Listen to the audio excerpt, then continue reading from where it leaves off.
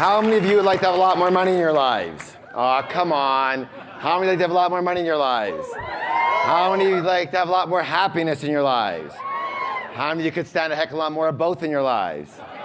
You've come to the right place. My name is Harv Eker, and welcome to the Millionaire Mind Intensive. The first thing I want to do is I want to acknowledge you for being here. There is a saying that says 80% of success is just what? Anybody know?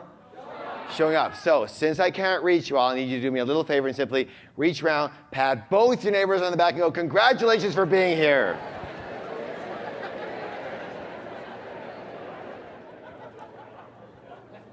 I want to thank you for your time, and I want to thank you for trusting me with your time. You know, speaking of trust, it reminds me of a story of this guy who's walking along the edge of a cliff, and all of a sudden he doesn't realize this, but he trips and he falls off over the edge of the cliff, and he has the presence of mind, however, to turn around and grab onto the ledge. And he's holding on, and he's holding on, and he doesn't know what to do. He's holding on, and he yells up, is there anybody up there that can help me? Is there anybody up there that can help me? And finally, this big bellowing voice calls out, this is God. I can help you. Just let go and trust. And all of a sudden you hear, is there anybody else up there that can help me? Hey, you might as well laugh now because it don't get any better, okay? Anyways, let's see where everybody's from. Stand up and give yourselves, and everybody included, give them a round of applause. If you're from anywhere in the Seattle area, let's see you stand on up here. Come on. Good job, and have a seat. Stand up if you're from anywhere else in this Washington area. Where are you? Please stand up. Where are you guys? Good job. Thanks for being here. Stand up if you're from anywhere else that I haven't mentioned yet. Just stand up here. Where are you? Okay.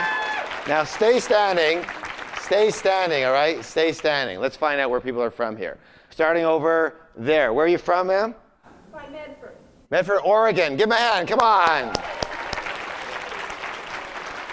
You're from Oregon? Yeah, have a seat there. Great. You're from? Charlottesville, Virginia. Virginia. Right. You're from? Maryland. You're from? San Francisco. You're from? San Diego. Haywood, California over there. Good. You're from where? I'm sorry. Idaho over here. Good. Santa Monica. Very good. Right here? Woodland, California. Yes, back there? Denver. Have a seat. Vancouver, Canada. Excellent. Yes? Oklahoma. Yeah, right over here. Where are you guys from? Camarillo and Los Angeles. You're from where? Camarillo, California. Camarillo and Los Angeles. Thank you for coming. Very good. Good. Cape Cod, Massachusetts. Wow, that's great. Right there? Wisconsin. Very good. Thank you. Wisconsin. Thank you for being here. Vancouver. Nashville, Tennessee.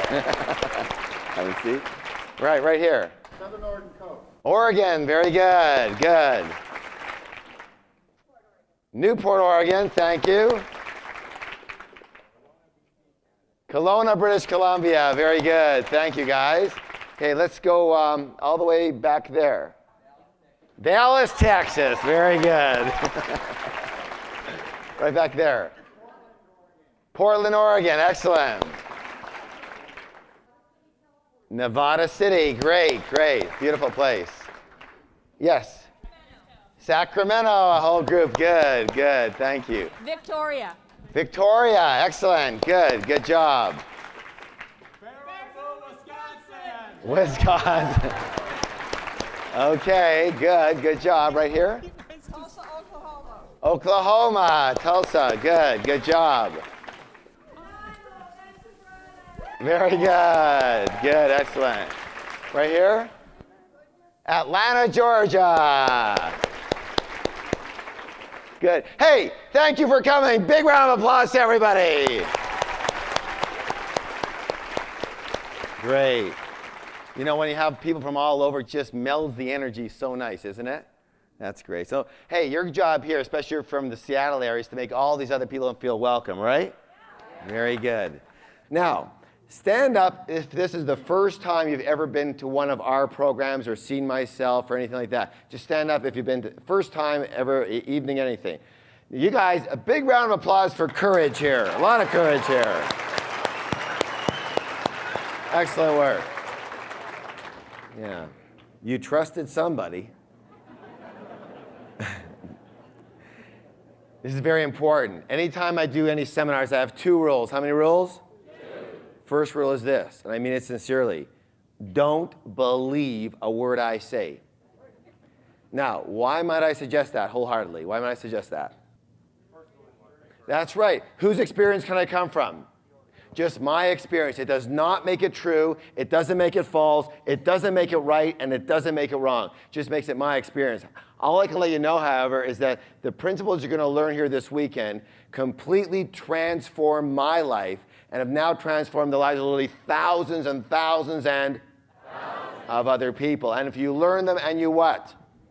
Use them, apply them, I believe they can transform your life too. But all I can ask of you is, would you be willing to be open for this weekend and then try the material out in whose life? In your life. And whatever works for you, keep on what? Doing it. And whatever doesn't work, you're welcome to what? Throw it out. How many of you be willing to be open for this weekend? Good. Anybody not? We'll see.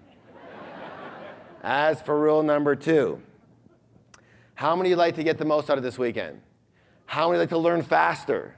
How many like to remember more of what you learn? Research shows the key to that is what? Who can tell me? Repetition is part of it. What else?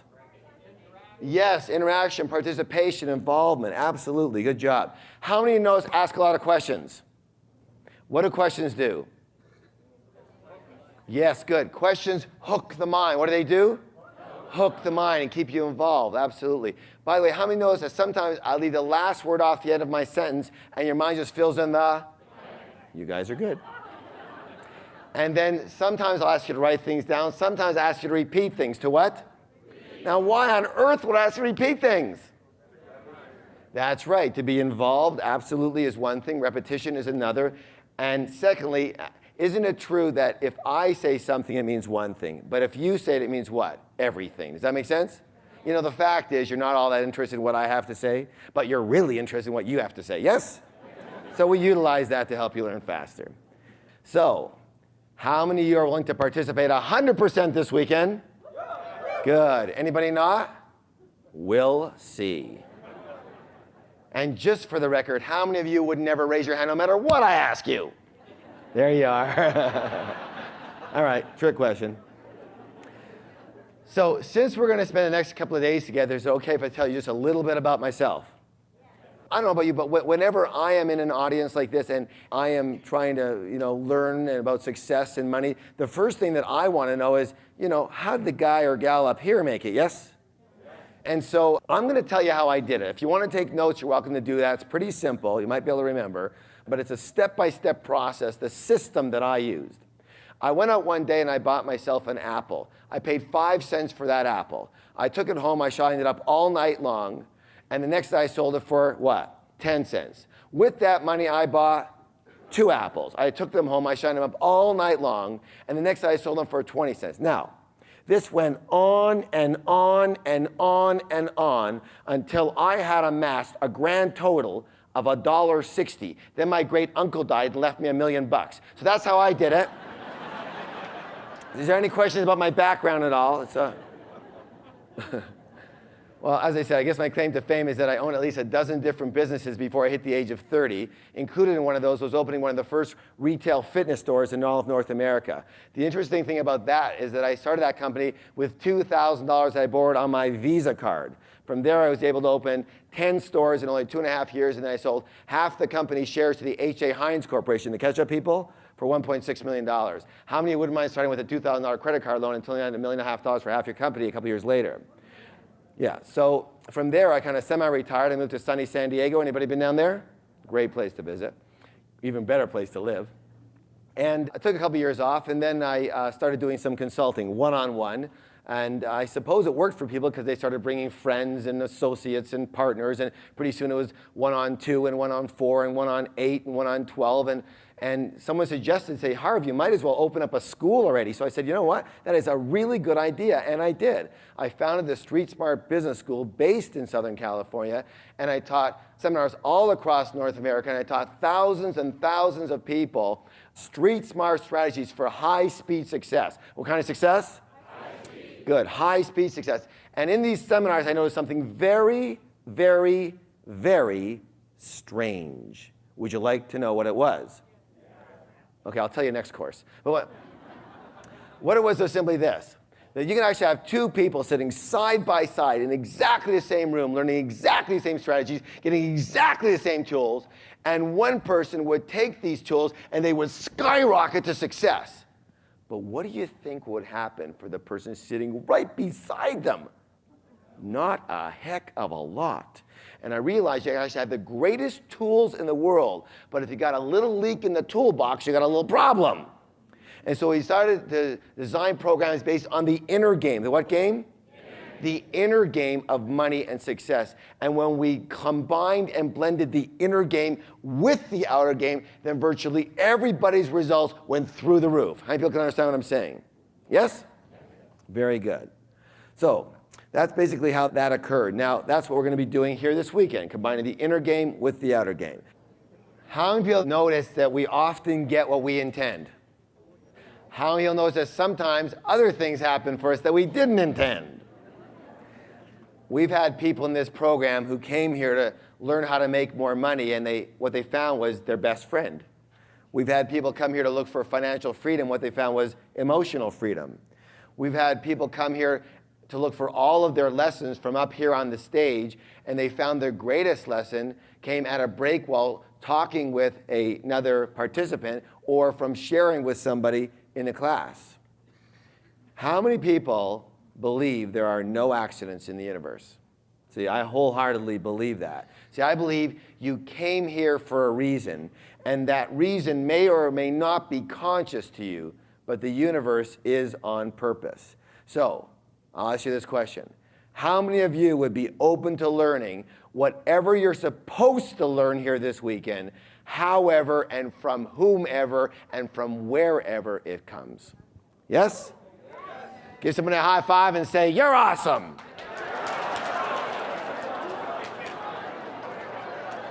There you go. Okay, we're going to be doing a lot of talking about the mind this weekend. A lot of talking about the what? The mind this weekend. Now, the conditioned mind is very slick, and it may try and take you out of the game. Why would it do that? Yes, because its primary function is protection. What's the word, please? Protection. And therefore, what it believes its job is to what? To keep things the same. Does that make sense? Right. So it does it in a lot of different ways. How could it take you out? Well, one way is by discounting the information or discounting where the information comes from, namely myself. So all I would ask of you is, the rule is simply this: don't shoot the messenger. Now, you know, in Canada, I only say that metaphorically, but in Los Angeles, you actually have to, you know, explain this to them, right? It also might tell you things like, you know, I have a headache, I don't feel well, I'm really tired, I gotta go to the bathroom for the 48th time this hour, you know, I gotta make this call, gotta make that call. And all that's trying to do is what? Take you out of anything that might be able to change it. So when your mind is trying to take you out, you're going to say the 4 magic words back to your mind. And those are what? Thank you for sharing. And then you focus your energy and attention right back here. And you do not let your mind take you out in any way, shape, or form. Does that make sense? Yes or no? Yes. Okay, very good. Good. Now, how else might it try and take you out? Well, it might attempt to use the 3 most dangerous words in the English language. What's it say, please? One more time, twice as loud. I know that. I know that. How many people's minds ever said that? What happens when your mind says that? Yes, it shuts down. It's closed to learning, right? Right. So let me ask you this question. How do you know if you know something? That's right. If you live it, you know it. If you don't live it, then you heard about it, you talk about it, you think about it, you might have read about it, but you don't know it. So, when and if your mind comes up with those words, simply what? Recognize them and say the 4 magic words again are what? Thank you for sharing, and really, really make sure that you come present and pay attention. Because your mind is saying, oh my God, there's going to be some changes here. I better get back into control. And that's why you really need to pay attention to that particular point. Does that make sense? Yes or no? Yes. Very good. Okay. Also, I have to mention this too. We're going to be using several very powerful processes over the weekend. And if you happen to be in formal therapy right now, then you need to be fully responsible for yourself. And if something isn't appropriate for you, then you have to excuse yourself from that process. Now, this is not an excuse to not fully participate here, okay?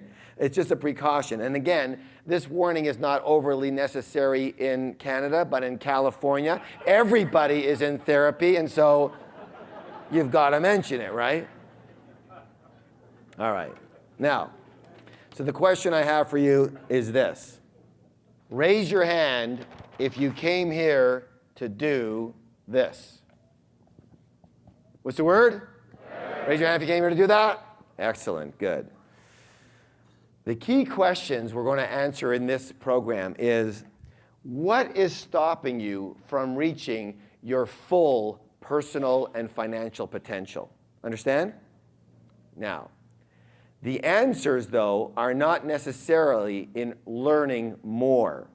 Josh Billings said this, I quote, "It's not what we don't know that prevents us from succeeding. It's what we know that just ain't so that is our greatest obstacle." Do you want me to repeat that? All right.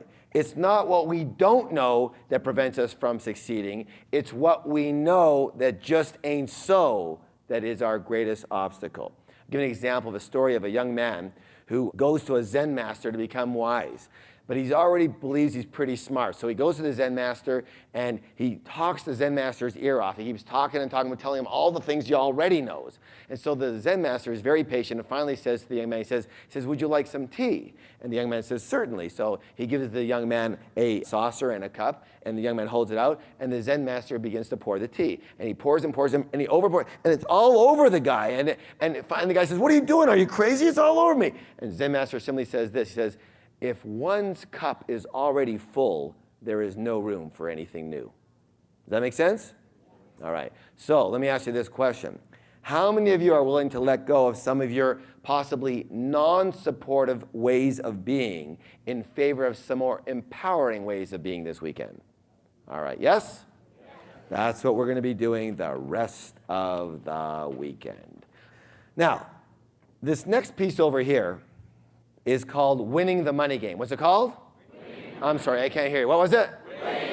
Winning the Money Game. Now, this section by far is the most data-oriented, left-brain, logical side of the program. This is the tools. Got it? The tools. So, for those of you who, can't even stand the sight of a number, that's just not your area, I understand fully.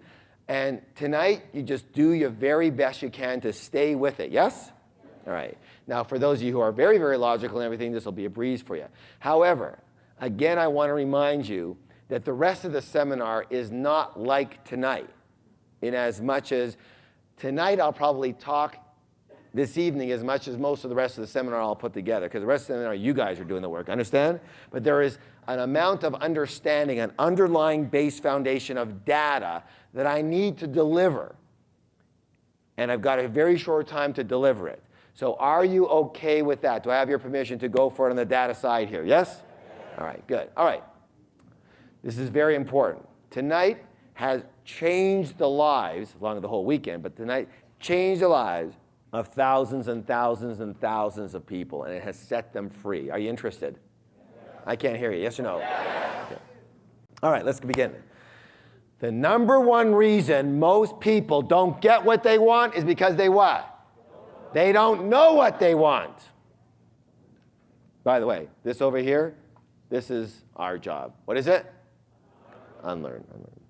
They don't know what they want. Please read it with me. What's it say? Clarity equals or leads to power. Power is the ability to what? Power is the ability to do. To what? To do or to act. Just think of a car. Power is the ability to do.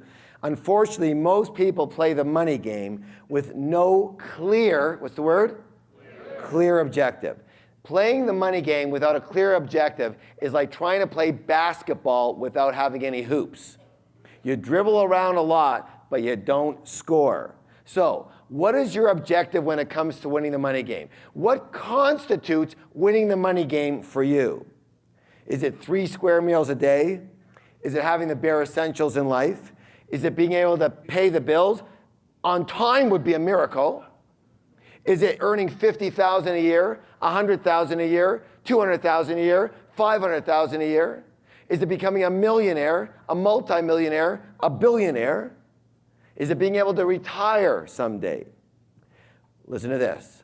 Most people's strategy for winning the money game is to try and make a lot of money, save some, retire, and then spend the money that they saved enjoying the rest of their life. Yes or yes? Yes.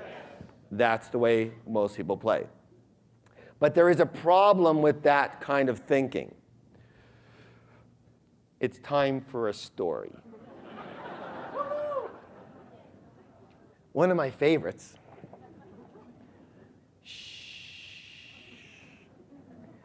The Goose and the Golden Egg. There was once a countryman who possessed the most wonderful goose you can imagine. For every day when he visited the nest, the goose had laid a beautiful, glittering golden egg. The countryman took the eggs to market and soon began to get very rich. But it was not long before he grew impatient with the goose because she only gave him a single golden egg a day. He was not getting rich fast enough.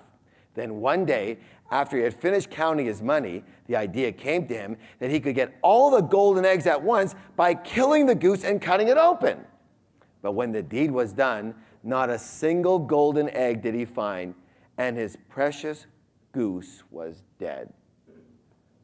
I don't know about you, but this kind of bothers me. It's one of those. So the problem is that if you spend the money that you've saved, you've killed your golden goose. And that's not winning the money game. That's playing Russian roulette and betting that you're going to die before your money runs out. And now what happens if you keep on living? Like, for example, I was just listening yesterday on the news. They were talking, Tom Cruise has a new movie coming out, Minority Report. And they were talking about, it's all about the future, like 2050 or something like that, and how much you learn. And they're actually believing that in 2050, the average lifespan will be 150 to 200 years. Okay? That's not that long away, okay? So what are you going to do if you start spending your money and they come up with the pill when you're just about to go? And you got to, here you go, drink this, and it's another 50 years, buddy. Finance it, right?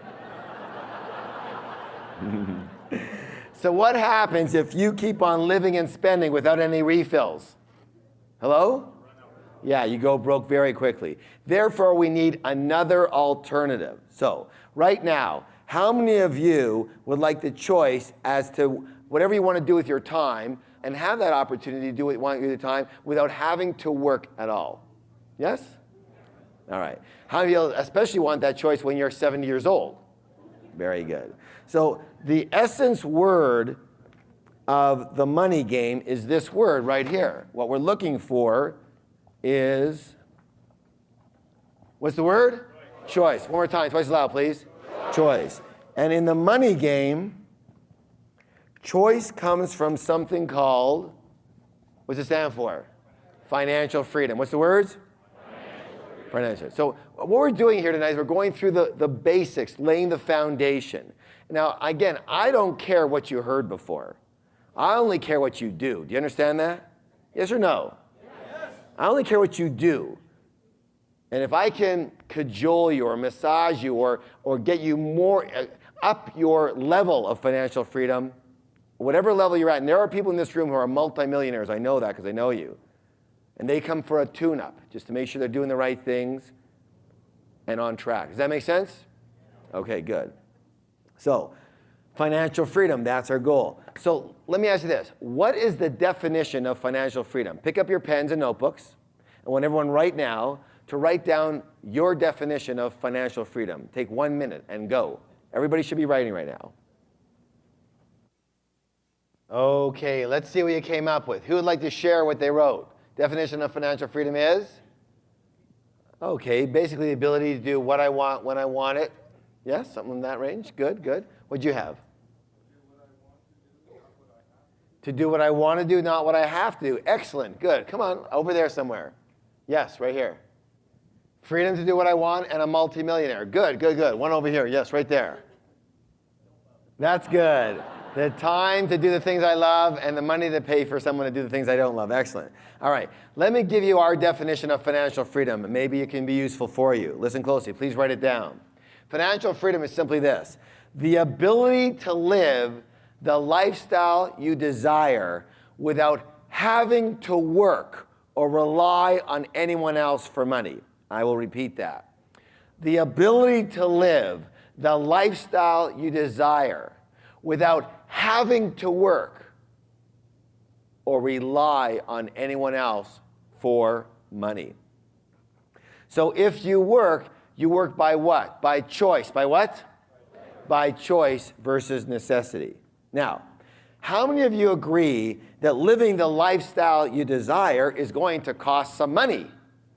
Right.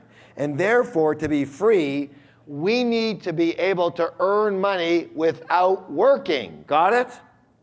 So, again, as a base here, income without work is called, what's it say, please? Passive income. One more time, twice as loud. Passive income, good. And therefore, the simple, in its simplest format, the simple objective of the money game is to earn enough passive, what's the word? Passive income to pay for the lifestyle you desire. Got it? So in short, a simple formula looks like this. You achieve financial freedom when what? Your passive income is greater than your expenses. Now, most people are barely getting to a point where their active income is greater than their expenses. Yes or no? Yes. That's not the game. The game, you win the game. Say this, put your hand on your chest. Say, I win the game. I win the game. When my passive income, is greater than my expenses. Good. Give somebody a high five and say, you have a millionaire mind.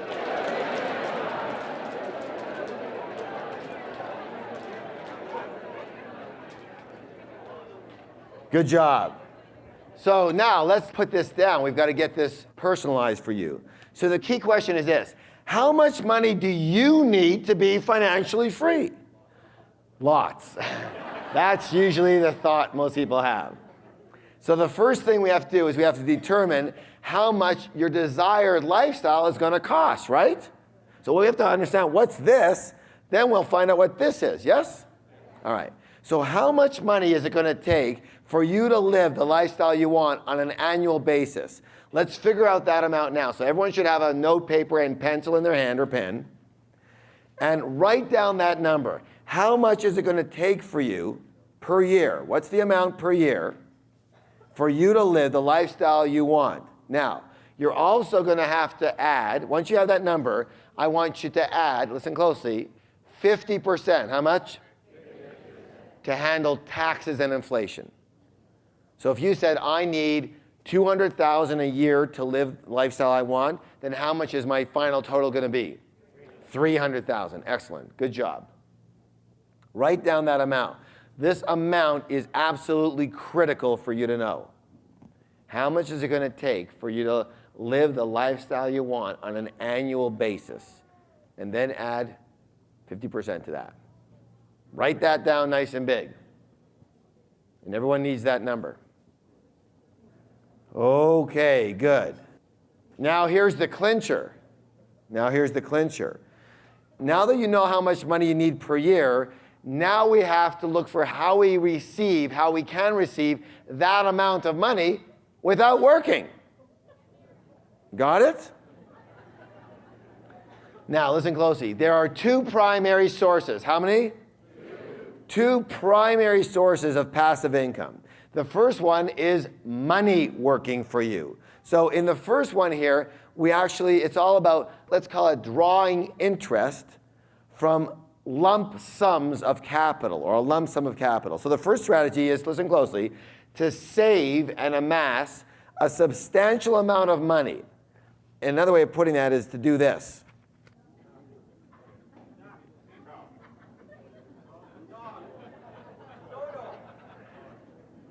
I know you must have some inside joke because you can't be laughing at my goose, right? There's no way. It's got a tail. I see. That's what I was missing, right? It looks like it's missing something else. But anyways. Wings. Oh my God, no wonder. Look, they don't pay me the big bucks for the artistry, all right? All right. So here's what we've got. We amass a large amount of money, yes, in a big lump sum. Got it? Right. And we have this big goose, and then we put this into, once we have it, we put it into, let's say, interest-bearing accounts, yes? And then what happens? The interest comes down, right? The egg, right? And then that goes to us. Do you understand this, yes or no? All right, this is just a very simple way of doing this. So this includes basically all of your financial investments. Now, we're going to continue on with this. So assuming for a moment that you're fortunate enough to get 10%, how much? An average of 10% on your money. How much of a lump sum of capital do you need working for you in order to derive the annual income you wrote down? Okay, in other words, how much of a golden goose lump sum do you need working for you so that 10% of that is your annual income that you wrote down? So the way to do that is to take your annual income plus your 50%, right? And multiply by 10. How much? 10. And that's assuming you're getting 10%. If today, unfortunately, things are like 5%, you'll have to multiply by 20. But let's just start with 10%, yes? Let's assume we can do that. So everybody take your lump sum, multiply by what? Very good. Do that now, please, and come up with that amount. So for example, if you said you need $100,000 a year to live the way you want to, then how much are you going to need in your golden goose? $1 million. Excellent. Let's take a little poll here. How many people said that you need an initial capital? I'm talking about the big lump sum, the big golden goose here, of $500,000 or less. Raise your hands. Okay. What you're saying is that you want to live on $50,000 a year or less, yes? Because if your golden goose is $500,000, what egg's going to drop to you every year? 50,000. Got it? So adjust your numbers, guys, unless that's what you want. I'll ask again. How many of you say that your golden goose lump sum is 500,000 or less? Raise your hand. Okay, good. How many of you are saying that it's 500,000 to $1 million, your lump sum goal? So you're saying you want to live between 50,000 and 100,000 a year, yes?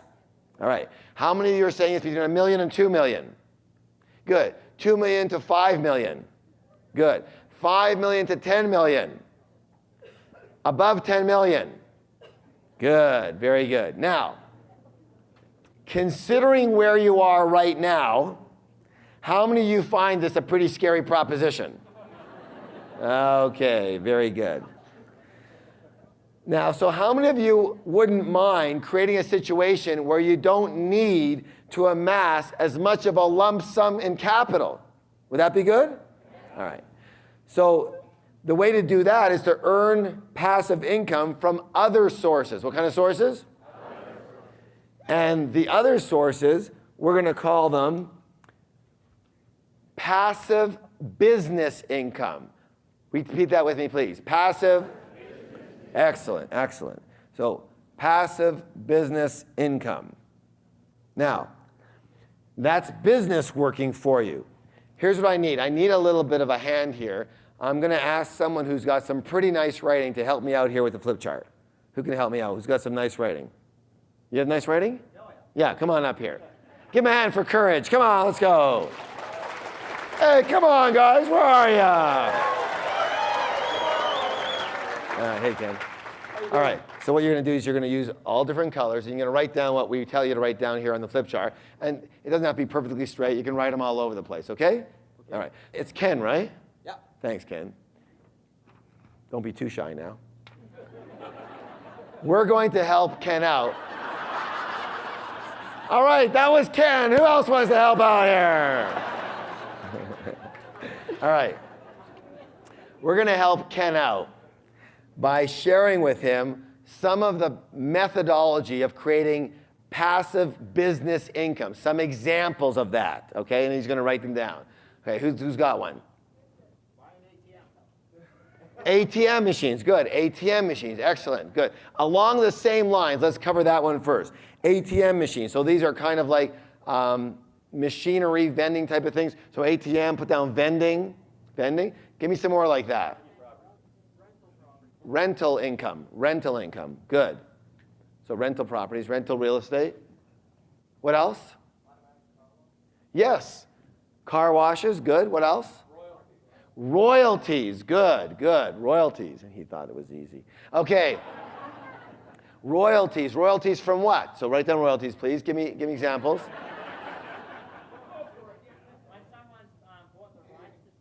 Someone's bought the rights. So in other words, give me examples of something you can do to receive royalties from. Write a book, excellent, good. Write a song, excellent. What else? Software, excellent. What else? Yes, and inventions, yes, good. What else? Blackmail. That's, no, we don't want to write that. No. So we got royalties, good. Now, yeah, another one was licensing, yes? Licensing. Another one is franchising, but not being the franchisee, being the franchise what? Franchisor, good. Licensing, franchising, good. Network marketing, absolutely. Network marketing, very good. Now, having said network marketing, I want to clarify this, okay? Because there's a lot of, raise your hand if you've been involved in network marketing whatsoever, yes? Oh, a lot of you, good. So listen closely. There's a distinction, a small distinction, but a distinction so be that, between passive income and residual income, right? There's all kinds of definition, but let me give you the definition that we use. Residual income is a good example of network marketing, whereby you are getting money on an ongoing basis, in other words, residually, from other people's efforts. Is that good? But that doesn't mean that you're still not working. Understand? Passive income means you are not actively working. So when does network marketing become passive income? Yeah, when you take off for 6 months and go across the world and hang out, and the money keeps coming in. But while you're working, it's not passive income. Now, does that make sense? Having said that, I also want to clarify this. When I say passive income, I don't mean that you can just lie on the beach for a year and never pick up the telephone. Okay? That's not passive income, that's la land. Because in my experience, I'm not saying it doesn't happen, it's very possible, but in my experience in the real world, generally, even with passive income, there's a little thing called maintenance. What's it called? Maintenance. And it's normal. It's normal. So what we mean is, though, yeah, you have to pick up the phone once in a while. You have to go to the bank and cash your checks if you want to. You know what I'm saying? A little bit of maintenance is still part of passive income. Do you understand? Then that's okay, right? So if you have a vending machine, for example, Root, and you've got a couple of people who handle everything, that one person handles the repairs, one person handles filling it up, one person handles getting the money for you, one person goes in the bank, that's great, but usually you're going to get a call once in a while, yes or no? And that's normal to do that. What else? Give me some more examples of passive business income. Owning mortgages. Owning mortgages. Now, would that be one, yes or no? That's not what we're going to call there, because we're going to put that into the other one. We're going to put that into the financial instruments, because owning mortgages itself is a financial investment necessarily versus a passive business on an ongoing basis. Good. That was a very good try, though. What else? 900 numbers. Okay, fine. 900 numbers is a good one. Good. 900 numbers. Good. Website. Yes, so internet marketing. Please put that down. Thank you.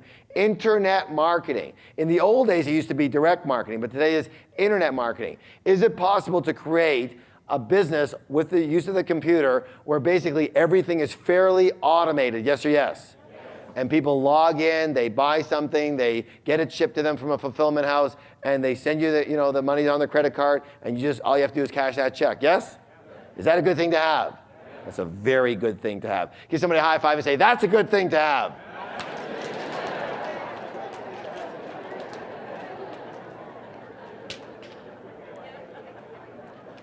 All right, give me some examples, more examples of passive businesses. So I'll give you another example. Storage units. Storage units, a facility of sorts. Yeah, you have to have a manager in there, but usually it's not like you have to feed the lockers, right? So there's storage unit. It could be regular storage, or it could be even RV storage or boat storage. Yes? Here's another great business for you. If you can get it into this business, you're golden. Parking lots. Do you want to know why most people who own parking lots are very, very wealthy people. You don't even know who owns these parking lots, do you, for the most part? No, because they're too rich to even tell anybody about it. They don't tell people when they own parking lots. What do you do? Yeah, I own parking lots. No, you don't hear that, right? No. But they're so rich, they don't even come out of the house anymore. All right, parking lots is a great one. Laundromats, right? Now, laundromats could be good, not so good. Again, there might be a bit of maintenance to there. Laundromats could be good. I have another one for you. I have a friend who bought a campground. A what? A campground. Now, he didn't know it was going to be a passive income business or not, but he would stay in the little hut all day long, especially in the summer, and he'd take the money and all that. Then what happened is he had an opportunity to look at another campground and buy one close by, and he was making very good money, so he decided he would do that. But in order to get away to look at the campground, he had to take the night off. Yes? So he didn't know what to do, so he remembered that he'd been to a campground a long time ago, and they had a little honor system where you have a little box, you throw the envelope in, you put your $7 or $12 in, you throw it in for the night. Yes? How many have been to courses like that? Yeah, good. So here's what he found when he went away that night. He had a 96% honor. In other words, pretty well everyone did pay, except for one person paid a buck too little and wrote a note, said, sorry, I'll pay it back the next day. So everybody paid. And he has about 100 and something sites, so that's a lot of sites, yeah? So he noticed something, that he could actually do this without being there. So guess what he has now? He has 4 campgrounds. How many? 4. Guess what each of them is based on? Guess how often he shows up? He doesn't show up. He has someone who collects up the money basically once a day and bring it to his bank. Guess what he does now? He camps a lot. I'm not kidding you. Now he goes camping, right? You have to sit in the house. Oil well, yeah. Oil well is a very good possibility. Good. Yes? Yeah, tanning salons. You don't have to do that much there. An exercise center, that's a possibility. Usually here's the thing, usually the more employees, the less passive. Understand? If you can do something with just 1 or 2 employees, you're like a storage center. You don't need 58 employees for storage. You need 1 employee manager who's got a key, opens up the thing, put it in, take it out, here's the money, goodbye, right? But if you need a lot of employees, there's usually going to be management. Now, having said that, listen closely. Another one is, put this one over here, systemizing any business. So you take any business, you systemize it so that you don't have to be there and it runs without you, yes? Now it's a passive income business. And hopefully, how many of you picked up my book at one point in time, Speed Wealth, right? You read that? It talks a lot about what? Systemizing your business so that you can what? Sell your business, yes? So hold on, because if you say sell your business, that doesn't mean passive income. But what you could do is this, listen closely. If you'd rather go for passive income, what do? When you sell your business, you take part of it in cash and part of it in what? Long-term, ongoing what? Payments. Yes? Yeah, with a provision, of course, that if it goes down in any way, shape, or form, you get that business back. All right. So make sure you have enough up front to where you're happy, because if the business goes down, you can't do much about it at this point. All right? Good. What was the thing we just said over here we were going to write down? Continuancy program. Who can give me an example of a continuancy program? Lawn maintenance. Yes, lawn maintenance. Excellent. Excellent. So here's an example. Instead of going there and going to the homeowner and say, listen, can I mow your lawn today? You say, can I mow your lawn today? Give you a good example. So you say, it's $30 to mow your lawn. Great. However, after I'm done, collect the $30, I say, listen, if you'd like your lawn mowed every 2 weeks, it'll only be $19 to mow your lawn. So all I'm looking for, that guy says, well, that's great, so good. I'll take a 1-year contract. Got it? Or a season contract. Now you could have lawns, and on the other side you could have what? Snow removal, yes? Right, so you have both. Now the smart thing though is you don't go as a one at a time, you create a continuancy program so they've got a contract. Now I have a student, a participant down in San Diego who heard this. You know what he started? He started car wash. A detail car wash thing, right? And so what he would do is he'd go to a house, usually a little more well-off people, go to a house and he'd say, listen, I'll come and I'll wash your car and I'll give it a mini detail every 2 weeks. And it's $40 for that. On the other hand, if you take a 1-year contract, it's only $28. A lot of people took the 1-year contract, right? Because they want to do this. So he started doing that until he became what? Way too busy. He took all these on. So what, he hired a couple of guys to start doing the washes. And then what did he do? He went out and got more contracts, hired more people. Now what does he do? He has 2 salespeople who all they do is get contracts, and he's got 16 people washing cars. And what does he do? Nothing. Understand? Passive income, very good. All right, good. And yes, any type of club, any type of what? Club. With ongoing fees is an excellent idea. And the less you have to do for them yourself, the more simplified it is, the better. Does that make sense? Very good. So we got lots of different ways to create passive, what kind? Business income. So give Ken a big round of applause so you can write that down. Very good. Come on, guys. Thank you for doing that. Good job, good job. Okay, so y'all understand where we're coming from here, yes? Now, let me ask you this question. Do we just have one stream of passive business income? No, we can have what? We can have several streams of that coming to us. Several of those things. We have campgrounds, storage units, we have a book, we have a song, we have lots of different streams, right? Now, there is also, by the way, a lot of people who talk about multiple streams of income. Is that good, yes or no? Yeah. Well, it's good as long as they meant something else. Because you know what? For the most part, if you say to most people out there, if they haven't heard what we've been talking about here, multiple streams of income, you know what that means? That means you work your bloody ass off. So what's the word that we ought to have in there? Thank you. Multiple streams of what? Passive income. That is nice. I am not interested in more multiple streams of income. Passive income. Now, there are those people who talk about multiple streams of income, and inherently they mean passive income, if you read what they say. Understand? You want to be looking for that. Otherwise, if you have 6 jobs, that's multiple streams of income, yes or no? Yes. That's not what we're looking for, are we? Okay, so what's the key word?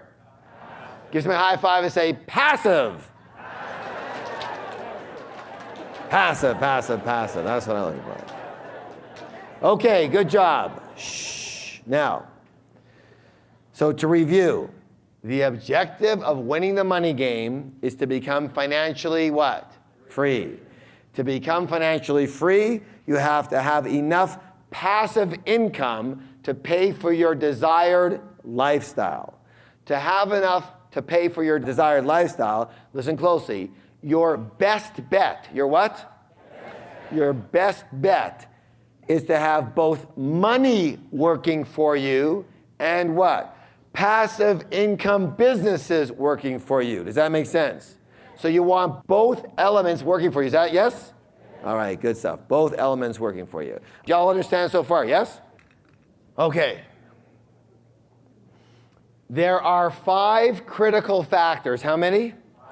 5 critical factors that are the elements of your financial freedom. Would you like to know what they are? All right. Now, remember I told you in the evening seminars, for those of you who attended, raise your hand if you attended, that their 5 elements are like having 5 wheels on the bus. Got it? You miss any one of these wheels, you're going to have a problem. And most people only work on one wheel. Therefore, they're missing 4 wheels, and that's why their whole ride to financial freedom, if they ever make it, is what? Very slow, lots of struggle, lots of... So these are the 5 wheels on the bus. Let's see what they are. The first one is your working income. Please write that down. You'll need to write all these down. Working income. The second one is saving. The third wheel is your investments. The fourth wheel is passive income. And the fifth wheel is S.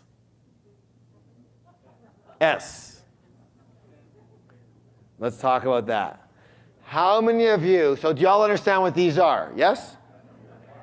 Working income, savings, investment, passive income, and S.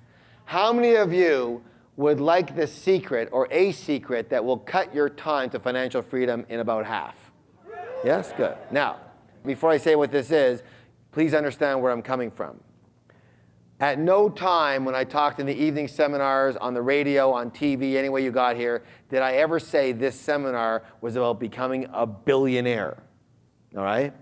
I said very specifically that this seminar will teach you and move you very quickly towards what? Winning the money game. Got it? What did we already agree that winning the money game was? Financial. Do you understand? You got it, yes or no?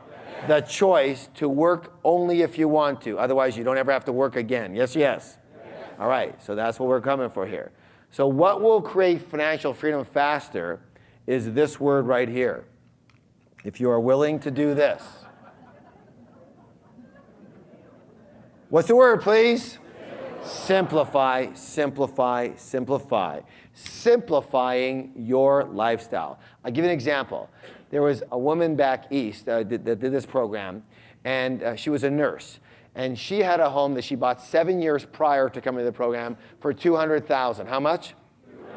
7 years later, in a very strong market, she sold it for $500,000. How much? So her net profit was how much? $300,000. She was going to just buy another house, right? Except she came to this seminar, she learned about winning the money game. That the goal was to win the game. And so instead of buying another house, she took her $300,000 and she bought a second mortgage for 10%. A very strong second mortgage for 10%, which gives her how much money a year? $30,000 a year. Understand? Now, she's a single girl. She was only 30 years old, and she moved in with her sister. So how much? So by simplifying her lifestyle, all of a sudden, guess what she became? Financially free. Because she could live on $30,000 a year quite comfortably. She's a nurse. She works long hours. You know what I'm saying? Yes or no? Yes. So this girl became financially free on $300,000, not because $300,000 is a lot, it's because she doesn't spend that much. She doesn't need to spend that much to be a happy person. Meaning this, if you can live on less and be a happy person, you have now just cut the necessity of this huge lump sum of money and all this money that you need to have coming in to win the game. Do you understand? So let me say this. From where I come from, most people don't get taught this at a young age. Where I come from, the game I'm going to reiterate is to win the game. Winning the game means you never have to work again. The faster you can win the game, the better. My philosophy is simply this. First, win the game, and then go for some gravy if you want it. Most people have their mind set on gravy, gravy, gravy, and because of that, they never even win the game. So let's get on par here. The goal of this program is to help you win the game once and for all. This woman never has to work again. As long as that second mortgage keeps the way it is, and it always has. Now here's the other thing that she does. Listen to this. She spends 6 months of a year now, listen to this, in Fiji because her money goes further. Now most of us work our whole life to try and get to Fiji. Yes or no? How many people can understand now the little switch that we've done here? You understand? We're not saying that it takes billions and gazillions to win the game. Now, if that's what you had in your mind before, let's let that go. And let's go with very simply what winning the game is when your passive income exceeds your expenses. When your passive income pays for your, here it is, desired lifestyle.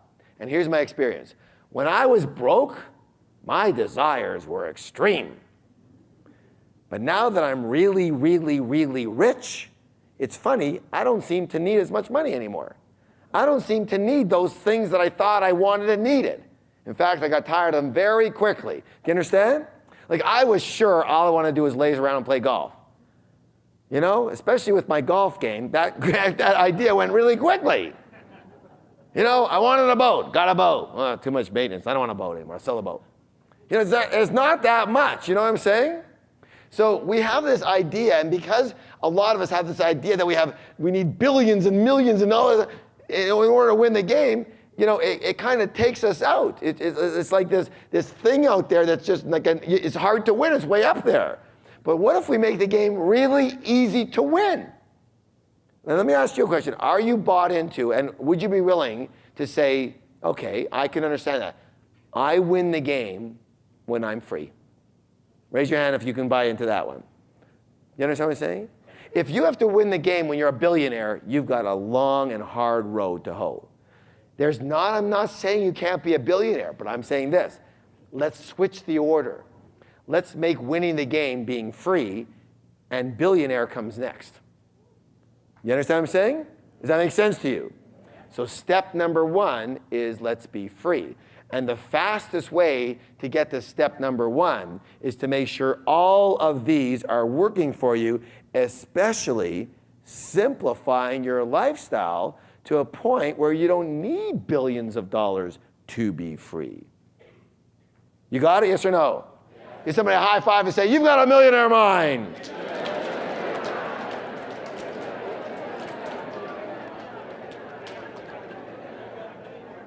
Okay, so let's see where we're at. So the key to financial freedom is to pay attention to each of these areas individually and in combination.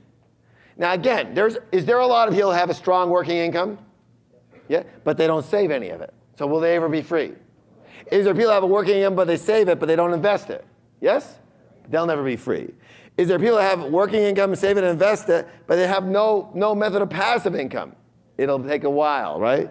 And is there people that have all this, but they have such a huge lifestyle expenditure that it's very hard for them to become free ever? Yes or no? So if you want to be free, what do you have to have? 1, 2, 3, 4, 5 wheels on the bus working simultaneously. Does that make any sense whatsoever? Yes? Okay, good. So this formula is often the very first clue as to why you may not be reaching your full financial potential right now. So the first key to any change, it starts with an A. What's the word? Awareness. What's the word?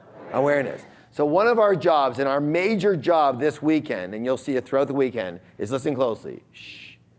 To make the invisible visible. Say that with me. To make the invisible visible. So let's do this right now. Let's do a little exercise.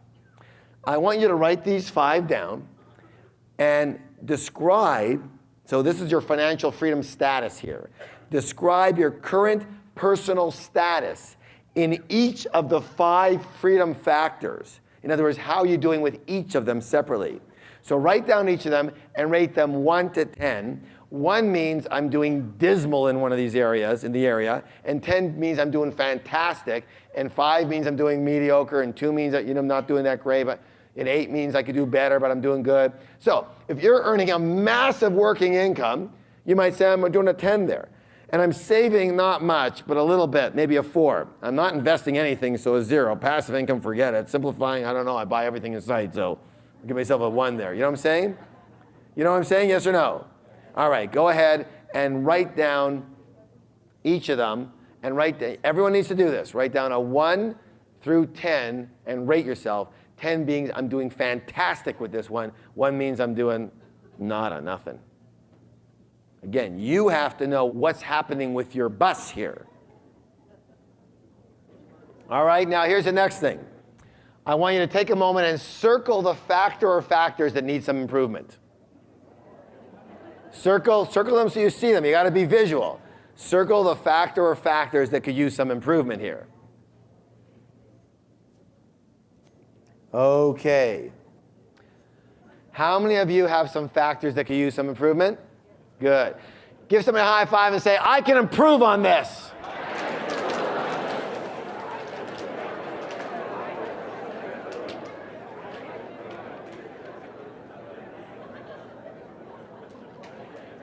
Okay, how y'all doing? Y'all with me so far? Is this making sense to you so far? Now later on, we're going to talk about exactly how to make sure this is happening. Got it? Got it. But do you understand the difference in the game so far, yes? So now we have a very specific objective, yes? What's the objective? Freedom. Winning the game means what? Financial freedom, which means what? Having enough what? Passive income to pay for the lifestyle I desire, okay? Got it? Yes? All right. Now, very, very important part here. How many people have read this book? It's called The Millionaire Next Door by Thomas Stanley. Anybody? Very good. Now, in this book, this group did a survey of millionaires on this continent, and they found some very, very interesting results as to who they are and how they attained their wealth. Would you like to know what it boils down to? The whole book with all the numbers and all the data and all of this and all that boils down to one thing. Do you want to know what it is? It very simply is this, that they are good at managing their money. What's the words? Managing their money. Managing their money. It's very important to realize that wealthy people aren't any smarter. They just have better money habits. So that the single biggest difference between financial success and financial failure is, listen closely, how you manage your money. So, we're going to do a little declaration here. And the declaration is, to master money, I must manage money. Now, before we start with that, a declaration is what? A statement that we all say out loud. And I'm even going to ask you to put your hand over your heart when you say that. Now, I know. When I was in your seat, I felt the same way. It's like, oh my God, how hokey is this, right? But I'll tell you what. I said that when I was broke. Now I'm really rich. So now I believe in them. Understand? So put your hand on your chest. That's it. Sir, your chest, not her chest. Come on. Let's go. All right. Simply, the declaration is this. To master money, I must manage money. Let me hear you. To master money, I must manage money. Again, please.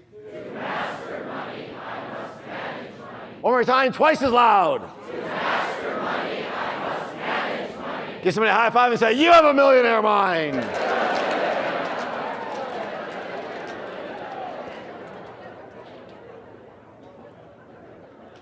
All right, money management tips. Number 1, you are already managing your money.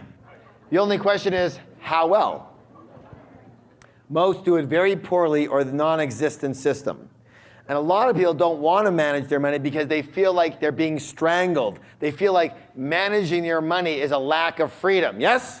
Yeah. All right. So, number 2, managing your money does not restrict your freedom. It promotes your freedom. How? Well, first, it allows you to create full financial freedom. And secondly, it allows you to spend designated amounts of money without any guilt whatsoever. So, what we're going to do right now is we're going to go over what we call the world's easiest and most effective money management method. Interested? It is so simple. That's why it works. Also, it's perfect for kids. All right, here we go. Now, the question is this. If you were managing people in a company, would you have them all do the same job or all be in the same position? No. Why not? Who can tell me? Thank you. Who said that? Yes, because not enough would get done. You have other things wouldn't get done. Everything wouldn't get done. Does that make sense? Good. So you want to have people in different positions in order to make sure that everything is handled.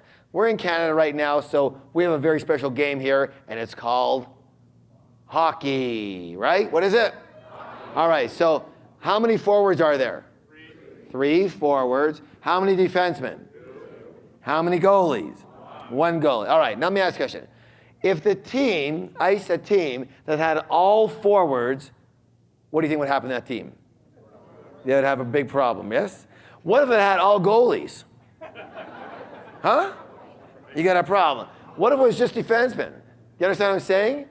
So the understanding here is that, why is this important? Because each of these positions, what's the word? Has a different job to do, yes or no? Yes. All right, very, very important to realize that, a specific job. So that the most important part of managing your money is, listen closely, separating, what's the word? Separating your income into separate accounts for specific purposes. So different parts or different accounts have different jobs to do. Now, so here's what we're going to do. In this system, we're going to divide our money into 6. How many? 6 different jars or accounts. Now, the percentages are flexible, but they're basic guidelines that will change according to income and age, but this is where we want. Now, listen closely. All, what's the word? All of the references we're going to make here tonight are in, listen closely, after-tax dollars. Repeat that with me. After-tax dollars. After-tax dollars, which means this, that if you get your income before taxes are taken off, you have to add another account for taxes and make sure you take that off first before you start this system. This is part of it, but you have to take another jar, another account first. Got it? Yes or no?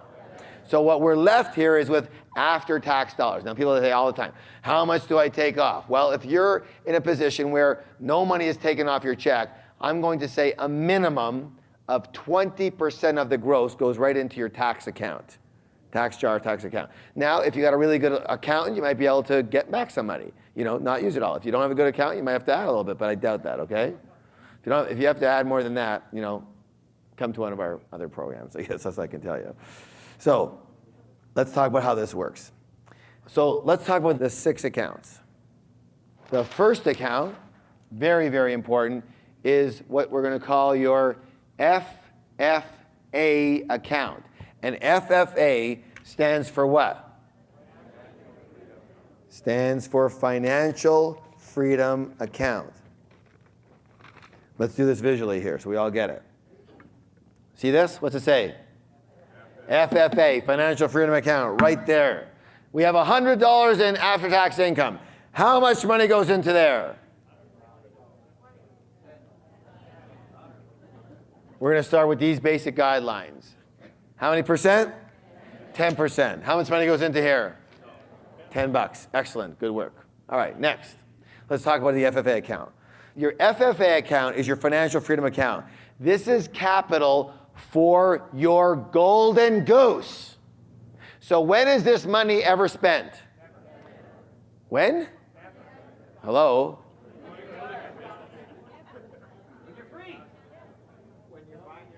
This money is spent never.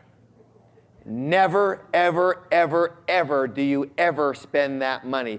This money is your golden goose. Remember about that pill that could come along and add 50 years to your life. This is money that is never spent. It is built to become your golden goose, and from that goose, there will be monies, right, in several formats. That money can be spent later when you're free. So let's start by understanding that this is only to be saved and invested, and never, what's the word? Never to be spent. This is going to become your lump sum golden goose that you can draw interest from later. Also, you can use this money to create and purchase passive income structures. So let's say you want to buy a laundromat. Can you use this money? Yes, you can. Let's say you want to start a restaurant. Can you use this money? No. Restaurant is not passive business income. This is only, let's say you want to start an internet marketing passive income business. You use the money. Yes. Anything, a car wash, yes? Yes. Anything that's passive income, you can use. This is your winning the money game account.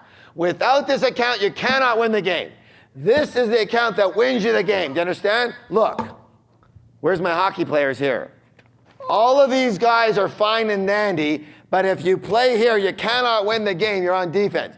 These are the guys that win you the game, yes or no?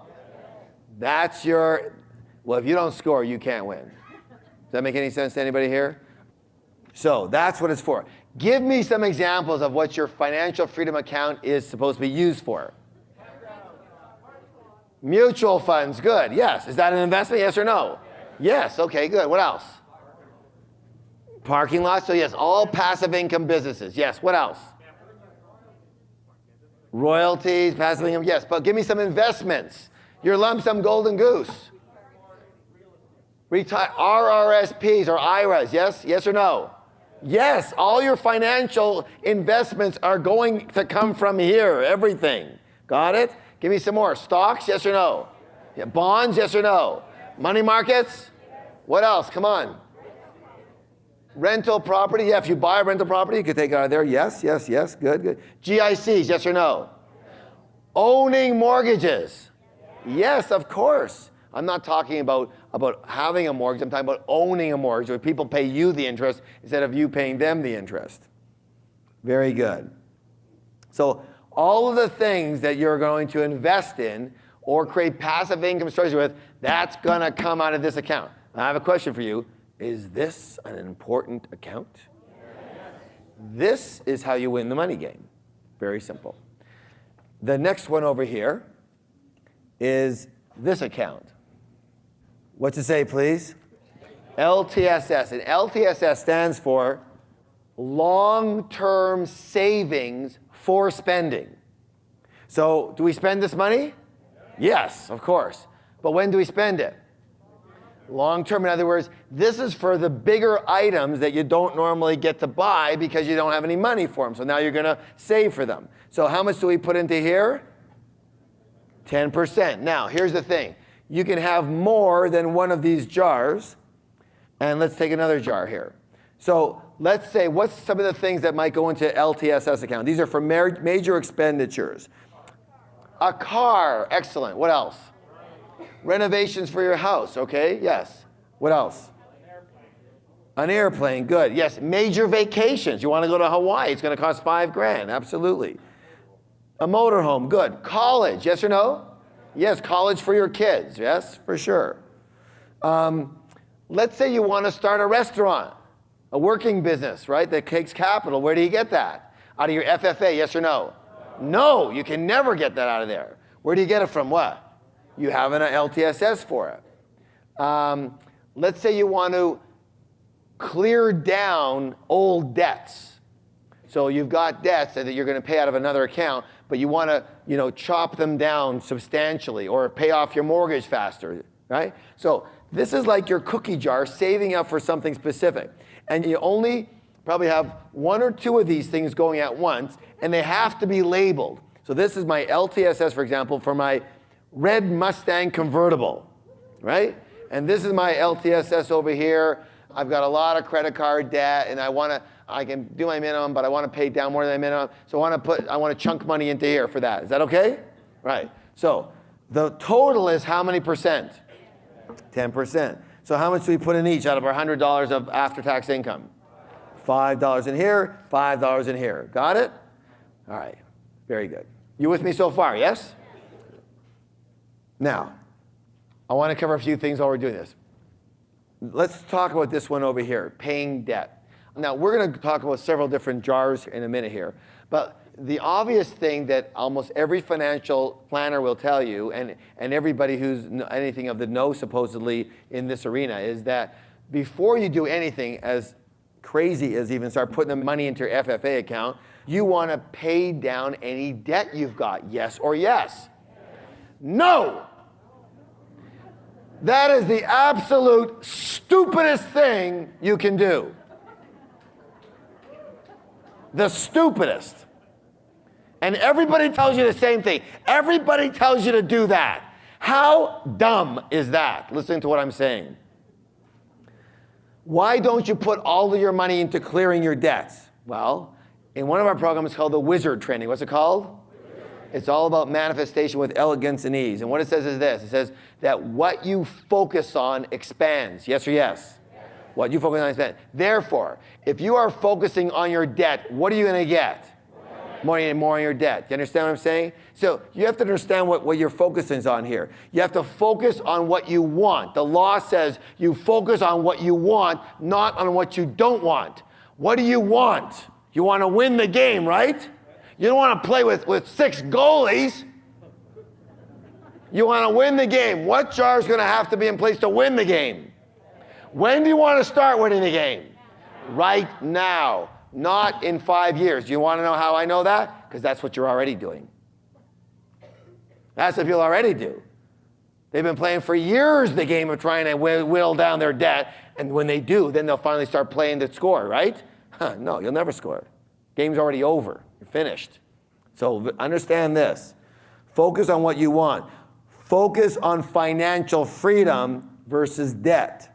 If you have to, you can renegotiate hopefully with some of your creditors in order to, and say this, look, I cannot pay, this large amount all at once, whatever. Like, here's what I'm gonna do. I'm gonna pay you, I'm gonna extend the time, but I'm gonna pay you a small amount, but I will pay you. I will pay you every single month or whatever it is. You can guarantee on that. Now, you say, though, you can't do that. Well, most places you can. In banks you can do that, in credit cards you can do that, and most people will do that with you. So before you say you can't do that, I want you to understand something here. Listen closely here. The key of managing, what's the word? Managing your money is more important than paying off your debt and saving a few percentages. The habit, what's the word? The habit is what's going to change your life. The new habit. Otherwise, you're going to keep the same habit and be in the same position for the rest of your life. Do you understand that? So, your accountant will say, oh my God, what are you talking about? You can only get 7% in your financial, let's say you put in second mortgages, 12% in your financial freedom account, and you're paying 21% on your debts. Pay that off. No, don't do that, because that will force you into that old habit. You need a brand new habit. A brand new what? Habit. This is the habit you want. Money into winning the money game. Your financial freedom account is your new habit.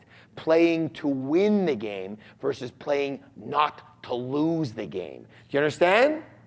Yes or no? Yes. I'm going to say this again. This is so critical. You have no idea how many thousands of lives have changed right here. I don't care what kind of debt you have. I want you to begin putting money immediately into this account. This is going to change your life. Miracles will occur as soon as you start playing the game to win instead of focusing on not losing the game by working with your debts.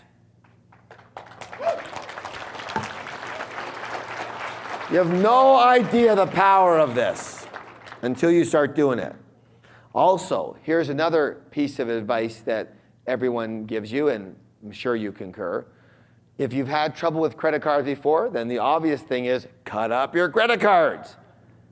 Well, if you absolutely have no willpower whatsoever, it might be good advice for you. However, I don't recommend that. Why is that? Because that doesn't change anything. All it means is that you've got two halves of a credit card, basically. Look, your life, we are creatures of what? Of what? Give somebody a high five and say, I'm a creature of habit. Now, some of you don't want to say that. Some of you don't want to say that, but you know what? There's nothing wrong with that, especially if you have good and positive and supportive habits, which is what you want to have, yes or no? So you're creatures of habit anyways, why not use that? The idea is to change your habit, not just delete a habit, because you cannot just delete a habit. You must replace it with another habit, or else it'll come back. Do you understand? That's the way you change habits. So it's much more effective to replace a debt habit with a managing money habit. So besides, if you play your game right, you can use this credit card to pay for most of your vacations, which means you don't need to have as much money in your LTSS account, which means you can put that money into your FFA if you choose to. Got it? How do you use it to pay for your vacations? You know. You got mileage. You've got points on certain cards. Now, I'm going to state something here, and we get a lot of people asking questions. I'm going to say this. In Canada, I mean, in the States, there's different ones. But in Canada, I'm going to recommend you look into one of the cards, okay? Here's the card I'm going to recommend you look into. It's called the TD Travel Gold Visa. TD Travel Gold Visa. Now, why would I recommend that? Very simply, I can only recommend from my experience. I have gone through all of those cards. American Express Gold Card, American Express Platinum Card, 1.5 multiplier, 2.5 multiplier, everything, right? Here's why I like the TD Travel Gold Visa. Because it's totally without restriction. You can go on any airline, any cruise ship, any hotel, any car rental, anything. Because it's just a travel agency. You can say, we booked a little while ago, we want to go to the Bahamas with a family. So we said, what's the nicest hotel in the Bahamas? Well, then people say, well, Atlantis is the biggest hotel. Anybody been down there? Yeah, Atlantis. And so we said, well, is it available through them? We call them up. We go, you can get Atlantis. Say, look, any hotel means any hotel. It's just like going to your travel agency. Your travel agent doesn't say, oh, I can't book those hotels, right? But a lot of your cards do, don't they? I can't get that airline, I can't get that hotel, this is only on certain seasons, yada, yada, yada, yada. Not this. This is anytime, anywhere, any hotel, anywhere in the world. Is that good or is that good? Good. That's very good. Now listen to this. So here's my recommendation. When you buy things, again, if you have no willpower, then don't do this. But once you get onto the money management system, everything will change for you. Your whole life will change, I guarantee you that. So you'll be able to do this. So why should you blow off $5,000 of your hard-earned cash on a vacation where you could have got that vacation for free using points, right? On the money that you were already spending during the year, yes or no? All it takes is a little bit of understanding and discipline. Also want you to pay off your credit card every month. But you're going to have the money to do that. That's what the management's all about. So we have gone on, we spend a lot of money on our credit cards. And the way I do that is I make sure that pretty well everything I buy, if I have a choice between cash and credit, I do what? Okay. Look, I'm one of these guys that goes to Starbucks. I buy a coffee for $4.35 and I give them my credit card, okay? Because to me, 4 points is better than no points. It gets me 4 points quicker to the beach in frickin' Maui, okay? That's all I'm thinking about. I say this coffee, 2 gulps, for me, and 1 gulp is to be on Maui, all right? So I pay with my credit card. I also make sure I pay my credit card off every single month, right? Just so you'll know that. Now, what I've also done is I take our corporate account, and we now have a corporate account on the same Visa. So a room like this, could be $8,000-9,000 for the weekend, and probably a lot more, $12,000. All of that's on there. So everything that I do from the $4 coffee to $12,000 rooms is on that Visa. Got it? So that's why I am very fortunate enough I haven't paid for a vacation, even though, it's so funny, when you're rich, things just start coming to you. You don't have to pay for things anymore. It's like, when I couldn't afford it, oh my God, to take a vacation. Now we just came, we were in the Dominican Republic. We were in Mexico, was $1,000 a day for the 4 of us to be in Mexico on all-inclusive. And that's the other thing, by the way. When you do this, go and do all-inclusive resorts. Why? Because then the credit card pays for your food. Understand? The points pay for your food, because you can't go to a restaurant and pay for and use points. Understand? But if you have an all-inclusive hotel, food's included, so now your points pay for everything. We went to Mexico. Again, it was $1,000 a day. It was $8,000 for the 8 days. You know how much money? I brought $100 with me. That's it. My daughter got a sombrero. That's all we spent. Everything else was taken care of. All on points. Good or good? So I'm not saying you're going to get as many points as I do, and many of you will get many more points than I do. However, I make it a point, if at all possible, if I'm going to buy something, anyways, I don't say, I'm going to buy that to get points. I don't say, I'm going to buy that so I can use my credit card. No, I say, I'm buying that anyway. My choice is check, cash, or credit. I'll take the credit card with the points, obviously. Yes or no? Now, how many of you have a card called Air Miles? The blue card with the thing, right? I'm going to highly recommend you look into TD Travel Gold Visa. So I'm not supposed to say anything negative about other things, all right? But if you check your book on the Air Miles card, if you have, I think it's 647 billion points, you get to fly from here to Edmonton. And only part way. And if you have 3 trillion points, you can get a frickin' lawn chair, okay? Of all the programs I'm seeing, that's the one you really have to look at. You know what? I'll tell you right now. You know how lots of times they say, like in the gas station, you have an Air Miles card? I have one. I go, no. Why? Because it's not worthwhile pulling it out and giving it to the guy. Now, again, that's just my opinion compared to everything else.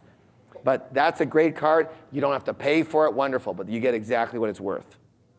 What can I tell you? Okay, that's my experience with that card. And I've seen lots of cards. I even have the American Express Gold and Multiplier 1.5. Great card. You get to multiply your points by 1.5 or 2 times. That's great, right? One little problem. Oh, blackout periods, certain hotels, certain airlines. Great, except I want to go where I want to go when I want to go. Got it? Does that make sense? All right, so I'm suggesting don't cut up your credit cards. If you're going to buy something anyways, be smart, manage your money, manage your credit card, and use that for points towards your vacation so you don't have to put $5,000 in here a year. Does that make any sense? The next account is this one. Who can tell me what that stands for? Education, education. And we're going to put, again, 10%. So how much is 10%? $10 into education. Now, 10 out of our 100. Why am I adamant about education? Very simply, it worked for me, and it worked big time. See, I had heard that success was a learnable skill, but I was still broke. Understand? And when I started my education, in other words, street smart education, like this kind of education, I got really rich really fast.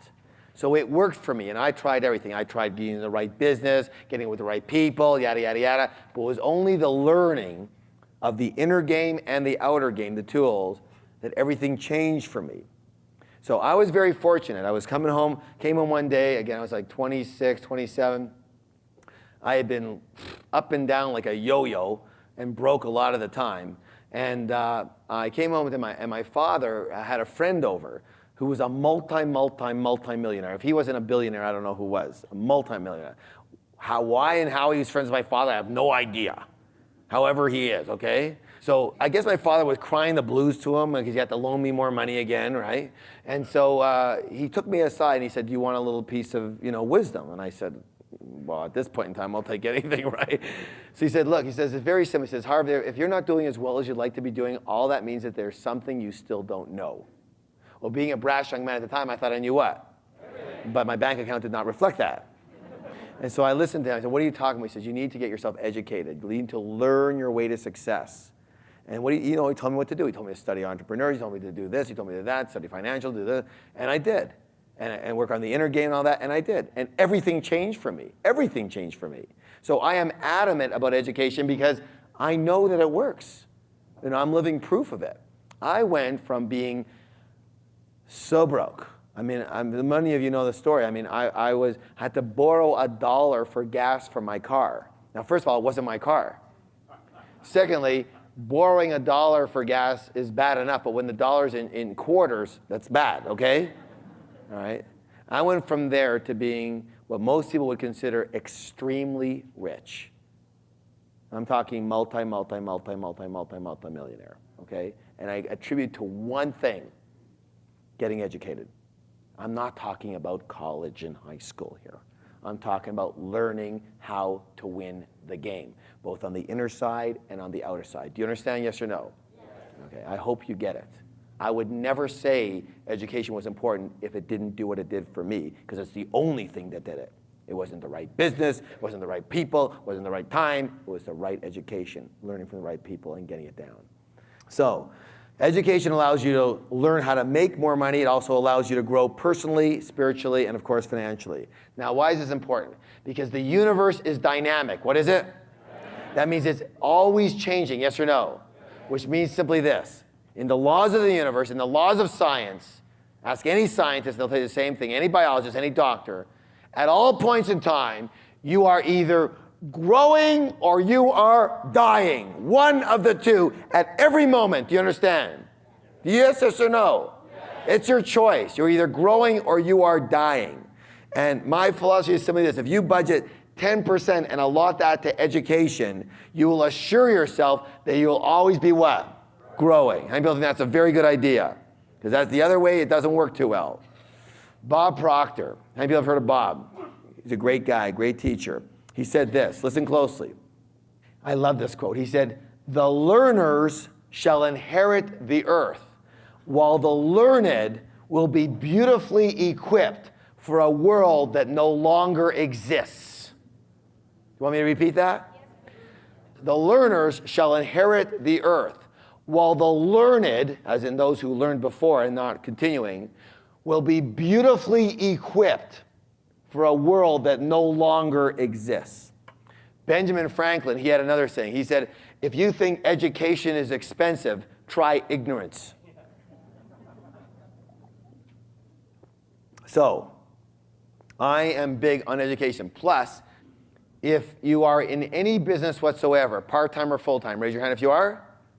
All your education is tax deductible, so you might as well just knock off 40% of the cost. You got it, yes or no? Yes. Seminars, books, tapes, that should all be tax deductible. If you're not deducting that, then, and if you're not in a business, start a business in order to deduct that stuff.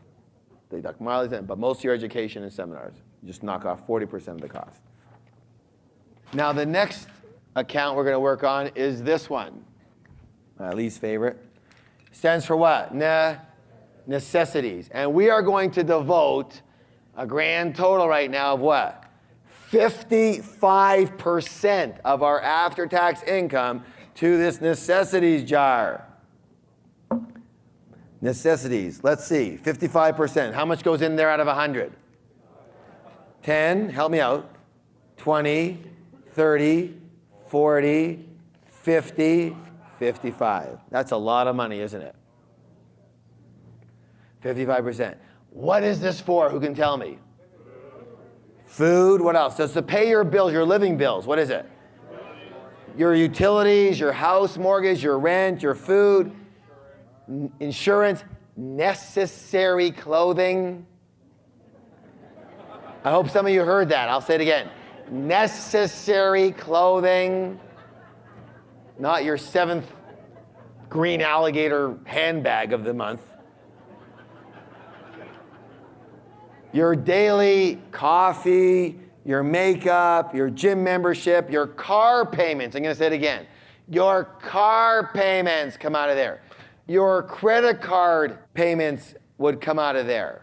Now, let's say, and then when you use this one, LTSS is for more, at least your minimum has to come out of here. If you're going to do a minimum payments, it's got to come into your necessities. Understand?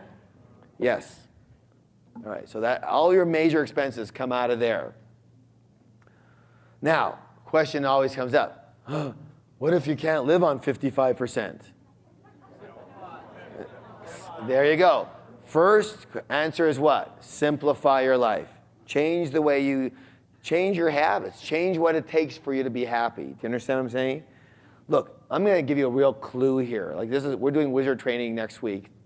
It's sold out, so don't worry about that. But it's been sold out for a year. We're doing it. But the thing about life is so simple is that you think it takes certain things to make you happy. Guess what? That's just your mind playing games with you. What it actually takes to make you happy is whatever you decide it takes to make you happy. You make the decision. And if you change what makes you happy, all of a sudden it can take a lot less to make you happy. You can win the money game much faster. Does that make sense? So you can simplify your life. And all you have to do is try it. Look, a lot of years ago, my mother used to cook with a lot of salt. So I heard salt was bad for you, so I stopped eating salt. Well, for the first month and a half, everything tasted like garbage. But after a while, it tasted normal, right? Because we're creatures of what? Habits, right? And then I remember 3 months after that, I had something with a bit of salt in it. I almost puked. You understand? Because you change your habit. You understand? Yes or no? It gets hard to go the other way again. So that's the first thing. Secondly, remember this. A lot of what you're using your necessities for now are going to come from different accounts now, aren't they? Your saving, your car, your college, your education, that's all coming from a different place now. So there's money managed and budgeted for that, so you won't need your necessity account for that anymore. Does that make sense? It's going to come from somewhere else now, something specific for it. Okay. Again, you're going to have to choose. Here's your choice in life. Listen closely. You either choose immediate gratification or you choose winning the money game and becoming free quickly. At every structure, that's what you're going to choose. Understand? That's what you're going to have to choose. Now, once you win the money game, now you can add gravy to it whenever you want. You can go from winning the money game at a certain level to, I'm winning the money game, but I'm winning big time now. This next one is one of my favorite accounts. What's it called? It's your play account. And we are going to put, how much? 10% into our play account. So, how much out of our $100 do we put in here? $10, right in here. Very good. By the way, notice how much went in your FFA account? 10. How much went in your play account? Notice that they're identical. Notice how important that is.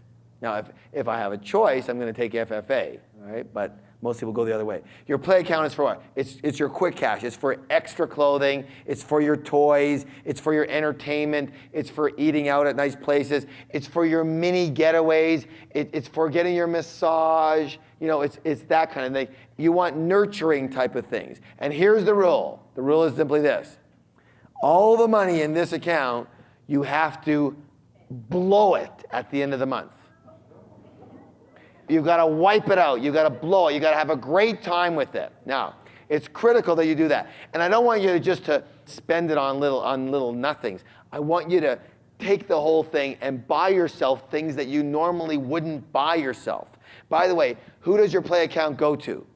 It goes to you. Now, if you have a mate that's contributing the same thing, it goes for both of you together. If you want to split that up together, you can do that, and I'll talk about that in a minute. But it goes for you. It's not for your kids. It's not for that. It goes to you. Listen to closely. This is the account that allows you to do this on a spiritual and inner level. You understand? We are holistic beings. What are we? Holistic. Means we're holistic. I mean, we have all sides to us. And we have the FFA, you're winning the money in your financial account. That's your logical side. Got it?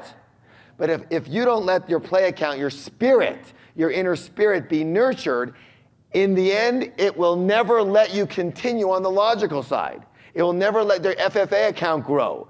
And if it does let it grow, listen closely, in the end, it will take you down if you didn't take care of it.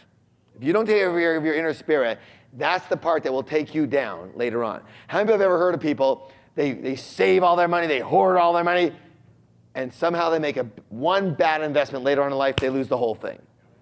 That's where your inner spirit says, enough, you're gone, you're history. You didn't take care of me, now it's your turn to suffer. So you want to take care of all parts of you. So you want to make sure that play is handled. Have a blast. Now, also, Again, this is your play account is for nurturing yourself. What is it? This is the part where you get to strengthen your receiving muscle. What muscle? Your receiving muscle. I said it before, we'll take care of it a little bit tomorrow, a lot tomorrow. But one of the number one reasons most people in this room are not reaching their full financial potential is that you are a bad receiver. A bad receiver. People are creatures of what? You need to habitualize yourself into being a strong receiver. Does that make sense to anybody here? One of the ways you do that is by having a play account and blowing it on receiving type of things. So you don't just go like with your play account and split it up into little menial, like nothing. You don't, let's say you have $130 in there, or $150 in there. So, you go to the massage therapist and you say, okay, I want a massage. And they say how much? They say, it's $30 for 25 minutes and $60 for, you say, no, here's what I want. I want the hour-and-a-half massage with the hot rocks and the frickin' cucumbers on my eyes, all right? I want the whole thing. I want all of it. You dump the whole thing on the table. It's $150. What will you do? Now you have to be careful when you do that, okay? It could be a lot more fun than you bargained for.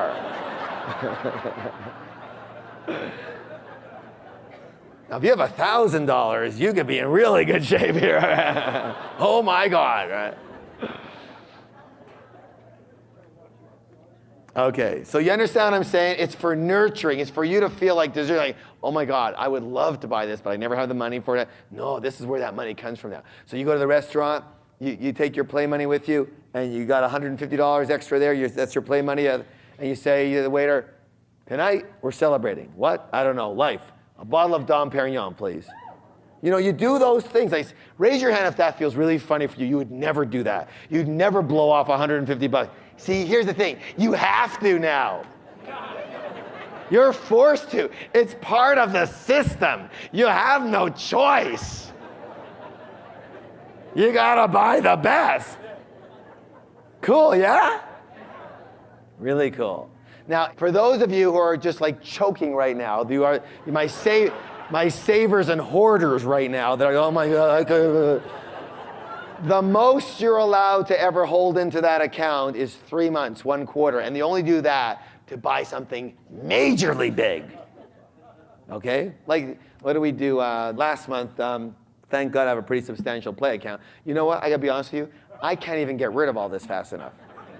So what I do is that, again, at certain levels, you get to, when you don't need it, let's say the necessities and stuff like that. I don't need 55%. Are you kidding me of my income on necessities? I mean, it's like 10% goes in there, because I'm at a point. It used to be 50. It used to be like 99%, right? But there's no way. So what do? I keep on dumping it into here. You understand? Yeah. All right. So yeah, play account. You just got to really blow that off on something very special and amazing for yourself. All right.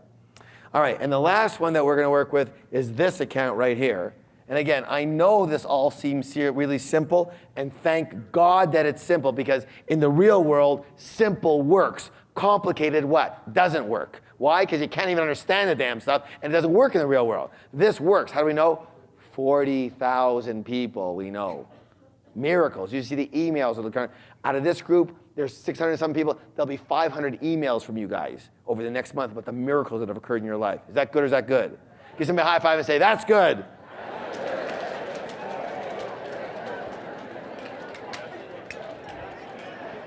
All right, again, this works on a very spiritual level. Now, the last account we're going to deal with is this one. It's called what? Giving, okay? Now, I'm going to say that for our budgets right here, we're going to put how many percent? 5%. That's $5 into here. Where does that go? Charities, giveaway, that kind of thing. Now, some of you are used to the words of 10%. Well, if you want to take away from your necessities and throw in another 5%, you're welcome to do that. But from any other account, maybe your LTSS, but I wouldn't, because you're going to challenge the parts of the system. I wouldn't do that. Anytime you can lower your necessities, you're welcome to put it into any other account. How's that? But all the other accounts have to stay, and they have to stay with the right percentages at least. Got it? If you want to put 20% of your FFA, great. Take another 10 out of here. You say, I can't do that? Well, then they'll put 20 into your FFA yet. So you want to lower your necessities and raise everything else, especially your FFA. Yes or no? Only if you want to win the money game and quickly. Got it? Let me put it this way. This will never win you the game. This is like the referee. It's like, oh. It's the referee in the game, right? There's like nothing there. It's like, oh, I have to type of thing. This is where the juice is. This and this. Your LTSS. I'll tell you about my kids and how they use this in a minute here, but it's awesome, just amazing. How many of you understand what I'm saying so far? How many of you are getting pretty excited by this? Well, you just wait. You just wait. You just wait. Let's go over some details here. Your FFA account, you are going to have a jar, a what? Jar. In your home, and every month you're going to take most of the money in that jar, plus money that comes from other places, and I'll show you that in a minute. And you're going to have an investment account in the bank or in your investment company or however you do it, or it could go in directly or whatever. But there's going to be like a checking account or an investment account where you can take that money out of it and invest into your mutual funds, into your RSPs. And understand, yes or no? So you're going to take the account, you're going to work with it, but you're going to put it right in the jar. That's where you're going to keep it. Now let's talk about your LTSS. Here, you're going to have, what kind of accounts are you going to have in the bank? Checking accounts? Why would you need checking accounts? This is for long. This is going to take you a year or two to get to sometimes. Savings. So you can take, this one over here is going to say Red Mustang Convertible. There you go, right there. This one over here might say Maddie and Jesse's College Fund. There you go, right there. Got it? Now, if you want to have more LTSSs, you can just split up that 10%. If you want to put more into there, take it. Or let's say this one over here said, well, since our kids have done this from the time they were this big, I don't have to worry about my kids' college fund. So here's another trip to Maui. For me and my wife and my kids. Yes, good? Yes? All right. So you write it down. You have to write it right on. You write it on here, Maui. All right? And over here, you write down here, Maui, right? Right there on the account, right there. That's the money that goes for there. All right, next. Let's see what's over here. So you've got your education fund. What kind of account do you have for that? You have your jars, fine, for cash, but you also have a what? Checking account, because you're going to use that, right? You're going to do education a lot. So checking account goes into there. Now, okay, I'm going to show you how this is going to work in a minute. Then you're going to have your play account. What's that usually? Usually that's cash. Usually that's cash. I like paying with cash for that kind of stuff. However, that's right. Because of our little unique twist on the credit card, we will also take that cash, put it into a checking account first, so we can pay for the play by credit card, then pay with Visa with the check. I'm going to show you how that works in a minute. It's kind of cool. Your necessities, that's obvious. Where does that go? Checking account, totally. And give, it can be a checking account, it can be in cash, it doesn't matter. It's up to you, okay? All right. And you're going to play with this. You're going to find out how it works for you a little bit better. Now, let me show you how this works now. First of all, let's say, for example, that you have a check that comes in. All the money has to be split up that comes in. So you have a paycheck that comes in. Let's say your paycheck has tax taken off already, okay, for this example? Now, what do you do with your paycheck? You put it where? In the bank. Where in the bank? In one of the checking accounts. Let's just say for interest purposes, we put it for right now into our necessities account. Just for right now. Because that's going to take the bulk of it right now, yes? So it's in the necessities account.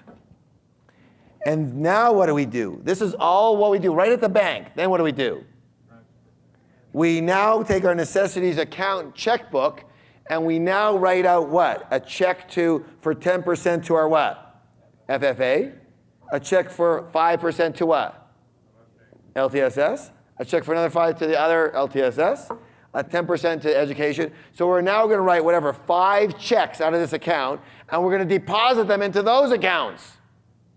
except for what we use in our jars for cash. We have cash too. The last check we're going to write is for cash, right?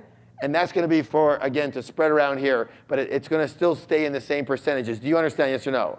Okay, so that's how this is going to go from here into a bunch of the different accounts, all the different accounts. And of course, one of them is another one for cash, and that's the cash that you need for some of these accounts. Now, why is that important that you do it that way? Because, and you will judge how much cash you need and how much accounts you need. And by the way, the cash is critical.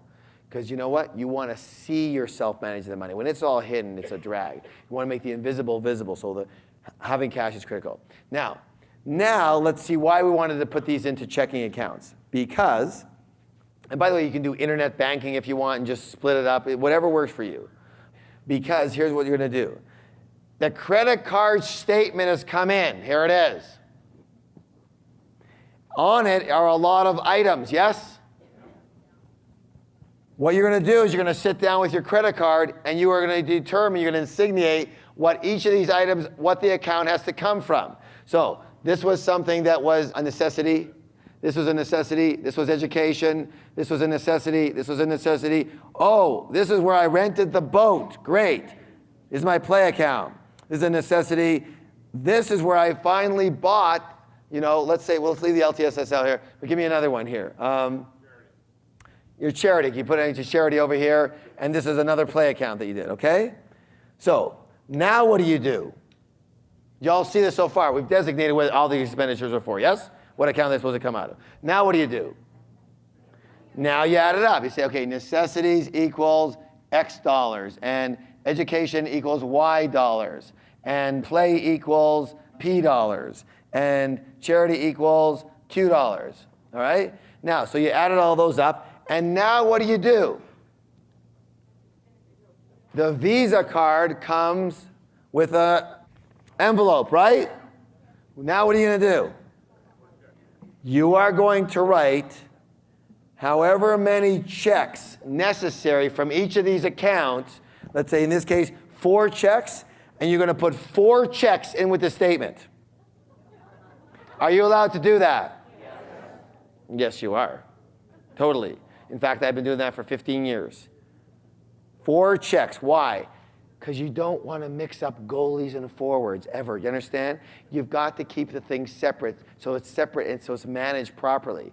So Visa gets 4 checks. They get your play account, and now you can keep everything in your bank accounts nice and straight. Does that make sense, yes or no? How simple is this?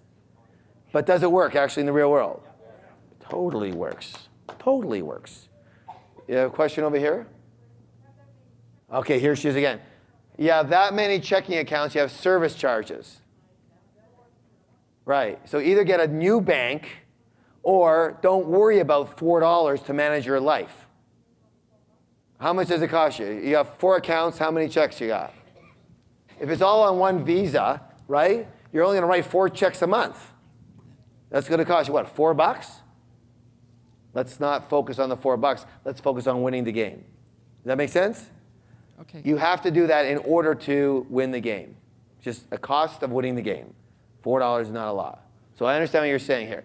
And if you have any money and you can put money into those accounts, I know I don't pay anything for my checking accounts. So in your bank, if you have any money, shh, what's that? That's right. Because I have another account, there's a lot of money, and I say, look, you have a choice. You charge me and I take all my money somewhere else, or I leave my money here and you don't charge me. No problem. You can have your $4, Mr. Eker, okay? So you can negotiate with them. That's a very good point, thank you. Because again, it's a mentality. Your mentality is to play forward here, is to win the game, got it? So you gotta be going for winning the game. And managing your money is the critical part of winning the game. How do we know?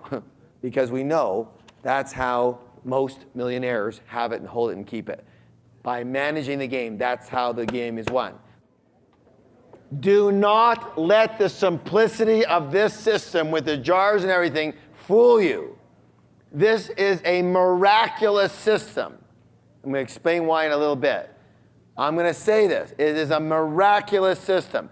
The minute you get on this, look me in the eye, everything will change for you. If you're rich, you'll be wealthy. If you're broke, you'll finally start to see the light and begin to become a money magnet. I'm going to talk about that a little bit. Do not let the simplicity of this fool you. That's why it works. Okay, now, I want a special point here. Raise your hand if you own a business. Very good. Now, raise your hand if you own a business on a full-time basis.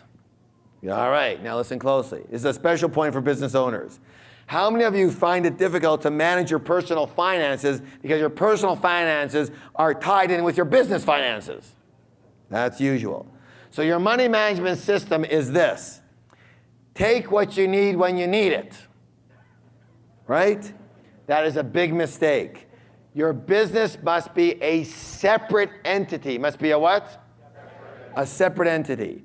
And the easiest way to do this is to write yourself a consistent paycheck twice a month. The amount depends on how much you bring in, but it must be consistent. Must be what? So here's the way most people do it.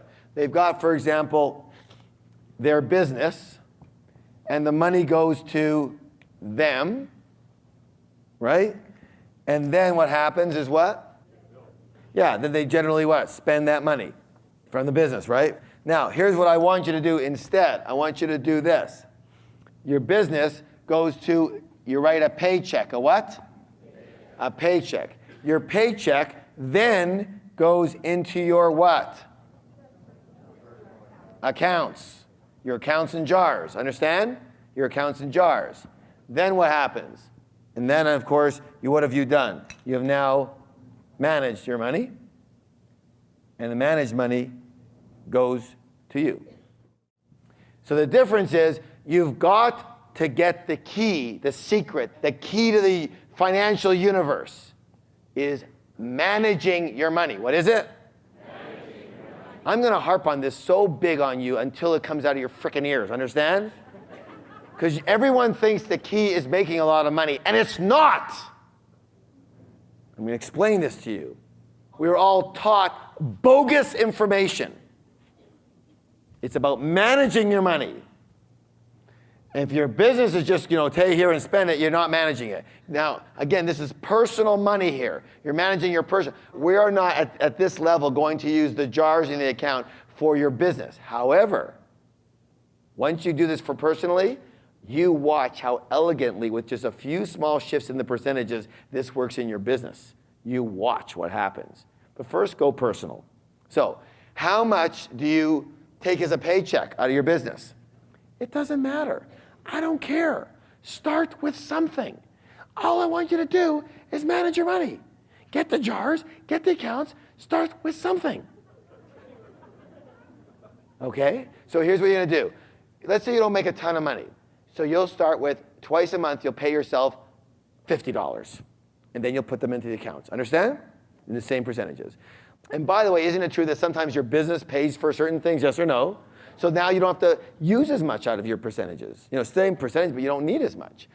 Let's say you do pretty well in your business. Then you write yourself a check for maybe $2,000 every 2 weeks, right? Whatever it is. I'll let you know right now, when I started my fitness retail store, when I began right away doing this, even though I had no money for the first 6 months, we had no profits coming in, we had revenue coming in, I still paid myself, listen closely, $100 every 2 weeks. I was married and I had a child. We let the business pay for as much as possible, and we scrimped and saved, okay? $100 every 2 weeks. That's not a lot of money to live on, understand? I had a lot of lettuce. We got a deal on lettuce. 6 months later, I was paying myself $1,000 every 2 weeks. That's a lot better, right? 1 year later, $5,000 every 2 weeks. And I don't even want to tell you what it's like now. Okay, so it's about paying yourself a paycheck, a consistent paycheck. So if you say, hey, what if my business is always up and down? What did I just say? What's the key word? So if your business is up and down, you write a consistent paycheck every time. Now, if you have more money extra, doesn't mean you have to blow it all off, right? So it'll all equal out in the end. Okay. So raise your hand again if you're a business owner. What are you going to start doing immediately? Write yourself a what? Every what? Every 2 weeks. I don't care what it is and what it's for. Later when you do better, you can give yourself a raise. Okay? But you start immediately. When do you start? What if your business isn't making a lot of money? It doesn't matter. Write yourself a check for $1 then, okay? That's all I want to see. Is when you start doing this, you start seeing what happens to you. Okay, next. I get a lot of questions here is, how do you handle the money management between couples and with kids? Anybody interested? All right. First, let's talk about couples. There's a couple ways to do this. The first one is some people, they separate all their money. In other words, I earn what I earn, that's my money. You earn what you earn, that's your money. You can do that. That's not a problem. And then you know how they said, we're going to pay equal amounts for rent. And you go, yes, you can do that. If you do that, then each of you has your own what? Jars and accounts. Got it? Each of you. That's it.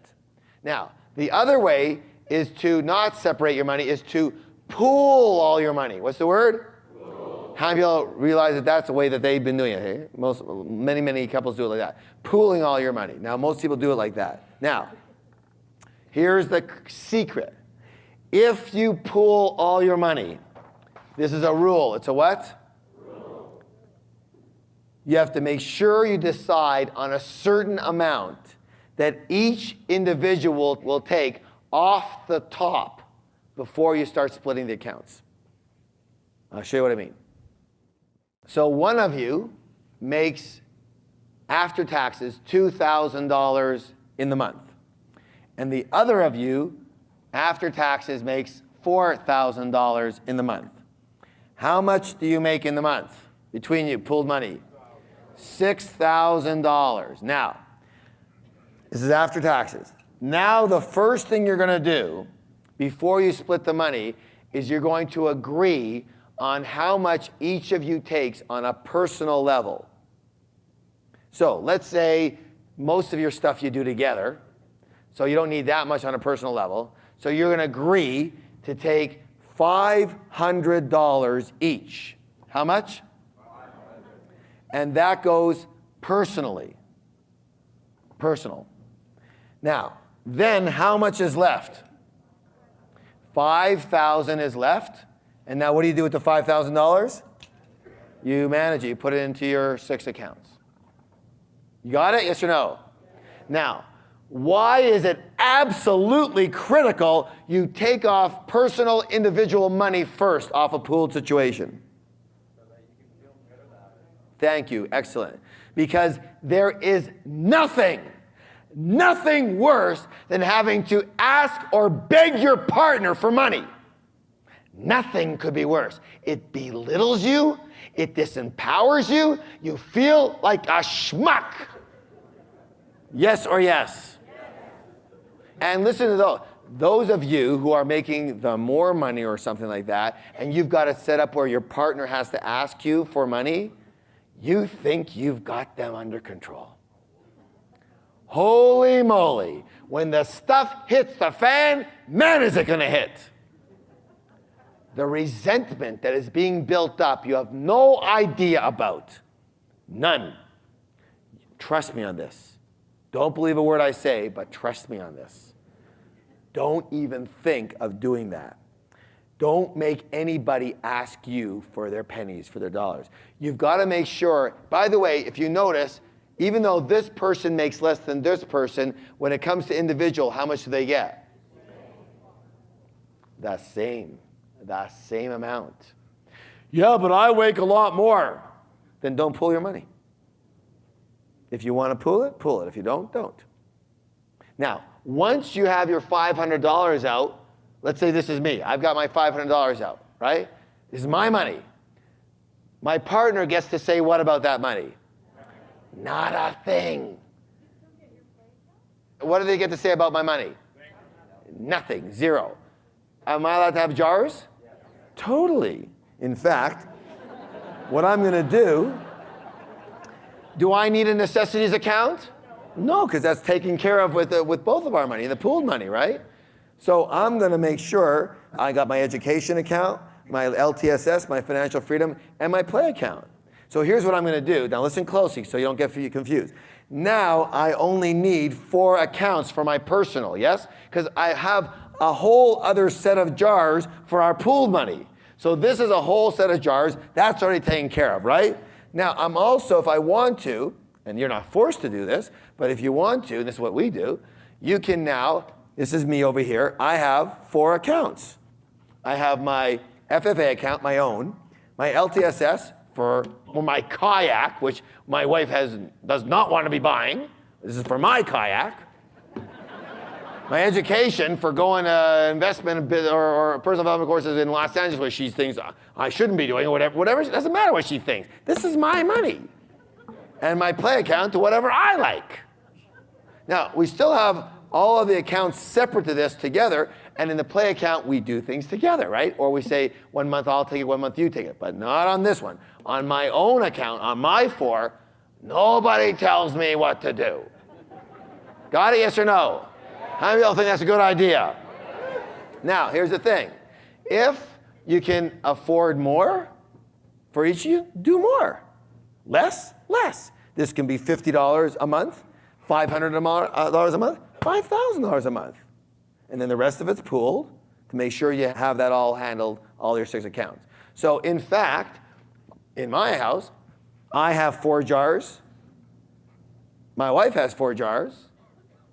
My kids actually have 4 jars, each of them. And pooled between my wife and I, we have 6 jars, or accounts. You say, that's a lot of accounts. Oh yeah, so what? And so what? What's your point? So yeah, on a football team, there's 11 players. Oh yeah, that's a lot of players. Yeah, so what? That's how you play the game. In a hockey game, there's 6 players. Yes or no? Yeah. You want to play with 1? See what happens. You want to put 1 player on the ice? See what happens to your game. It needs 6 players to play, understand? That's the game. You want to win the game? You play with 6 players. You want to lose the game? Play with less. Simple? It's up to you. I'm showing you a way that actually wins. All right. What do you do if there's only 1 income? One of you makes $6,000 and the other person makes nothing. What do you do if you have a pooled situation? Exactly the same.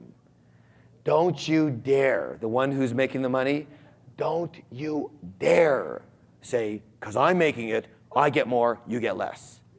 You are in for serious doo-doo if you do that. You know what? In the end, it'll come back to haunt you. Trust me on this. Doesn't make any sense whatsoever, yes or no? Don't you dare. You want to make sure everybody's happy? You say the same amount, and then you pool it. All right. Let's talk about kids for a second here. Raise your hand if you have kids. Raise your hand if you have fairly young kids. So under high school or less, or even college, living with you. Raise your hand if you have kids living with you whatsoever. Good. All right. The key for the kids, as it is for you, is to get them into the habit. Into the what? Habit. Into the habit. Kids learn by what? By example, by modeling. And they will do this automatically if you're doing it and you show them how to do it. By the way, if you're doing it, I guarantee, as sure as I'm standing here, your kids will ask you what you're doing. When these jars are out there, they go, what's that? They will love it. In fact, I guarantee this, they'll probably be better at it than you are. They'll be more disciplined, they'll be more excited, and they'll do the jars even if you don't. All right? This is my experience with kids. So, necessities are usually met for them. They don't have to buy necessities, right? So they don't need a necessities account. But they do need all of the other accounts, the 5 accounts here, including the giving. So they also sometimes have more than 1 LTSS account. Let me show you something. So what money goes into there for kids? Allowance, yes, and gifts, every money, all the money they get goes into the jars, is split. Understand? Yes or no? So let's say they get a $10 gift. What happens? Boom, boom, boom, boom, boom. Yes? Right, it's into the 5 here. Now, so they can save for college. My daughter right now is saving for a car, right? And for college. That's what she uses. And now she hasn't been purchasing seminars yet, but she does purchase books and tapes and things like that. So she does have an education account. Plus she gets a discount on seminars. Anyways.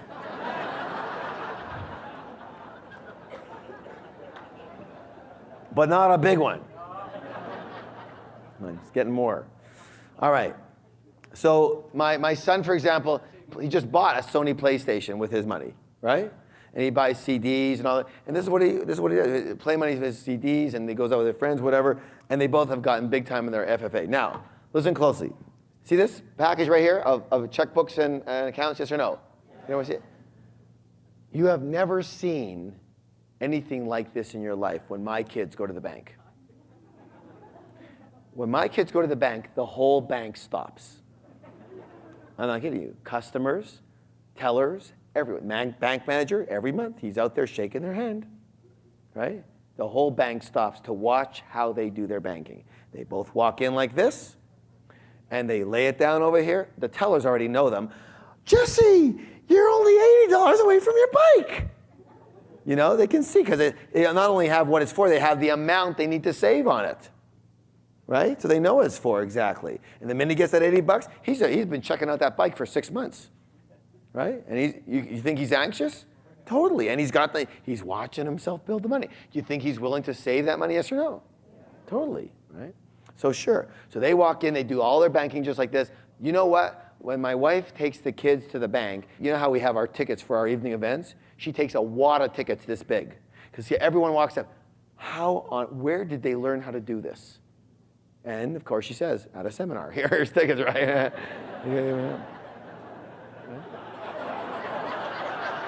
That's why they do it, actually, you know. My kids have been doing this since they were 3 and 4.5 years old. 3 and 4.5. And I'll tell you right now, not because we give them any extra money. If your kids do this, I guarantee you this, your children will never have a financial problem in their whole life. Never. It can't happen. It won't happen.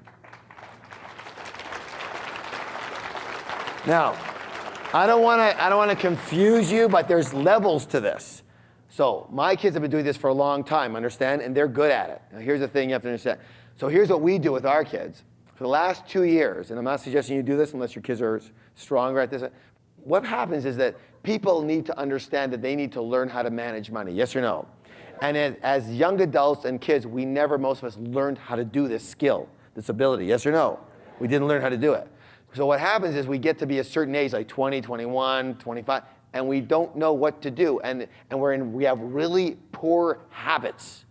So here's what we've done. Not only have we ingrained our kids in these habits, but listen to this. We actually now have figured out how much money we spend on each kid per year, for the whole year, for everything.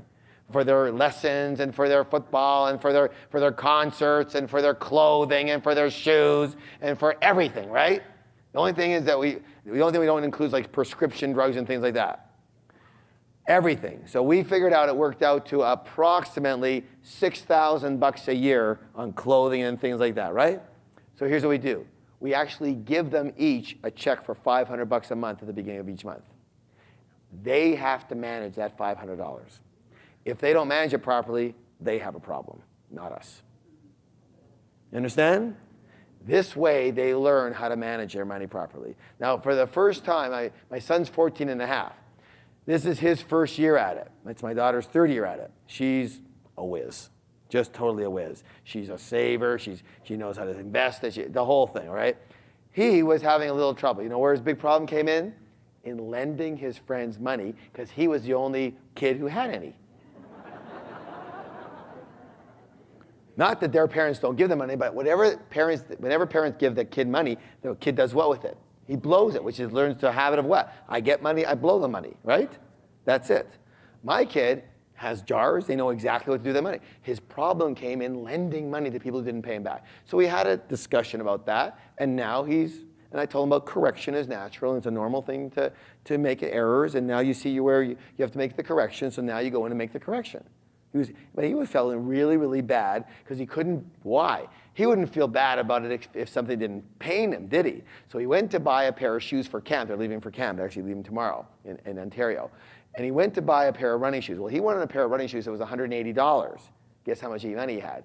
$60. Guess where the rest of it was? With his friends who hadn't paid him back. Now he felt bad. Now he learned his lesson. Did we give him the money? No. You buy a $60 pair of running shoes. Now you learn how to ask for your money back. Good or good? That's the way it goes. They have extra money, they do what they want with it, but they all have the jars. And they are elegant at it. My blessing for you is you should be as good as my children at this. That's my blessing to you. If that could happen for you, you will be a blessed human being. Fair enough? How many of you are getting what I'm talking about? How many are getting it loud and clear? How many are finding this is actually, there's a few things I have to work on a little bit, but this is actually easy? How many realize the power of separating your money? How many recognize the power of managing your money properly? Look, again, for most of us, we were not taught how to do this game. We were not taught how to play the game to win. That's what we're doing here tonight. A lot of you do okay, but you're not reaching your full potential. And you're not mostly because of some of the inner obstacles that you've got that we are definitely clearing out this weekend, and the information that you did or didn't get about how to handle money. When you handle it properly, everything will change. I guarantee you that. Now, let's talk about the FFA account. Because a lot of people ask me, oh yeah, okay, I have money in here. What do I do with the darn stuff? Do I get 2% on it? What do I do with this stuff? So we have a very, very unusual program happening called Millionaire School in the fall. And it deals specifically with what do you do with money? How do you get major percentages for it? Right now, let's just take some generalities. Your FFA account, let's keep it real simple. This is just the money in your financial freedom account. This means high risk, moderate risk, low risk investments. Got it? This means low risk person, moderate risk person. All right. So let's start with a low risk person. What percentage of your FFA money is going to go into high risk investments? How much percent? If you're a low risk person, 10%. 10% is going to go into high risk investments. High risk investments are things that could return, seed capital, this, that, 100%, 400%, 800%, lots and lots. That's high risk stuff. Okay, it's kind of like rolling the penny stocks. Even a lot of stocks today are high risk. What percentage is going to go into moderate risk? 20%. Give me an example of moderate risk investments. I'll say right now, any stock is a moderate risk. Blue chip, definitely moderate risk. There's no such thing as a low risk stock right now. Do you understand what I'm saying? Does that make sense, yes or no? You have no idea what's going to happen to the stock market. It's like, the stock market to me is great. It's like sophisticated Las Vegas. That's it. That's all it is. It's got this big, highfalutin exterior, but it's gambling, and it's gambling at its worst. That's what the stock market is.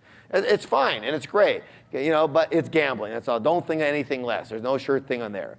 Okay, so mutual funds, high risk or low risk? Moderate risk, totally. There's mutual funds last year that lost 20%. A lot of people have been totally burnt by their mutual funds. And there's ones that are making 20%. So they're moderate risk. Okay? Definitely, they're not low risk. Give me an example of low risk. GICs, money market. Bonds, low risk?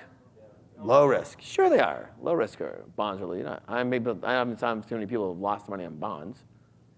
So low risk. I'm not talking about junk bonds, obviously. But, you judge for yourself here. But I'm just saying, so 70% in low risk stuff. So here's the thing. One of the things is to grow this, but the other thing that's more important than growing it is making sure you keep it. Understand? Remember, this is how you win the money game. You got to make sure you keep it. And you want to grow too. So it's got to be a balance, yes? So we're showing you how to balance. Let's say you're more of a moderate risk taker. You're younger, or you're a moderate risk, or you have no money anyway, so you might as well go for it. You know what I'm saying? So what do? How much do you invest in high risk investments? What percent? 20%. In moderate risk investments, what percent? 30. And in low risk investments, what percent? 50%. Good. Now, let's say you're a high risk person. What do? You're not a high risk person. We don't play with you. You don't play. There's no high risk. Understand? Not with this. If you've handled this and you want another jar, your LTSS, and you put gambling. No problem. Then you go for high-risk stuff, other than what we've got here. Understand? Let's say you want to put a bunch of money into seed capital for something that might go onto the stock market in 2 years. And you've already covered, either one of these two percentages with your money. You have no money for that. What do? Save up for it and put it in there. You can't use this for it anymore if you've already taken those percentages. Understand, yes or no? There's no big gambling done with this. Like if you have 10,000 in here and you are a moderate risk person, you're allowed to put 2,000 into that thing, sure. But if your 2,000 already taken, you can't put that in there. Understand? Got it? Look, I don't want anybody crying to me 20 years from now go, it was a sure thing. I lost it all. No, that's not going to happen. Okay. In general, while your FFA is growing, while it's being built, your goose is being built, how much money can you draw out of here? None. Okay, what if it's already sending money out? Let's say it's in a second mortgage and you get monthly payments of $500 a month of pure interest. Can you spend that? No. Put it back inside until you're financially free. That's how you win the money game faster. So all your money that you made from it, put it back in and let it grow bigger.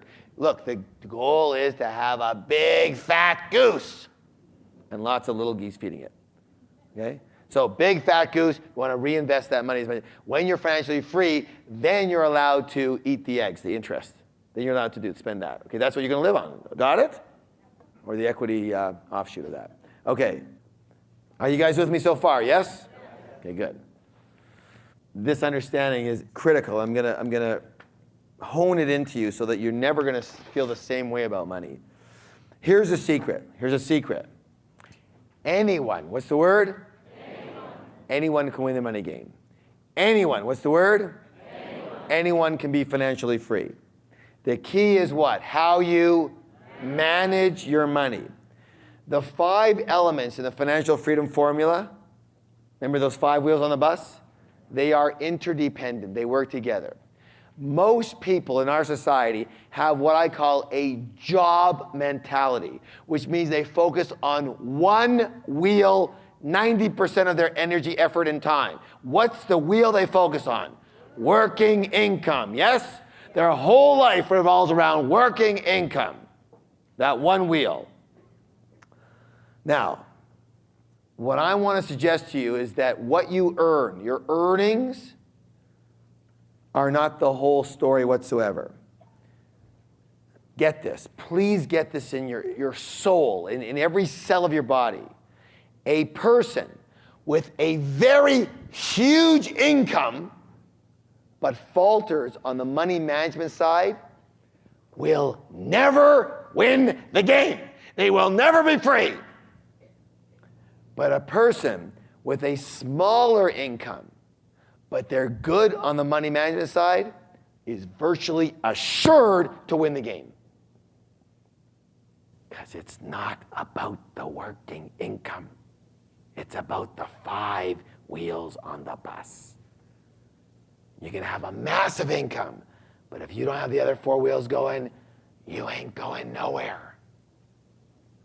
I know people who earn $800,000 a year, and I'll swear they will never be free. Because they don't understand the rest of it. They understand it or they don't work it. And I know people who earn $30,000 a year, and I've told you one of our own students, and they're free already.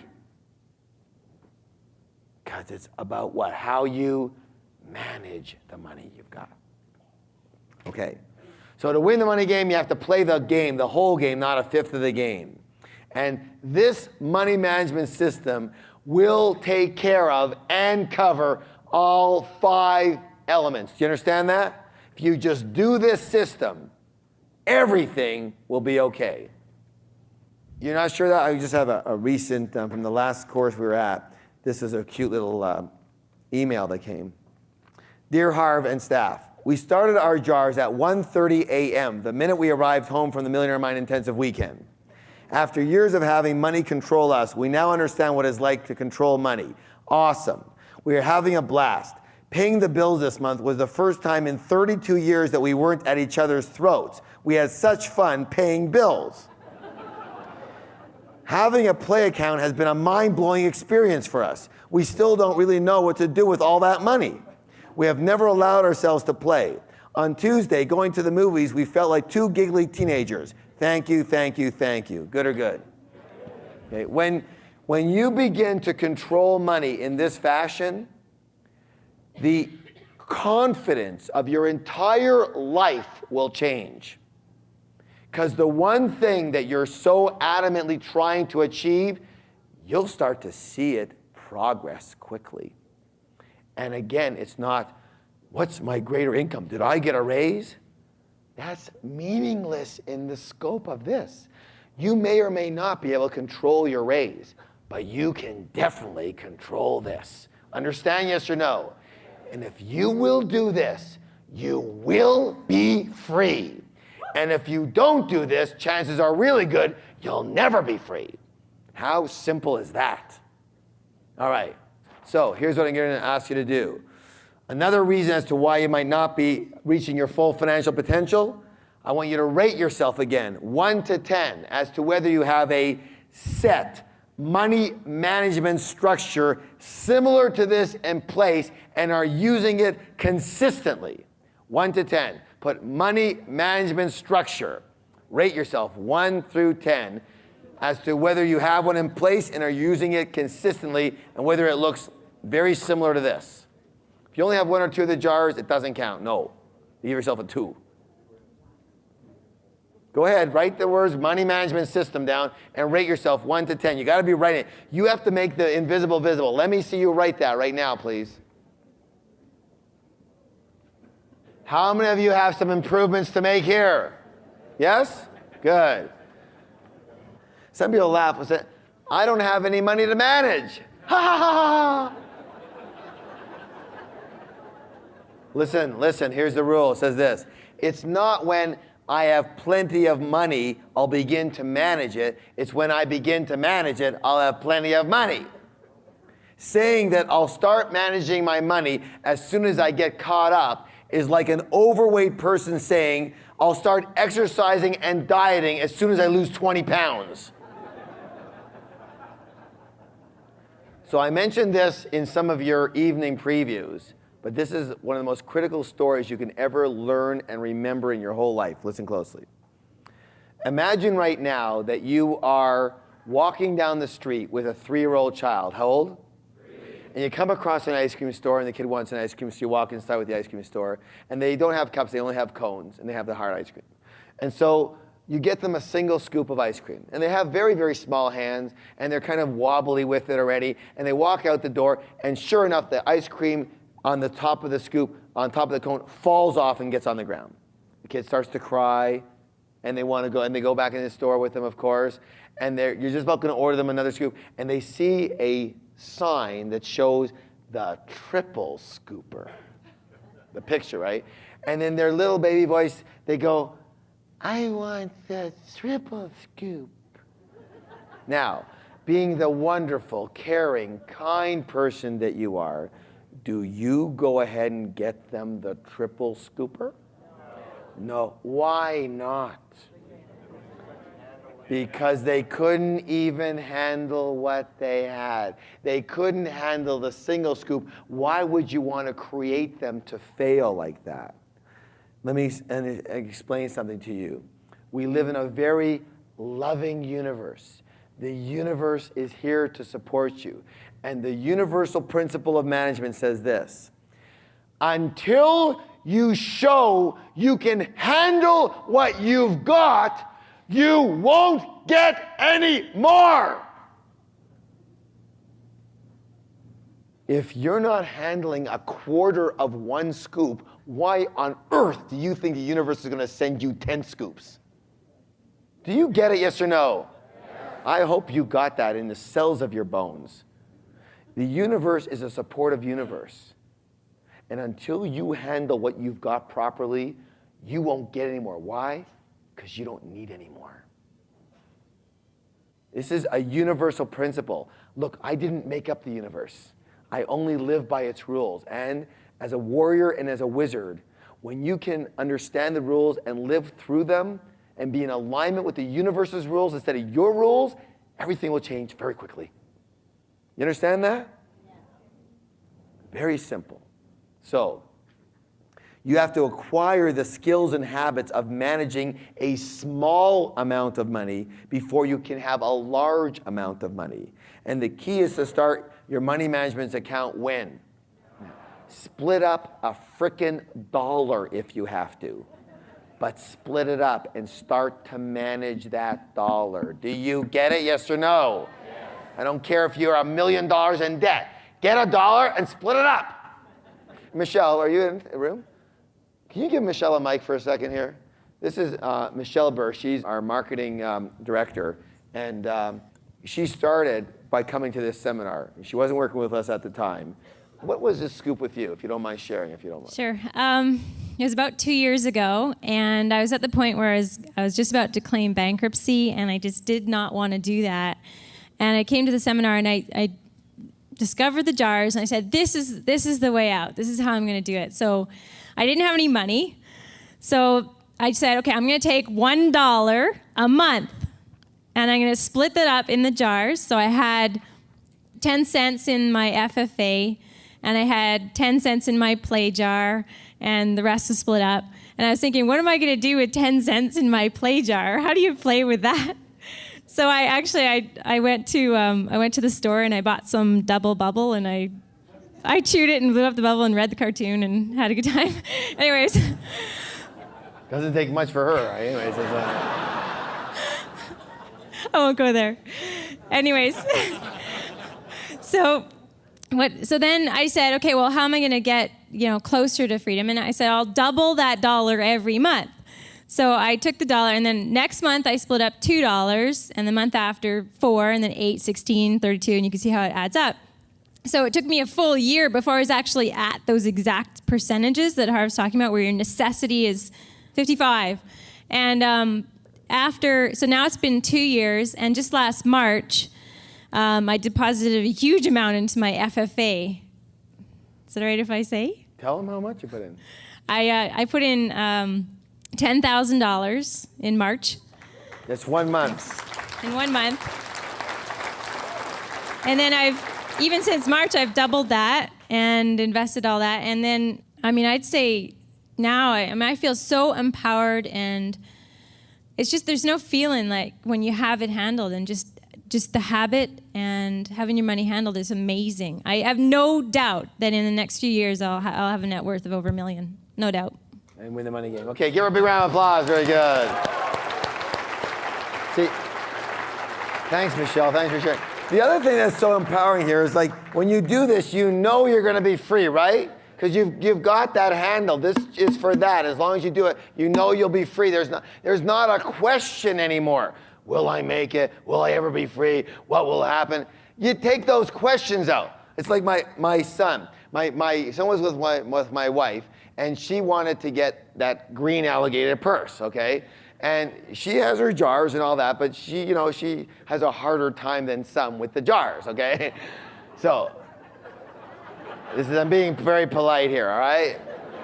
But she still does them, but So she sees a purse, and so she says to my son, she says, "Oh God, I'm dying for that purse. I've seen it 3 times. I want to get it. I'm going to get it right now." And he says to her, "Mom, have you saved for that?" And she goes, "No, I'll just put it on the credit card." He says, "I know, but is that money in your account now for that purse?" She goes, "No, but I'll take it from whatever." He goes, "Mom, if you want that purse, you have to save for it in your LTSS account. Why don't you get a jar and put the green alligator purse on it?" And of course, she can't be a bad example. She's going, "You're right, you're right, you're right." And she's like dying, right? She goes home, and sure enough, I see in the bedroom, there's her green alligator purse on the LTSS. It took her 4 months. She got her purse. But when she got her purse, she said, "I feel so good about this purse." And here's the thing. Here's the beautiful thing. Anything you really want, you're going to have with your LTSS. Like those things you really wanted. You wanted to have the certain car one day. Okay, it might take a little while, but you got to get it. You're gonna get it. There's no more question. My son wanted a Sony PlayStation. For a kid who only makes $5 a month, that could take a long time, okay? But he wanted it, right? And he put a jar, and it took him a year, and he finally got it. He got gifts and everything, put it together, and he finally got it. Once it says Sony PlayStation, it's yours. It might take a little time, but it's yours. There's no more questions here. Do you get it, yes or no? You're gonna win the money game, and you're gonna have everything you want simply by having your money do its job for that task. Put your hand on your chest. Everyone may be standing here. This is a critical one. Hand on your chest. Say this with me. The habit of managing my money is more important than the amount. The habit of managing my money is more important than the amount. Again, please. The habit of managing my money is more important than the amount. One more time, twice as loud. The habit of managing my money is more important than the amount. Now again, you have a millionaire mind.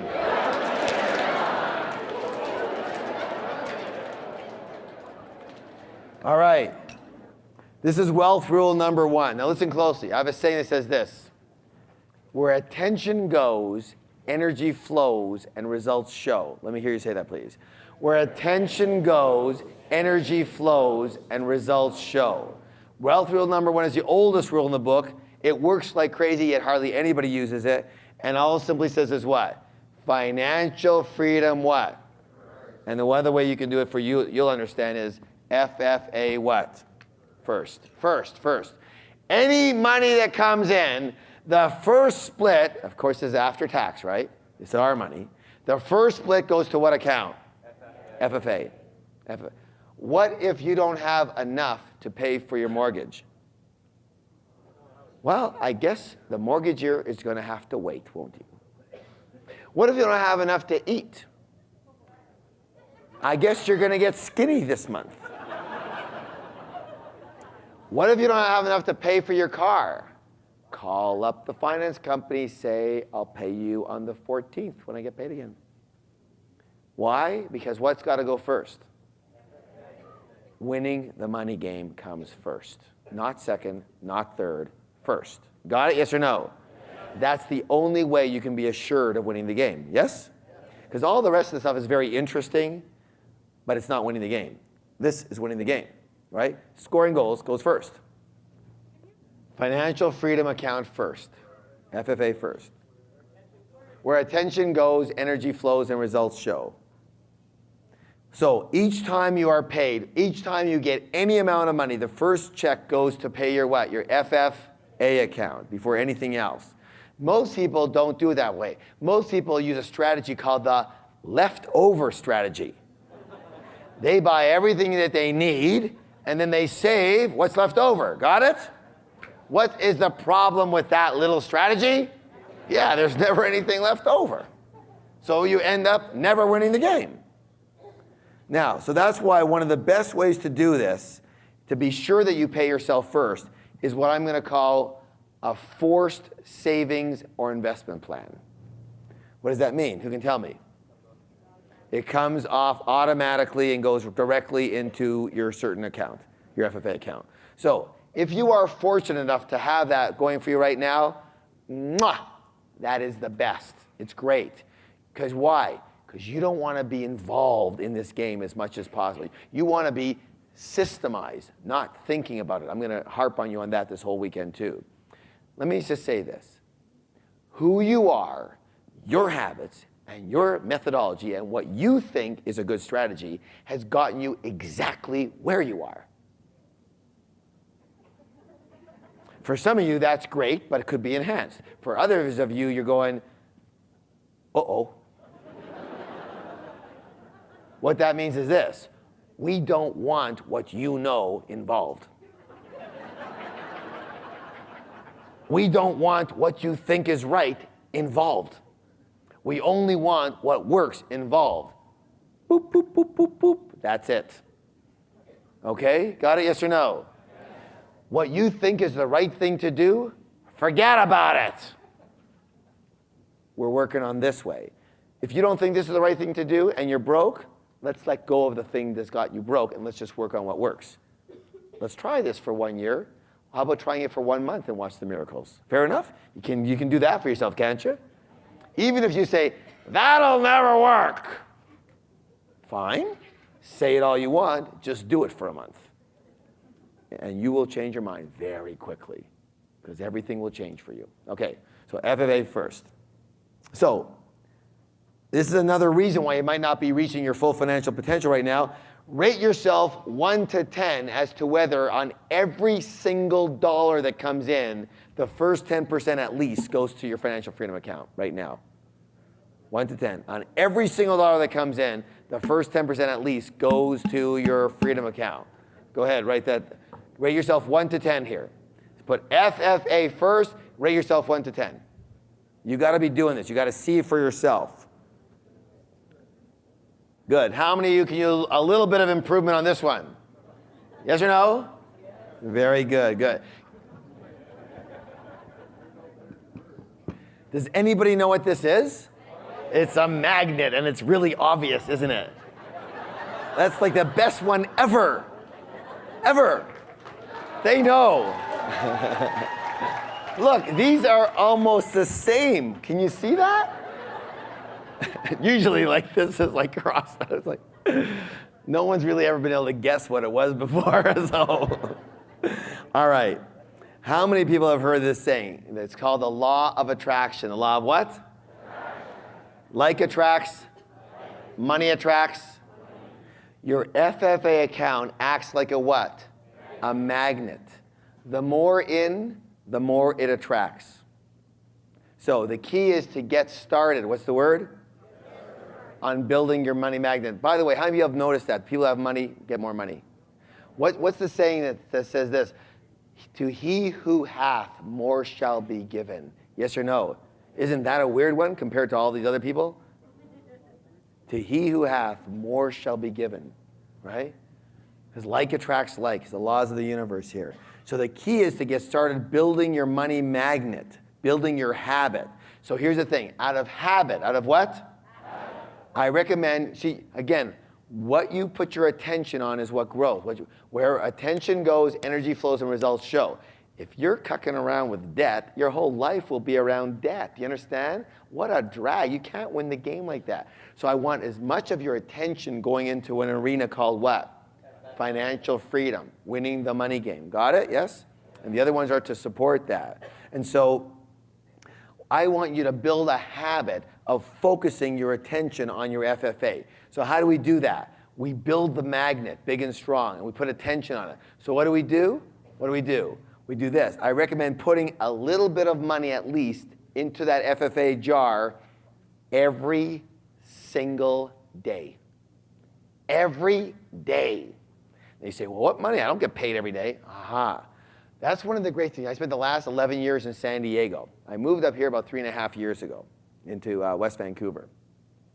And now when I came up here again, one of the things I absolutely hated about here was that when you walked around and if you did pay for anything in cash, you ended up with a pants load of these big coins. Okay? It's brutal, right? Big loonies and toonies, and you got like, and you know, you started off the day, you know, weighing 160 pounds, you ended up with 180 pounds, your back's killing you from the pant load of coins you've got. So I used to think that was a drag, but then I learned how to be a wizard, and I learned about the principle of utilization. Principle of what? So utilize what you got. So that's the best thing about this whole country now, is these frickin' coins. And instead of pennies and dimes and quarters like in the States, they got nothing, we get the big stuff. You got ones and twos, and you know, you can come home with, when I come home, I empty out my pocket, I got like 20 bucks sitting there, right? In coins. You can never do that in the States. They couldn't fit it in you. 20 bucks. What do I do with it?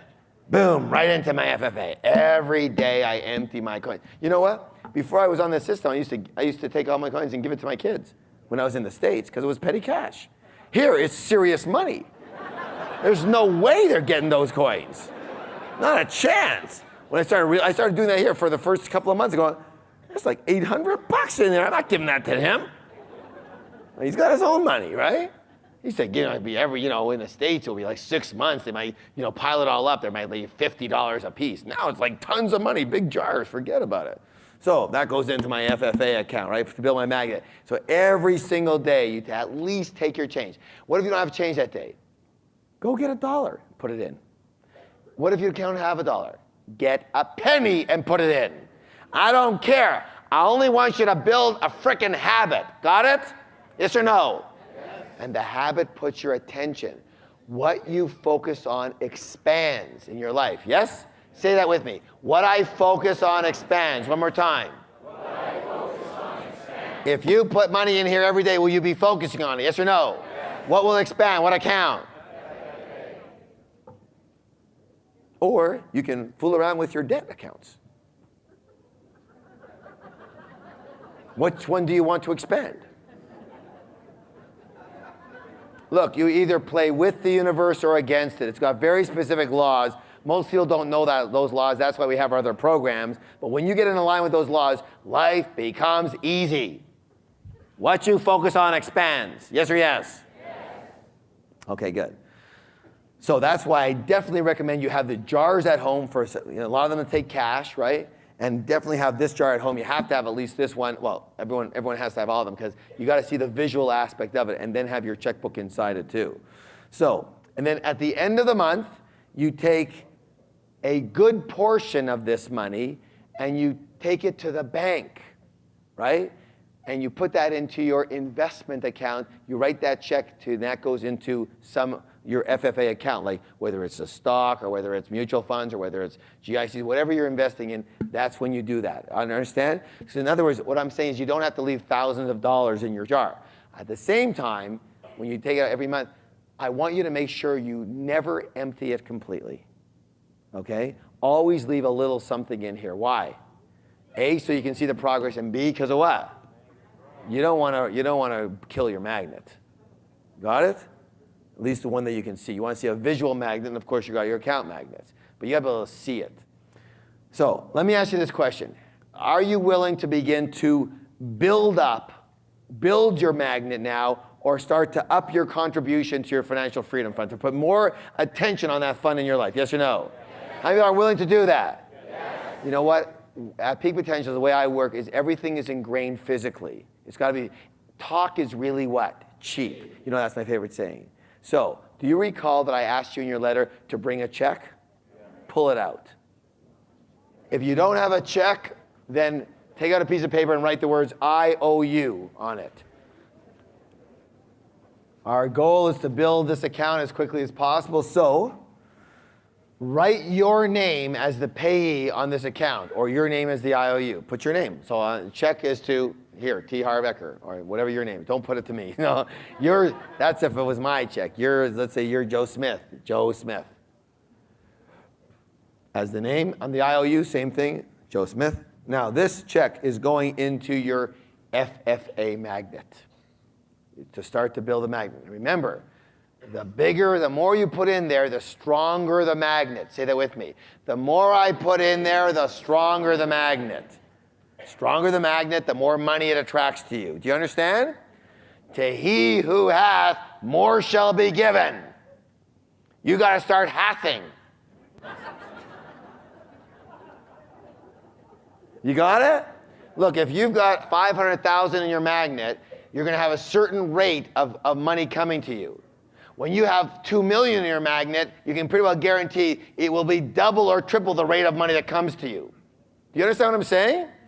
If you have $10 in here, there's going to be a rate that the money comes to you in your life. If you have $1,000, it'll come a lot faster. 10,000 even faster. If you have $1 million in here, it starts flooding in. Do you understand that? That's why money begets money. To he who hath, more shall be given. And I'm not a Bible person, and I'm just telling you the way it is from my experience. It's a magnet. The more you have, the stronger the magnet, the faster it comes. That's why this is the logical side. This is the system side. But there's spiritual principles in the development of all this. Do you understand what I'm saying here? That are at work, and you need to follow those principles, and they're all ingrained. So, how much do you write the check for? Whatever you want. If you have no money, write it for 10 cents. If you have a lot of money and you want to up your contribution, you say, you know what, I want to really step on the gas with this. Write it for $1,000. Write it for $5, $10, whatever you feel comfortable with. The only thing I ask you is do not use the money that we asked you to bring for the course. Because that's not in a check form anyways. That's in a cash form, right? That money doesn't go anywhere. That's to be used for a visualization exercise. Okay. So again, even $5 on your check, even $1 is fine. Because what's most important? The habit or the amount? Say that please with me. The habit is more important than the amount. Again, the habit is more important than the amount. Why don't you see, let's see your daily contribution. What are you putting in today? Now, here's the question. What if during the month you put a bunch of money in here?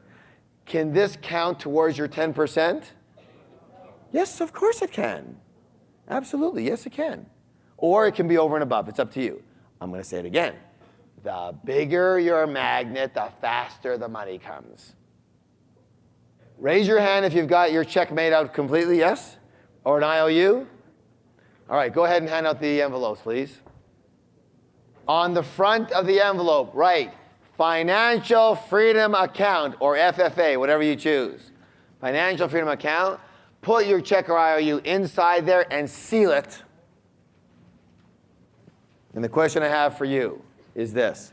How many of you commit, what's the word? To depositing this check or IOU into your financial freedom account or in the bank or in your jar within 3 days of returning from this program? Okay, does anybody not commit to that? Okay, so everyone is committing. So there's no reason whatsoever that you're not going to start to immediately put more attention on this account, yes? And I don't care if you're a multimillionaire, same thing. Now, I want to share a couple of more pieces with you. Poor people believe that the reason you work is to pay for your current lifestyle, pay for your expenditures. Understand? I'm going to say it again. Poor people believe that the reason you work is to pay for your expenditures, your current lifestyle. Rich people believe that the primary reason to work is to earn the money to invest so that you can win the money game. Big distinction in mentalities, because one of them ends up winning and one of them ends up losing. Do you understand that? Again, poor people believe the reason you work every day is to pay for your current lifestyle expenses. Rich people believe the reason you work and make money every day is to have the money to invest so that you can win the game. Big difference. So, I'll show you what I mean by this. There are at least three stages that we'll go with. Okay, let me just explain this to you. So stage number one is where a lot of people are. They get their money from their job or their business. So the money comes from their job or business, and it goes to pay their expenses. That's where most people are. Stage number two is where I'm asking you to go immediately, and if you're already there, up it dramatically. The money from your job or business, part of it goes to pay for your passive income investments, right? And part of it goes to pay for your expenses. Got it? Yes or no? So you split that off. By the way, you know how many people get to here? Maybe 10%, 20%, that's it. And all the people who come through our courses. The minute they go home, they go from here to here. Got it? And stage three is when you have no more job or business because your money from your passive income investments, now pays for your expenses. And now you are what? Free. You're free. Understand? So when you can exchange your job or business money for your passive income investment money, then you're free. See, When you can go from your job or business paying for your expenses to your passive income paying for your expenses, then you're what? Free. And how on earth can you change it if you don't build it? Got it? If you play this game forever, you'll be in this game forever, which means if you have expenses, you have to work.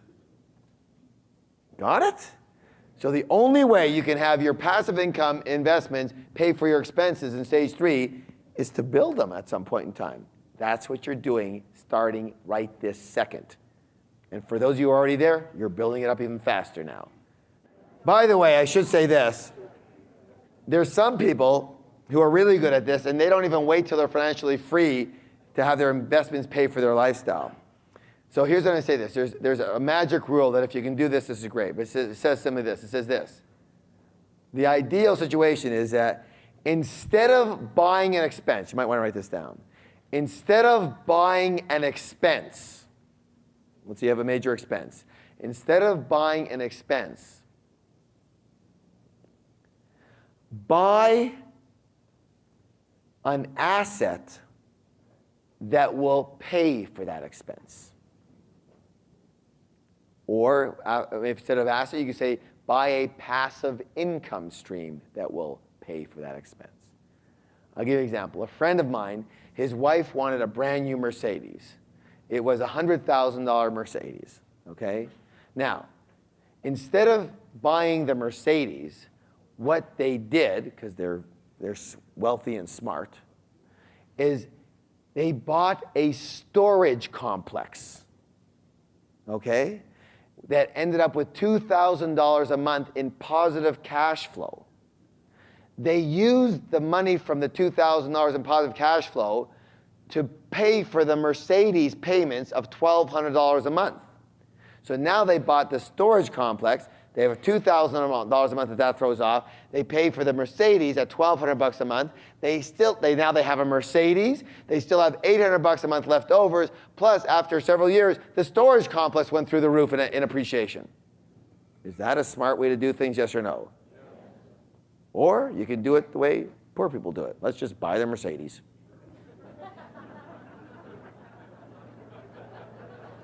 We'll drive a nice car. We are frickin' broke, but we have a nice car, okay? That's good. Do you understand what I'm saying? Buy assets, create passive income structures that pay for the big expenses that you have. All right, now, let's go on with this. Remember, clarity equals what? Power. You have to be crystal clear on what it takes for you to win the money game. The goal is simple, to have your passive income exceed your expenses. And again, the amount is different from everybody, but you have to know clearly what it is for you. So, here's what we're going to do. Remember that initial number that you wrote down as to how much money you need per year? Yes or no? In passive income, for you to live the lifestyle you want, I want you to re-look at that number now that you're more ingrained in our philosophy with simplification, with understanding. And hold on. I want you to come up with what I'm going to call your first level of financial freedom. First level. What that means is this. Okay, take Harv. So Harv would prefer to have $1 million a year in passive income for me to be financially free. That's my preference. But the truth is, if I really look at it and go, is that level 1?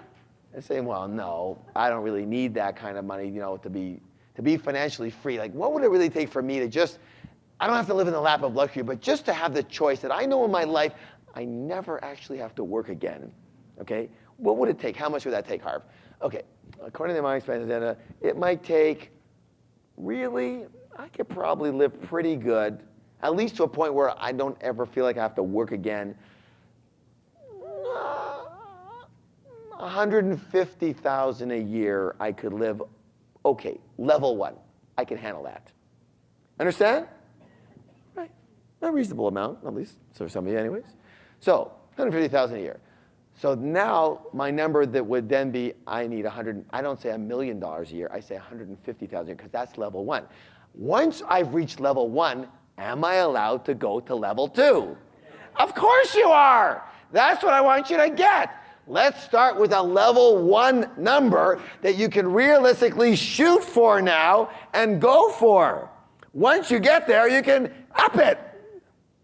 Go to level 2, level 3. You can even write them all down. Level 1, 150,000 a year. Level 2, 250 a year. Level 3, 500 a year.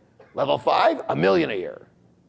Let's see what level 1 looks like, where at least you know you never have to work again unless you choose to. Winning the game. Can everybody buy that? All right. What's your level 1 number?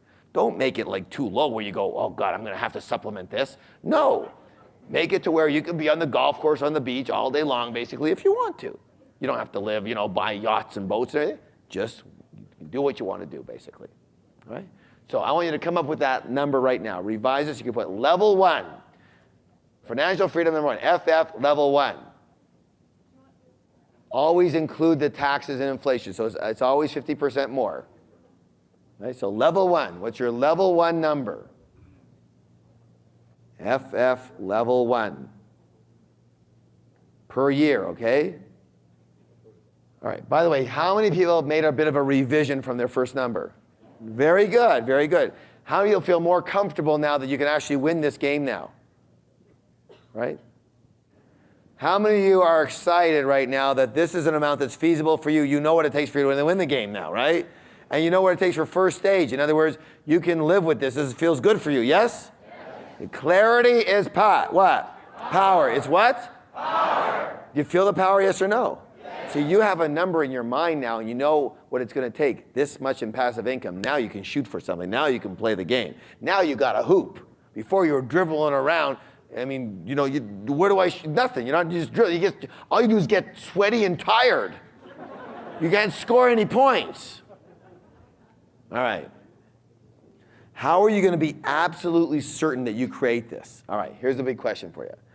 What are you going to do financially once you're free? What are you going to do on a financial level once you're free? Sleep in. Sleep in is good, but it's not financial. That's right. Once you're financially free, remember the law of maintenance, you still have to do something. You still have to do what? Manage and invest your money, yes or yes. Does that take any time, yes or no? Of course it does. Does it take a long time? Not usually. Most people who are financially free, they spend some time managing and investing their money, yes? Okay. In fact, once you have quite a bit of money, it's a daily thing. So generally, you have to spend about 20, 30 minutes a day for sure handling your money. Calling this broker, going that, moving this, changing that, checking that, yes? Checking it out. That's generally the case. Now, so what's going to happen is managing and investing your money in the future when you're free is going to be your part-time business. It's going to be your only business, yes or yes? So the secret is to get into that business now. One of the things I always teach my participants is whatever you want later, start doing it now. If you want to be courageous later, be courageous when? Now. Because we are creatures of what? If you want to be turn into a kind person, when do you have to start being kind? Now. If you want to be rich, when do you have to start acting rich? Now. So do what rich people do. So the secret is to consider yourself from now on in a new part-time business, the business of managing and investing your money, as well as creating and participating in passive income streams. Now listen to this. This business is the most lucrative business in the world. How do you know? Because only rich people are in it. Poor people are not in this business. Understand? That's why it's the most lucrative business in the world. So, I'm going to ask you to commit. What's the word? To 20 to 30 minutes per day for your new part-time business. And if you're willing to do that, you will be free for the rest of your life. So, what do you do in your 20 to 30 minutes? Number one, you can learn about investments and learn about passive income streams and passive income structures. You can actually invest. In other words, It takes time to call the broker. It takes time to hit the computer. It takes time to speak to the money management fund. You know what I'm saying? It does take a little time. You understand? It takes time. And you can actually create passive income streams. Maybe you wanted to write the book for royalty purposes, but you're too busy and you're too busy working. Not this 30 minutes. This 30 minutes is for your financial freedom. So if you want to create that royalty, you take 30 minutes every day and you write that book. And within a year or two, the book will be done. Hopefully it'll be a bestseller, and you start collecting a royalty for it. Or it's on your licensing your idea, or systemizing your business, or whatever it is. You take 30 minutes a day for that. Now, this is not an extra 30 minutes for you to work. This is an extra 30 minutes so that you never have to work again. So I don't want you taking this 30 minutes and going, oh God, I'm so busy, I'll throw in this extra 30 minutes into work. Now you understand this? Here's the deal. The 10 hours a day or 8 hours a day that you do your normal working income, you know what that's going to do? That's going to make you a slave. But the 30 minutes a day that you put into this will set you free. Isn't it strange that you spend 10 hours with doing what's going to make you a slave and 30 minutes with being free, and most people aren't even willing to put the 30 minutes in? Do you understand? It's strange, isn't it? Now, if I were you, I'd change it around. And the only reason you need the 10 hours is to make sure you're doing something decent with the 30 minutes. Is to make sure you have some money to use the 30 minutes properly. So your whole new working life and business revolves around the 30 minutes of your part-time business. And you work 10 hours a day in order to have some money so you can use the 30 minutes properly. Do you get it? Yes or no? Because that's where your freedom is. It's not, your freedom is not in the 10 hours. It's in the 30 minutes. Does that make any sense? Okay, get back with your partner again. Get back with your partner. Look him in the eye. I, state your name, hereby proclaim myself to be in a new part-time business. The business of managing and investing my money and creating passive income streams. B, say, congratulations, you have a millionaire mind. We have a handout for you. Again, I believe very strongly in declarations to where you really start to live these principles, okay? So, these would be incredible principles for you to understand. And if you understand these and live by these, your whole life will change. So, please stand up. This is called Attitudes of Wealth, Winning the Money Game. Now, put your hand on your chest. And I want you to say these like you mean them and ingrain them in every cell of your body. Are you ready to play? Yes? Yes. Oh, man. Are you ready to play? Yes? Yes. We're going to say them together. Let's go. I am an excellent money manager. I always pay myself first.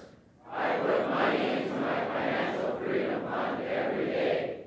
My money works hard for me and makes me more and more money.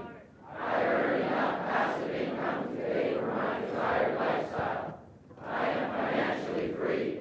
I work because I choose to, not because I have to.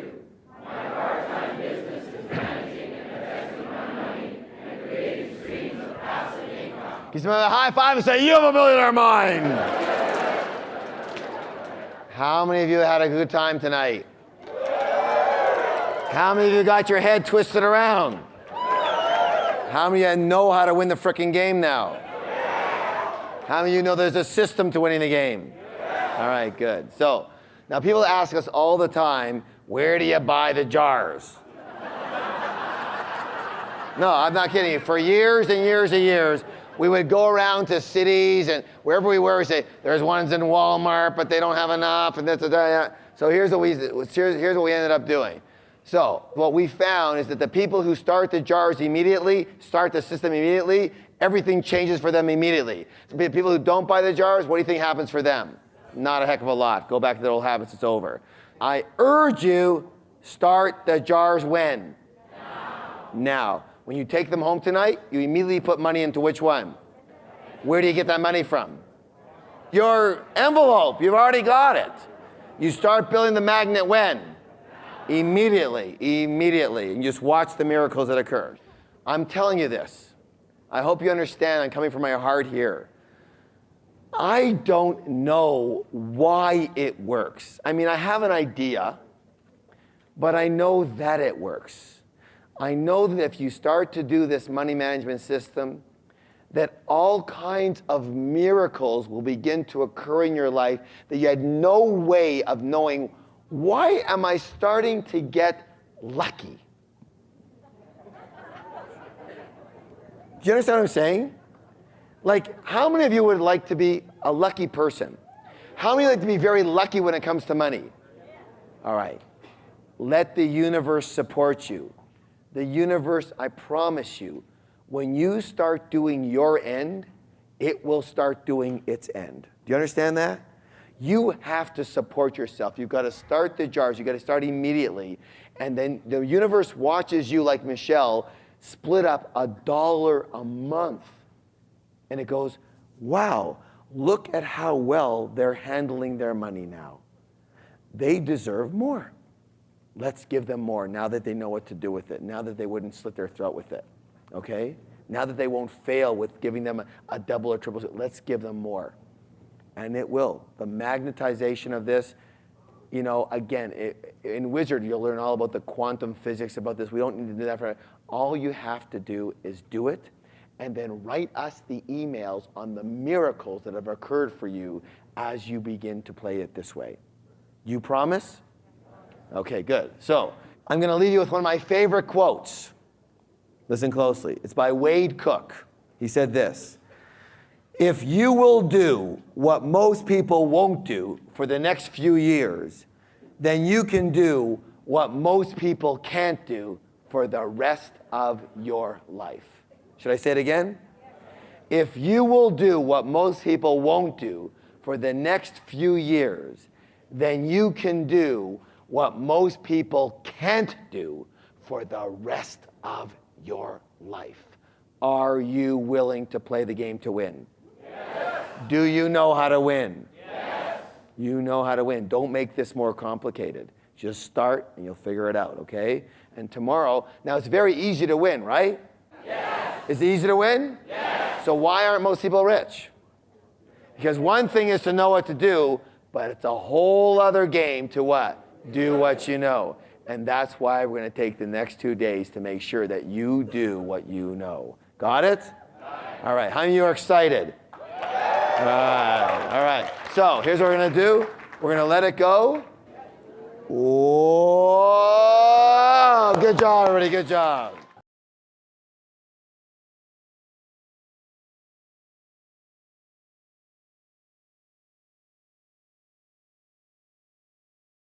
You're just going to watch what happens to your life when you do this. You're going to be so flabbergasted, you'll be blown away. When you start to do this and you see that you've got money in your play jar and play account, by the second day of the month, you're going to start to think, what am I going to do with it this month? It's a great thought all month, you know what I'm saying? And your choices are so, you know, you'll be looking all month for things to do with your play money, whether it's $100 for you or $500. For some people, even in this room, your play account could easily be $1,000 a month to blow off. Isn't that nice? Some people have larger ones than others, but you know, last month when I went hella hiking.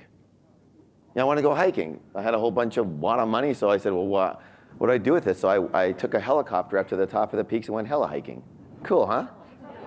Yeah, you just do stuff like that. Now, you're going to be able to do that because you know how much hella hiking only costs $110.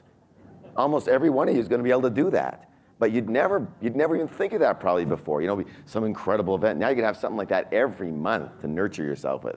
A nice way to live, yes or yes? Yes. All right. And of course you want to what? Give. Now I want to mention something about giving that I did mention yesterday. If, let's say, you prefer that instead of giving money, you give time, that's okay. That's okay. And then what do you do with your 5%? FFA if you can, or anything else that you need to handle. Does that make sense? That's okay. Now, people say they're kind of out of a mindset that says, okay, you should give 10%. Well, who said that? Maybe the church said that, and I'm sure they want 10%, you know, it's great. If you choose that, then you choose that, but it's got to come out of your necessities to do that. Okay, we say 5%. Now, what happens, and then there's another saying that says, you should give what you want to receive. Meaning if you want money, you should give money, right? You've heard of that one? Who said that one? Same people, right? So, not a problem. You can do that if you want, but here's my experience. My what? See, I don't go by saying that. I go by my experience. Because remember, I used to be really broke, and now I'm really rich. So I have my experience to go by, plus I have the experience of 40,000 other people. Does that make any sense? So that, for me, is a lot better than a lot of sayings. So here's my experience. My experience is, when I didn't have a lot of money, I didn't have a lot of money to give, so I gave time. And I got really rich. So here's my experience, says that time works just as good. Okay, does that make any sense? If I stayed broke and I gave time, I would have maybe changed my mind, but that's not what happened. And that's not what continues to happen. Personally, just so you know, especially the busier and the richer you get, the more you give of your time, it's much more of an effort for me to give of time than of money. Much more of an effort, all right? So take that as you want to. All right, remember I asked you yesterday to keep your green sheets with you, so please bring those out. Put your hand on your chest so you can feel the vibration of these words as they ring into the universe. I want it twice as loud as yesterday. Are you ready to play? We're starting with I am an excellent money manager. Here we go. Go. I am an excellent money manager. I always pay myself first. I put money into my financial freedom fund every day. My money works hard for me and makes me more and more money. I earn enough passive income to pay for my desired lifestyle. I am financially free. I work because I choose to, not because I have to.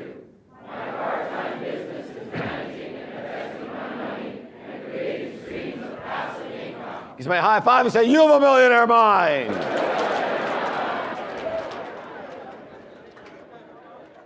Now, a couple of questions came up. I'm just going to reiterate something from yesterday. How many, by the way, got a lot out of last night? How many got a little switch in how you're looking at your money game now? What your goals are and how you're going to do it and all that good. So I want to just reiterate something here. So first of all, I am about to draw. So do yourself a favor and cover your eyes, all right? No. All right, so what's all this about? So remember, this is your golden goose. And in the golden goose, you've got lots of money, right? Yes? Your lump sum, yes? Now, the golden goose is going to lay eggs, right? All right, so here's the golden goose, and it lays eggs. And the eggs are then going to go to you when? When you are what? When you are retiring, okay? When you don't want to work anymore. Now that could be what, 60, 50, 40, if you're really lucky, 30, right? Whatever it is for you. So the eggs are going to you. So what do you live off, the goose or the eggs? The eggs. Now in this case, this is our lump sum, for example. So it's in, let's say this one's in financial instruments. So again, stocks, bonds, interest, mortgages, mutual funds, RSPs, all those things, right? Now, so what is basically the three things that the eggs work out to be in this particular case? So one is interest. What is it? Interest. Another form of income from that is what? Dividends. Good. And a third one is what? Earnings. Thank you. Earnings. All right? So you've got interest coming to you, dividends coming to you, and earnings coming to you. So interest would come from what? Give me an example. Yeah, so mortgages. You own mortgages, right? And by the way, I love mortgages. I think mortgages are cool because generally they're fairly safe and you get a really nice rate of return, and I like the fact that they're backed up by something, all right? So you get interest from that. Give me an example of where you'd get dividends. Yeah, certain stock, blue chip stocks, they pay off dividends every year, okay? Give me an example of where you'd have earnings. No, we're not into passive income businesses yet. Capital gains, right. So let's say your stock that you bought goes from $30 to $40. How much money did you make? $10. And let's say you have 100 shares. How much is that? That's $1,000. Are you allowed to use that $1,000? You're now retired. You don't work anymore. What else are you going to use? Of course you are. That's part of your egg. See, is the $30, the principal, is that part of the egg or part of the goose? It's part of the goose. Understand? Raise your hand if you do not understand what I'm talking about now. So everyone understands. So the $30 that you put in per share for stock, that's part of the goose, right? That's your principal. But it lays eggs. The eggs are the earnings, right? So now it went to $40, so now you made $1,000. Are you allowed to sell it? What part should you sell? Just the egg, the $10 overage, right? Got it? Are you allowed to do that? Yeah, what else are you going to live on? Of course you're allowed to do that. Right. Got it? Yes or no? Now, you're also going to have what coming to you? What kind of income? Coming from what? Passive income businesses, right? So you might have 1 or 2 also giving you money. Now, here's the question. All of this stuff, these eggs, what are you going to do with these eggs? You're going to what? Well, someone said it. Thank you. You're going to continue with your jars. Understand? That's the trick. When you are not working anymore, does that mean the jars are over? Of course not. You continue with your jars. Now, hopefully, you can change the percentages. Maybe at that time you don't need as much in necessities. Maybe at that time, you know what I'm saying? But generally, you just continue on with the jars. Because that money, what are you going to do? Stop managing your money all of a sudden? Does that make any sense? So all the money that comes in, now, these eggs, when you're in retirement, goes back into your what? Into your jars or accounts. Does that make any sense to you? Yes? There was a question over here, nice and loud. Each of them, or do you lump them all together? Okay, good question. If you have more than one passive income jar business, do you jar each of them or all together? Who would like to take a shot at that answer? What do you say? All together. It's just all money, right? You're going to divide up everything, right? So you're not going to say this is from this business, this is from this business, this is from this business. It's all of your income. All of your what? All of your income gets divided. If you want to do it separately, then do it separately. Every check that comes in gets divided. First check, once the check comes in, the first money that comes in, where does the first one go to? FFA. It's real simple. That's the rule. That's the what? Rule. Only for people who want to win the game. It means if you don't do that rule, what are you actually wanting to do? Lose the game. If you want to choose to lose the game, then don't pay yourself first. If you want to choose to win the game, then the rule is you have to pay yourself first. Simple? All right, good. Let's move on to what we're doing today now. In last night's section was called Winning the Money Game. What's it called, please? Winning the Money Game. Now, it seems simple enough, yes? So why aren't most people rich? Because it's one thing to, again, know what to, but it's another thing to what? Do what you. And why is that? Why is that? There's a problem there. I want to share something with you that most people don't talk about. Most people don't talk about it because they're not familiar with it. And that is the reason why it's so hard to change is this word right over here. What's the word, please? Habits. Now, we have certain habits that we do, right? Yes or no? Okay. So there's doing habits. But here's what nobody seems to tell you. Just as importantly as doing habits, there are, what's it say? There are not doing habits. Understand? Yes or no? Yes. So you have certain habits that we just normally look at and say, that's a habit. I mean, everything that you do basically is a habit, yes? But here's the thing. Listen closely. This is critical. The reason it's so hard to change for people is that everything you don't do is a not doing habit. You're in the habit of not doing it. That's why I can talk about this till I'm blue in the face, but you won't do it. Because you have a habit of what? Not doing it. That's what we're going to change this weekend. Because the habits are part of your toolbox. Do you understand? As I said yesterday, if you have a tiny leak in the toolbox or your toolbox isn't big enough, then you can never attract or have that kind of money or wealth or freedom. So now we're going to work on the inner side to make sure that we change what's going on the inside so that you will do and you'll feel great about doing what you need to do to win the game. Got it? Because there's a lot of people in this room right now, for the most part, who you're ingrained, you are conditioned to lose the game. It is your training to lose the game. We want to retrain you this weekend to win the game. Is that fair enough? Yes. All right. Yes or no? Yes. Good job. Are you excited? Yes. You should be excited. All right. So for some of you, this first little section here, and again, don't forget that this is critical. Every time you're thinking about making a change, give yourself an understanding that you are in the habit of not doing what you're trying to do. And that means you're going to have to really press on the gas and replace it with, really focus on that habit of now doing it to make that your new habit, yes? It's one way or the other. Habit of doing it or habit of not doing it. So it's not like, oh, I'll do this 1 week, and maybe if I feel like it, I'll do it in a couple of more weeks. Have you created a habit? What's your habit? Yeah, you have. Your habit is not doing it. You're going to create one of the two. Do you understand? So you've got to work at it. I say, no. So here's the thing. I used to be in the fitness business, and one of the things that was very interesting is in all the research, it showed that we had these things, treadmills. You know what a treadmill is, right? It showed that people who use the treadmill, listen to this, 7 days a week, 7 days, not 6 days, were by far the most likely to stay on their program.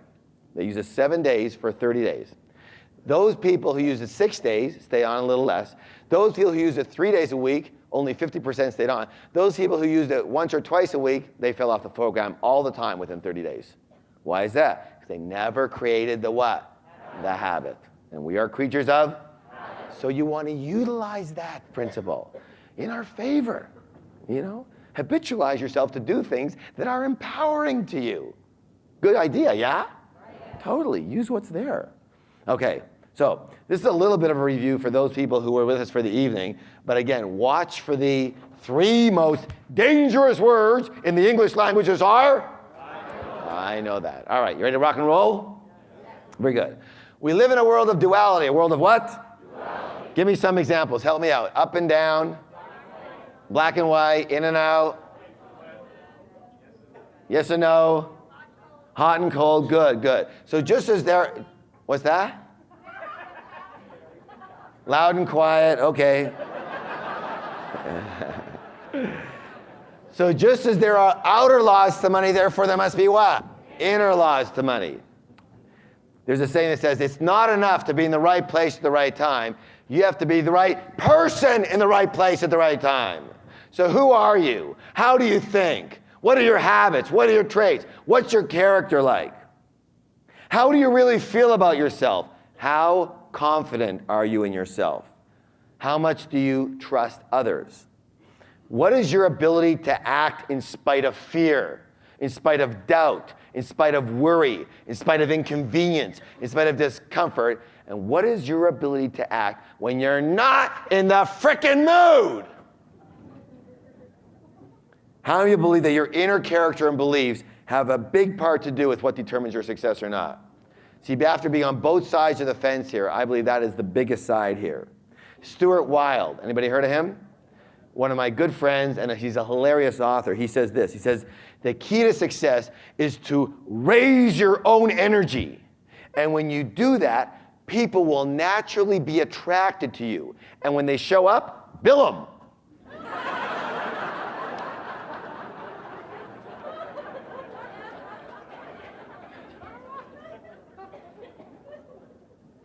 Stuart's awesome.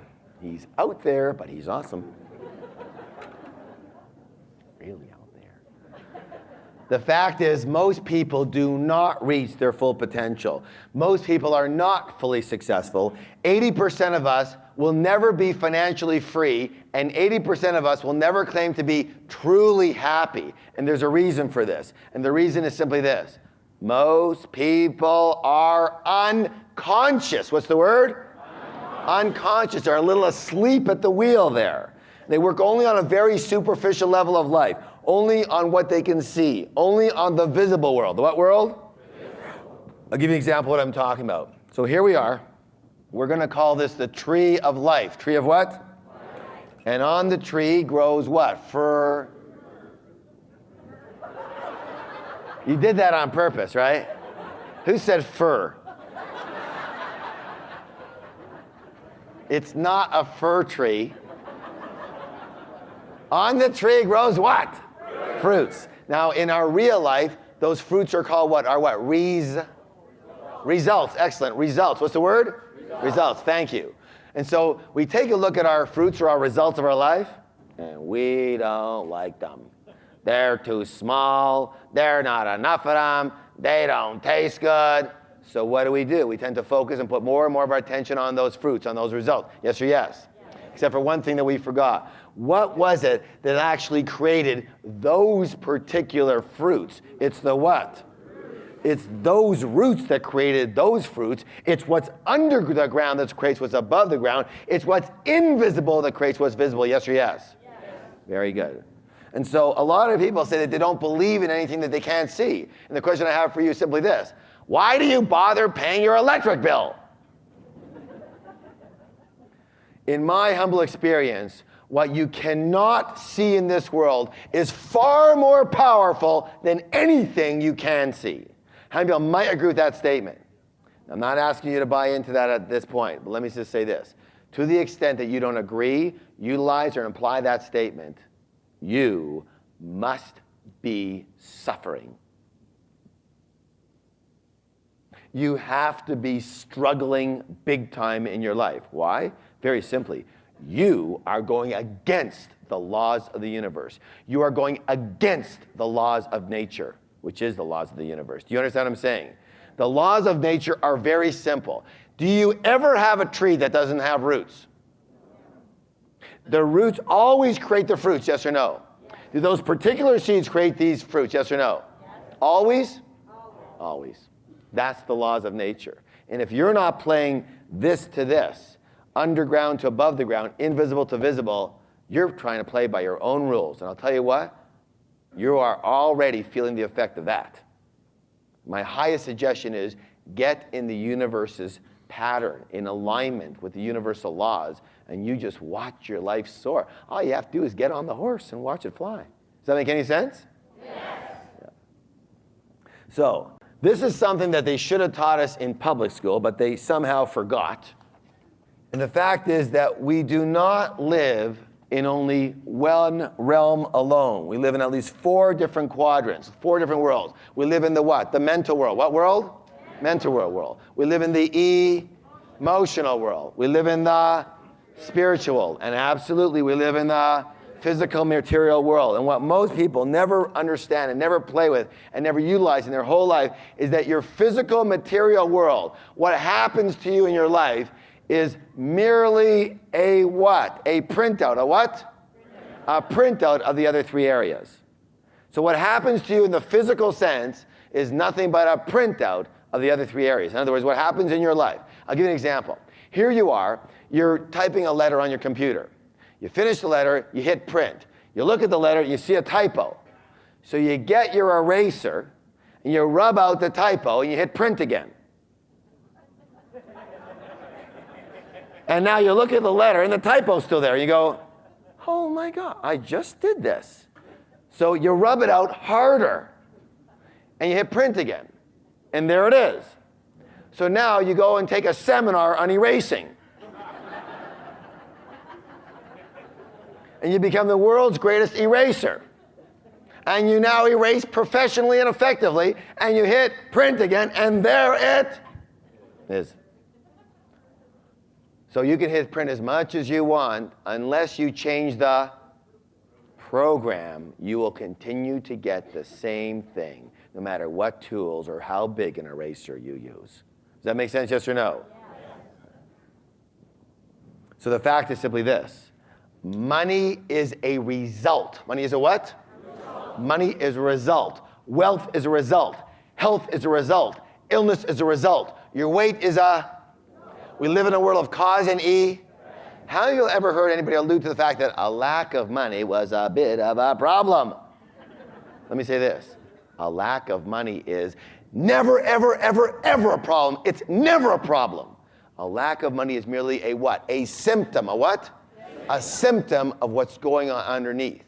Lack of money is just your result. What's the cause? Lack of money is your is your effect? What is the cause? That's what we want to look at today. So, it boils down to this, that the only way to change your outer world is to first change your what? Let's do this declaration together. Please stand up. Hand on your chest so you can feel your vibration. My inner world creates my outer world. Let me hear you, please. My inner world creates my outer world. Again. My inner world creates my outer world. One more time, twice as loud. My inner world creates my outer world. Give somebody a high five and say, you have a millionaire mind. And have a seat, have a seat.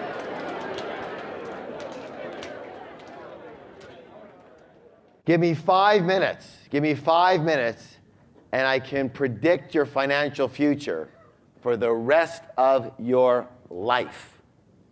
How? Very simply. In a very short conversation or with a few questions, which we're going to talk about in a few minutes, I can identify what's called your money and success blueprint. Money and success what? Blueprint. Each of us has a personal money and success blueprint already ingrained in our subconscious mind. And it is this blueprint, more than anything else and more than everything else, that will determine your financial life.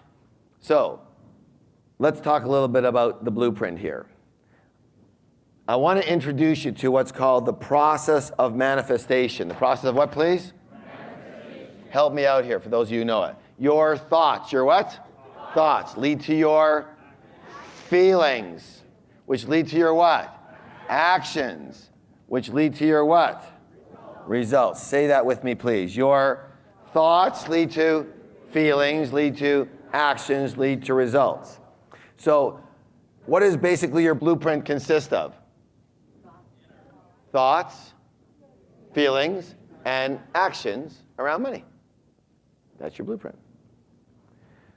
The big question is this: what is your current blueprint set for? Are you set for financial success? Are you set for mediocrity? Are you set for failure? Are you set for struggle around money? Or are you set, programmed for ease around money? Are you set for a consistent income?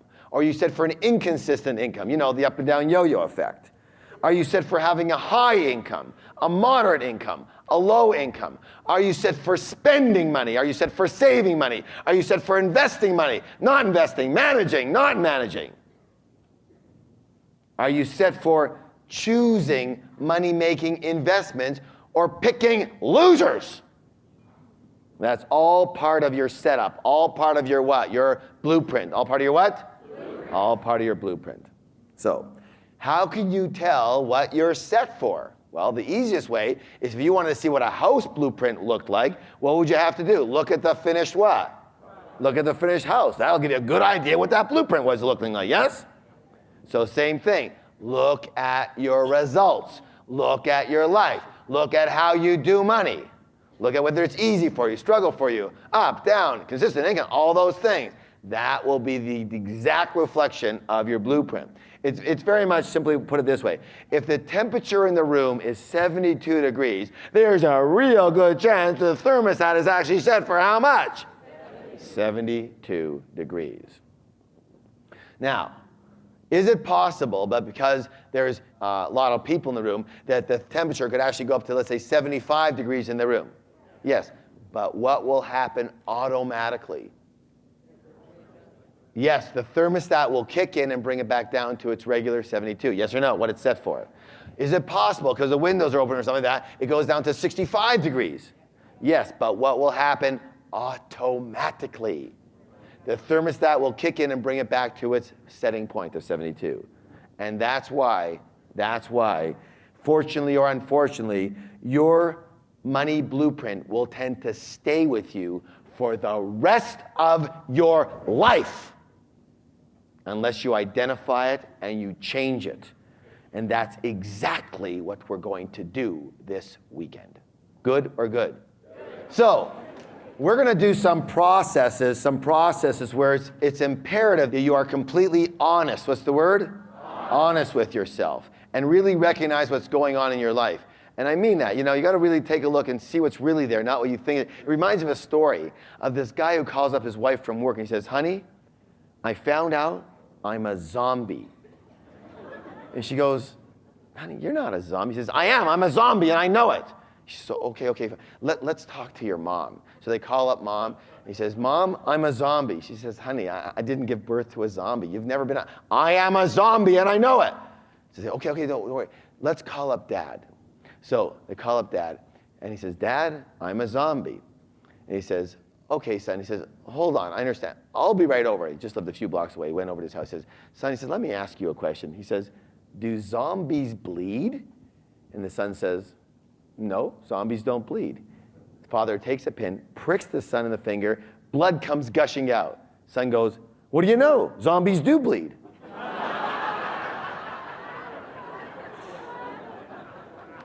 So who can tell me the first element of all change? It starts with an A. What's the word? Awareness. What's the word? Awareness. It's very difficult to change something unless you know that it exists and what it looks like. And that's what we do in this program. We make the invisible visible so you can deal with it. Yes? So you've got some choices so that you can take a look at it and make some choices versus it just running you on automatic. Yes? That's what we're going to be doing here. So we're going to start with a process, an exercise here. So just relax for a moment. I want you to totally relax, and I also want you to close your eyes. Close your eyes. Now, if you're the kind of person that has trouble closing your eyes, then notice that and close your eyes.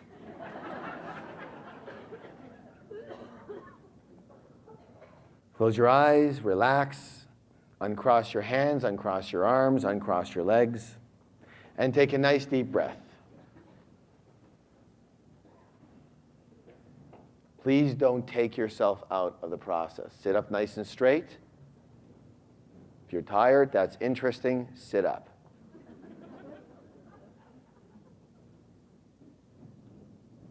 Or you can just do things your way and have your old life. Up to you. Take a nice deep breath and let it out.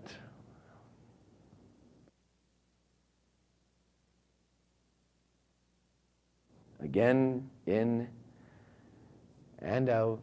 And do your best to breathe from your belly.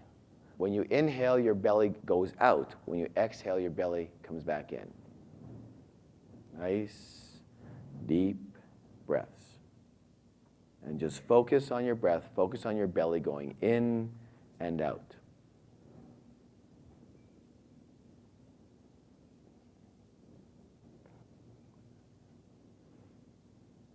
I'm going to ask you to complete the following phrases. It could be with a single word, several words, or an entire sentence. Be certain to write the first thing that pops into your mind. This is not the time to edit your thinking. This is the time to let your subconscious do the talking with whatever comes up for you. Ready? Open your eyes slowly. Pick up your pens and notebooks and complete the following phrases. Now, I want to suggest also, we are now working with our old self, the self that prior to you coming here this weekend. All right? So this is not about what you want to be or what you'd like to be. This is before you came to this weekend. We've got to kind of see what was in there. All right, completions. The first one is this. Money is. Money is.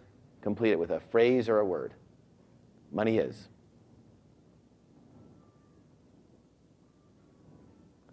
Money is. Good. Again, another one for money is. Money is. Everybody needs to be doing this individually. This is not a partner thing.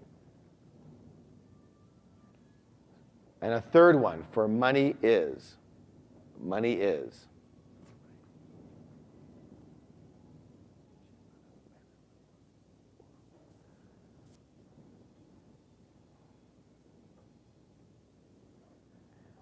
Number 2, wealth is. Wealth is. A completion for wealth is.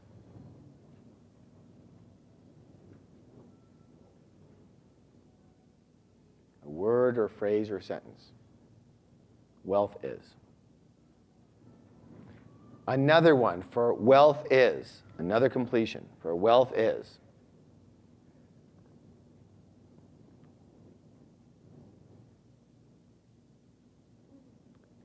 Wealth is.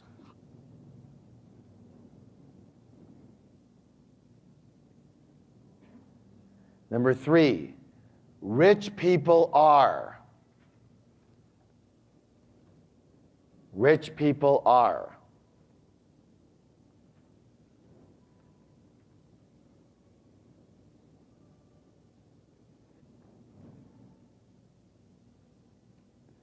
Again, rich people are. Another completion. Do not get stuck in your head. Just write immediately. As soon as I say it, write it down. It's easy to get stuck. Rich people are. Stay present. Number 4, the reasons I can't or may not become extremely wealthy are, I'll say it again. The reasons I can't or may not become extremely wealthy are, list several of the reasons that could stop you from becoming wealthy.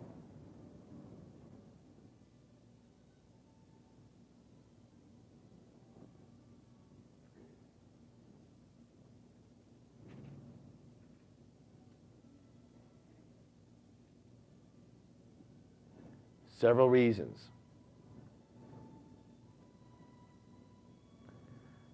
The reasons I can't or may not become extremely wealthy are, there's several completions for them.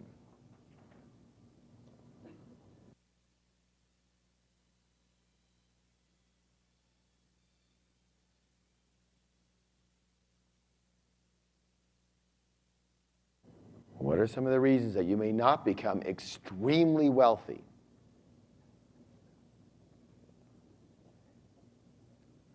This is not the time to be overly enlightened here. Just write them down. Number 5, some of the possible negatives about being rich or going through the process of trying to get rich are, I'll say it again, some of the possible negatives about being rich or going through the process of trying to get rich are,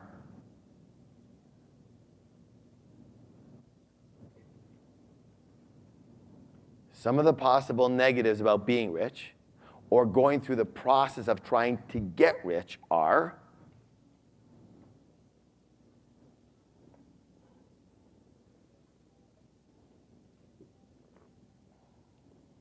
list several.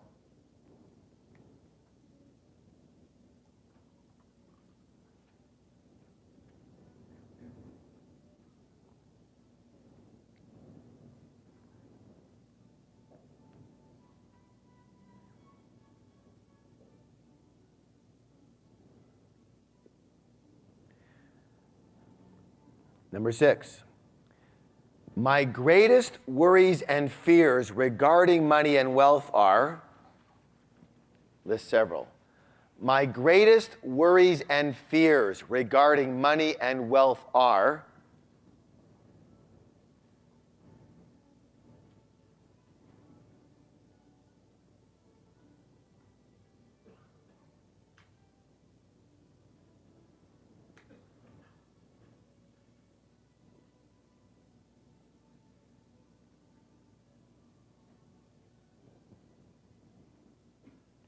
list several. My greatest worries and fears regarding money and wealth are,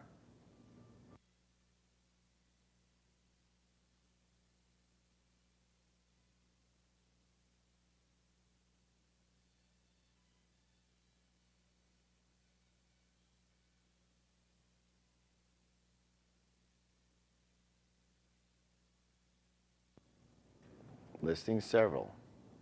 My greatest worries and fears regarding money and wealth are,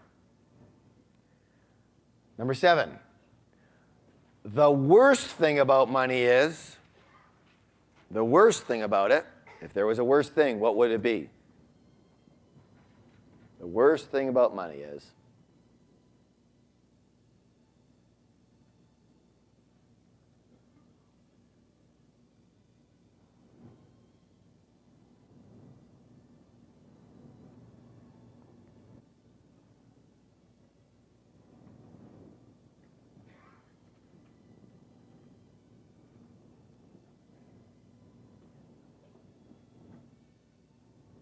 all right. So those are some generalities. Those are called completions. What are they called, please? Completion. One more time. What are they called, please? Completion. So when I say completions, you go back to these notes. You understand? Yes? Okay, now we're going to go into some more specifics. Please hand out the other questionnaires. Now, here's what I want you to do. I want you to rate yourself, as it says here, from 1 to 10 with regard to each of the following statements. 1 means you're in 100% what? Disagreement. Up to 10 means you're in 100% what? Agreement. So let's say money is the root of all evil. Let's say you were taught to believe that, and that's what you think, and you go, yeah, money really screws people up. It is the root of all evil. Then you would put a what? You're in agreement, yes? So you'd put a what? A 10. Let's say you say, well, it does screw people up, and it is very evil, but you know, it's not all evil. So what would you give yourself? 5, 6, 7, 8, right? Right? Okay. Let's say you say, no way, money is not evil whatsoever. There's nothing true about that statement whatsoever, 0. You give yourself a what? A 1 or a 2, whatever. All right, do you understand that? Yeah. Generally what your first reaction is, however, it is what you really believe. It's the same thing. They're both the same. So again, you are not coming from your new enlightened self. What we're looking for is the old weeds that were implanted in there, because they're still in there. Do you understand? All right, so come in there basically as if before you came to the weekend, you look at it and go, yeah, getting rich takes too much work and struggle. It sure does. You know, who has time to even have a life for my family or my friends or playing? If I try to get rich, it'll take ages. You know, yeah, I agree with that. You know what I'm saying? Go ahead and write it down. Now you have 6 minutes, so work quickly. Now, I want you to circle or denote somehow every number that you wrote that's 5 or above. Every number that you wrote that's 5 or above. 5 or above.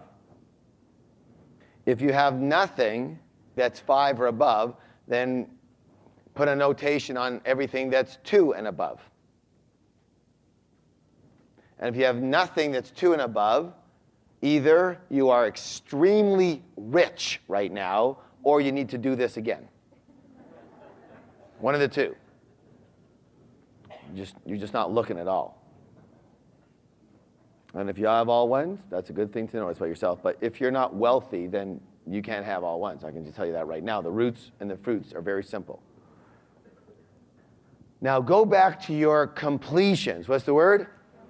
The notes you took down, the completions. Remember those? Just before this. And now here's what I want you to do.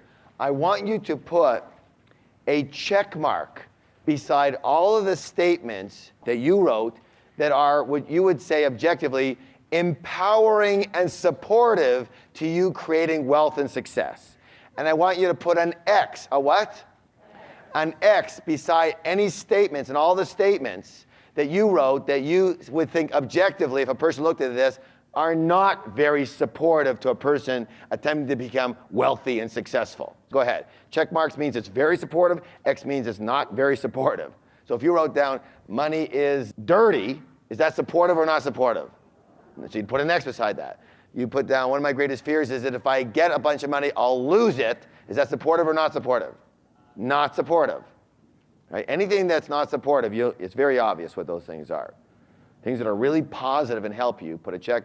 That are not so positive, put an X beside those.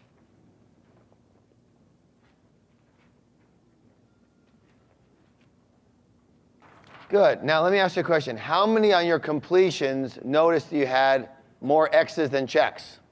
Very good. Now, how many people also noticed that this was a setup? So we were not eliciting the positives, we were eliciting the negatives, yes or no?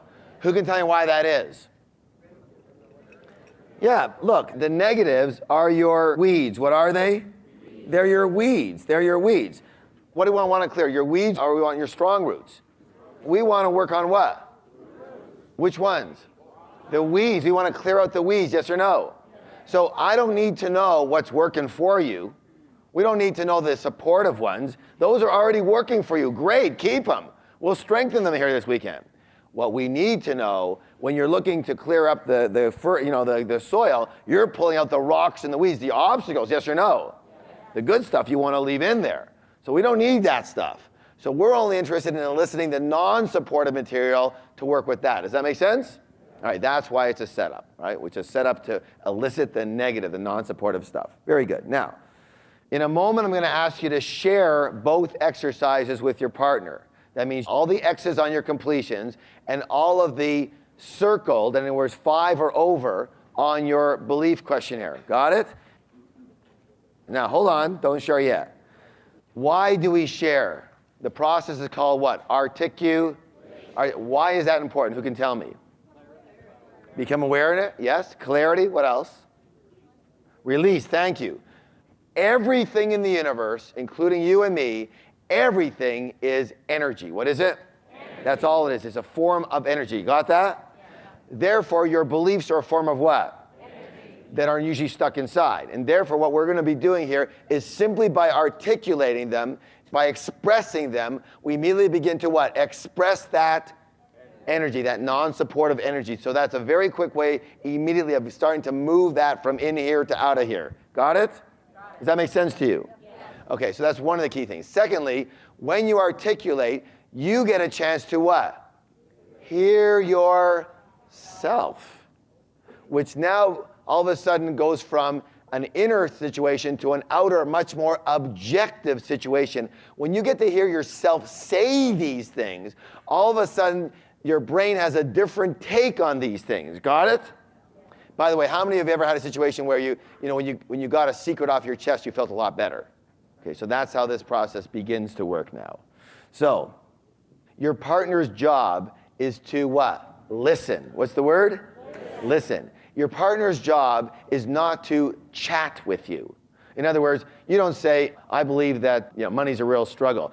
Oh yeah, I believe that too. When my mom was young, No, it's not. Remember those? Just before this. And now here's what I want you to do. I want you to put a what?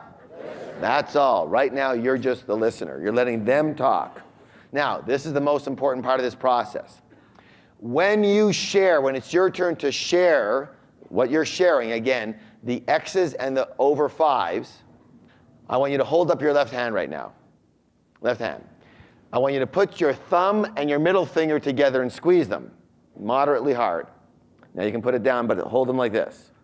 So when you're sharing, when you're articulating, you're going to hold that position of your thumb and your middle finger together on your left hand and squeeze them as you're articulating it. Do you understand that? That's called setting an anchor, which we'll release later. What's it called? Setting an anchor. It's very, very important that you do this. Okay. So in a moment, B is going to begin. When you articulate, you're going to have 5 minutes. Then I will tell you when to switch. Don't switch before that. When you switch, make sure that the new partner puts their thumb and middle finger together as they articulate. All right? Yes? Yes. Also, if you're the listener, you don't put your fingers together. You're not anchoring their thoughts. All right? Also, many of these things are unconscious, subconscious, and they need to be expressed. So, if you find that you have some tears coming, that's great, no problem. You're in a very safe environment here, and you might find that happening throughout the weekend. No problem. So, B is going to begin. You know what you're sharing, right?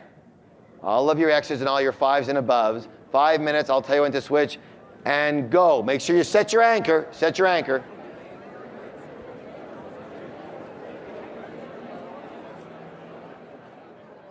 So far, how many of you have had a couple of little insights here? Yes? Good, good, good. Again, our job is to make what? The invisible visible. So you have some choices. Now, next, I want you to go over the questionnaire, the belief questionnaire that you rated 5 and above, everything you rated 5 and above, and all the X's on your completions, and identify and mark somehow 1 or 2 of the beliefs or fears or statements that were the strongest for you, or you rated the highest, or carried the most emotion, or had the most power over you, or really surprised you. In other words, 1 or 2 that you really noticed that these are the strongest or the highest for you, and a couple of that we're going to work with right now. So just notice a couple of them. Note them. Ones you had the highest number on, or the most obvious for you, or whatever. Just choosing a couple to work with right now. Okay. Now you're going to be back with your partner in a moment. Hold on. And you're going to share how 1 or 2 of your most non-supportive beliefs or fears have played out in your life. your way of being and the results that it has created in your life, plus what it's cost you. For example, let's say in one of your completions you said one of your fears around money is your fear of failure. Fear of what? So how has that played out in my life? What's happened? Well, let's say someone says, well, I'm not willing to take many risks at all, therefore I have very few investments. I hate my business, it's not doing well, but I'm too scared to try a new one because I might fail. Do you understand what I'm saying? And what it's cost me is it's cost me thousands. I can even recall that, there was an investment that they could have made in buying a piece of property 6 years ago. I didn't buy it because I was afraid it might not go, and it went up and it tripled. So I lost like $80,000. So that's what it's cost me in my life. So whatever it is, the more specific, the better. Understand? Let's say, for example, you said that your non-supportive belief or completion was something like, what I determine is that I have to work hard for my money. So how's that turned into my way of being? Well, I struggle a lot. I have no leverage. It's like I have to do everything myself, which means that I can't grow. And because I can't grow, I haven't been able to reach my potential whatsoever, because I have this thing that I have to work hard for my money. Does that make sense? So what you're going to do right now is you're going to share that with your partner again. When you are sharing and articulating this, you are to set your anchor. Left hand, middle finger, and thumb squeezed together when you were saying this, all right? So take a couple of minutes each, and this time A will begin. Again, one more time, you're sharing a couple of your beliefs or fears, your strongest ones. How have they played out in your life? What's the result that they've created in your way of being and what it's cost you? All right, A begins. I'll tell you when to switch. Make sure you anchor them. Go. Now, this is a critical part here. So I'm going to ask you this. One of the things we like to do here is we like to make sure that people realize that they're not the only one, right? And also, it's very, very empowering to be able to express what you have to say out to a large space. So who would be willing to share what they wrote down as far as what they wrote as how the certain belief has played out in your life, all right? And the results that have happened because of it. Now, I'm not going to ask you where the belief came from. We're going to do that later. But here's my belief. Here's how it's played out in my life, all right? So we can get some insights. Who'd be willing to share? These are the 3 things that I wrote down, are losing, responsibility, and time. And the way these have played out in my life is all these 3 things put together. I delete business opportunities automatically, whether it be investments or network marketing or whatever, because of fear of losing, and it's too much responsibility and it takes too much time. Very good. What's it cost you in your life? Freedom, I guess. Freedom and success. A lot more success and potential, right? Yeah. Excellent share. Give her a big round of applause for courage. Very good. Excellent work. Good job. Who else would be willing to share? Yeah? I'm Marg, and I have noticed that I have a habit of, because I like to share equally with other people, so when people are working for me or I'm in a project with people, I pay them very generously. I feel it has to be equal instead of paying myself more because of the risk I'm taking as leading the project. So it means that in group situations particularly, I don't get the return that I need to be successful at it because I share too much. So in other words, your belief is that everything has to be fair, right? And equal. Fair and equal. Yeah. Fair and equal. Remember those words. They're driving you freaking crazy. Remember those words, okay? Fair and equal. Good. Give her a hand. Excellent work.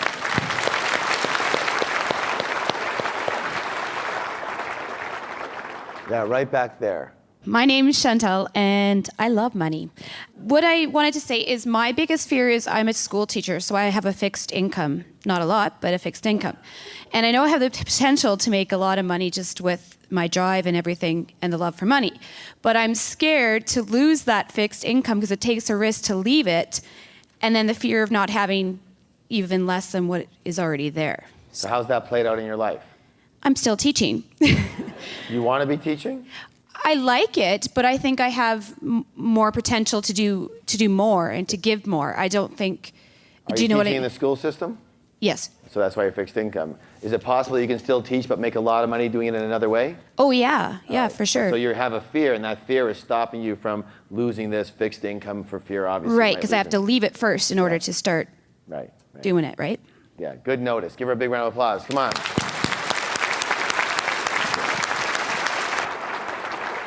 All right. Now, here's what I want everybody to do right now. I want you to reset your anchor. So you've got your left hand, you've got your thumb and your middle finger squeezed together, and I want you to hold it out kind of like this. See, like this? Good. And close your eyes. Close your eyes. So again, I want you to hold it out. Hold it up and hold it out. That's right. Take a nice deep breath. And just relax. Just relax. Let everything go. Just relax. Another deep breath. Just relax. And now you have a choice. Your choice is to let all of your old and non-supportive beliefs go, or you can choose to keep them. It's totally up to you. And if you are willing to let them go now, imagine that all of these non-supportive beliefs and the feelings that go with them are all packed into and form a tiny ice crystal. And you are holding this ice crystal between your thumb and middle finger. So actually feel the ice crystal now between your thumb and middle finger.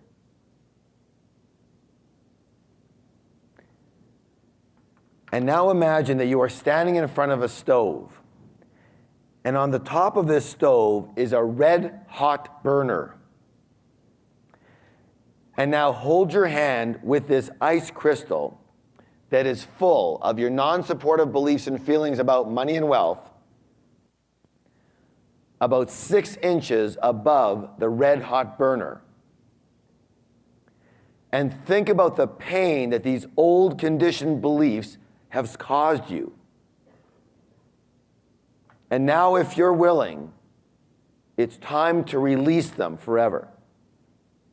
And when you're ready, you simply drop the ice crystal by opening up your fingers and watch it melt and totally disappear.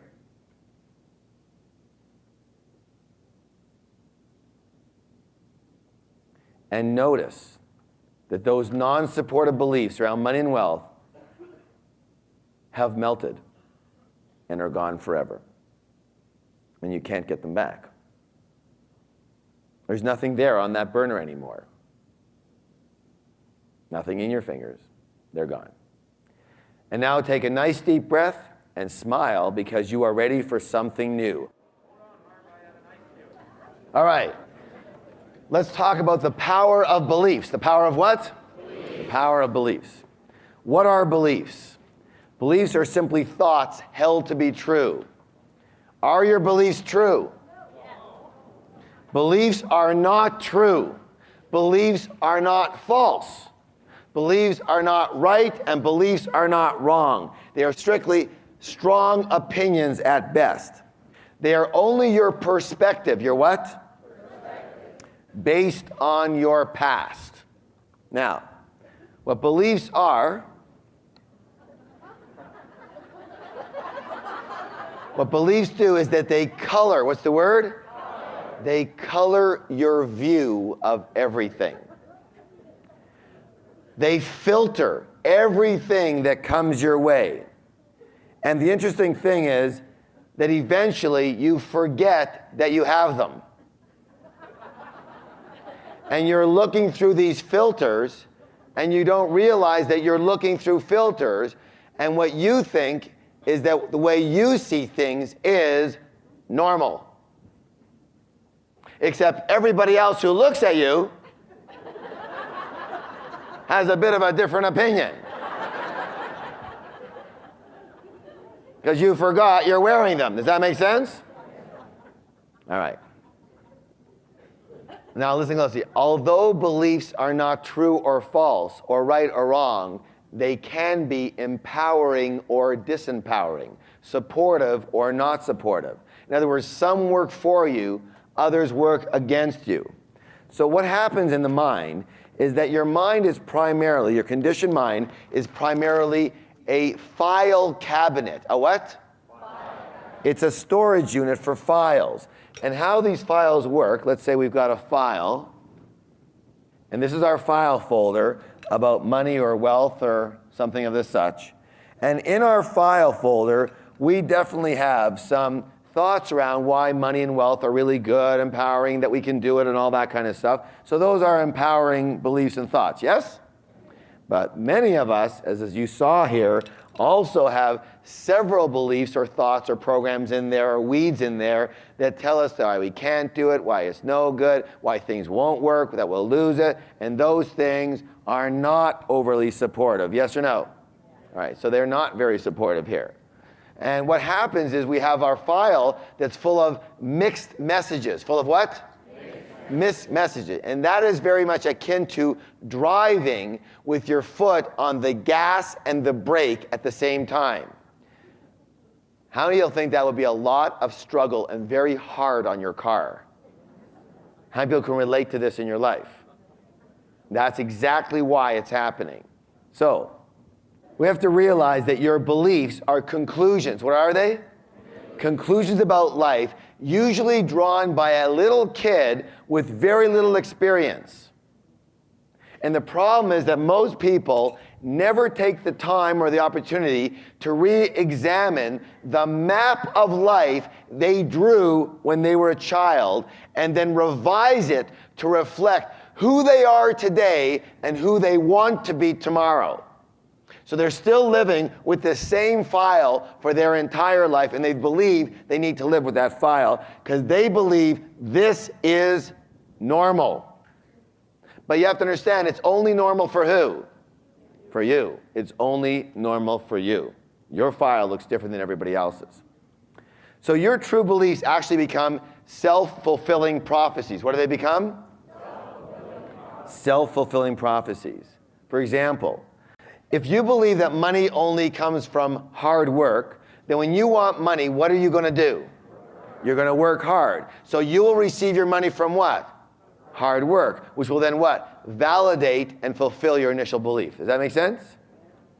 You will always act or not act in accordance with your predominant beliefs, and these actions will then create your results. For example, if you believe that you can't get a high-paying job, then you're going to act accordingly, and you're only going to apply for what? Low-paying jobs, which will then do what? So the only jobs you'll get are what? Low-paying jobs, right? Which will then what? Validate the belief, yes? If you believe that you're not qualified to own your own business, then will you start one? Which will validate your belief that you're never qualified to own your own business. If you didn't think that real estate was a good investment, would you buy real estate? Which would make sure that real estate was never a good investment for you. Got it? Got it, yes or no? Yes. If you don't believe that you have enough money to manage, then you what? You won't manage your money, which will mean what? You won't ever have enough money to manage. Very simply, this is how they run your life. I want to read a story for you. To train a baby elephant, the handler chains it to a stake in the ground. It pulls and pulls, but it can't break free. Soon the frustrated elephant realizes its predicament and stops trying. It learns that when the chain is on its leg, it simply cannot get away. As the elephant grows, however, the trainer uses lighter and lighter chains. Finally, a flimsy rope attached to even a tiny stake or railing is enough to prevent a fully grown elephant from moving anywhere. Physically, the elephant could easily break free. Mentally, however, it is a prisoner. For what is now holding the elephant in place is much more powerful than any rope or chain. It is the elephant's own belief system. And as long as it feels the rope on its leg, it will never even attempt to escape. In 1964, there was a horrendous fire in the Barnum and Bailey Circus. And in that fire, 8 elephants died in the elephant tent. What they found after, they heard them screaming, but what they found after was they were all tied to a little railing that a human being could have moved. It's a movable, portable railing with a little rope. They could have easily, any one of them could have easily just walked right out of there. But as long as they felt that rope on their leg, they realized they couldn't escape. It's sad, isn't it? That's how powerful our beliefs are. You've probably heard this before. Henry Ford said it best. He said, whether you believe you can or you can't, you're right. So, there's a saying that says, I'll believe it when I see it. How many people have heard that saying? The opposite is true. You'll see it when you believe it. Belief comes first, then comes reality. First the roots, then the fruits, yes? Put bluntly this, when you truly want to be rich, when you truly believe you're supposed to be rich, when you truly believe you deserve to be rich, when you truly believe you will be rich, guess what? You will be rich. So the first key to change starts with an A. What is it? Awareness. The second key to change is what? Starts with a U. Understanding. What is it? Understanding. Understanding. And that's why it's imperative to identify the source of some of our beliefs, the source. Now, as I mentioned, most beliefs are derived from programming. From what? Programming that we received as a child. Who are the primary sources of this conditioning? Parents. Good. Who else? Teachers, grandparents, peers. Who else? Media. Good. Friends. Yes. Church, religious leaders. Yes. Culture. Good. Isn't it true that certain cultures have a certain way of thinking and dealing with money, and other cultures have a completely different way of thinking and dealing with money? Yes or yes? And what is that? That kid comes out of the womb like that, or they get taught. What's the word? Taught. They get taught how to do that. I'm going to say this right now. Every person in this room was taught how to think and do money. You were taught how to do it. So, 3 primary methods of conditioning. How many? 3. First one's called verbal programming. What's it called, please? Verbal. What did you hear when you were young? The second one's called modeling. What's it called? Modeling. What did you see when you were young? The third one's called specific incidents. Specific what? What did you experience around money, success, wealth, and rich people when you were young? Let's begin with verbal conditioning. Let's start with identifying some of our verbal programming. What did we hear about money, wealth, and rich people as a child? Again, we're going to do an exercise, so I want you to put down your notes right now. And just relax. Close your eyes and take a nice deep breath. Close your eyes, sit up straight, uncross your arms and your legs, and breathe in, nice deep breath, and exhale and let it out. And again, a nice deep breath in, and let it out.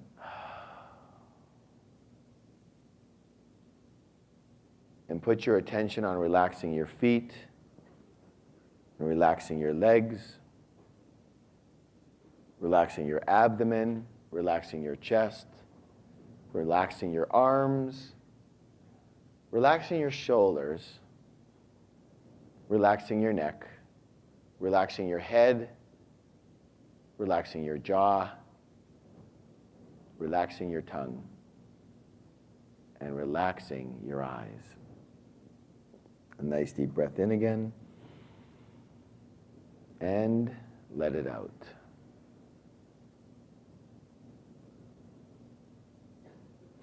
In a few moments, I'm going to ask you to write down the things you learned about money, wealth, and rich people as a child.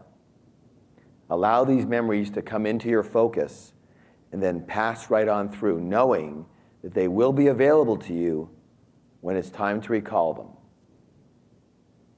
I want you to remember back to a time when you were very young and think of your parents or whoever you grew up with. That's right. And so what do you remember hearing about money? Did your parents have some favorite sayings, old adages they repeated again and again? Things like save your money for a rainy day. Take care of the pennies and the dollars will take care of themselves. Rich people are greedy. Money doesn't grow on trees. What am I, made of money?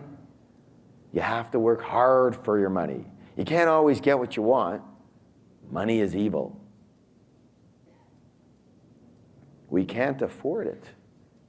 Hey, you can't be rich and a good person, or the meek shall inherit the earth.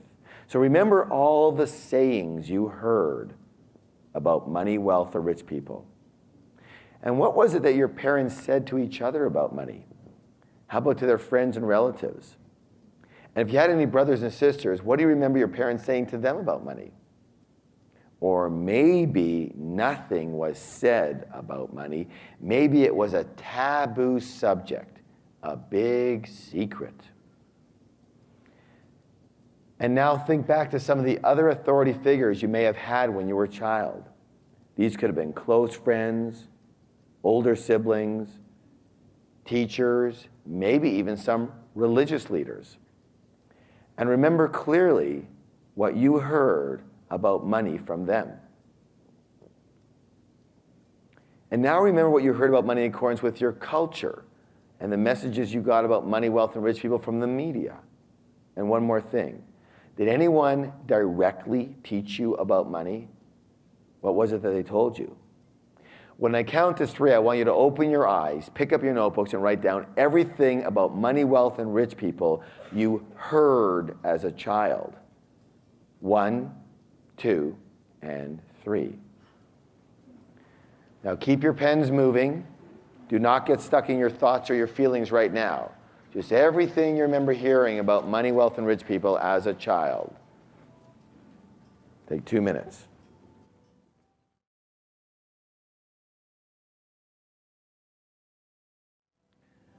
Okay, that's enough food for fodder to start with. All right, put down your notes again, please. Put down your notes. And just relax one more time. Close your eyes. Take a nice deep breath. And just let everything go. Just let it all go. In, and a big exhale out. Very good. And just relax. Totally relax.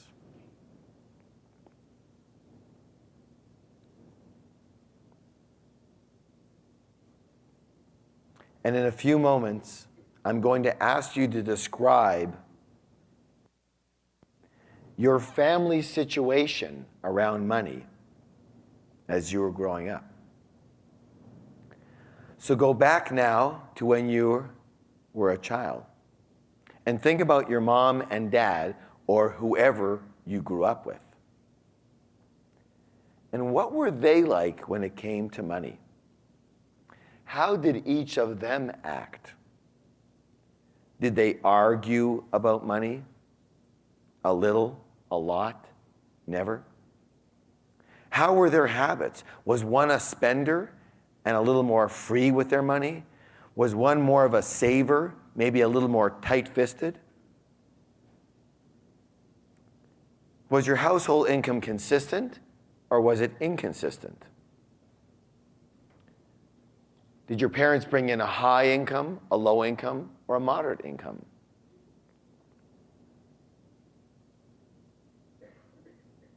Which parent controlled the money in your household? Was it mom? Was it dad? Was it an equal arrangement?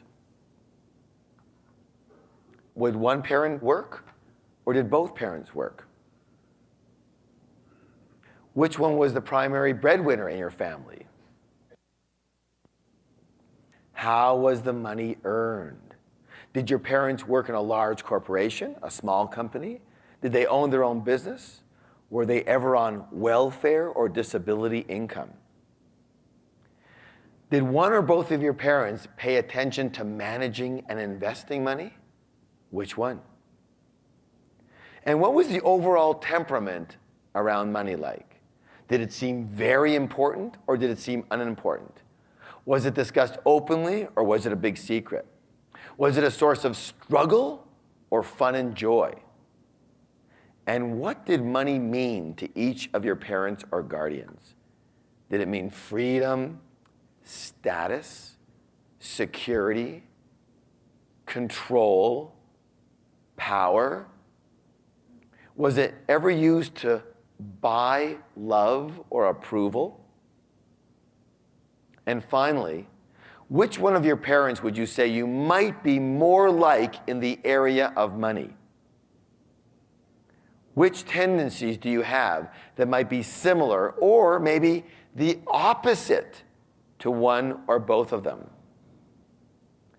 And when I count to 3, please pick up your notebooks and describe your family situation, and specifically each of your parents' habits and temperament around money as you were growing up.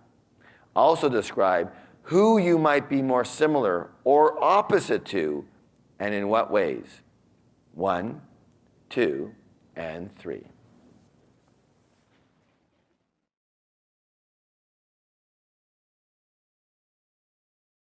Here's what you're going to do. I'm going to ask you to articulate. I want you to share. What's the word? Share what you heard and what you saw. So that's the first exercise we did, yes? About what you heard. And the second exercise we heard is about what you saw around money when you were growing up.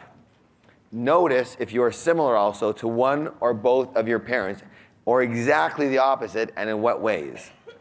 Also share with your partner as to what effect this conditioning has had on your life and results so far. So you get it? You're sharing both exercises, the first one and the second one. And you're sharing also how it's affected your life, and you're sharing who you might be more like or opposite to between your parents. Okay? Now, if any of what you're saying is not supportive, we know what that category is, which many of them will be in that category, I want you to anchor your thumb and middle finger on your left hand.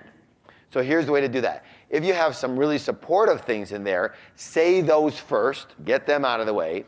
Then if you have non-supportive stuff, then do the anchor and do the rest of it. Does that make sense? So you're only anchoring what? Non-supportive statements. Got it? All right. So B begins, 5 minutes. I'll tell you when to switch. Go. How many of you had some insights, notices? Yes? All right. Now, both verbal programming and modeling are extremely powerful. They're actually the primary ways in which humans learn. I'll give you an example. My son, his name is Jesse. When he was 4 years old, how old? 4 years old, he runs to me and he goes, "Daddy, let's go see the Ninja Turtle movie. It's playing near us." I'm going, man, is this kid brilliant. You know, he is like geography all the way. Listen to his sense of direction. How would he know? Well, about an hour later, I'm watching the movie with him, and I see the commercial for the Ninja Turtle, now playing at a theater.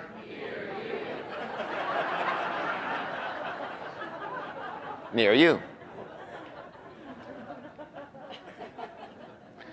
One of our students, participants, his name is Stephen. Now, the interesting thing about Stephen is that he came here with a very big problem. His problem was that he earned a massive income, i.e. $800,000 a year, and he'd been doing that for 7 years straight, but he didn't have a dime to his name. Yeah, everything went. He spent it, bad investments, always something, right? He did this process, and he realized that when he was young, he always used to hear his mother say these words, Rich people are greedy. They make their money off the sweat of the poor. You should only have enough to get by. That's what he heard. So, in other words, what he got is that rich people are bad. Yes or yes? Since he loves his mother and wants her approval, then what? If he got rich, then he would also be what? A bad person. So that he could never allow himself to get what? Rich. Be impossible there. So, what did he do around this? Well, he realized at the program here that those were his mother's beliefs. Those were his mother's filters, glasses, and that he's just borrowing them. He saw her and he's borrowing them, that they're not his necessarily, and that if he wanted to, he could go shopping for some new glasses. Understand? Yes or yes? And so when he realized that, he decided to change his filters, change his beliefs, and he did that, and he's already rechosen his beliefs, and he became a millionaire within a year and a half. Now, that's not that difficult when you make $800,000 a year. But when you go 7 years straight without having a dime and then do it, it's a big difference. Does that make sense? And one of the real keys that we talked about and what we did here is that he got because he wanted his mother's approval. So one of the things he wanted was he wanted his mother to be on side with them. So one of the things that she's always loved is she loves the beach of Hawaii.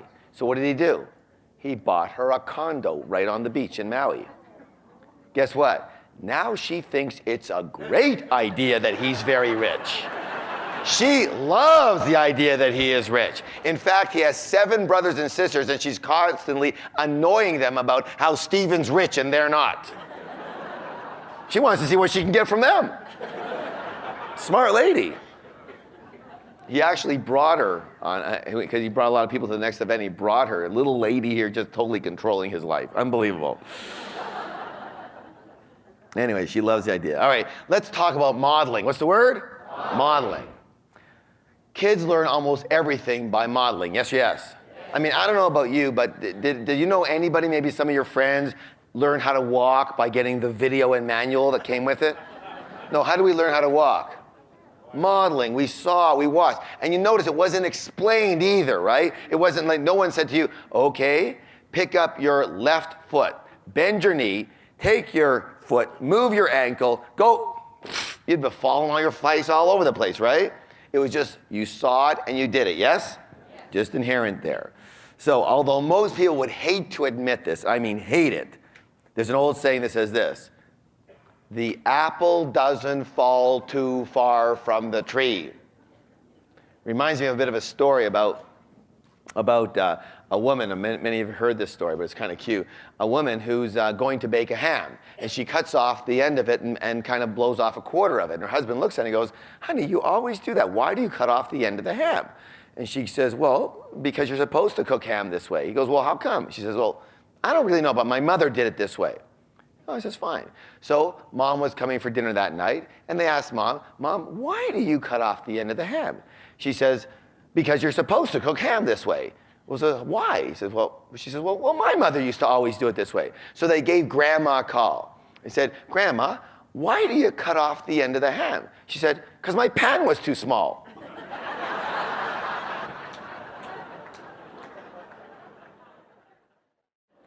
So they're saying this as monkey see, monkey do. Or sometimes not do. Not do. So chances are you handle your money identically. What's the word? Identically to one or both of your parents. Sometimes, however, some of you are exactly the what? The opposite, right? I'll give you an example. In my family, my dad was an entrepreneur. He was a builder. He was a what? Builder. So he would invest all of our money and borrow everything we could possibly borrow to start a project when he bought some land. So when we bought some land, how much money did we actually have of our own money to spend? Very little, right? Because everything was used, everything was borrowed. So we had very little at the time. But then about a year or a year and a half later, he would sell all the houses, and how much money would we have then? Lots of money. But then those dreaded words would come. He'd come home one day, I found another piece of land. Oh, Christ. And what would happen? No more money. Year and a half later, what would happen? Sell the houses, we got lots of money. Then the same thing, and he did this for my whole life, right? Notice the what? The pattern. The pattern. It was very, very interesting here, because I didn't realize it. But, because did it affect me? Well, here I am. I'm an 8-year-old kid. And at that point in time, I was living in Toronto, and they had something called the CNE, which is the fair, which is like the Calgary Stampede or the Edmonton Klondike Days or whatever goes on here. And I remember at this point in time here, one day I asked my dad if I could have $5 to go to the CNE. And he looks at me and goes, "Are you crazy? Do you know what $5 is? What am I, made of money?" I go, "Okay, all right, no problem, And so I asked my mom if she could spare $1 so I could get down there with a bus and, maybe, do something there. And he says to me, "What do you need the money for?" I said, "Because I want to go on, to the X." He says, "Well, go in the buildings, they're free." Now you tell an 8-year-old to go visit the buildings at a fair? Okay, you understand what I'm saying? It was like, So, I got down there, went to the buildings, watched all the other kids on the rides, and I watched them, I got dizzy watching. That was good, So the next year, I asked my dad, I said, "Dad, I know money's really tight. Do you think you could maybe spare $1 so I can take the bus and go down and visit the buildings at the CNE?" He says, "$1? What do you think, I'm cheap? Here's 100, take a bunch of your friends." I'm going,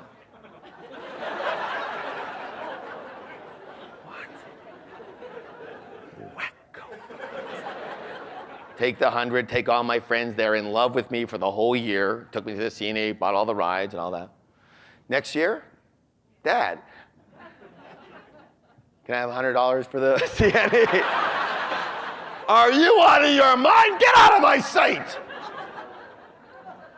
Okay, all right. Strange is all I could say. Do you understand what I'm saying here? So I didn't understand what was going on. He didn't tell me what was happening with the bank or anything like that. That's all I heard. Now, here's just an interesting thing.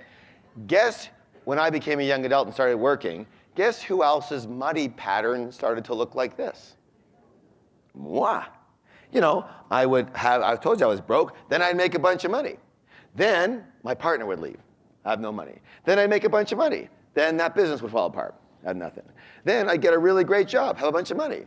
Then I'd lose that job or quit that job. Then I'd make another bunch of money. Then I made so much money that I think I should take a year off. So then I have what? No money, right? And all of a sudden, what? All that matters, it doesn't matter what happens on the outside. All that matters is the what? The pattern. The pattern. That's all that mattered. And so that's what and finally, once I began to understand that this was his pattern, not my pattern necessarily, I could observe myself in action. And when my mind told me it's time to do something different, if things were going well, then I would say what? Not so fast. No. When the way is clear, we stay with it this time. Understand? So I inserted a new decision there so that wouldn't run me, and I could consciously make a new choice. But had I not seen the pattern, I could never make that choice because I was running automatic. All right, are you following me? Another example of what I'm talking about with my own life, just so you can understand it, how this models, and so closely. Earlier on, before I started doing this work, I could always make money in real estate. My real estate investments were great, but my stock investments, the minute I got in, they would plummet. When the stock will be doing great. My friends tell me all about it. They're making money. When I put my money in, right away, down. Then I started doing this work, and I remember my father at the dinner table every single night. Now, he was a builder, so he made his living on real estate, so he did pretty good, yes? He bought apartments, he did lots of different things in real estate, so he did pretty well. But every night, I remember him saying this. He's looking through the newspaper, and every night, these were the words he used. He'd go like this. "Those stinking stocks! Is there a wonder why my stock investments programmed to lose in the stock market? Programmed. The minute I get it, I choose the what? The timing, I choose the stock, I choose when to buy, I choose when to sell. So it's not the stock market, understand? Programmed to lose. But my real estate, fine. Until I did this work, one of the first things that happened for me is my stock investment started going through the roof. That was the first time in my life I ever made money in stocks. And thank God today, again, every stock I get involved with goes up. That's a good thing, yes or no? Yeah, because it was the pattern. I got rid of that pattern. All right, now, sometimes, though, for some of us, the opposite is true. We're not the same whatsoever. Why would that happen? Something called what? Rebellion, anger. There'd be something different here. Now, if your parents, for example, were very well off, and you're on the rebellion side, the opposite side, that could be a bit of a problem. You understand what I'm saying? Because one of the main reasons a lot of people in this room right now aren't doing as well as they could be doing is because they're still rebelling against their parents, but their parents were well off. So one of the ways they rebel is making sure that you stay broke. And you know, when we're angry, we rebel because we're angry generally. And we don't just say to our parents, Mom and Dad, have a seat. I want to speak with you for a minute. You know, I'm not quite crazy about the way you guys handle your money, and so when I grow up and be an adult, I'm going to do it quite differently. No, it doesn't quite sound like that. It sounds something like this. I hate you! I am never going to be like you! And you run into your bedroom and cry and say, I didn't get what I wanted, and you say, I vow to be the opposite. Does that make sense? So now the problem here is this. Let's go back to our tree and our roots over here. The problem is this. So we've got these roots and fruits. And what occurs here is that because we're angry, what's the word? Angry. So here we are, we're angry and resentful. Let's say the opposite happened. Let's say our parents were not as well off as we'd like them to be. And then we said, I am never going to be like that. I'm going to go out there and I'm going to make a bunch of money. Yes? So we do that. And we do that out of make a bunch of money. But what's the root of that money? What's the word? And what's the word? Anger. So the root of that money is what? Anger. That's your rationale. That's your motive. And motive is critical when it comes to making money and whether you keep it or not. So anger is the root of that money. And so, by the way, what might be another root? We'll talk about it in a second here. So let's take the anger one. So here we are. We have the root of anger. So what happens? The mind creates links. What does it create? Links. The mind creates meanings and links everything. So all of a sudden, money and anger get linked. Yes? So all of a sudden, what happens here? The more money we make, the what we get? The angrier we get. And we're wondering what's going on. That money never makes us happy. Do you understand that? Never. Because it's linked with anger. And so we say, you know, I am tired of being angry. I'm tired of being miserable. I just want a happy and peaceful life. So we ask the same mind that created the link what to do about this problem. And the mind gives us the answer. If you want to get rid of the anger, you're going to have to get rid of the money. So we do. And we sabotage ourselves, or we spend it on subconsciously or whatever. We get rid of it subconsciously. And what happens now? Now we're broken angry. Why? Because we got rid of the wrong thing. We got rid of the fruit instead of the root right here. We will be doing a lot of work on these roots down here to make sure that when you are earning your money, you keep it. And you do it with elegance and joy. By the way, I'll say this. Here's another big one for many of you as to earn, yeah, you earn money, but the big root that it comes from is this one. What's the word? Proving. What's the word? Proving yourself. How many people can relate to what I'm saying? Proving yourself. You got to be good enough. You got to show, whether it's your parents, yourself, anybody, that you can succeed against all odds, against whatever, to prove yourself. For men, that's huge. For women also, that's huge. Depends on what was expected of you. So, the idea, however, and I'm going to say this right up front, I don't care if you have millions and millions of dollars, this is the part that you're really going to get here. If the root of your money, if the motivation for your making money and having money is either having to do with anger or proving or fear in any way, shape, or form, you can guarantee right now that money will never bring you happiness. Because the root of it is a non-supportive and black and negative root. Do you understand that? So all that can come from that is, although it looks green, it's black on the inside. Do you get it, yes or no? And this is critical. Anybody who is based in their earnings in anger or proving anything or fear will never be happy based in money. It won't happen for you. So what's your options? Well, the option is this, that if you're going to earn money, you do it based in one of two things. The first one is joy. What's the word? Joy. Loving what you do. Loving what you do, enjoying your work. And the second one is, and here's the big one. Can anybody see what that says? Purpose, purpose.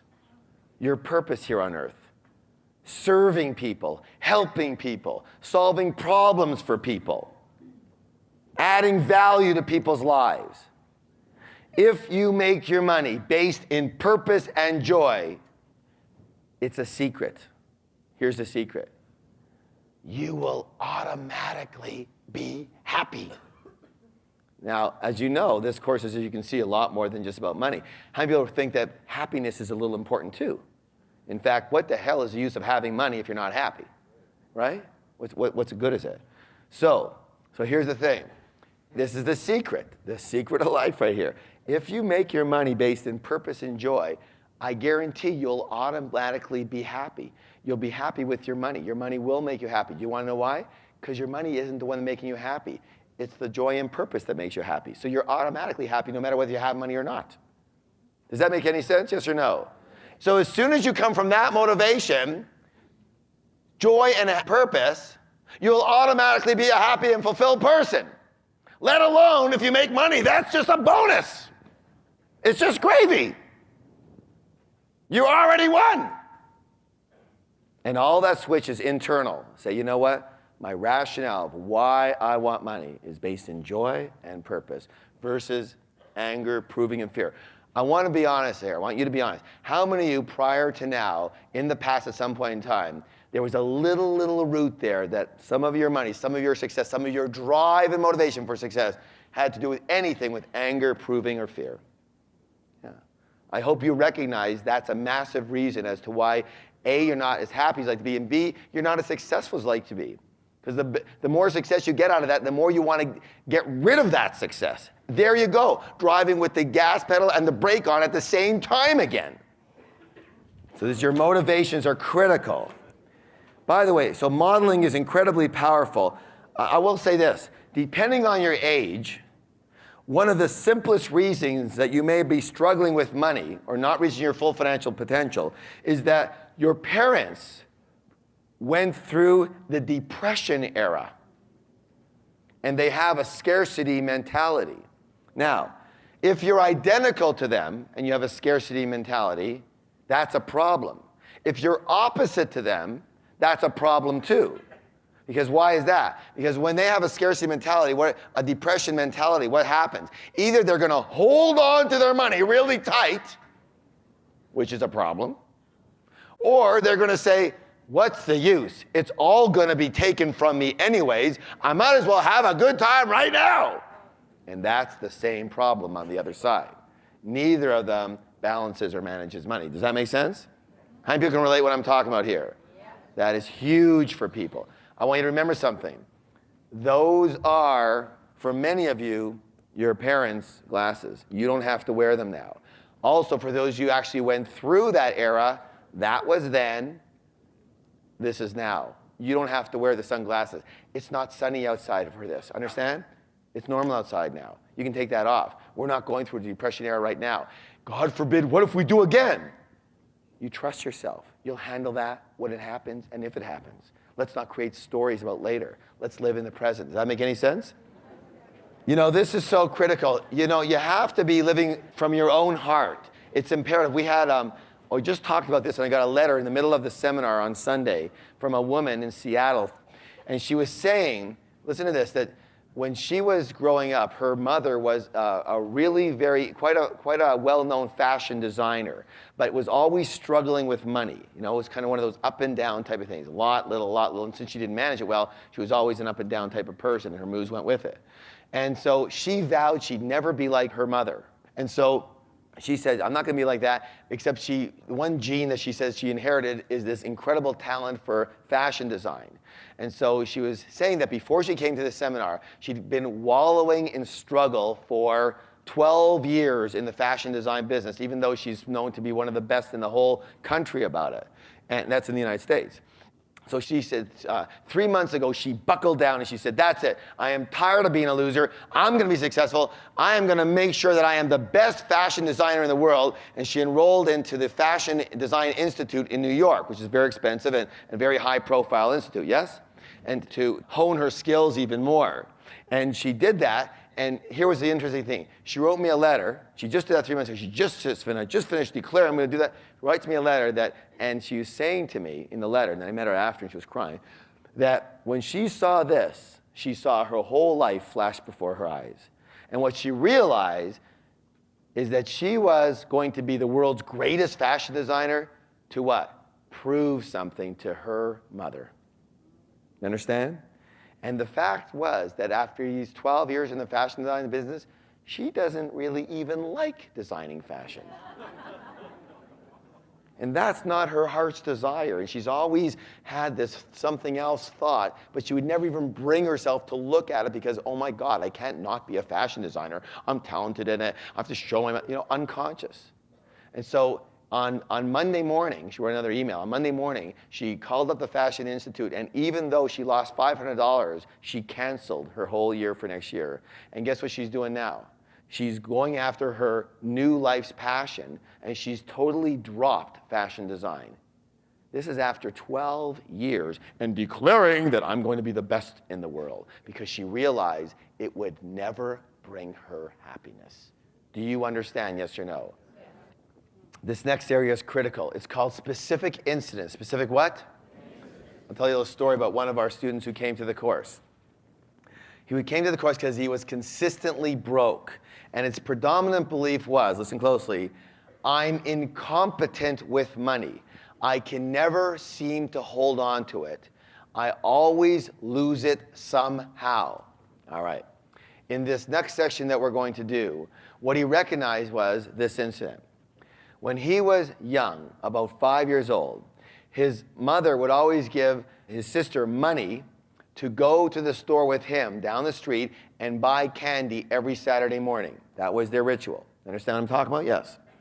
And so she would always give the money to his older sister, who was 8 or 9 at the time, to hold on to. And every single Saturday, he would beg and plead with his mother, please let me hold the money, please let me hold the money, please let me hold the money. And every Saturday she said, no, you're too young, no, you're too young, no, you're too young. So finally, one Saturday, she finally relented, and she gave him the money to hold. Him and his sister go down the street, go to the store, they pick up what they want, they go to pay. He doesn't have the money. He lost the money. His sister freaks out. You stupid moron! What's the matter with you? You lost the money. He gets home, and it's no better. His mother says, it's obvious you can't handle money. You're never going to get any more. Do you think this had an effect on him? Totally. He runs his life based on this single incident. Now, you might think that's quite simplistic. For a single little incident like this to change a person's life dramatically and drastically, that's all it takes, my friends.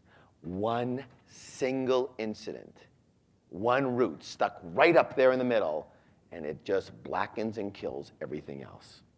Do you understand what I'm saying? One incident will do it and it'll run you for your whole life unless you recognize it and wipe it out. Another quick example. We had another woman. She was a nurse. She came to this program. Her problem, again, is that she spends everything she's got. And when she did this next section here, she remembered that in her incident, her and her sister and father and mother were at a Chinese food restaurant on a Sunday night. And her parents had this big argument about what? Which they always had. But this time, her father was really, really upset. And he stood up and he banged on the table and he started getting blue, then he started turning purple, then he fell down with a heart attack. She knew CPR because she was on the swim team, and she started administering CPR. He died in her arms.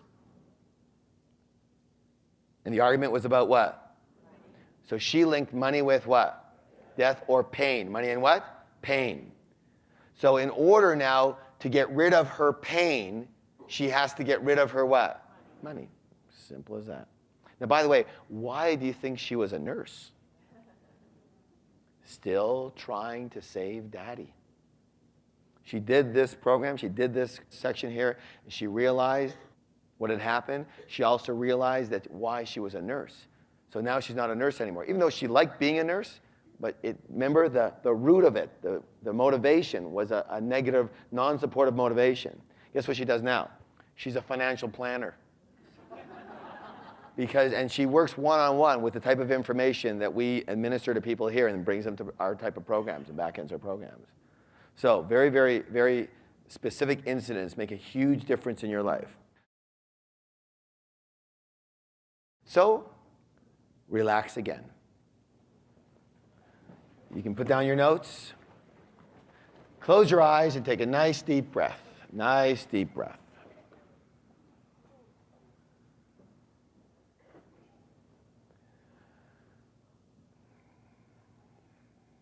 Just relax your feet,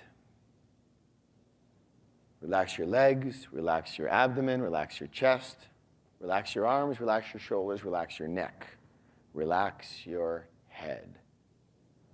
Relax your eyes, relax your jaw, relax your tongue, relax your forehead.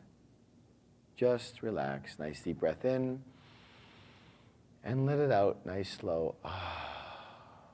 Uncross your arms, uncross your legs so you're open instead of closed.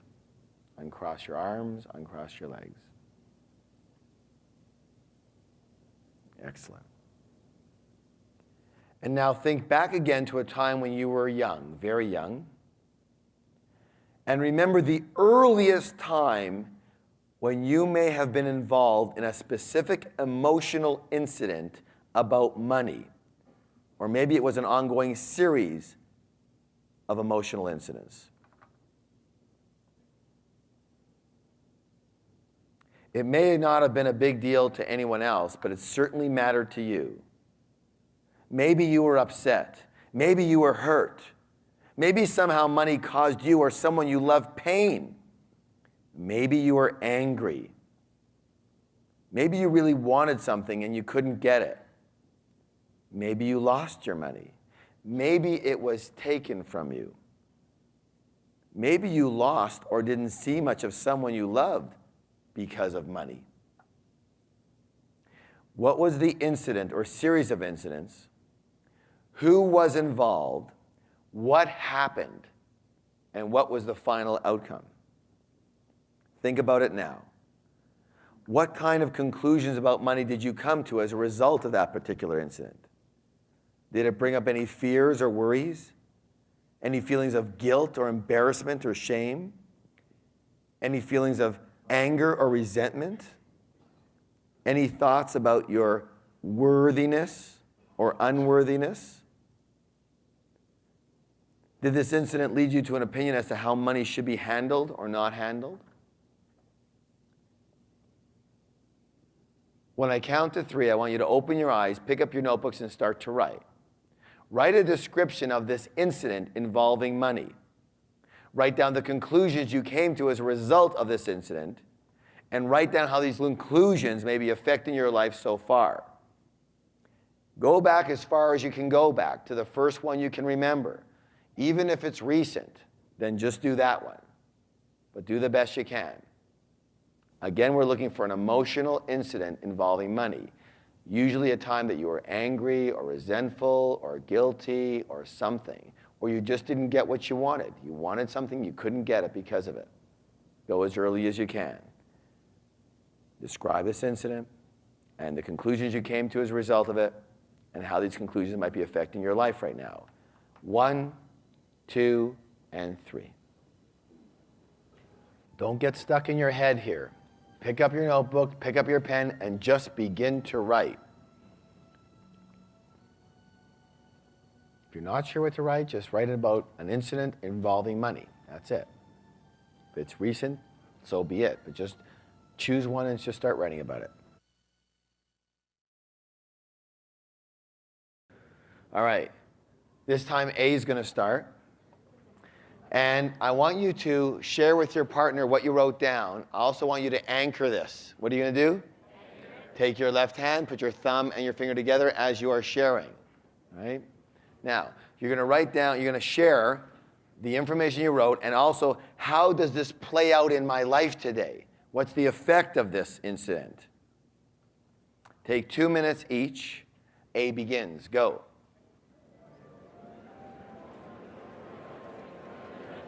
How many of you had some big notices in this last exercise? Good. Who would be willing to share an incident and how that affected their life for them around money? Hi, my name is Scott, and the incident happened when I was about 5 or 6. My sister and I we came into some money, $2 of my mother's money, with which we were going to go down to the store and buy some candy. And the understanding was, you don't buy $2 worth, you buy maybe 10 or 15 cents. 32 years ago, that was enough. And we went down and blew the entire $2. And from the second we did that, we knew that was all wrong. And we're immediately conspiring as to what the heck to do with this. And we ended up throwing half the candy away, stuffing our faces with most of it, and lying about, what we did with the money. We had to lie to my mother that we lost the change, and that, we threatened each other if we had told the truth. So I guess how this has played out, it was quite dramatic how this came to me, because I haven't thought about this in 30 years, but I have a heck of a time, I guess, spending anything on myself in terms of, basic needs or even luxury or play items, and getting any kind of enjoyment from it. There's always some justification, or it's completely understated. I don't even tell anyone I bought something. There's a lot of guilt and shame and fear involved with having money. I don't want to have that. So, thanks. I couldn't have said it better myself. Good job. Give him a very good hand here. Excellent. I have one more question for you. What was your name again? I'm sorry. Scott. In your life, I'm just guessing here, is there any situation where when you get good things, you get rid of them? Yes. Hold on. Anybody want to buy a motorcycle? All right. So do you understand how that happened? Why does he get rid of things that are good? What did he do with the candy? Here's the words. Threw it away. Scott, you got that? Threw the candy away, right? So that's what generally happens for the rest of our life. We get something good. We shouldn't have this, so we what? We get rid of it. We throw it away. Are you in a relationship right now? You're not. Have you been in relationships before? What happened? Was any of them pretty good?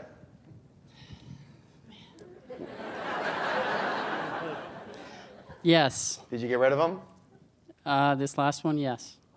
Before that? No. What happened? They fell apart. No doubt. Until you can accept good things into your life, you're going to start on the money management, yes? Yes. See this one over here? I want you to wear this whole jar around your neck. Right? Like a cow has a bell, Scott's going to have a jar. Okay? All right. So, do we have any more of those jars left at all? Who's got one? You got to say, okay, good. I want you to pull the play jar out of there. We're going to loan Scott this jar. And I want you to tie a string around it. And for the rest of the seminar, Scott, what I'm going to ask you to do, if you're willing to play, is tie it around your neck and walk around. Now, if anybody would like to contribute, you're welcome to do that. Thanks. I was going to get to that. Yeah. But here's what I want. I want to make sure that, Scott, that you keep us informed as to what you did with this jar, okay? This is your jar of your life now. Keep it, enjoy it, and really practice this. Does that make sense? Yes, thank you. Very good. Give him a big round of applause. That was excellent.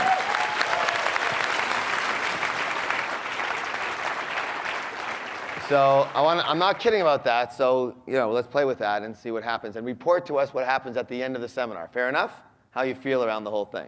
All right, who would like to share? Who else would like to share? Hi, my name is Mel. This incident has been driving my life unconsciously. When I was about 10, I had $5 in my bank book. And I decided that I was going to treat myself. I took the $5 and I bought a brick of ice cream and I went down to the beach.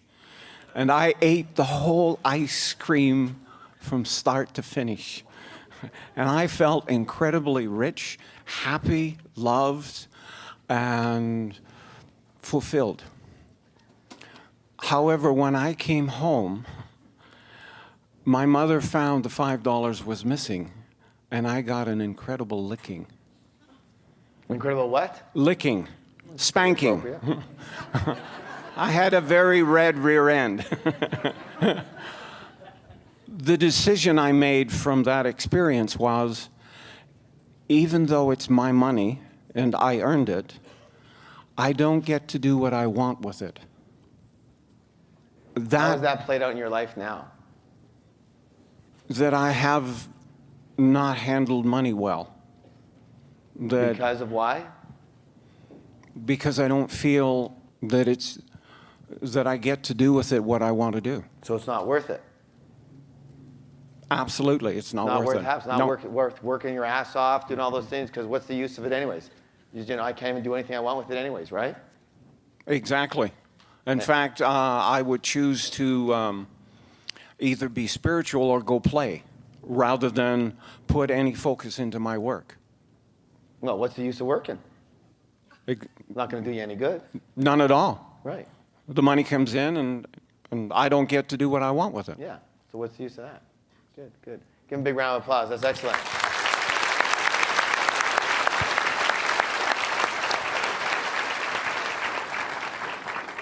I have one question for you. Is that true now, however, that you can't do what you want with your money from a present-day standpoint as an adult? I'm very happy to report I took this course 2 years ago after just getting off of income assistance for 5 years.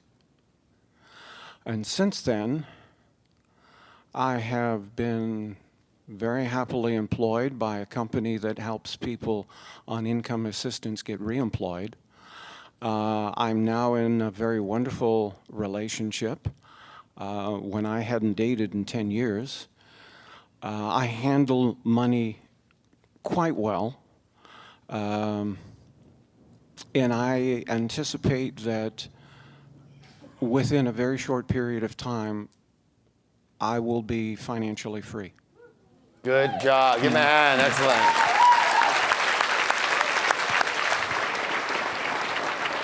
Good move.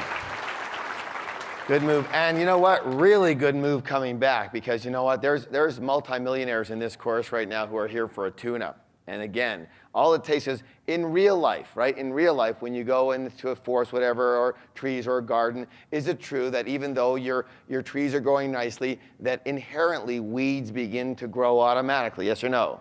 That's just the way it is. That's the way life works. So that's why people come for a tune-up and keep the garden mowed and pretty and things like that. All right. Now here's the thing I was getting to with that. First of all, let's do this. I want you to now close your eyes and reset your anchor and hold your hand out with your left hand out with your thumb and middle finger close together. Take a nice deep breath and just relax.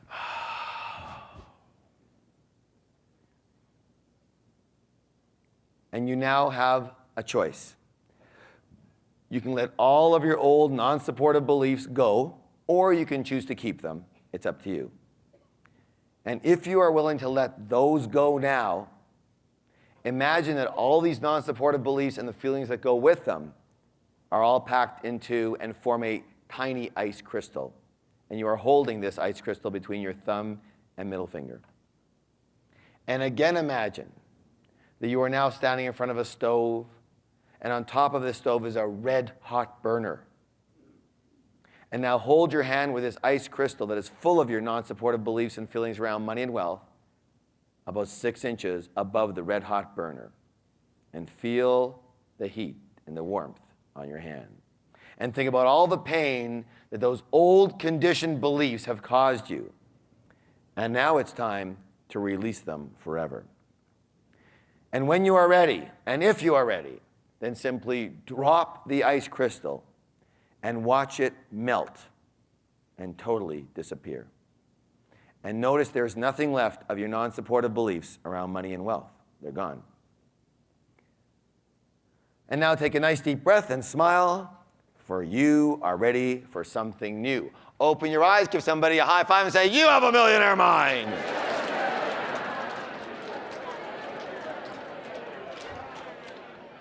Okay, now, this is one of the most important parts of the course right now, this information you're going to get. Listen closely. Listen closely. Because this is not just about money, this is about your life, this is about everything to do with it. And it's taken people 40 freaking years in a cave to get this. And now you're going to understand it in a nanosecond. Are you listening? Your beliefs are not based on actual experiences, but rather on your personal interpretations or misinterpretations of those experiences. I'll give you an example. Two sisters. They were both abused by their father. One of the sisters is now mean and hateful, and she abuses her friends and her family. The other sister, though, is kind and loving and caring and nice to everyone. Different interpretations of the same what? Experience. To one, the abuse showed her the way to live. To the other, the abuse showed her the way not to live. You have to understand this. Read this really loud and really clear, all together. Nothing has meaning except for the meaning we give it. Again, nothing has meaning except for the meaning I give it. One more time, twice as loud. Nothing has meaning except for the meaning I give it. Do you understand what that means? Inherently, there is nothing, no one, not a thing that has any meaning whatsoever. It's all neutral. It's all what? It's all neutral. Everything is neutral and means absolutely nothing until you show up. And then you give it its meaning. You decide what that situation meant. Someone cuts you off in the parking when you're driving. One person goes, "What a jerk off! What an idiot! I can't believe that guy." Another person goes, "That guy must be in a real hurry." One person's all uptight. The other person says, "Oh well, what's on the radio?" Same incident, yes or yes? Yes. The incident means nothing. You have to get this. This is right out of our wizard training. You give every single thing its meaning. Nothing inherently has a meaning until you get there. And then you are going to give it a meaning. Why? Because you can't help it. Why? Because the mind is a meaning-creating machine. It's what it does and what it does best. And the reason it does that and gives things meaning is to determine whether or not it should go into the "it's okay" file or it's in the "this could hurt me" file. Because what is it? It's a protective mechanism. What is it? So it's always searching for what could possibly hurt you. So that's why it's constantly looking at everything and giving it meanings. Good, bad, neutral. But let me say this. The good and bad are made up. Who makes them up? You make them up. Based on what? Your old what? Beliefs and filters. Based on the files that are already in there. That's how you make up each meaning as it comes along. So things come along and you make up a meaning to it based on what? Old files. And then we think that the meaning that we made is truth. That's the way it is. This means that. Now, here's you have a choice.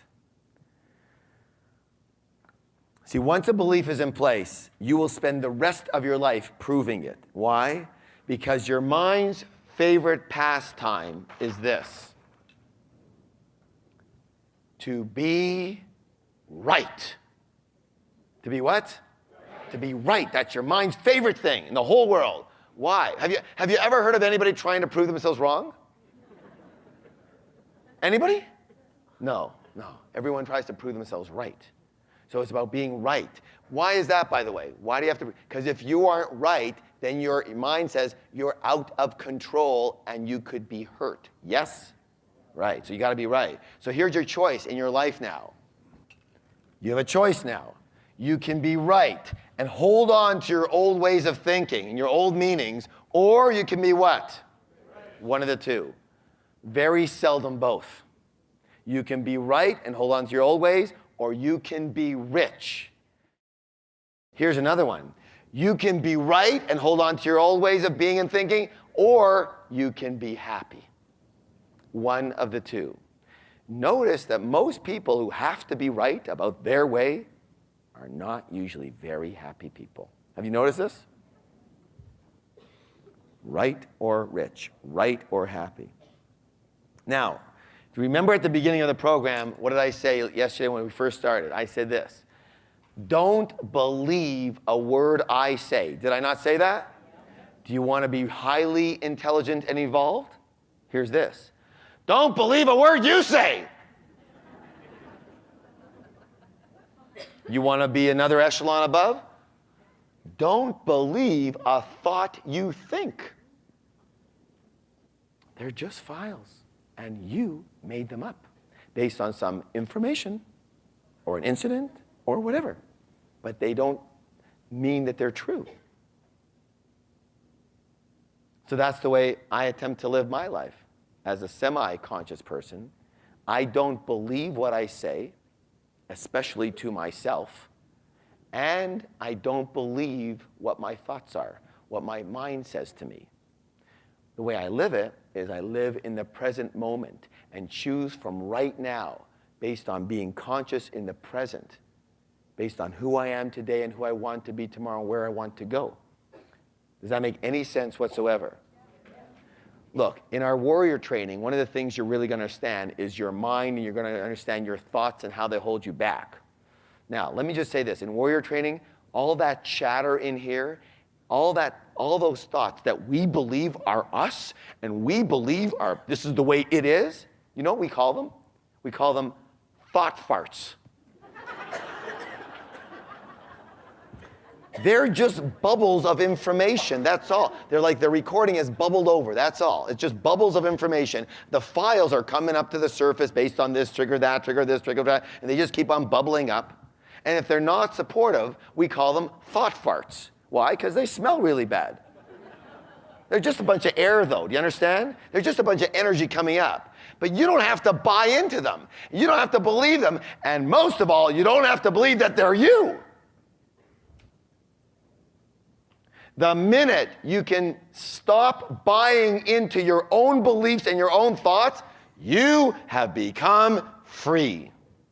Because you are now free to choose in the moment what the appropriate situation and action is for you. Does that make any sense? Yeah.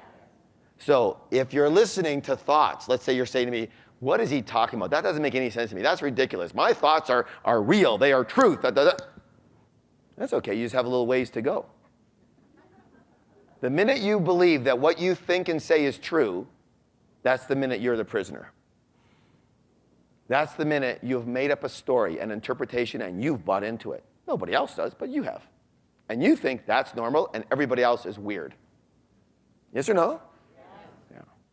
If you want to take the first major step to enlightenment and consciousness, stop believing what you think.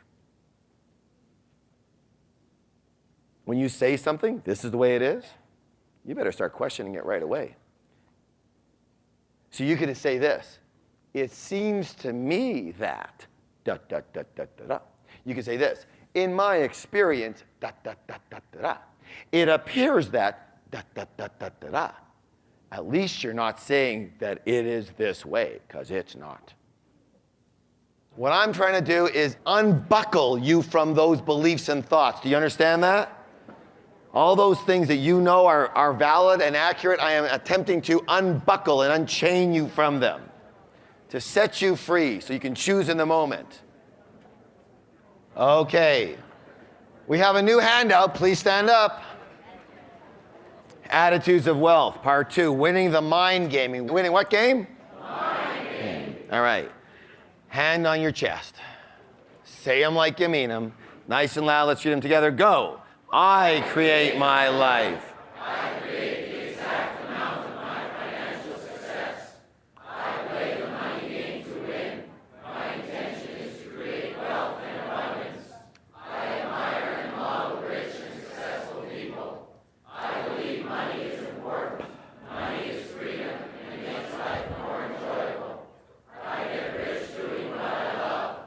I deserve to be rich because I add value to other people's lives. I am a generous giver and an excellent receiver. I am truly grateful for all the money I have now. Lucrative opportunities always come my way. I am incredibly lucky when it comes to money. Give somebody a high five and say, you have a millionaire mind. All right. Put the sheets down, but stay standing. Put the sheets down, but stay standing. We're going to do a little stretch here, a little wake up here, if that's okay with you. Now, again, you know what? I understand certain things are really hokey, but so what? You know what? We're going to make up the meaning. So I'm going to go from hokey to enlightened. How's that? Just because who says so? Because I say so. You want to join me? Fine. You don't want to join that view? If it empowers you, great. If it doesn't empower, do you understand what I'm getting at? Your thoughts, they mean nothing. So if you're going to choose thoughts and believe something, you might as well believe something that helps you instead of hurts you. Since they mean nothing, and you're making the whole thing up, you might as well make up something that helps you. Now, is that more true? No. It's not. And that's what Word Camp's all about. It shows you that you're making up the story one way or the other. But since you're the one writing it and making it up, you might as well do things that help you. It's not more true. And it's not more false. You're just going to have to make it up, so make up one that helps you. Understand? All right, the one that supports your wealth, one that supports your vision. A story or statements or thoughts that support your happiness, not ones that don't. They're all made up anyways. You got it? Get this from Wizard. You're going to have, there's a blank slate. It's neutral. You're the one with the frickin' crayon.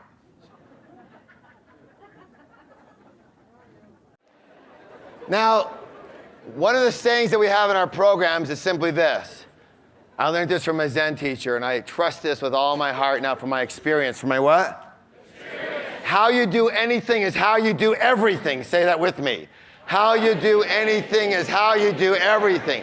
How you're willing to play in here or not will show you who you are and how you are. So, for example, just look at like anything. Let's say you are 1,000% into it participating. What kind of person are you? You're 1,000% into a participating person. Let's say you're standing there like this. What are you?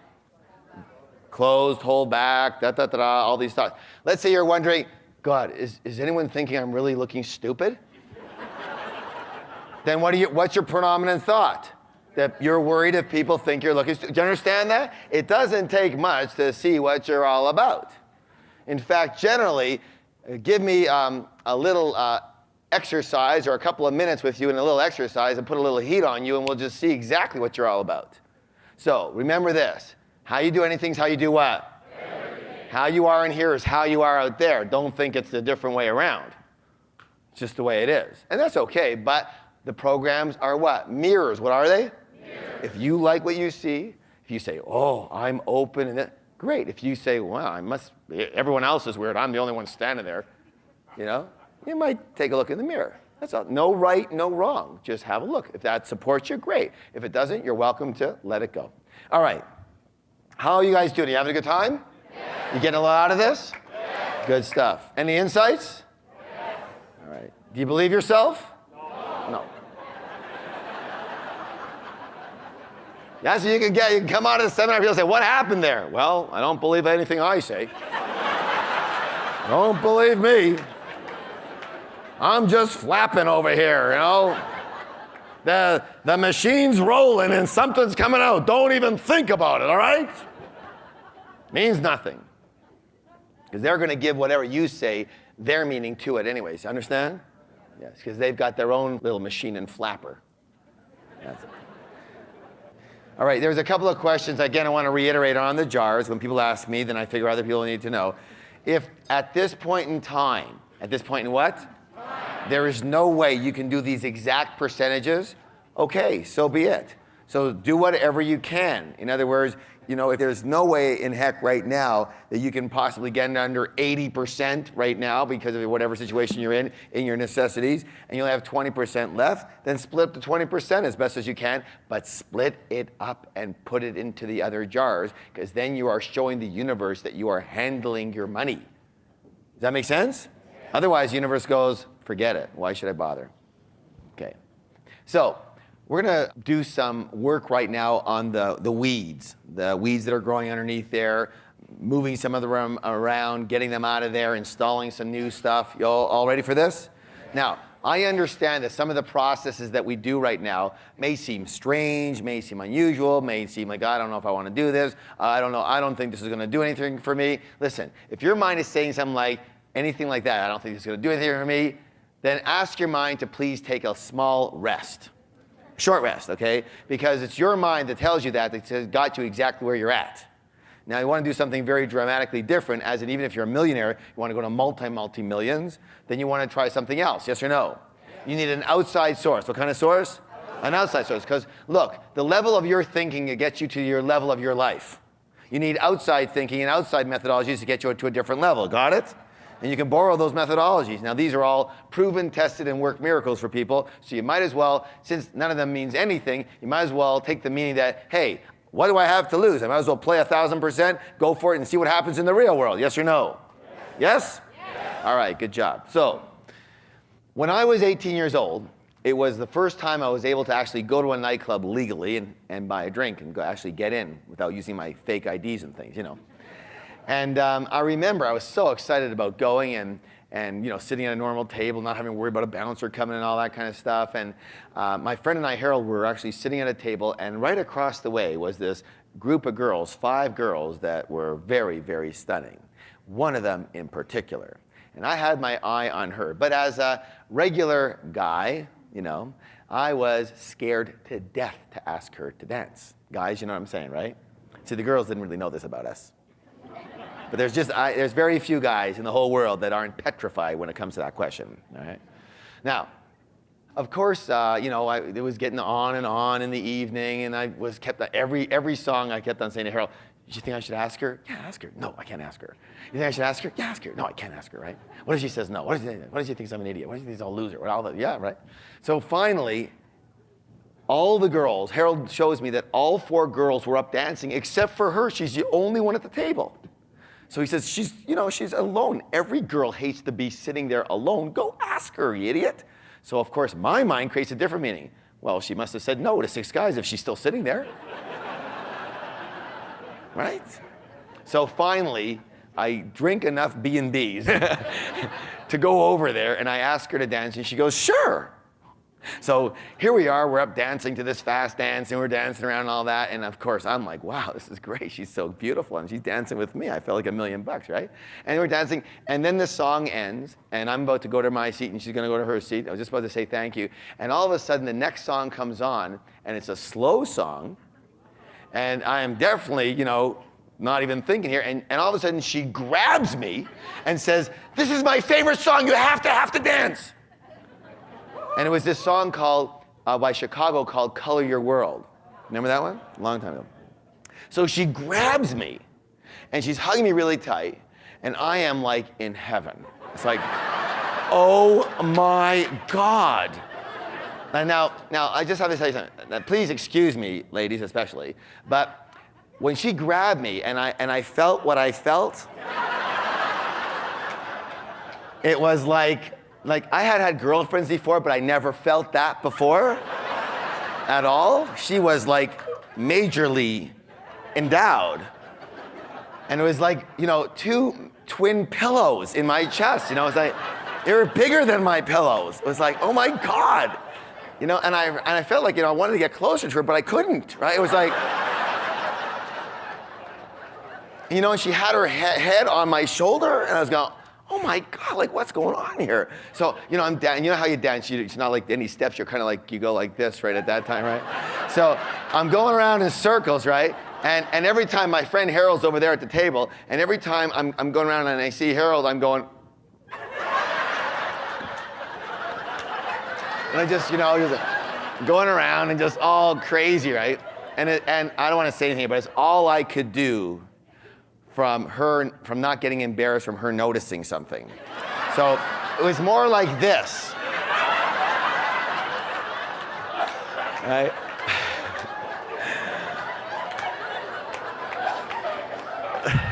Yeah, what can I tell you?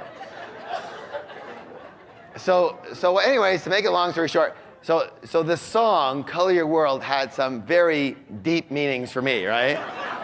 And what happens, as I said earlier, the mind creates links. The mind creates what?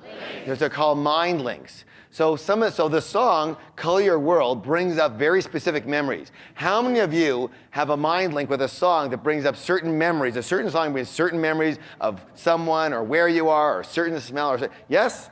Yes. And we have that for pretty well everything in our lives. So again, what happens is now we have a file. So that song is in a file. That particular file brings up very, very good memories. Now, some of our money files or our mind link files work for us. But some of our mind link files work what? Against us. So the object of the next exercise is to revise or corrupt. What's the word? A non-supportive money file that we have stored in our head. So it's very, like, for example, if I had a bad experience with this Color Your World song, then all of a sudden, next time Color Your World came on, I wouldn't be thinking about that original experience. I'd be thinking about possibly the new one, or I might have this confusion, but it sure wouldn't be the same kind of experience for me anymore when that song came together. Does that make sense? Because the file would have been corrupted. What is the word? So that's what we're going to do. We're going to corrupt some money files that aren't supporting you right now so they don't have hold on you anymore. So here's what I want you to do. I want you to sit in your chair like you are and close your eyes and take everything off of your laps. Just put it down on the floor. And take a nice deep breath in and let it out. In and out, please. And just totally, totally, totally relax. Uncross your arms, uncross your legs, so that you remain in the open position. Uncross your arms, uncross your legs. Okay, just relaxing. And now what I want you to do is I want you to think about a non-supportive belief or fear that you have or previously had around money and wealth, or even yourself. Something from this morning, probably. Pick one of them to work with. Probably the juiciest one, the one you can remember the most. Say, man, I'd love to get rid of this one. A non-supportive belief or fear around money, wealth, or yourself to work with. Good. Now, hold the image of that negative belief or fear in your mind. Hold it in there strongly. And feel the negative emotion and the negative energy around it. Get into that feeling. Bring that file up big time. And feel what this has cost you in your life. Bring up the pain. Bring up that file. And feel it. And really see it. Really feel it. Make the image and feelings even more intense of this negative fear or belief around money, wealth, or yourself. Now really, really feel it and see it. Be serious about this. Really serious about this, because this is no laughing matter. Keep your eyes closed. Eyes closed. Be serious about this now. Don't you dare laugh. You have to be, this is costing you your whole life here. Oh my God, it's so serious. Keep your eyes closed. Keep that negative image in your mind now. Really feel it and see it now. Bring up that file. Keep it there.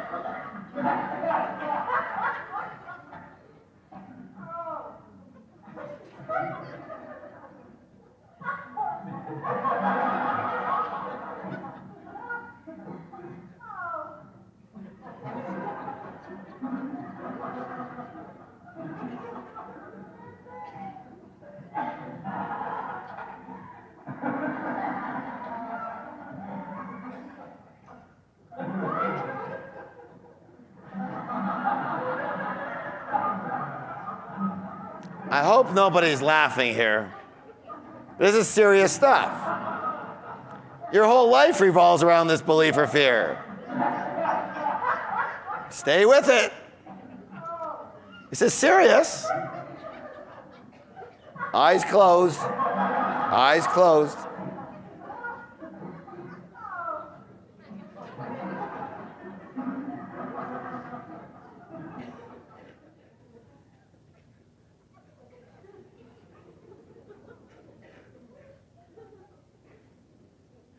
Don't anybody fart.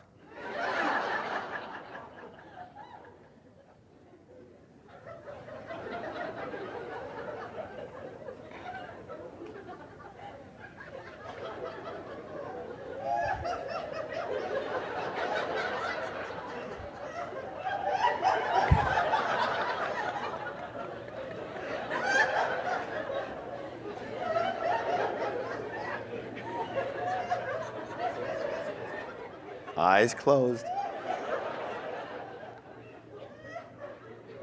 Now keep that file up there.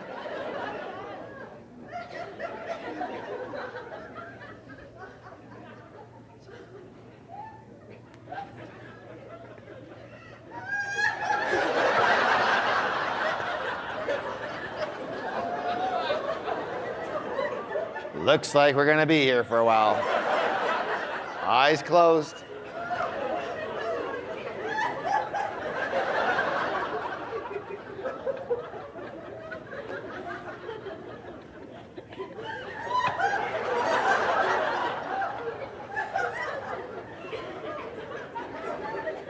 Now you need to stop doing that, all right? Bring back that negative file now. Come on. You can do it, guys. All right, now everyone just stop for just a minute. Now, I really want you to, seriously here, keep your eyes closed. All right, that negative fear or belief, bring that file back up right now. You know, the really serious one? The one that's just killing your whole life, that one? The one that's ruining just about everything, that one? Go ahead, bring that up now. I'm having a challenge with you people.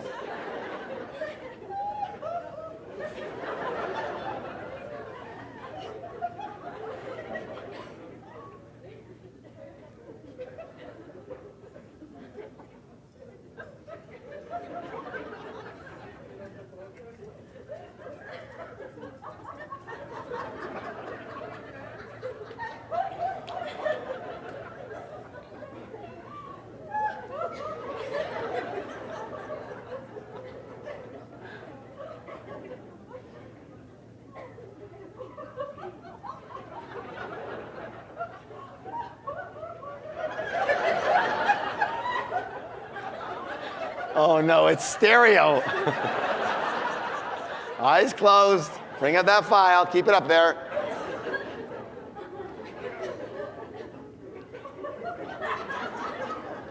Hey, we might as well go for the whole frickin' tree here, right here, okay?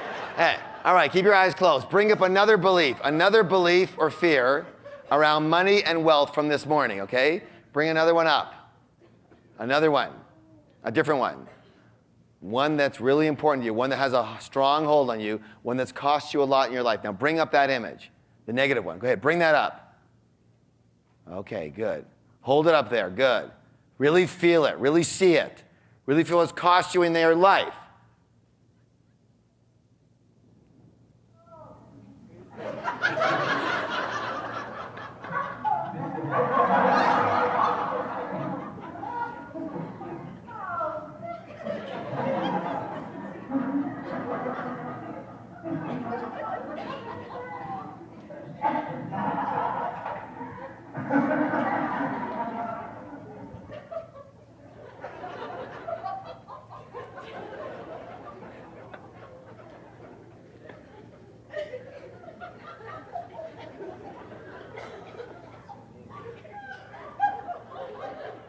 Does someone have any oxygen or anything? All right, give it a hand. Good job, you guys. Good job. Open your eyes.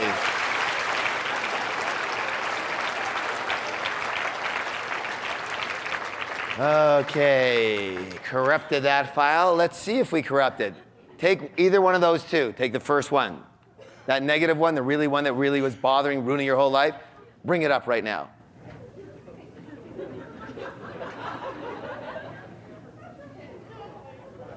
How many are having a hard time really dealing with that one right now? Okay, yeah, it's just like I can't even see it anymore. Yes or no?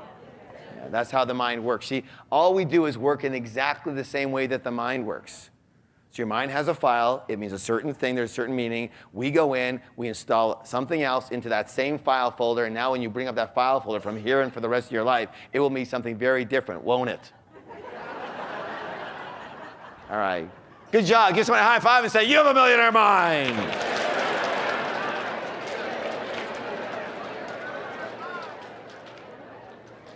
All right. Now, in the old days, you would have to go to the corner for that, all right? Not here. All right, here we go. The next one we're going to use is this. There are two primary motivators. How many? The first one is this. What's the first one? And the second one, therefore, must be what? Pain. So let's use those. Let's use them to our benefit here. All right, here's how we're going to do this. I want you to hand out the bracelets. Put it around one of your wrists. Now, this process is called, it's a very powerful process. It's called aversion therapy. What's it called? Aversion therapy. Now, the reason that we use this is a physical methodology. So the reason we use physical is because physical is memorable. Physical is what?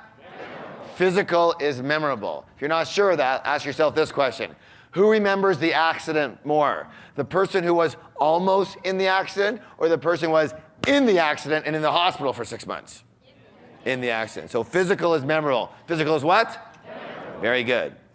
So here's what I want you to do now. I want you to look from this morning, all of your completions and all of your belief questionnaire and anything else that's come up with you for you during the day.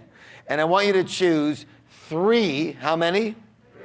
3 non-supportive beliefs or fears that you've uncovered around money, wealth, success, or yourself. Money, wealth, success, or yourself.